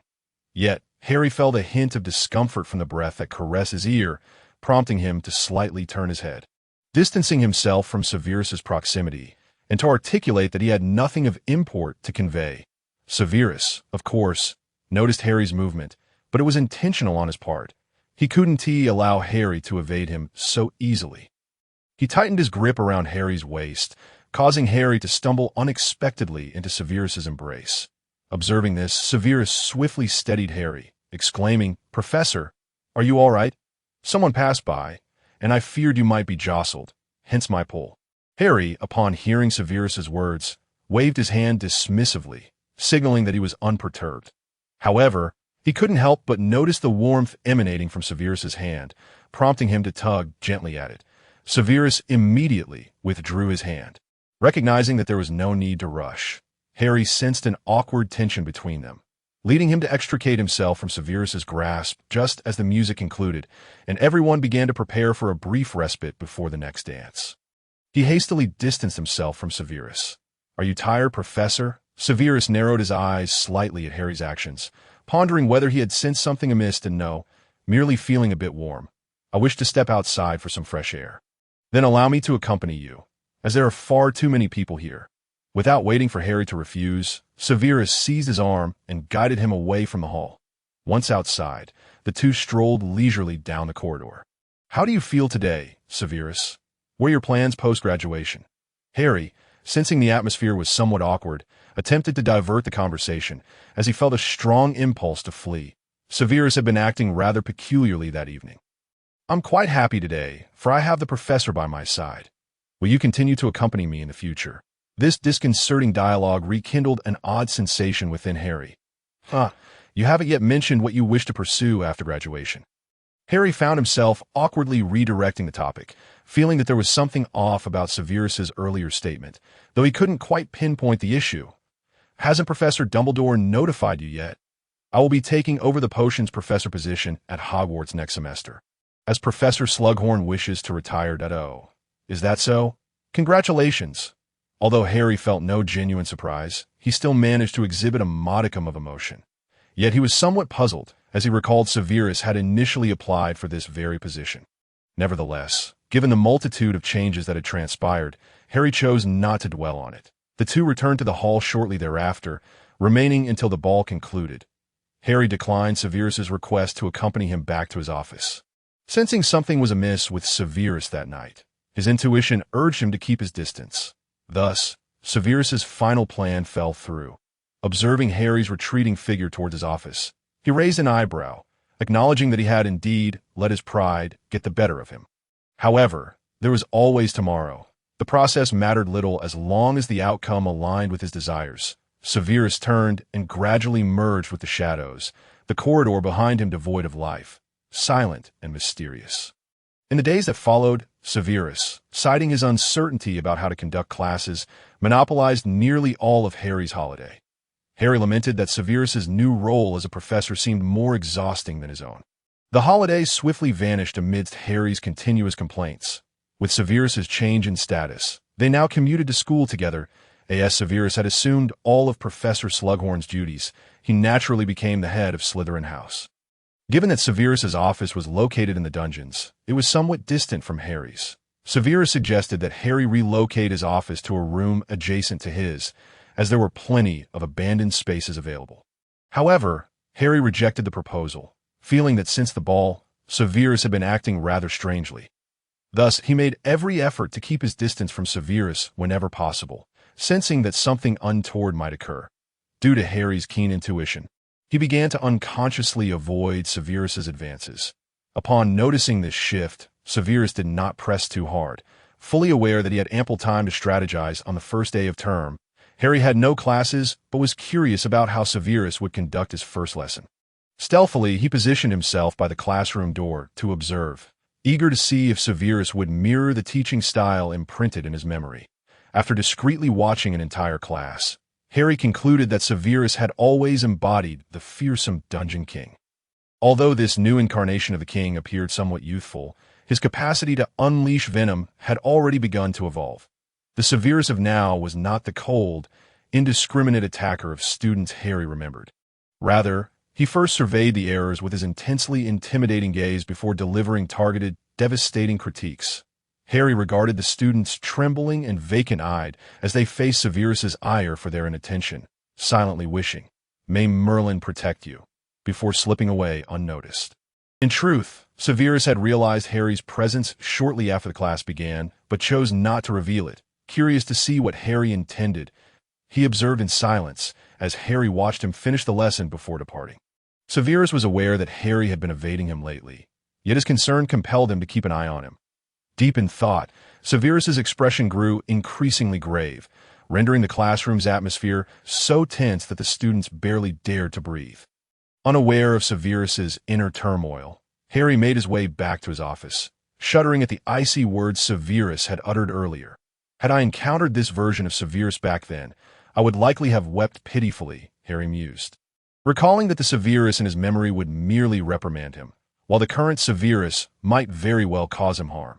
Dismissing such terrifying thoughts, Harry shook his head, striving to eliminate the dreadful notion from his mind. It was simply too unsettling. Lunchtime soon arrived, and, as Harry settled into his seat, he spotted Severus walking toward the staff table. He instinctively wished to invite Severus to sit beside him, only to be taken aback when Severus bypassed him entirely, choosing a seat at the far edge instead. Harry, momentarily stunned by Severus's actions, felt a wave of uncontainable disappointment wash over him as the food was finally served. He could not fathom why he felt this way, nor could he understand why Severus had chosen to ignore him. Surely, he hadn't inadvertently offended Severus lately. Suddenly, a thought struck him. Could it be that his recent attempts to distance himself had upset Severus? Yet, he had not intended to be so evasive. It was simply that Severus had been acting most strangely of late. As Harry stared at the food on his plate, his appetite vanished. He hastily consumed a few bites before vacating the hall and returning to his office. All the while under the watchful gaze of Severus, who discreetly smirked. Watching Harry depart, Severus mused, "Ah, my professor, being needed can indeed become addictive. The sudden neglect, not rather disconcerting. I must ensure you experience the same sentiment. Else how will you comprehend the grievances in my heart?" In the days that followed, Severus refrained from visiting Harry in his office. Eventually, Harry cornered him in the classroom after one of his lessons. "Severus, why have you not come to my office to brew potions recently? Are you angry with me?" Severus regarded Harry in silence, first retrieving his wand to secure the classroom door before pulling Harry into a seated position opposite him. "Professor, have you forgotten? I now possess my own office, so I likely no longer need to intrude upon you. Furthermore, does my anger truly matter to you?" Upon hearing Severus's words, Harry blurted out, "Of course it matters." The moment he spoke, Harry froze, while Severus did not grant him the luxury of contemplation. "Since it matters, then why deliberately avoid me? If I have erred, please inform me. However, your withdrawal without any explanation has left me quite heartbroken." "My professor, I did not intentionally avoid you. Rather, I've been rather overwhelmed by recent events. Indeed, it is the multitude of matters that has led to my slight neglect of you, but I assure you it shall not happen again. Oh, such a verbal assurance is hardly convincing. After all, the professor is quite adept at soothing others. Severus, feigning indifference as he gazed at his own fingers, responded, though his peripheral vision remained fixated on Harry. Upon hearing Severus's words, Harry immediately began contemplating how he might offer a guarantee. Having grown accustomed to their daily interactions due to Severus's unwavering presence, Harry found himself disoriented by Severus's sudden absence in his life. Yet, after much contemplation, Harry could not devise a suitable assurance, and Severus, perceiving Harry's dilemma, resolved the issue for him. In light of the professor's predicament, allow me to propose a suggestion, should such a situation arise again. The professor must unconditionally grant me any request of my choosing, be it any request, without exception. What say you, my professor? Upon hearing Severus's stipulation, Harry readily acquiesced, reasoning that Severus would likely ask for rare potion ingredients or unique potion recipes, which would merely require a bit of effort on his part. Severus, observing Harry's easy agreement, felt a flicker of amusement deep within his eyes. What shall I do, my professor, by allowing me to demand such things? You may inadvertently nurture my avarice, leaving me utterly devoid of your generosity. Recently, students attending potions class were astonished to find their professor transformed, while he continued to express disdain for their ignorance. His words lacked the sharpness they had possessed at the beginning of the term. The Gryffindor Lions, who received special attention, had the most authority to speak. They recalled how the professor had seemed poised to send them to meet Merlin at any moment. Now, however, their encounters with him left them longing to return home to their mothers. Ever since Harry assured Severus he would no longer deliberately avoid him, Severus had not appeared as frequently as before. Nevertheless, Harry sensed that Severus was secretly plotting something unknown to him. In truth, Severus had been preoccupied with his recent venture alongside Lucius to establish a potion shop. When he was still a student, no one paid attention, but now that he had become a professor at Hogwarts, everything had changed. Voldemort had summoned Lucius to recruit him. Although he had declined, it appeared that someone had recently mentioned Severus's name to Voldemort, prompting Lucius to renew his attempts to contact him in hopes of enticing him to become a Death Eater. Despite Severus's steadfast refusal of Voldemort's invitation, Lucius's insinuation suggested that Voldemort's activities had intensified, and his temperament had grown increasingly brutal. This situation might not pass as smoothly as it had in the past.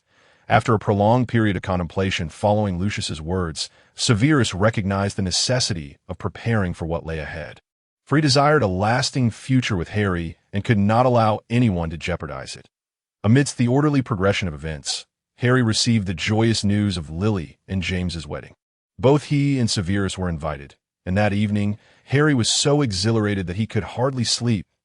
He was to attend his parents' wedding, a truly wondrous and fantastical event, for which he was grateful to Merlin. The following day, Harry eagerly enlisted Severus's help in preparing a wedding gift for Lily. Although Severus did not quite understand Harry's fervent enthusiasm, he complied with Harry's directives, unwilling to let Harry endure the task alone. Through their combined efforts, a delightful wedding gift for Lily was ultimately crafted. Harry prepared a protective charm for both Lily and James. While it could not shield against lethal curses such as the Killing Curse, it would effectively counter most other spells. Additionally, Severus contributed some potions of exceptional quality, which were not readily available in the market, though James's gift was not included in his considerations. Soon, the day of Lily's wedding arrived. As Harry watched the couple exchange vows amidst a throng of well-wishers, tears began to stream down his face. Unconsciously, he reached up to touch his tear-soaked cheeks. Severus, taken aback by Harry's tears, was unaccustomed to witnessing such a display of emotion from him. He was perplexed by Harry's tears, yet deeply concerned. "Professor, are you all right?"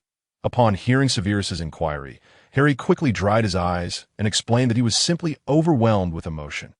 Although Severus remained skeptical, he refrained from probing further. As Harry gazed at the smiling couple, Lily and James embracing each other, he silently vowed to do everything in his power to ensure their safety, even if it meant sacrificing his own life to protect them. "Mom and Dad, you must be happy. This time, I will guard you, and no one shall separate us again. Severus, observing Harry's expression, felt a surge of unease.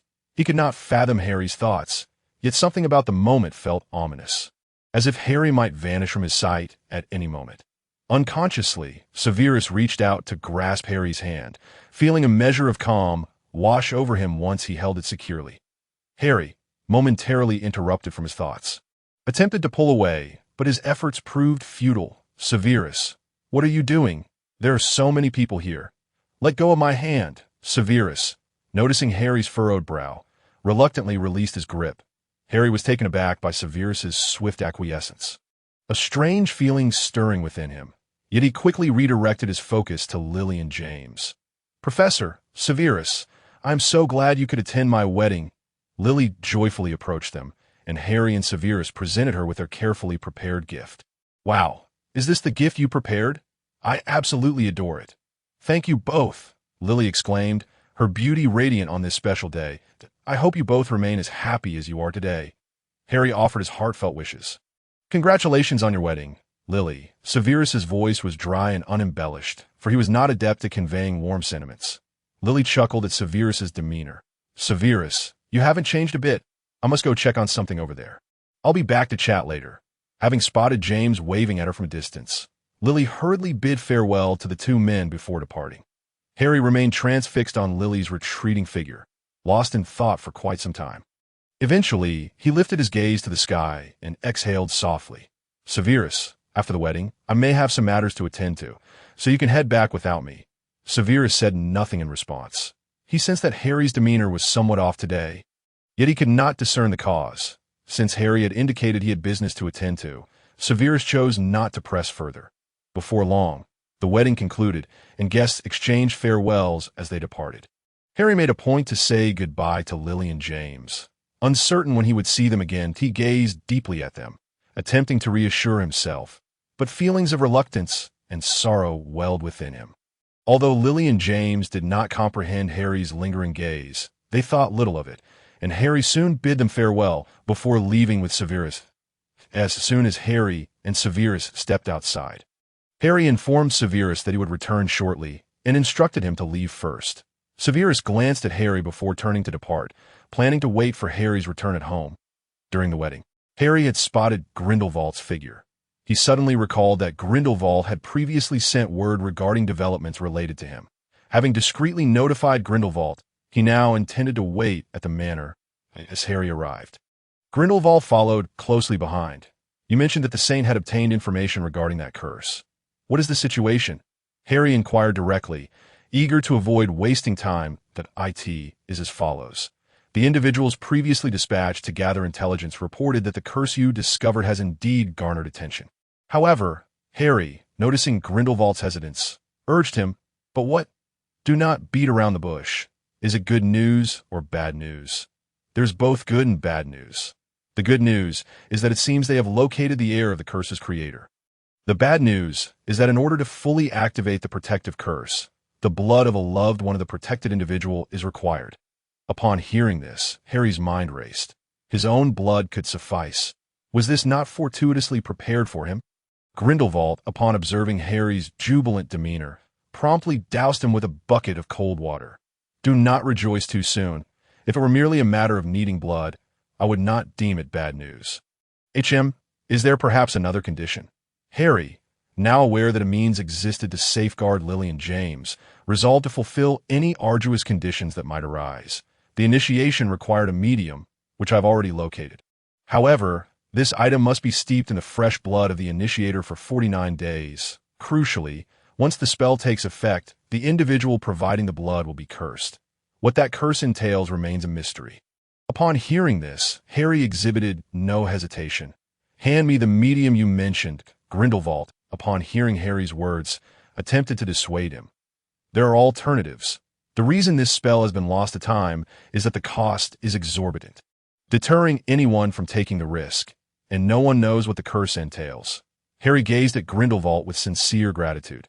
Rest assured, I shall not resort to this method unless absolutely necessary. After all, I do not wish to meet Merlin just yet. Grindelwald felt a temporary sense of relief. He had suspected that Harry possessed knowledge beyond what he had revealed, yet all his attempts to extract memories from Harry's mind had failed without exception. Over the years, Grindelwald had come to realize that the young man before him harbored many secrets. But after years of inquiry, the truth had become insignificant, as long as Al was by his side. He felt capable of protection for Harry's matters. He remained uninformed and uninterested in prying into another's privacy, grateful to Harry for enabling him to take that crucial step. The mere thought of Dumbledore brought a smile to Grindelwald's face. His Al was splendid in every way, albeit a tad obstinate, yet they had ample time ahead of them. Harry found Grindelwald's expression unbearable and rolled his eyes. "Have you brought the item? If not, please ensure it arrives promptly. Also, kindly refrain from making such disconcerting expressions in my presence. They're genuinely nauseating." As he spoke, Harry feigned a retching motion. Grindelwald, unfazed, replied, "You are simply envious. Well, I shan't linger. I'll have the item delivered to you, along with a method. Just make sure I do not have to retrieve your remains." Harry, uninterested in further banter, stood up and made his way towards the exit. "That will suffice. I must go. There are others awaiting me at home." With a casual wave, he activated the port key. By the time Harry returned home, dusk had nearly fallen. Upon entering, he spotted Severus seated on the living room sofa, the dim light casting a warm halo around him.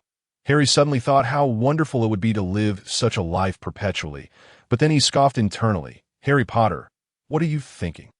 These are but fleeting moments. Do not forget your purpose and stop daydreaming." Severus, hearing the door open, turned to see Harry standing in the doorway, his expression clouded with contemplation. "Professor, you have returned. Is there anything you wish to eat? I can prepare something now." Over the years, their domestic life had not changed significantly. Severus had learned to cook simple meals, often preparing food for himself in Harry's absence. Initially, Harry had been critical of Severus's culinary skills. Yet Severus found satisfaction in his own efforts. "Oh, do not concern yourself with me. Have you not eaten?" Harry inquired while rolling up his sleeves. "I was hoping to wait for you to return so we could eat together."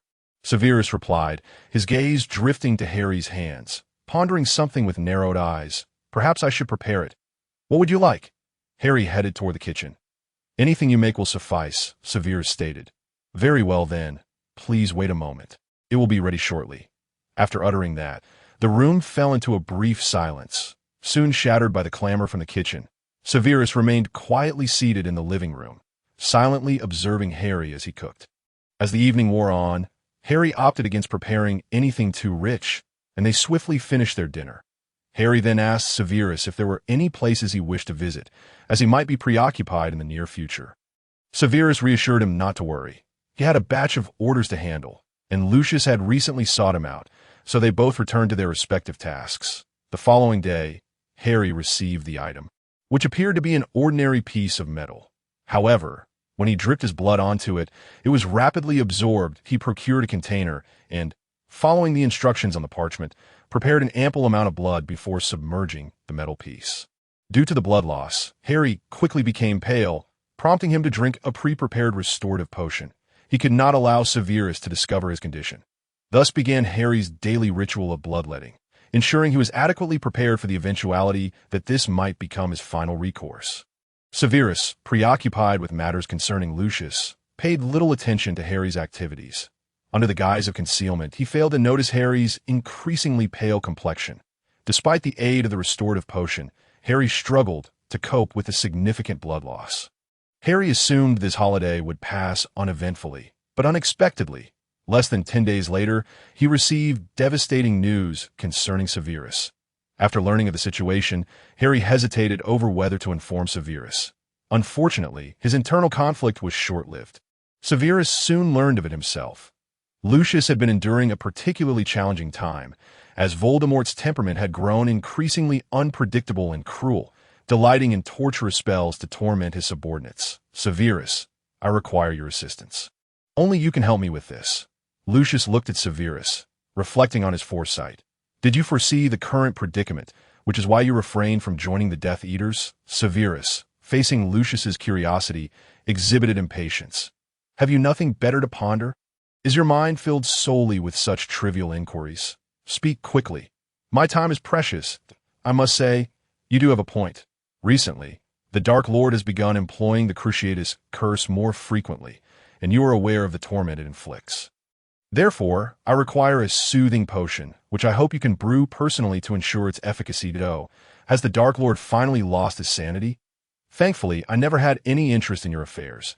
Otherwise, I would now be among those suffering. Severus remarked with a smirk. Lucius, witnessing Severus's unabashed mockery, felt a sense of resignation. Who could have predicted things would escalate to this point? However, Severus, do not celebrate too soon. Given the current circumstances, you will inevitably find yourself ensnared. Severus understood this all too well, yet he would not remain passive. If time permits, may I borrow your dark mark for examination? You intend to research a means of... Lucius quickly grasped Severus's intentions. Severus merely raised an eyebrow, unwilling to confirm or deny.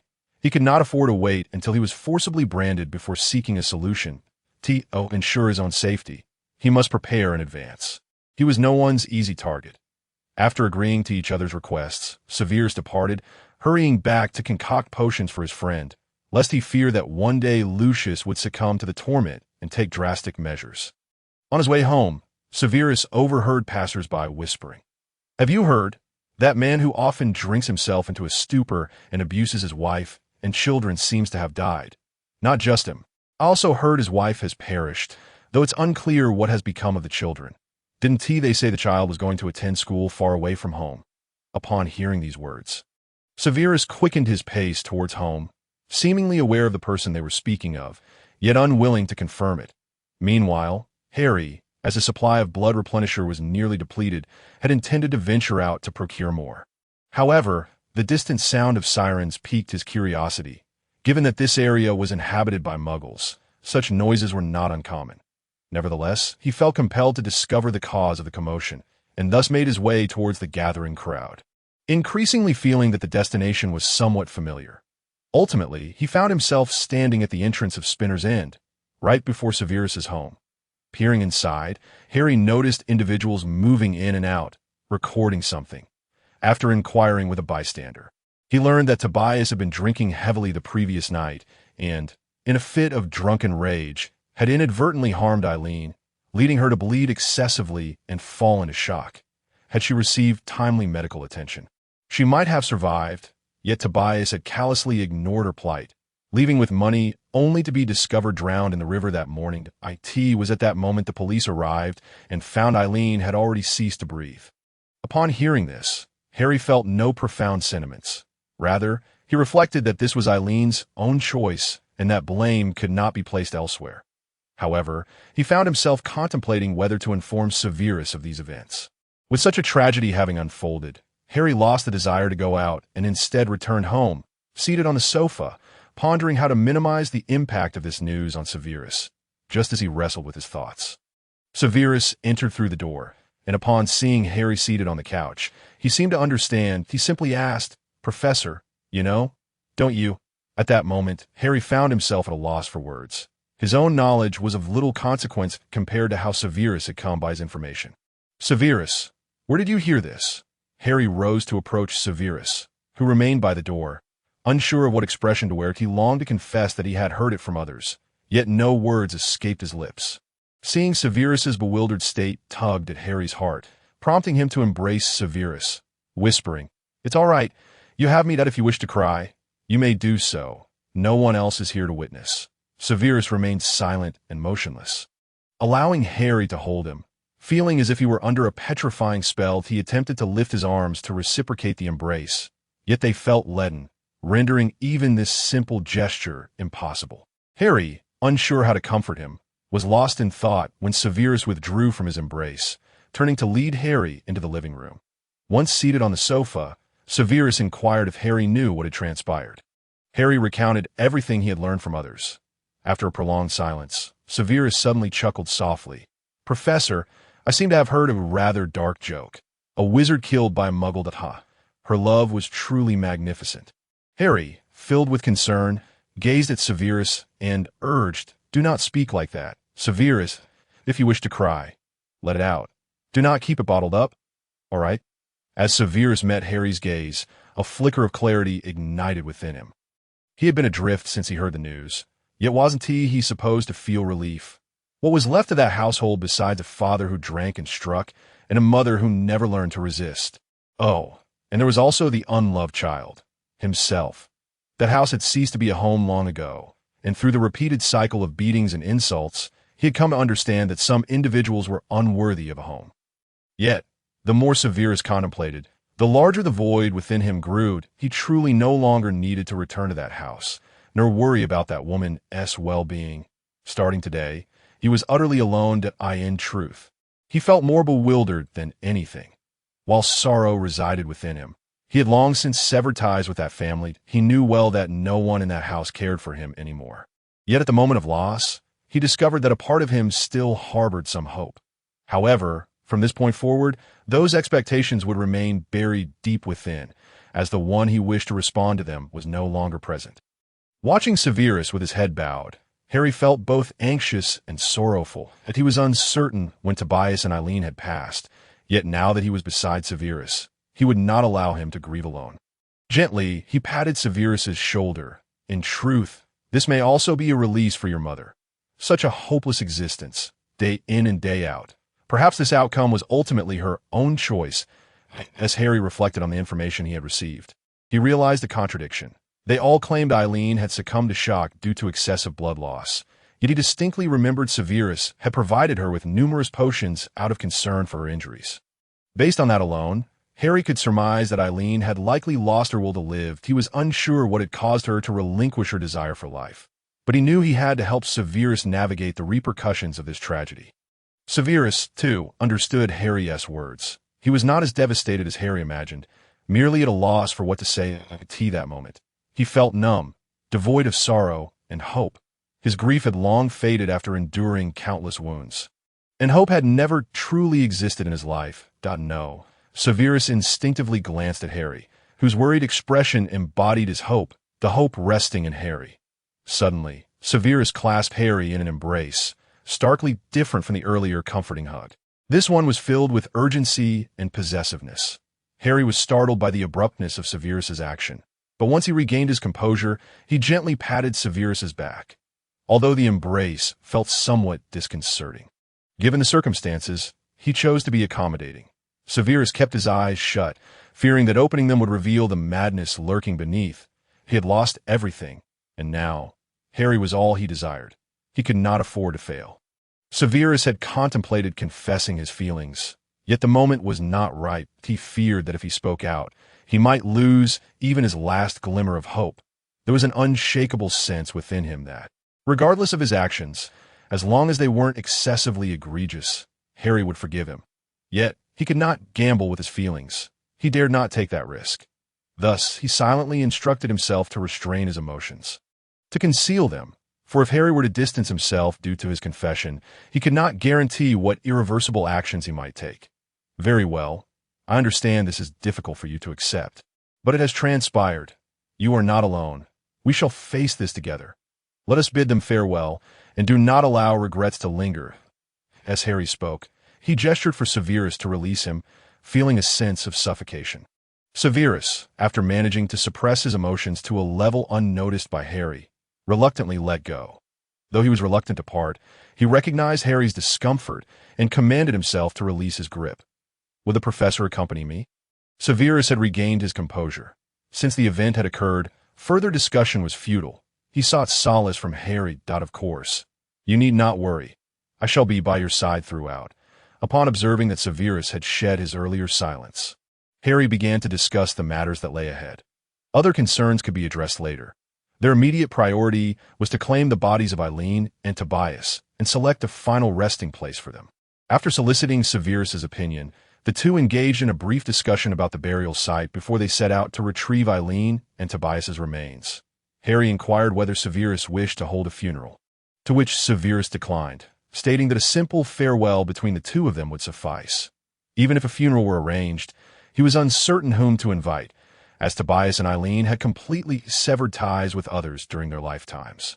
Consequently, they proceeded to handle the necessary paperwork with their identification, after which they were guided to meet Eileen and Tobias. Professor, this is the most harmonious moment I have witnessed between them in a long time. Harry reflected. There were no frenzied complaints or the grotesque visage of drunkenness from Tobias, nor the anxiety and submissiveness from Eileen.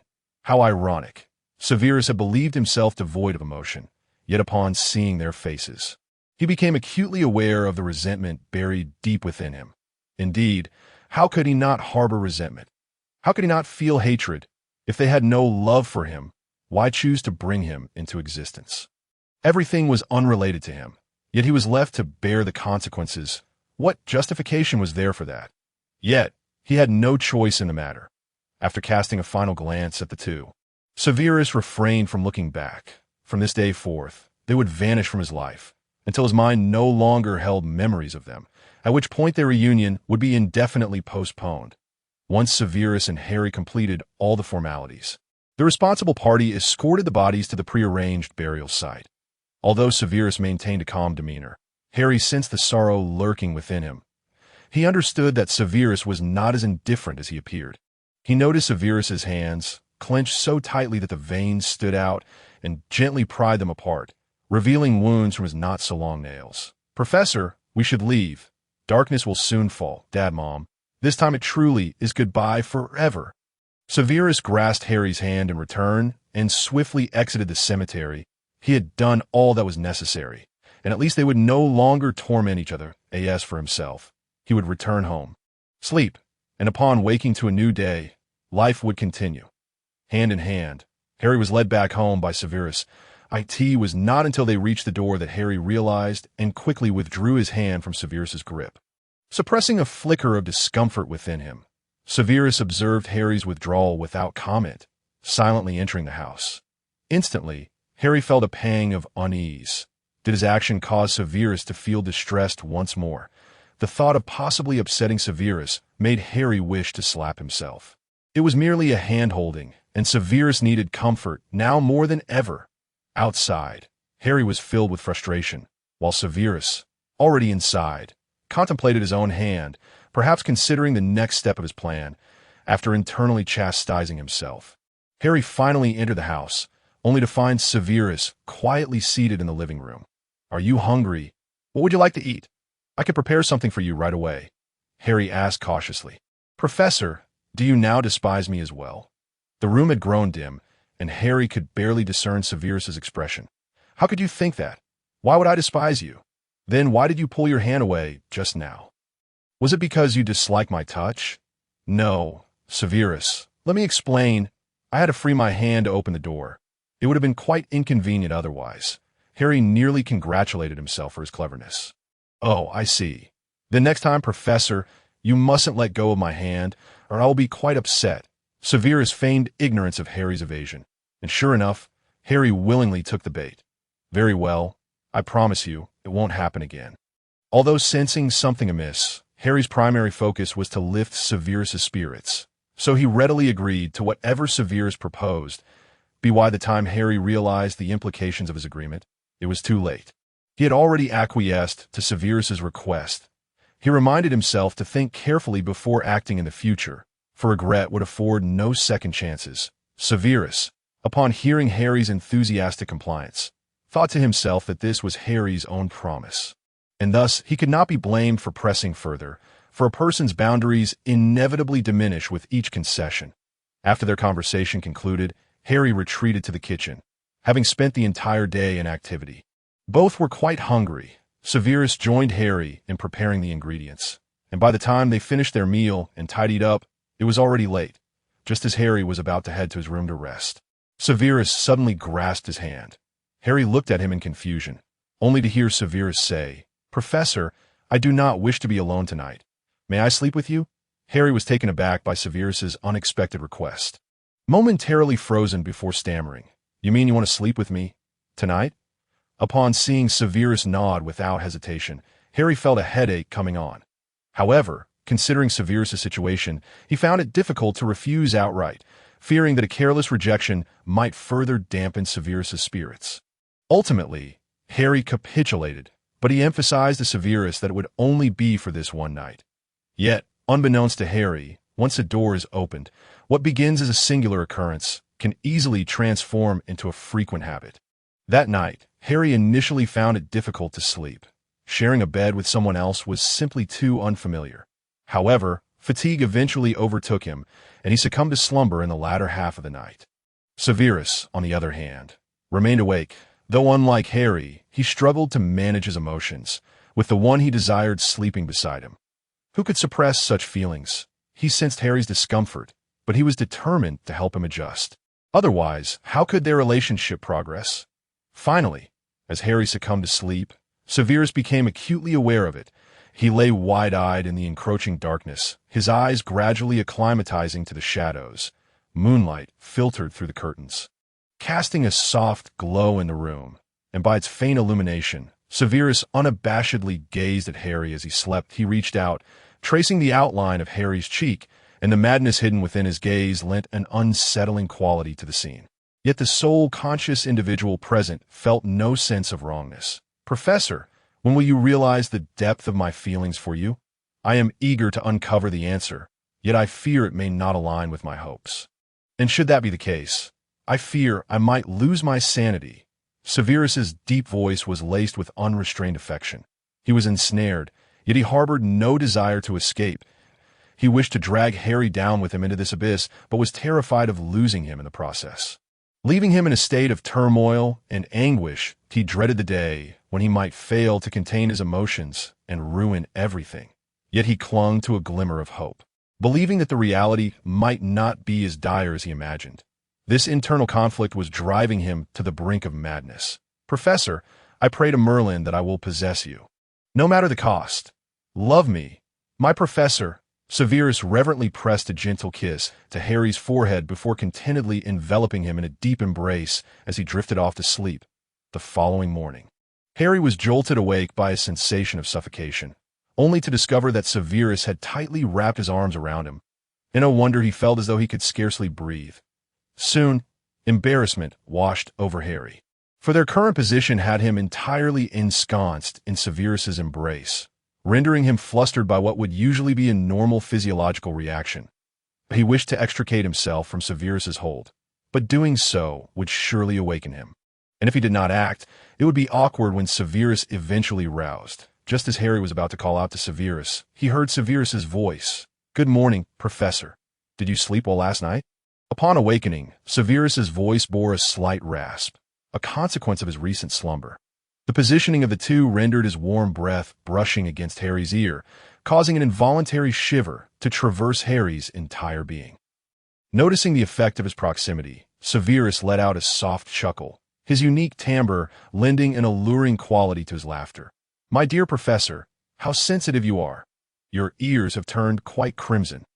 Stunned by Severus's audacious remark, Harry nearly sprang from the bed, but with Severus's arms still draped over him, his escape was thwarted, resulting in him inadvertently pressing further against Severus. "Severus, please release me. I suddenly recalled an urgent matter that requires my attention." The unexpected turn of events rendered Harry's speech halting, and Severus, keenly aware of the need to temper the situation, recognized that pushing further would lead to complications. "Really, Professor, one cannot jest at all without your sensitivity coming to light. Had it not been for my grip, you might have tumbled to the floor." With Severus's voice returning to its usual monotone, Harry began to ponder whether his reaction had indeed been excessive. Yet, recalling the earlier incident, he hastily exited the bedroom to collect his thoughts in solitude. Severus watched Harry's retreating figure, murmuring under his breath, "You cannot escape, Professor." Influenced by the morning's events, Harry spent the remainder of the day evading Severus. The latter, observing Harry's demeanor, remained unperturbed, knowing that this avoidance was but a fleeting phase and that the matter would eventually require resolution. Due to Harry's demeanor, Severus refrained from overt flirtation, yet he discreetly monitored Harry's every move, which soon led to a startling discovery. Midday, Harry excused himself, claiming fatigue from a restless night, and requested Severus not to disturb him. However, shortly after Harry retreated to his room, Severus detected a strong metallic scent emanating from within. Alarmed, he rushed to the door and flung it open, the forceful action causing a resounding crash as the door collided with the wall. Harry, engaged in his daily bloodletting ritual, was startled by the commotion, and upon Severus's entrance, he was found slicing his wrist to fill a container with his own blood. "Professor, what are you doing?" Severus exclaimed, aghast. Had he truly gone too far today? Surely, self-harm was unnecessary. Realizing he had been discovered, Harry felt a surge of panic but feigned composure. Oh, that. I require fresh blood for a prior research project. I assure you, it poses no threat, and I have prepared a blood replenisher, so there's no need for concern. Severus was nearly amused by Harry's nonchalant tone. What sort of research necessitated such self-inflicted harm? Observing Harry's practice movements, he concluded this was not a new endeavor, that a wave of guilt washed over Severus for his recent negligence, particularly concerning Lucius's affairs that had diverted his attention from Harry's actions. He contemplated that the potion he would prepare for Harry would likely lack flavor this time around. Lucius would certainly protest, if he were aware, but he would have no opportunity to voice his grievances. As Lucius joyfully returned home with the soothing potion Severus had prepared, he nearly exclaimed in dismay at its horrid taste upon his first sip. What manner of research requires fresh blood? Professor, you wouldn't be engaging in something perilous, would you? Severus pondered the inquiry, acknowledging Harry's penchant for peculiar studies, yet he couldn't shake the concern. But, Professor, you could use my blood instead. That way, you wouldn't have to harm yourself. Harry was deeply touched by Severus's spontaneous offer, yet he knew he must keep this matter from Severus. And no need for that. I'm nearly finished.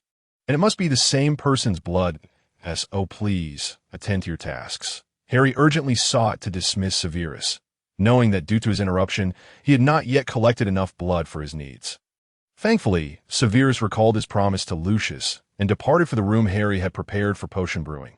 With Severus gone, Harry sighed in relief, casting a concealment charm before resuming his task.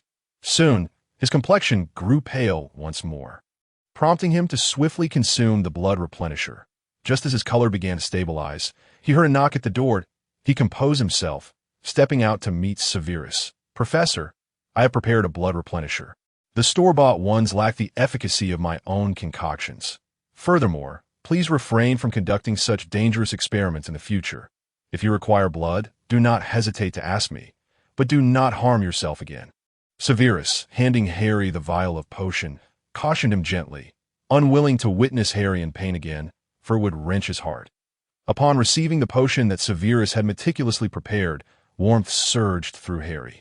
Affirming that the years of nurturing their bond had not been in vain, he attributed this gesture to Severus's gratitude, while Severus remained oblivious to Harry's thoughts, resulting in a harmonious atmosphere between them. With the task of preparing Lucius's soothing potion still at hand, Severus resumed his work. Harry, having lost considerable blood and feeling somewhat dazed, finally allowed himself to rest, given that he had not slept well the night prior. As evening fell, Harry awoke, realizing he had overslept and that dusk had nearly settled. Exiting his bedroom, he discovered Severus in the living room, having prepared a meal. Professor, you're awake. Hurry and wash up. Dinner is ready. As Severus witnessed Harry heading to freshen up, he quickly dispelled the warming charm, not wanting Harry to notice. However, he underestimated Harry's perceptiveness, as the moment he sat down to eat, he immediately recognized the meal was at an ideal temperature, an indication it had not been freshly prepared. After finishing dinner, Harry proceeded to wash the dishes. Upon returning to the living room, he found it empty. Assuming Severus had retired to his room, he thought little of it. However, upon entering his own bedroom, he was taken aback to find Severus asleep on his bed, the very same professor he presumed had gone to rest. Severus, why are you sleeping on my bed again? Was it not agreed upon that it was just for last night? Harry was determined to avoid a repeat of the morning's events. Professor, you deceived me. What do you mean by that? Severus inquired, perplexed by Harry's accusation. You stated you would no longer deliberately avoid me. Yet today, you have broken that promise. Therefore, I have a request to make, and you cannot refuse. Feeling as though he had shot himself in the foot, Harry grappled with the words that had escaped his lips. Speak then. What is your request? I wish to share my bed with the professor for the remainder of the holiday. Harry's first instinct was to refuse, yet upon meeting Severus's expectant gaze, he found himself acquiescing. Thus, Severus successfully moved into Harry's room. And as for the next holiday, he mused, there are always solutions to be found. Due to Harry's own promise, Severus successfully secured the opportunity to spend the nights with Harry, albeit only for the remaining duration of the holiday. Nevertheless, Severus felt quite content. In contrast, Harry was far from satisfied. He sensed that ever since he had agreed to share his bed with Severus, the situation had gradually spiraled out of control, be it the daily morning awkwardness or Severus's demeanor.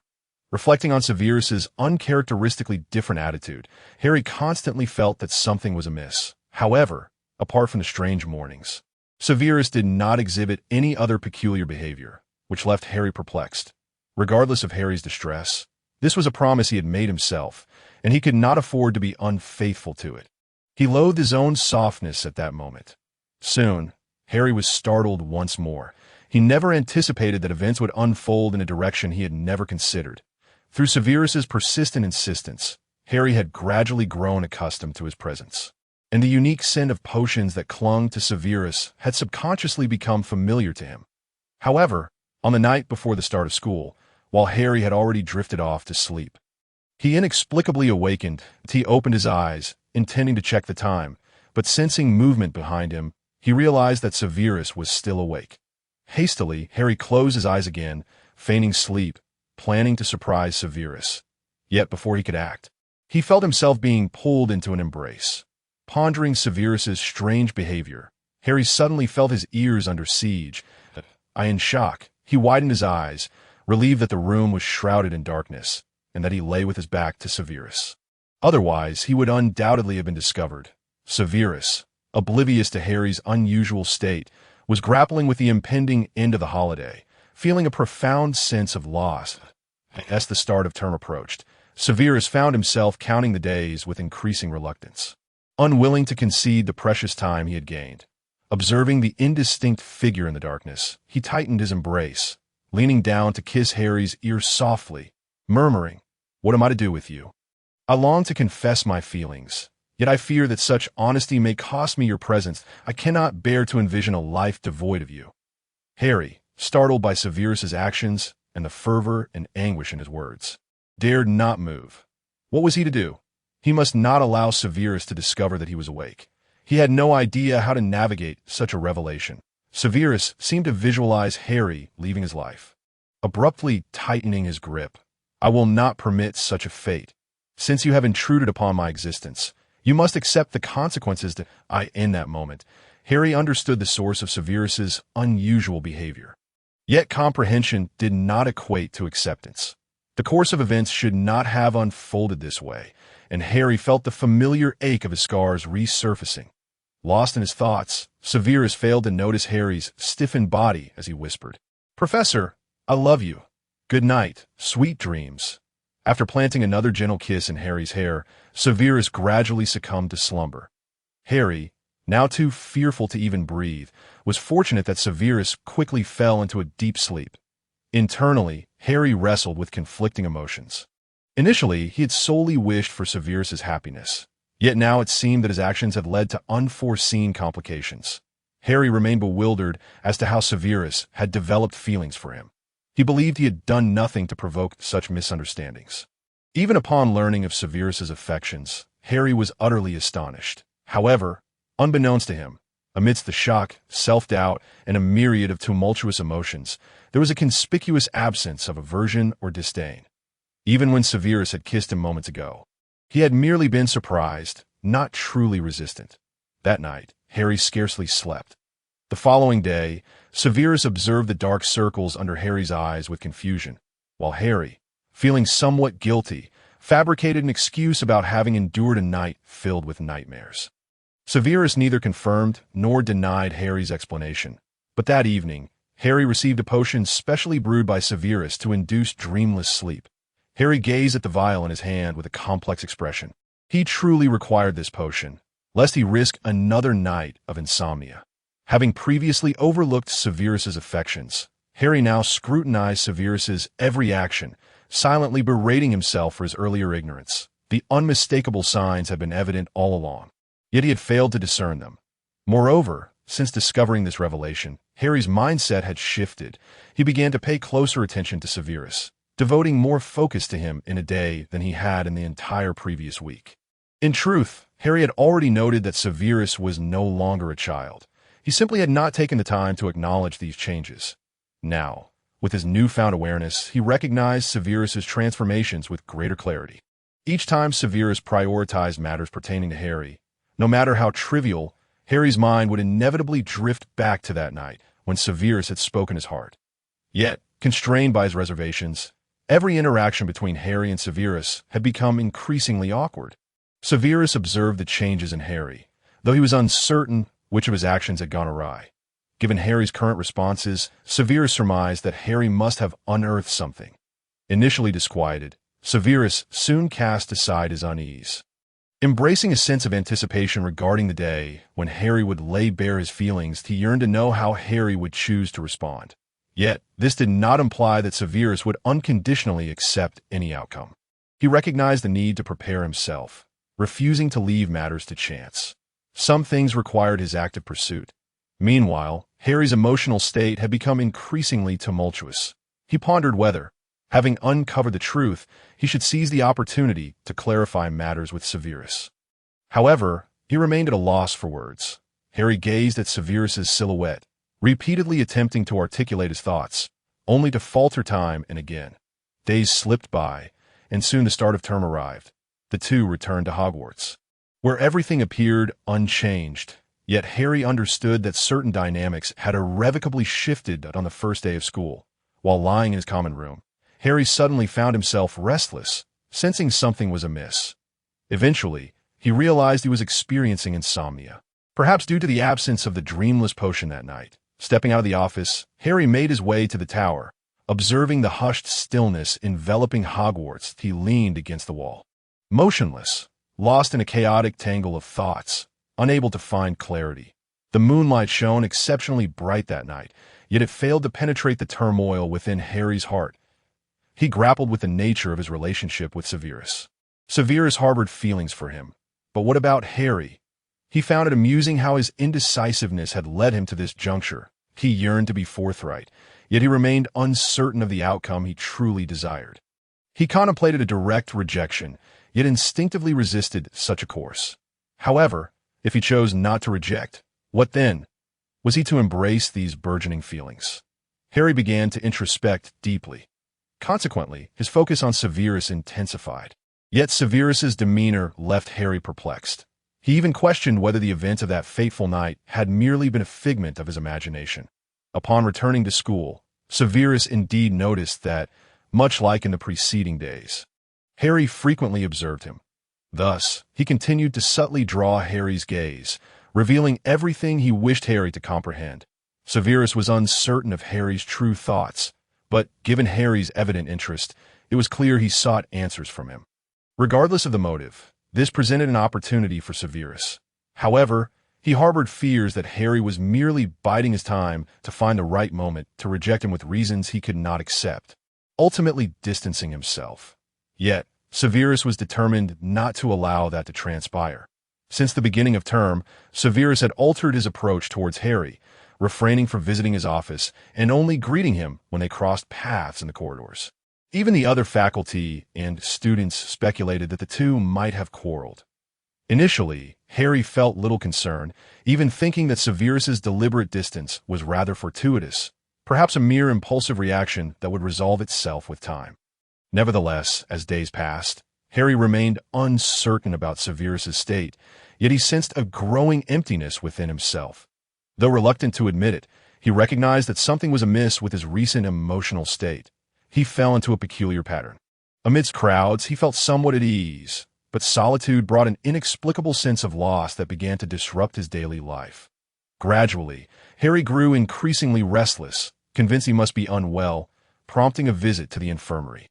However, after Madame Pomfrey conducted a series of examinations, no issues were detected. Bewildered, Harry grappled with the reality of his untroubled health.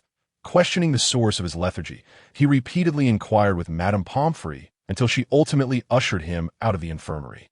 Standing in the corridor, disbelief washed over him. How could he be expelled for merely asking if he were ill? Women's thoughts were indeed difficult to decipher. "Professor, what a coincidence. You're in the infirmary too." Just as Harry's mind wandered, he heard a familiar voice, accompanied by a scent that brought him a sense of calm amidst his recent agitation, though he wished to avoid turning around. Severus was not inclined to let Harry slip away unnoticed. After allowing Harry to distance himself for several days, he deemed it necessary to reclaim some of that lost connection, lest he find it increasingly difficult to maintain his composure. Observing Harry's reluctance to acknowledge him, Severus boldly stepped forward, positioning himself directly before Harry. In truth, these chance encounters were meticulously orchestrated by Severus. Otherwise, how could Harry consistently cross paths with him in the corridors? Severus was determined not to fade from Harry's memory, and lacking the courage to approach him directly, he resorted to these staged encounters to affirm his presence. Witnessing Harry's reaction confirmed that his efforts were not in vain. "Why are you ignoring me, Professor? Have I upset you in some way?" Harry inquired cautiously, a pang of sympathy stirring within him. It was clear that his own actions had inadvertently caused this tension. "Oh no, I was merely lost in thought, and didn't hear you did. There's something you need from the infirmary.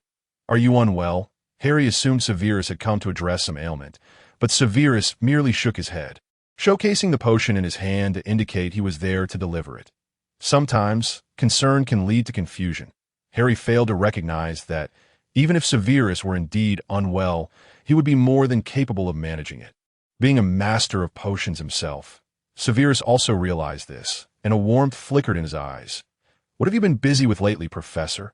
I need to brew a batch of potions, and I haven't had the chance to visit you. It seems you've been too preoccupied to come see me." Severus seemingly explained his recent absence. Harry began to grasp something. He scrutinized Severus as if he were meeting him for the first time. "I've been busy too, but once things settle down in a few days, I'll reach out." Harry, uncertain about his feelings, opted to deflect for now. Severus, however, would not allow Harry to evade him any longer.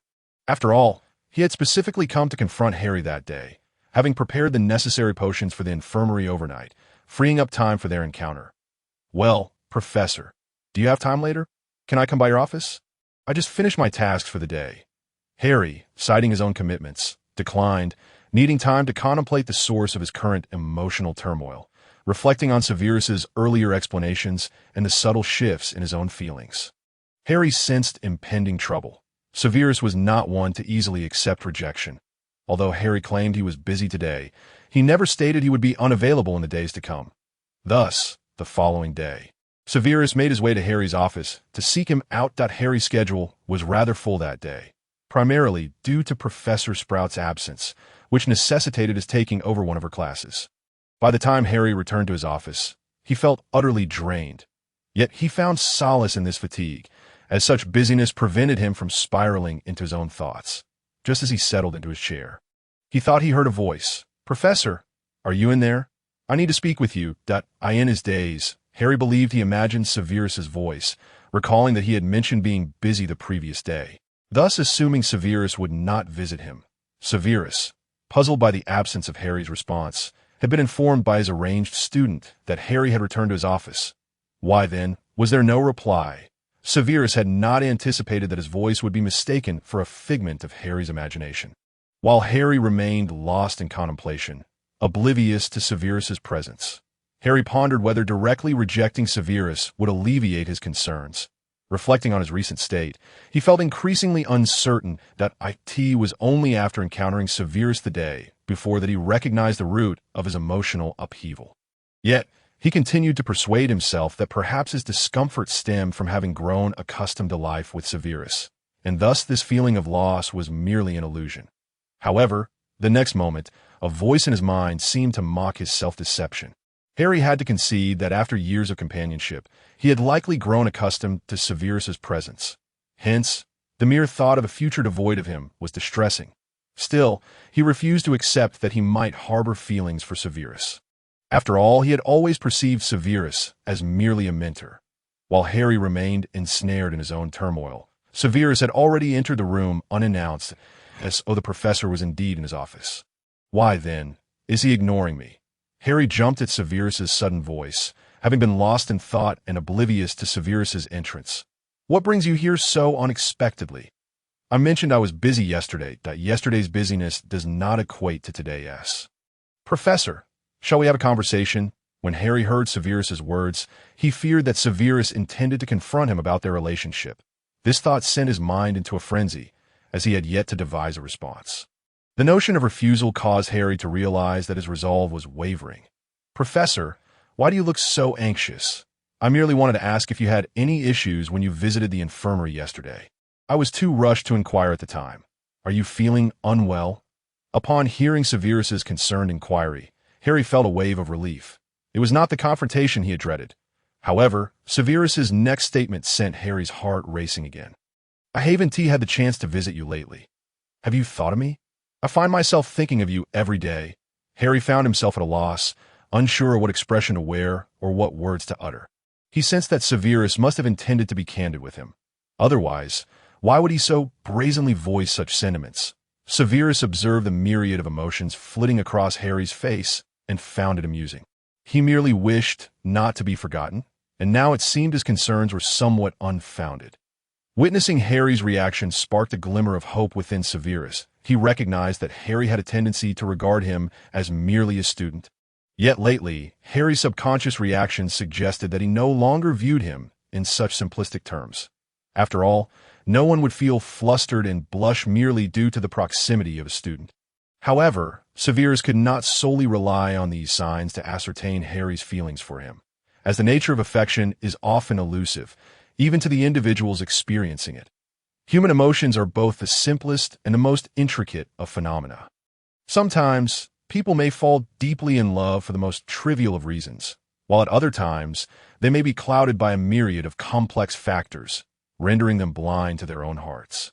Harry's current predicament was evidently not one that could be easily discerned. Years of habit had become ingrained in his very being. Even if Harry were reluctant to acknowledge it, his subconscious reactions could not be deceived. He did not find Severus's touch repugnant or disagreeable. In truth, Harry had previously contemplated how he might react if someone else were to engage in similar behavior, and yet he could not conjure a clear image. Merely the thought induced a sense of physiological discomfort, leading him to believe he might resort to a spell to obliterate the intruder. "What's the matter, Professor? This is something I recently learned from a new student. They mentioned the importance of expressing concern and longing for those close to you. It brings them joy. Yet, your reaction does not seem particularly joyful. Am I mistaken in my understanding?" Harry was nearly petrified by Severus's breathless response. Believing he was destined to confront a difficult choice today, only to find it was this? "No, not at all. I'm quite happy. I was merely preoccupied with thoughts of today's lesson and had yet to process everything." "Ah, I see. As long as you are happy, Professor. So, do you think of me?" "Well, of course I do." This moment, Harry desperately wished for Severus to take his leave. If this continued, he feared he might inadvertently reveal his true feelings, leading to an outcome beyond his control. Severus, perceiving Harry's demeanor, understood that he needed to grant him some space. After all, even a cornered rabbit can bite, and Harry was no compliant rabbit. "Since you have no pressing matters, I shall take my leave. I initially thought you were unwell, hence my visit, but seeing you now, it appears all is well. I have matters to attend to, so I shall not disturb your rest any longer." Harry was momentarily taken aback by Severus's formal and serious response. What was the current situation? He had come merely to check on Harry's health and was now departing. Harry harbored doubts that Severus was not attempting to tease him. Though he had no proof, he watched as Severus turned and exited the office without a backward glance. What was the purpose of his visit? Harry's mind screamed in despair, since Severus's last departure from Harry's office. Their interactions had reverted to their initial state at the beginning of term. Yet Harry's feelings had transformed. He felt the weight of Severus's influence on him, that he sensed an emotional stir within himself, akin to an inability to envision refusing Severus. Though he remained uncertain whether this was born of habit or genuine affection, in that moment of confusion, Harry grappled with how to clearly discern his feelings for Severus.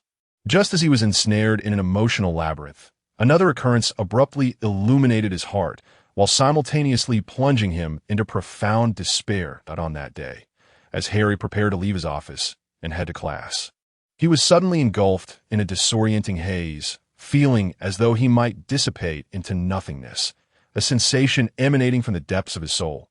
Panic surged within him, prompting him to regain his composure. After what felt like an eternity, the sensation gradually faded. It was then that Harry recalled something. He nearly lunged forward, trembling as he retrieved the time-turner he had hidden away in the corner. Sure enough, the previously inert magical runes and spells began to exhibit subtle changes. Although faint, Harry had nearly etched their forms into his very bones over the years. There was no way he could overlook them. A vague suspicion began to take shape in Harry's mind as he checked the time. Indeed, it was the moment he could calculate. Yet with this realization came an overwhelming sense of reluctance. For he felt utterly powerless to alter the course of events. Thus, that day passed as if Harry were a mere specter, even though he had anticipated such an eventuality. When the moment finally approached, he discovered an unexpected longing for his current life. Severus, initially waiting for Harry to concede, felt an ominous premonition upon seeing him in the great hall. He suddenly no longer wished to wait. That very night, he made his way to Harry's office. Arriving at the door late in the evening, he found the room enveloped in silence. Uncertain whether Harry was asleep, Severus barely had time to assess the situation before the door swung open of its own accord. "Is that you, Severus? If you have something to discuss, please come into." Harry's calm tone sent a wave of panic through Severus. Regretting his decision to come that night, Severus nevertheless steeled himself and entered. Harry sat behind his desk, suppressing the sorrow within as he regarded Severus with a tranquil gaze. Since Severus's last visit to the office, Harry had contemplated his feelings for him in depth. But now he found himself unable to respond in truth. Upon realizing his state, the first person who came to Harry's mind was not the parents he had longed for, but the tall, handsome young man before him. Harry chided himself for his belated awareness, yet he felt fortunate that he had not acted too hastily. There was still time to reach a resolution. "Severus, you like me, don't you?" Harry stated rather than asked. A declaration that made Severus acutely aware of his exposure. "Yes, Professor, I do like you. No, that is insufficient. Like cannot encapsulate my feelings for you, to be precise. I love you." Severus wet his dry lips, summoning the courage to voice the emotions he had buried deep within. Harry squeezed his eyes shut, forcing himself to utter the painful truth. "But I do not harbor feelings for you, Severus. I see you only as my student, and thus there is no possibility for us." Struggling against the bitterness in his heart, Harry articulated these hurtful words, feeling as though no one could be more tragic than he. Having just come to terms with his feelings, yet the reality barred him from revealing even a fraction of his truth. Severus watched as Harry's lips moved, but his ears could no longer register the words. He sensed a shift in Harry's demeanor and, based on his observations, believed such a situation to be impossible. "Why, Professor, you must provide me with a reason, one that could allow me to move on." Severus felt as though his heart were shattering. He could not fathom that Harry felt nothing for him. He refused to believe that he had merely misinterpreted Harry's feelings, stubbornly seeking an answer. "There is no reason.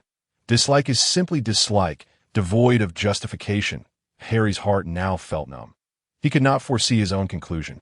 Yet regardless of the outcome he envisioned, he knew he must not allow Severus to remain ensnared in this predicament. Severus's eyes reddened, still unwilling to accept Harry's words that he yearned to confront Harry.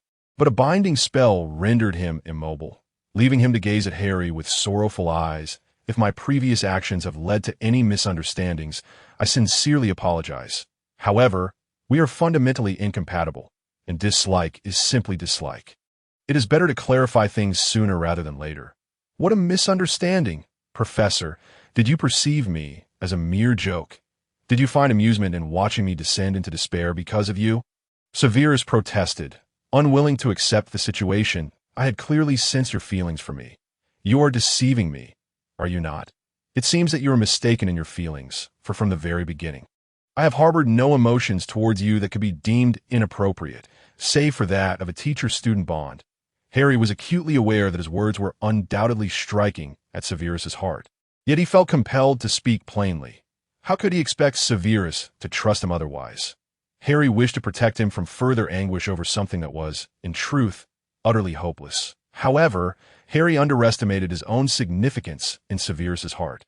Believing this to merely be a fleeting impulse of youth, a momentary lapse that he thought that if he clarified his stance, everything would come to an end. Yet he forgot that the human heart is the most inscrutable of entities. Inappropriate feelings? Is it truly so that my affections for you are deemed untimely and inappropriate in your heart? Severus gazed at Harry's resolute demeanor, feeling a profound sorrow, but in the next instant, he clearly perceived the fleeting sadness in Harry's eyes, which brought him to a sudden calmness, as it suggested that there were matters unbeknownst to him at play. Harry, misinterpreting Severus's reaction, assumed his words had made an impact. Suppressing his own sorrow, he released the binding spell. Yet Severus merely cast a steady glance in Harry's direction before exiting the office. Seemingly composed as he sat in his chair, Harry's heart was, in fact, overflowing with sadness and reluctance. Yet he found himself with no alternative. Severus strode through the corridor with a stormy countenance, his black robes billowing with each determined step. Students who caught sight of him instinctively cleared a path, creating a spectacle of sorts in that moment, Severus cared for nothing. His mind replayed Harry's rejection and the ephemeral sadness that had graced his face that he suspected it could not merely be a figment of his imagination. There must have been some circumstance compelling Harry to refuse him. What could it be? Severus was unwilling to accept reality without further investigation. He was not one to retreat in the face of adversity. The person he desired would not be so easily dissuaded by such a simple refusal. He resolved to uncover the truth behind the matter, and if the outcome proved unsatisfactory, he had ample means to win Harry back, for one should never underestimate the capabilities of a master of potions. Upon returning to his office, Severus gazed at the potions on the shelves, and a dangerous idea suddenly took root in his mind. What if he were to intervene? Severus quickly reined his thoughts. He desired Harry's affection, but he did not wish to be the cause of Harry's animosity. Having dismissed those perilous notions, Severus's gaze fell upon a vial of veritaserum, and inspiration struck him. Since Harry was unwilling to speak the truth himself, he would assist him in doing so. In the following days, Severus conducted his classes as usual, while Harry, burdened with a multitude of concerns, wore an expression of deep contemplation. Severus, observing this, felt a pang of empathy. Thus, one afternoon, he brought the veritaserum to Harry's office. Arriving just as Harry was absent, he discreetly added the potion to Harry's cup. Today, he would obtain an answer, and so he settled onto the sofa. Awaiting Harry's return, Severus did not wait long. Soon, Harry entered, brow furrowed, and upon seeing Severus seated on the sofa, he halted in his tracks. Severus felt a twinge of discomfort, but maintained his composure, saying, "Professor, I sought you out to discuss a matter. Though you have declined my advances, I presume there is no reason I cannot approach you for assistance. Of course, speak freely," Harry replied, feigning tranquility as he took his seat behind his desk, his hands nervously fidgeting with the hem of his clothing. "It is thus. The hospital wing is in need of a substantial quantity of potions. However, as you are aware, I have other orders to fulfill. Might I trouble you to expedite this batch of potions?" Severus fabricated this excuse purely to buy time, knowing full well that the hospital wing did not face such a dire shortage. After all, Harry would not seek to verify this information. "Well, I am rather pressed for time these days." "Ah," Harry replied, his nerves evident as he lifted the cup to his lips, oblivious to the subtle smirk of triumph that played upon Severus's features. Then, Harry felt a wave of dizziness wash over him. And suddenly, Severus's inquiries began to shift towards him. "Professor, were your words on that day truly sincere?" Harry yearned to declare that everything he had said was genuine, yet his mouth seemed to betray him, spewing forth the most honest sentiments from his heart. "Not at all. Those words were simply meant to dissuade you," he uttered, and panic surged within Harry, while Severus's heart began to prepare for celebration. Yet it was still too soon. He needed to uncover the most vital truth. "Then, Professor, do you harbor feelings for me?" Indeed, Severus could no longer contain the joy swelling within him. He crossed the office and enveloped Harry in a fervent embrace. "I knew you felt the same." Lost in the euphoria of joy, Severus failed to notice the profound sorrow etched upon Harry's visage, continuing to probe with questions. "Why did you lie before? Was there a reason?" Severus had assumed he would easily extract the answer, but after a lengthy silence, Harry remained unresponsive. Severus's brow furrowed in confusion. Could it be that the veritaserum had lost its potency? That was implausible, for he had meticulously selected it. While waiting for Harry's reply, Severus suddenly felt the weight of Harry's body slacken, nearly slipping from his grasp. He quickly secured his hold on Harry's clothing, only to discover a crimson stain gracing Harry's lips.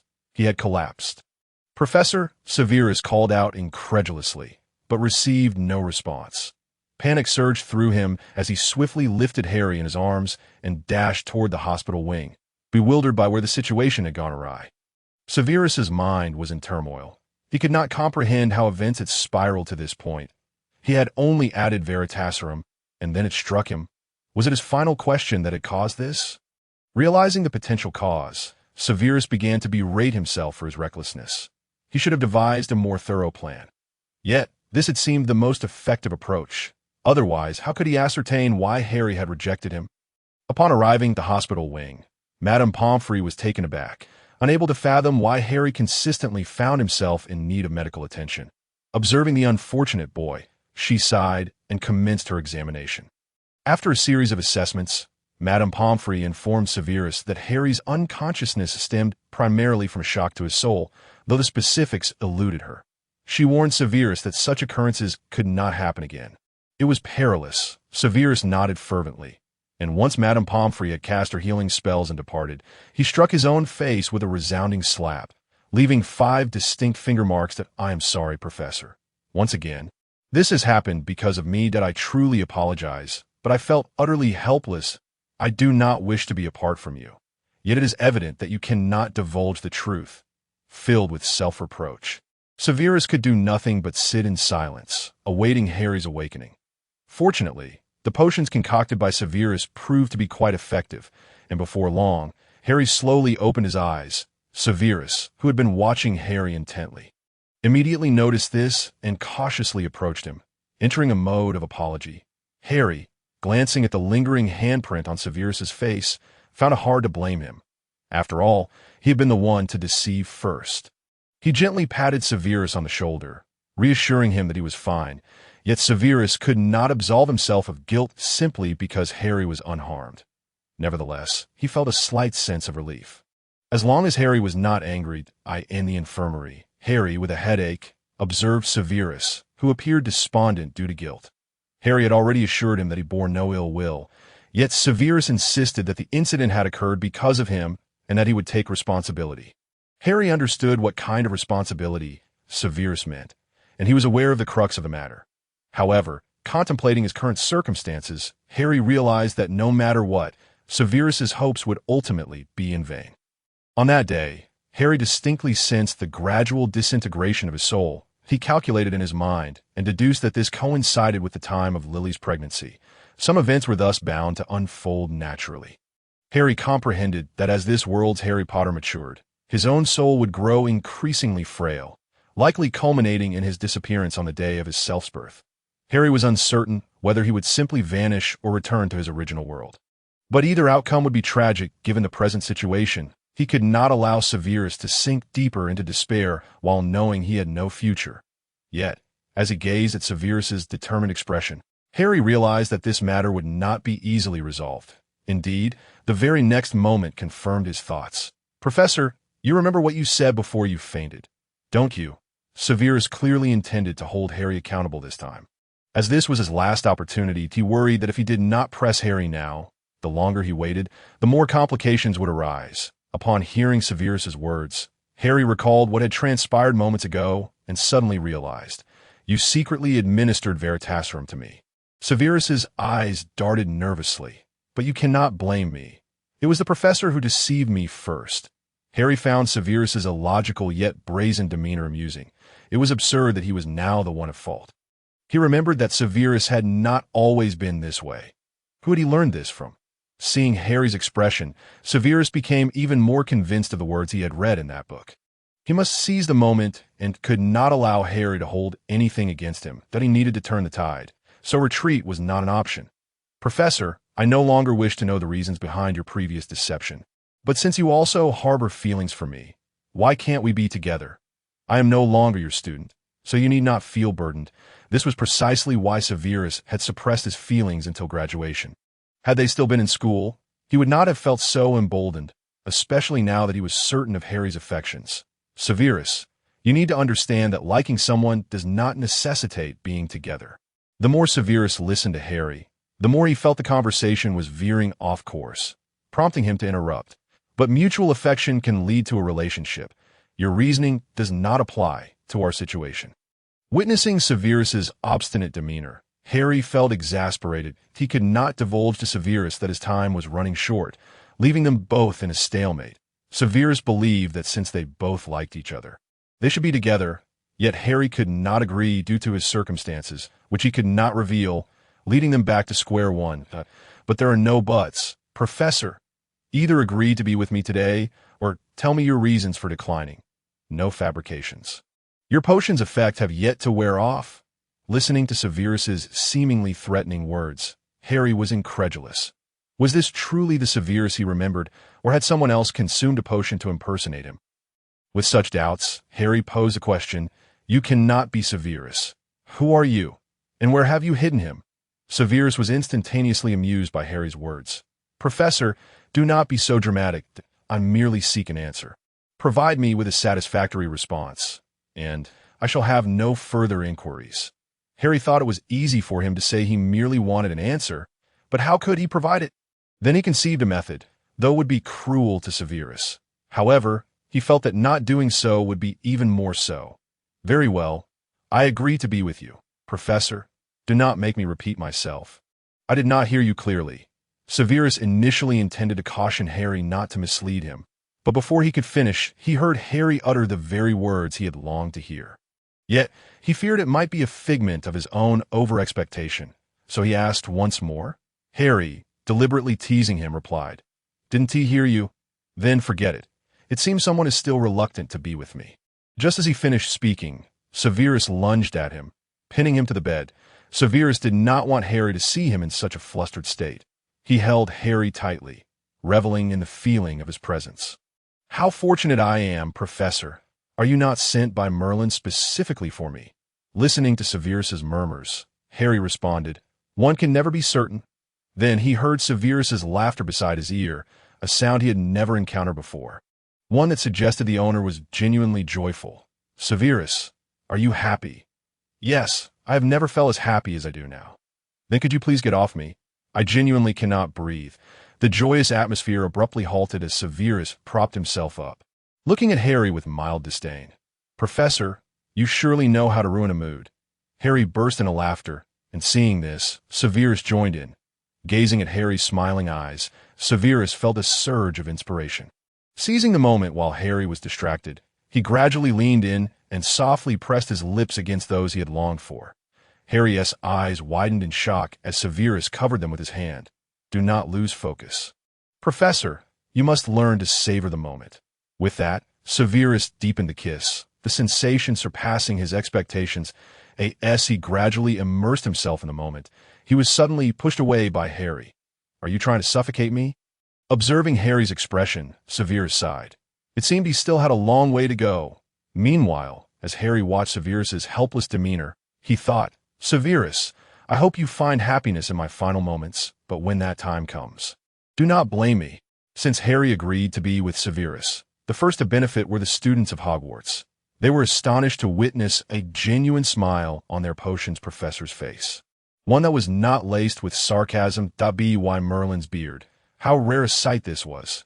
Recently, the topic of conversation among Hogwarts faculty and students revolved around Severus, with students speculating about his unusual demeanor. Meanwhile, some professors in the know exchanged knowing smiles with Harry, intensifying his pressure during meals. "Severus, could you possibly act a bit more normally? Now even Professor McGonagall is teasing me." Harry recalled encountering Professor McGonagall in the corridor that day, and her amused gaze made him wish to vanish on the spot. It was utterly embarrassing. Severus, however, was unfazed. He relished the thought of everyone knowing about their relationship. He was aware that many students coveted Harry, for he was both powerful and humble, particularly enchanting during lessons. Severus was genuinely concerned that someone might attempt to steal Harry away from him. "What does it matter? Does the professor not intend to make our relationship public?" Upon hearing the slightly aggrieved tone of Severus, Harry felt a pang of sympathy, even though he was aware that Severus was merely feigning it. After all these years, he had grown accustomed to it and wished to spare him even the slightest distress. However, considering his own resolution, Harry concluded that it was best for as few people as possible to be privy to this matter. "How could that be? I am merely a bit unaccustomed." and as long as the two of us are well, does it not suffice to disregard the opinions of outsiders?" Upon hearing Harry's words, Severus's expression softened. He did not necessarily crave universal acknowledgement, yet he was undeniably elated. Finally, his desires had been fulfilled, and during such a blissful moment, it seemed only fitting that someone should celebrate him. Reflecting on the letter he had impulsively penned to Lucius to boast about his newfound happiness, Severus instinctively rubbed his nose that it was true that such an act seemed somewhat at odds with his usual demeanor. But he assured himself it was merely a one-time occurrence, and things would return to normal thereafter. After all, he had acquired the most precious treasure in the world, and nothing would compel him to lose his composure again. "Professor, may I stay in your office tonight? I promise we shall each occupy our own beds, without disturbing one another." Observing Harry's apparent inclination to decline, Severus hastily added, and Harry, after a moment's contemplation, acquiesced. He feared that if he refused, Severus might resort to some unforeseen action. Harry was simply disinclined to expose Severus's ruse, for he knew that day he had not merely prepared a truth serum, due to Harry's sudden fainting spell. Severus had inadvertently left behind the potion he had meticulously crafted for him in Harry's office. It was only upon returning to his office that Harry discovered it. Initially, he believed it to be an ordinary potion that Severus had accidentally dropped. Just as he was about to open it, Severus arrived, just in time to prevent him. Harry had his suspicions, but allowed Severus to take the potion away, reasoning that since he had already agreed to be with Severus, the potion's effects should not concern him. Nevertheless, curiosity gnawed at him. Perhaps the potion was challenging to concoct, and with Severus not being overly cautious, Harry ultimately managed to stealthily acquire the vial. When Severus took the potion away, Harry had discreetly marked it. He had contemplated that if Severus disposed of it, he would cease to be curious, yet he was utterly astonished to find Severus carelessly storing it in the depths of a cabinet. While Severus was teaching, Harry quietly snuck into his office to retrieve the potion, though he did not take the entire vial. He merely poured a small amount into his prepared container to avoid detection. He then dedicated time to study the potion he had obtained, even consulting a potion master from St. Mungo's for verification. The conclusion he reached filled him with relief. Had he not agreed to be with Severus, the consequences would have been his to bear alone. Harry had to concede that Severus's preparations were exceedingly thorough, so much so that the recollection made his scalp prickle with unease. It turned out that the potion Severus had prepared bore a resemblance to a love potion. Yet it was far more potent. The potion master had indicated that it might be a newly improved version of the traditional love potion. Unlike earlier love potions, which would restore rationality upon cessation of use, as exemplified by Voldemort's mother, this particular vial was formidable. With just one dose per month, after 7 months, the user would become irrevocably enamored with the potion's provider for life. The mere thought of potentially undergoing such an experience sent a shiver down Harry's spine. In the ensuing days, Harry regarded Severus with an inquisitive gaze, pondering when Severus had transformed into this version of himself. Though Severus felt somewhat uncomfortable under Harry's scrutinizing gaze, he did not dwell on it. After all, sometimes Harry's thoughts were a complete mystery to him, and even if he were aware, understanding them might prove elusive. Time swiftly passed, and soon it was Christmas. This year, Harry and Severus had planned to celebrate at home.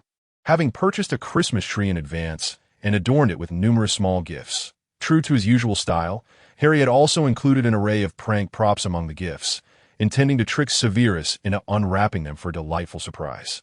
Severus had long since noticed Harry's antics, but chose to silently stand in the background, indulgently watching Harry.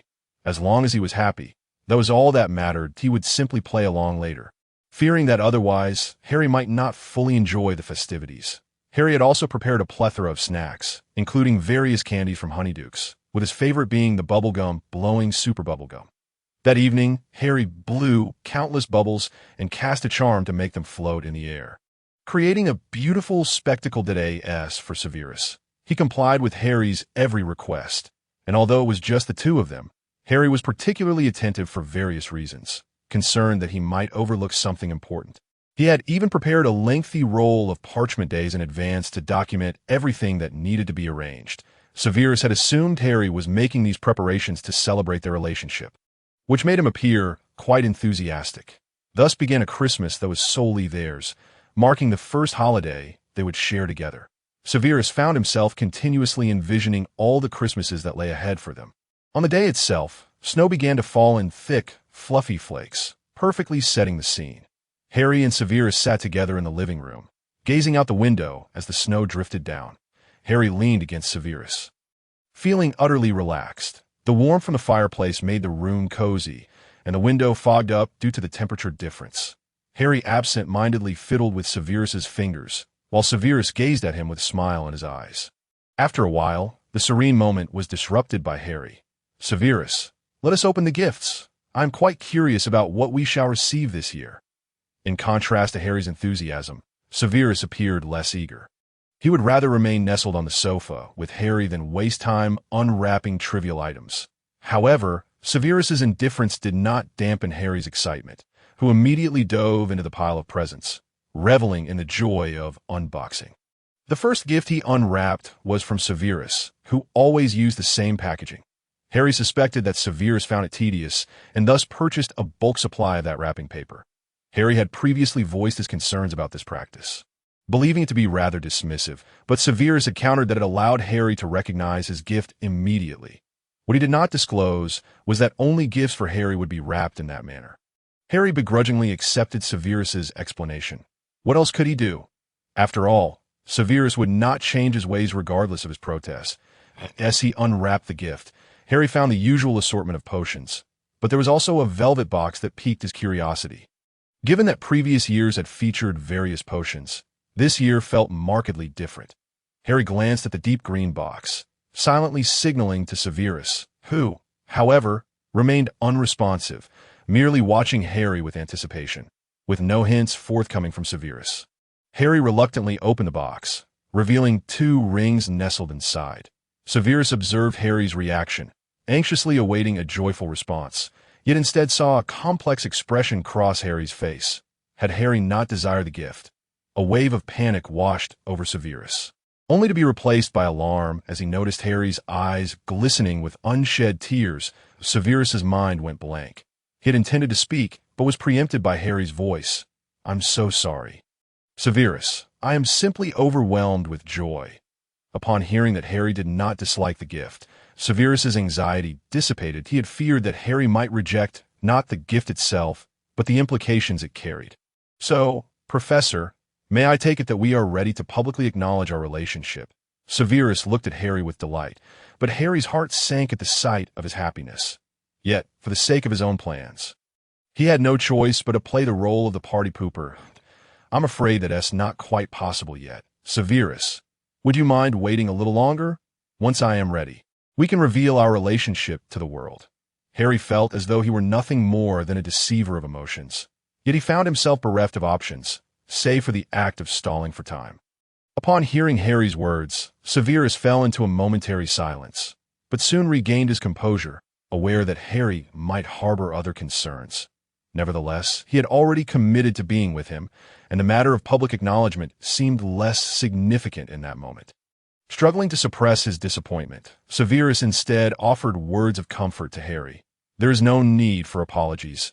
It is I who was too hasty," observing the profound disappointment in Severus's eyes. Harry felt a pang of sorrow, yet he felt powerless to alleviate it. While managing a small circle of confidants was manageable, the prospect of revealing their situation to a larger audience was daunting. Thus, Harry chose to overlook Severus's emotions. Feeling a sense of indebtedness toward Severus, Harry made a conscious effort to indulge him during the ensuing hours, which, in turn, lifted Severus's spirits slightly from their earlier despondency. As he gazed at Harry, Severus mused that regardless of the reasons, they were now together, and any regrets were too late to voice. Furthermore, even if Harry were to change his mind in the future, Severus believed he possessed the means to win him back. As Harry appeared hesitant, lacking in confidence, Severus felt a stirring of ambition within him. Despite their newfound closeness, their time together at school remained limited. Upon returning from the holiday, Harry continued to sleep alone, a situation Severus found intolerable. Today represented a splendid opportunity. Severus thought it would be a shame to let such a chance slip by, and he resolved to seize the moment. However, he refrained from immediately voicing this desire, recognizing that he was not in the wrong. Such an opportunity deserved more than a mere casual request, and he observed Harry as he unwrapped gifts. A knowing smile playing on his lips. Due to recent events, Harry deliberately averted his gaze from Severus's expression, allowing Severus to smoothly achieve his objectives. "Professor, after you finish unwrapping your gifts, what shall we do next?" Upon hearing Severus's voice, Harry was compelled to look at him, though he still felt a twinge of embarrassment. Severus, wishing to dispel the evening's atmosphere of guilt, proactively initiated conversation. Gradually, the room began to reclaim its previous warmth. Harry expressed curiosity about the gifts Severus had received, and though Severus found himself exasperated by Harry's sparkling gaze, he dutifully began to unwrap his pile of presents, in truth, aside from Harry's gift. The rest held little significance for Severus, yet he could only muster the energy to endure the display of trivial trinkets gifted by the aristocracy for Harry's sake. After witnessing the gaudy and impractical items emerging from Severus's collection, Harry inquired if it were customary for Slytherin to select gifts solely based on their monetary value, disregarding their practicality. What could Severus say? Slytherin had never bestowed gifts based on the recipient's needs, but rather on their own interests, typically selecting items that would showcase their status. The Christmas evening passed in a flurry of playful banter between the two. Soon, the heavy snow blanketed the courtyard, transforming it into a picturesque winter wonderland. Harry, having never paid much attention before, found himself captivated and pulled Severus to the window to admire the view for a while. However, after a brief spell, Harry grew bored and turned his attention to the Christmas-themed surprises he had prepared for Severus, all the while wearing a mischievous grin that Severus feigned ignorance to. Before long, Harry regretted his decision, as unbeknownst to him, a particularly odorous surprise had infiltrated the festivities, just as he was reveling in Severus's misfortune. He was suddenly struck by the foul smell, causing him to recoil in horror.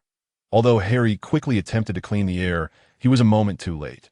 The stench rapidly spread throughout the living room. With no other option, Harry opened the window to let in the cold winter air, shivering at the sudden chill that invaded the once cozy space. Severus, witnessing Harry's discomfort, could only shake his head in exasperation. "Well, let this be a lesson. Perhaps you will think twice about your mischief in the future," he remarked, a hint of amusement in his voice. Faced with Severus's teasing, Harry could only concede defeat, recognizing that he had brought this upon himself. Yet he silently vowed to retaliate in due time. Soon, the room cleared of its unpleasant odor, but the atmosphere remained cold and uninviting. Harry suggested they retreat to the bedroom, noting that the hour had grown late and it was time for rest. Severus made no objection, though his actions subtly conveyed his intentions. Harry, feeling cornered after having just turned down Severus once, found himself unable to further refuse. Consequently, Severus gleefully nestled into Harry's bed, causing Harry to momentarily lose his train of thought before shaking his head and urging, "Hurry up and get cleaned up. We have to wash up first." Upon hearing Harry's insistence, Severus reluctantly retreated to his own room to gather his belongings. Yet almost immediately, he packed everything into Harry's room, to which Harry could only turn a blind eye. Soon, both were finished washing up. The excitement of the day had left Harry wide awake, and noticing that Severus was also not inclined to sleep, he retrieved a book and leaned against the headboard to read.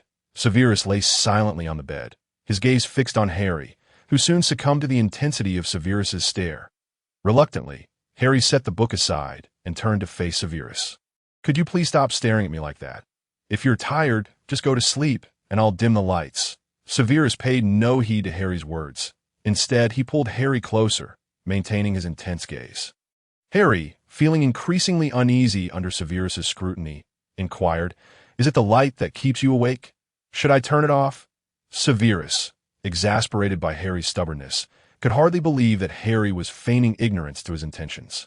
Without further ado, he deftly shifted their positions, placing himself above Harry.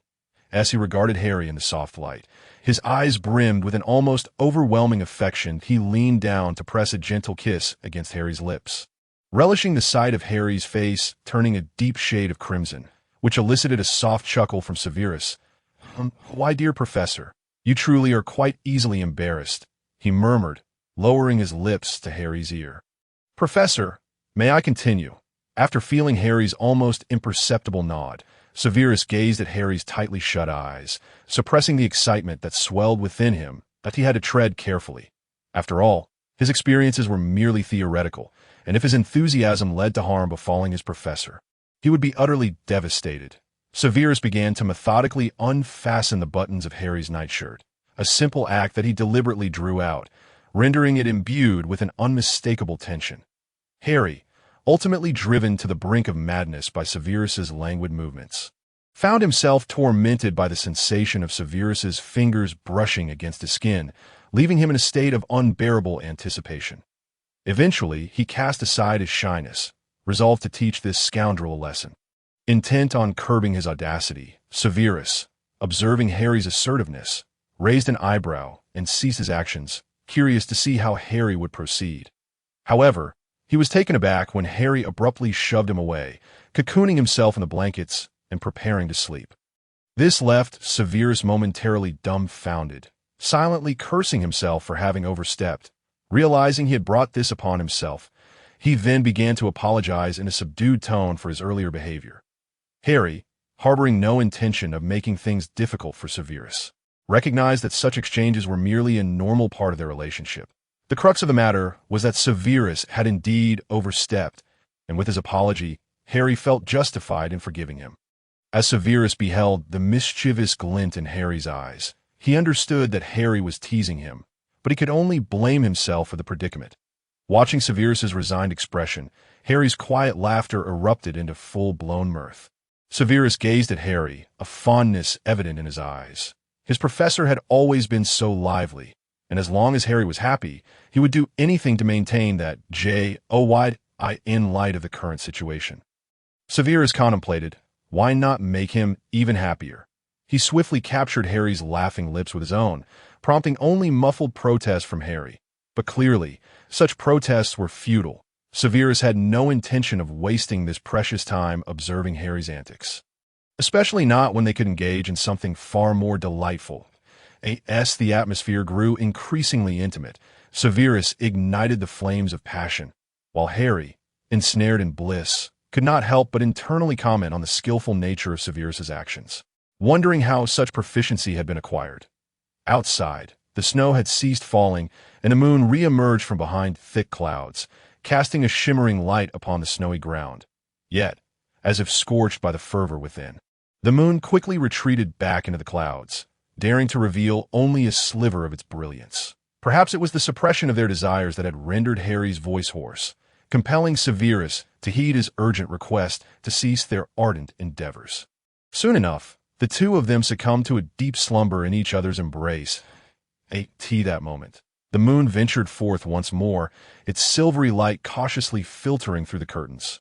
However, the two slumbering figures paid it no mind, and the moon continued its diligent watch.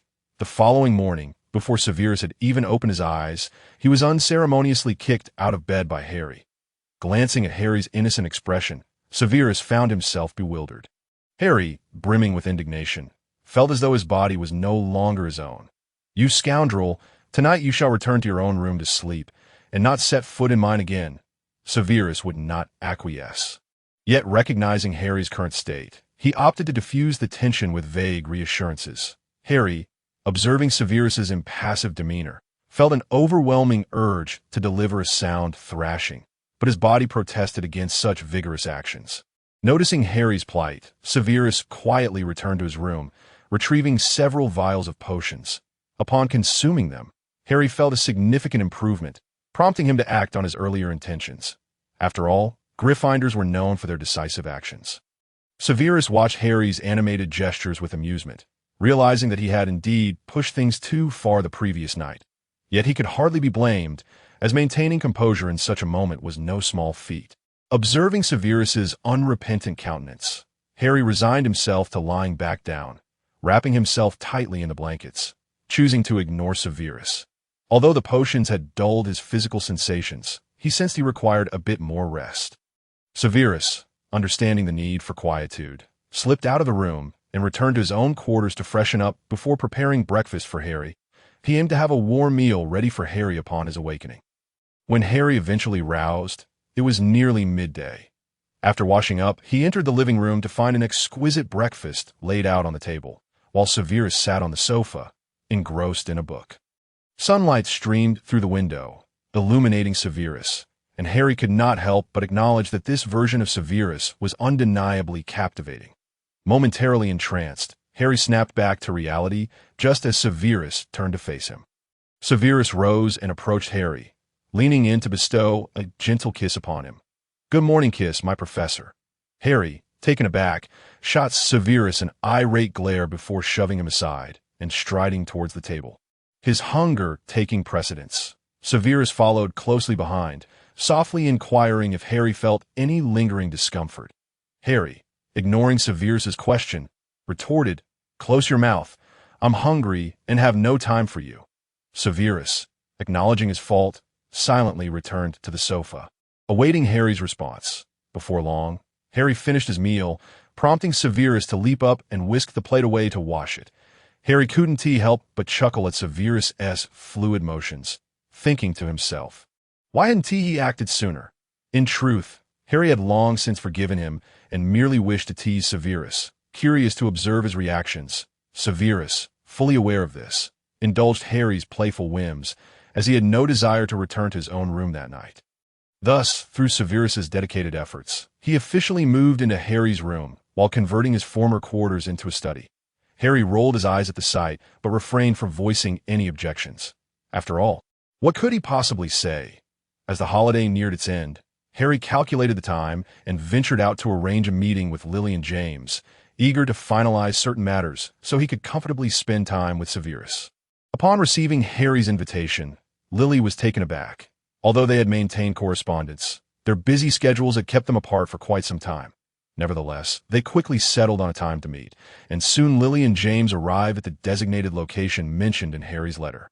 Upon their arrival, Harry engaged in light conversation, but an unexpected incident unfolded as the waiter accidentally stumbled, sending shards of a plate flying and injuring Lily and James. Fortunately, the injuries were minor, and the waiter, deeply apologetic, waived their bill as compensation. Unbeknownst to Lily and James, Harry exchanged a knowing glance with the waiter. This establishment was owned by Grindelwald's followers, serving as a liaison point for Harry and them. He had prepared the necessary medium beforehand, and now all that remained was to acquire the blood of the protected.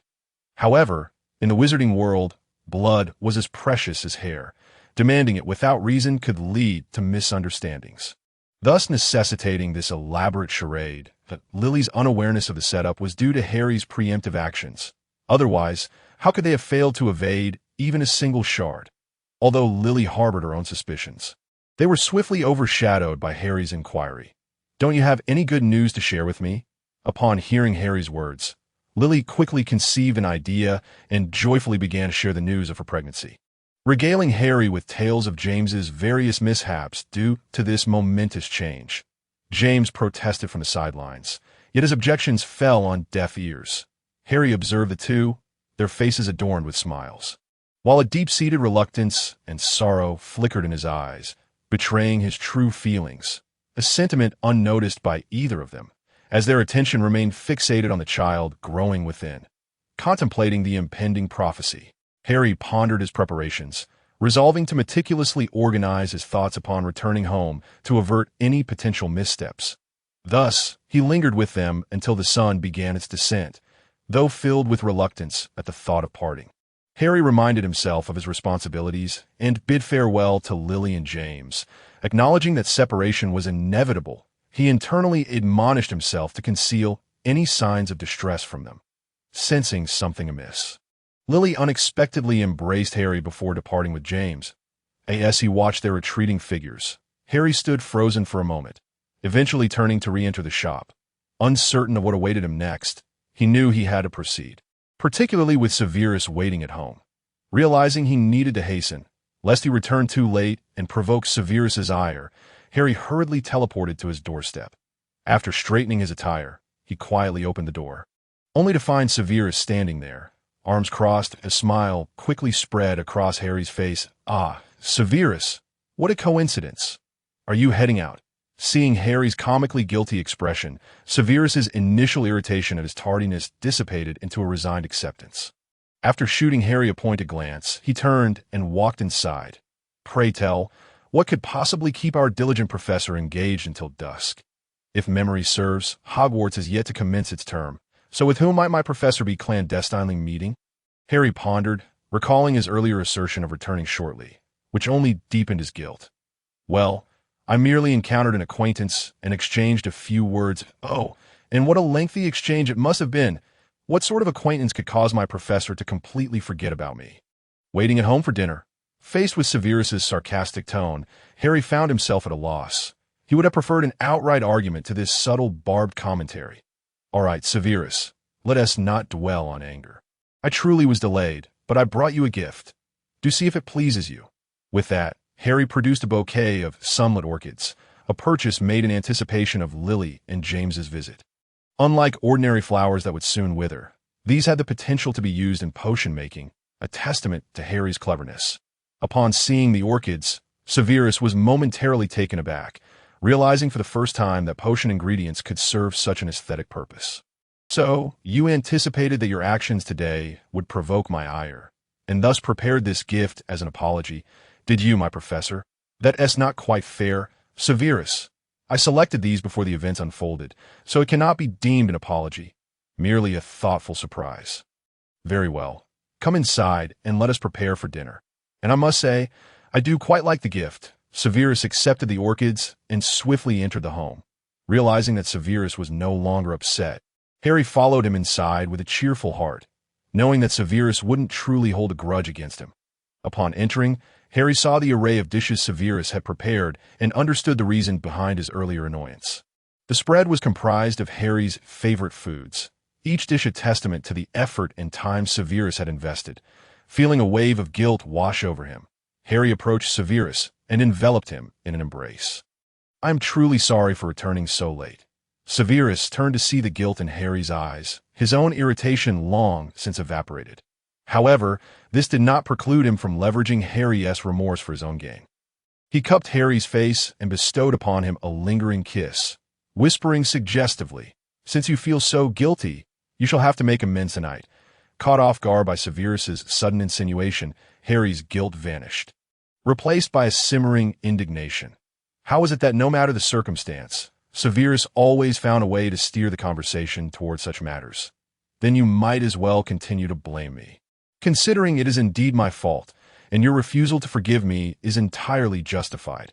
Harry pushed Severus away and stated flatly, while Severus, amused, turned toward the dining table. Enough of this. We shall revisit it later. For now, come and eat. Indifferent to Harry's defiance, Severus knew he would achieve his objectives, and Harry's resistance only added to the amusement of the situation. Harry felt utterly defeated by Severus's ever-increasing audacity. He couldn't comprehend why, since their relationship began, Severus had transformed so dramatically, leaving Harry in a constant state of bewilderment. At times, he suspected that the Severus he now knew might be an imposter. Yet with no one to advocate for him, he could only endure this impostor as he wished. Severus, recognizing Harry's pensive expression, sensed his wandering thoughts and felt a profound sense of exasperation, realizing he may have previously viewed Harry through a lens of infatuation. Mistaking his strength and reliability, both men silently critiqued each other's peculiarities in their minds, before sharing a knowing smile and beginning their meal. It must be noted that Severus's culinary skills had markedly improved. Harry found himself thoroughly satisfied. After finishing their meal and tidying up, Harry took Severus's hand and suggested a stroll. Though night had fallen, he felt uncomfortably full and wished to avoid potion consumption. Severus, the moon is particularly beautiful tonight.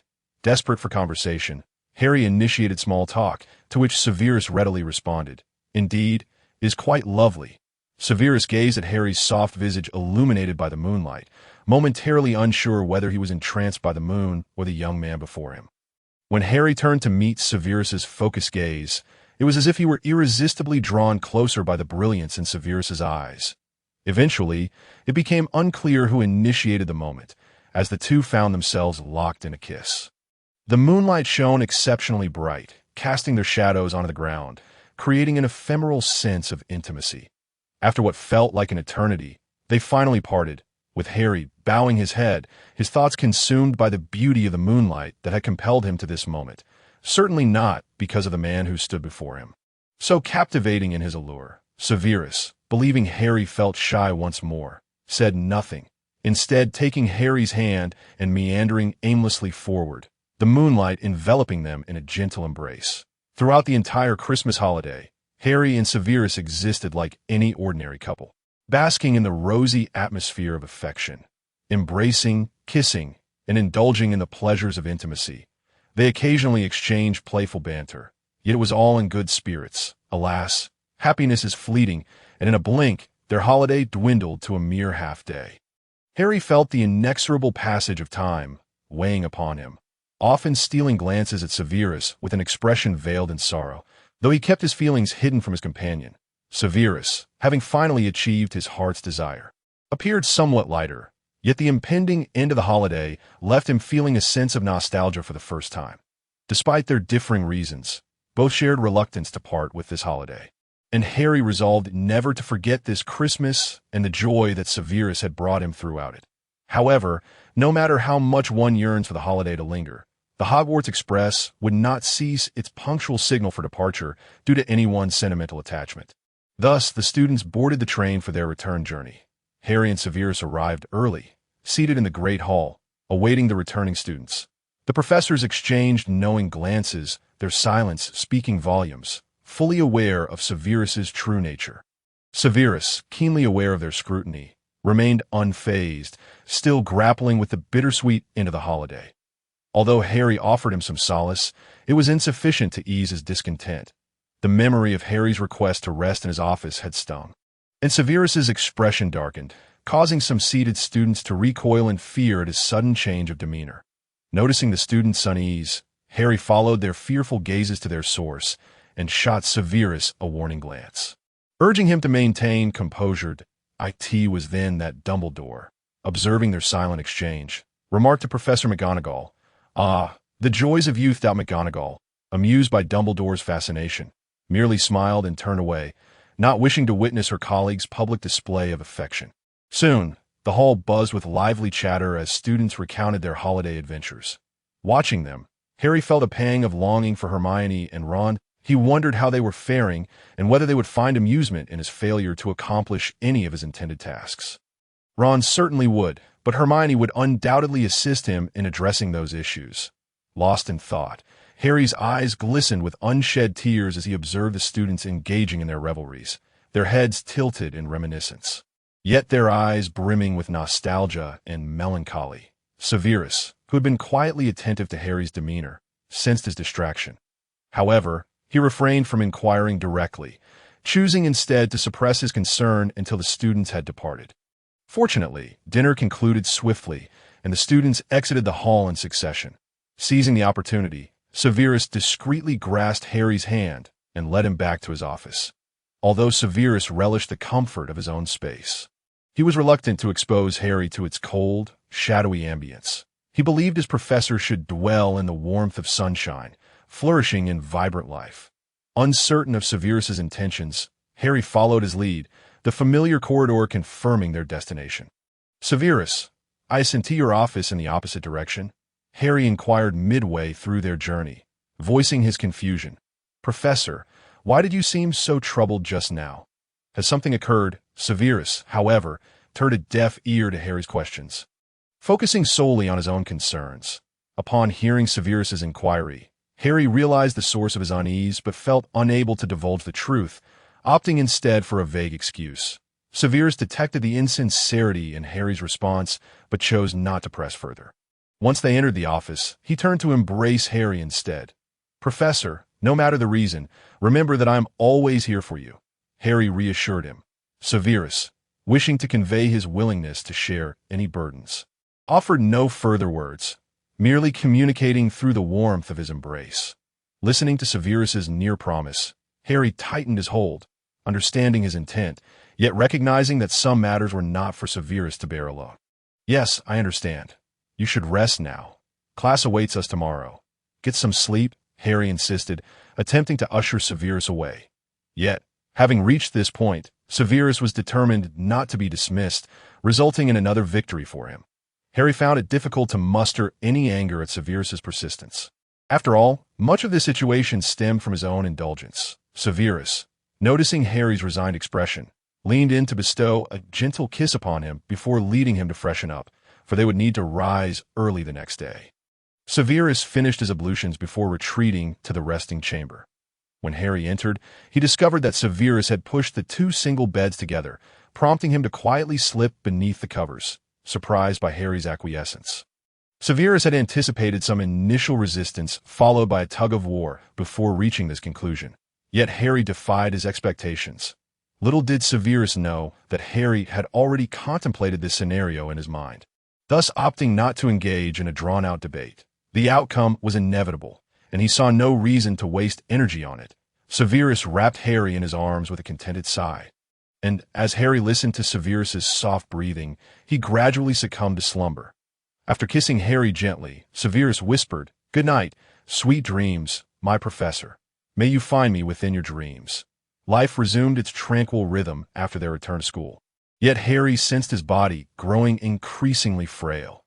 Although nothing outwardly suggested a decline, only Harry was aware of the gradual dissolution of his soul. He understood that as the duration of Lily's pregnancy extended, his essence would weaken until the moment of his own birth. Signaling his departure from this world, he was uncertain of the final outcome awaiting him, but he recognized that all things must ultimately reach a conclusion.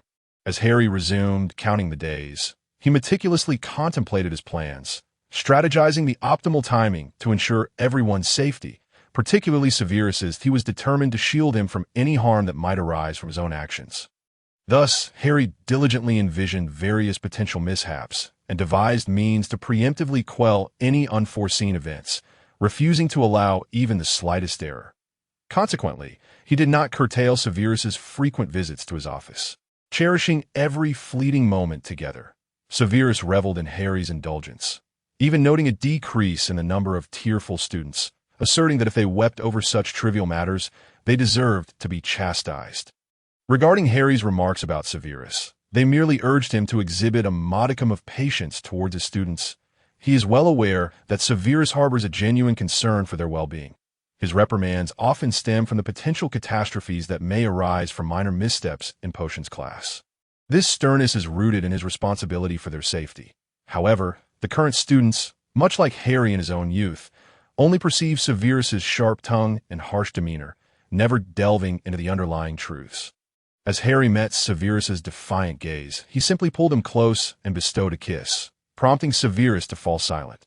The following day, his teaching exhibited a slight increase in patience, though none could discern this subtle change.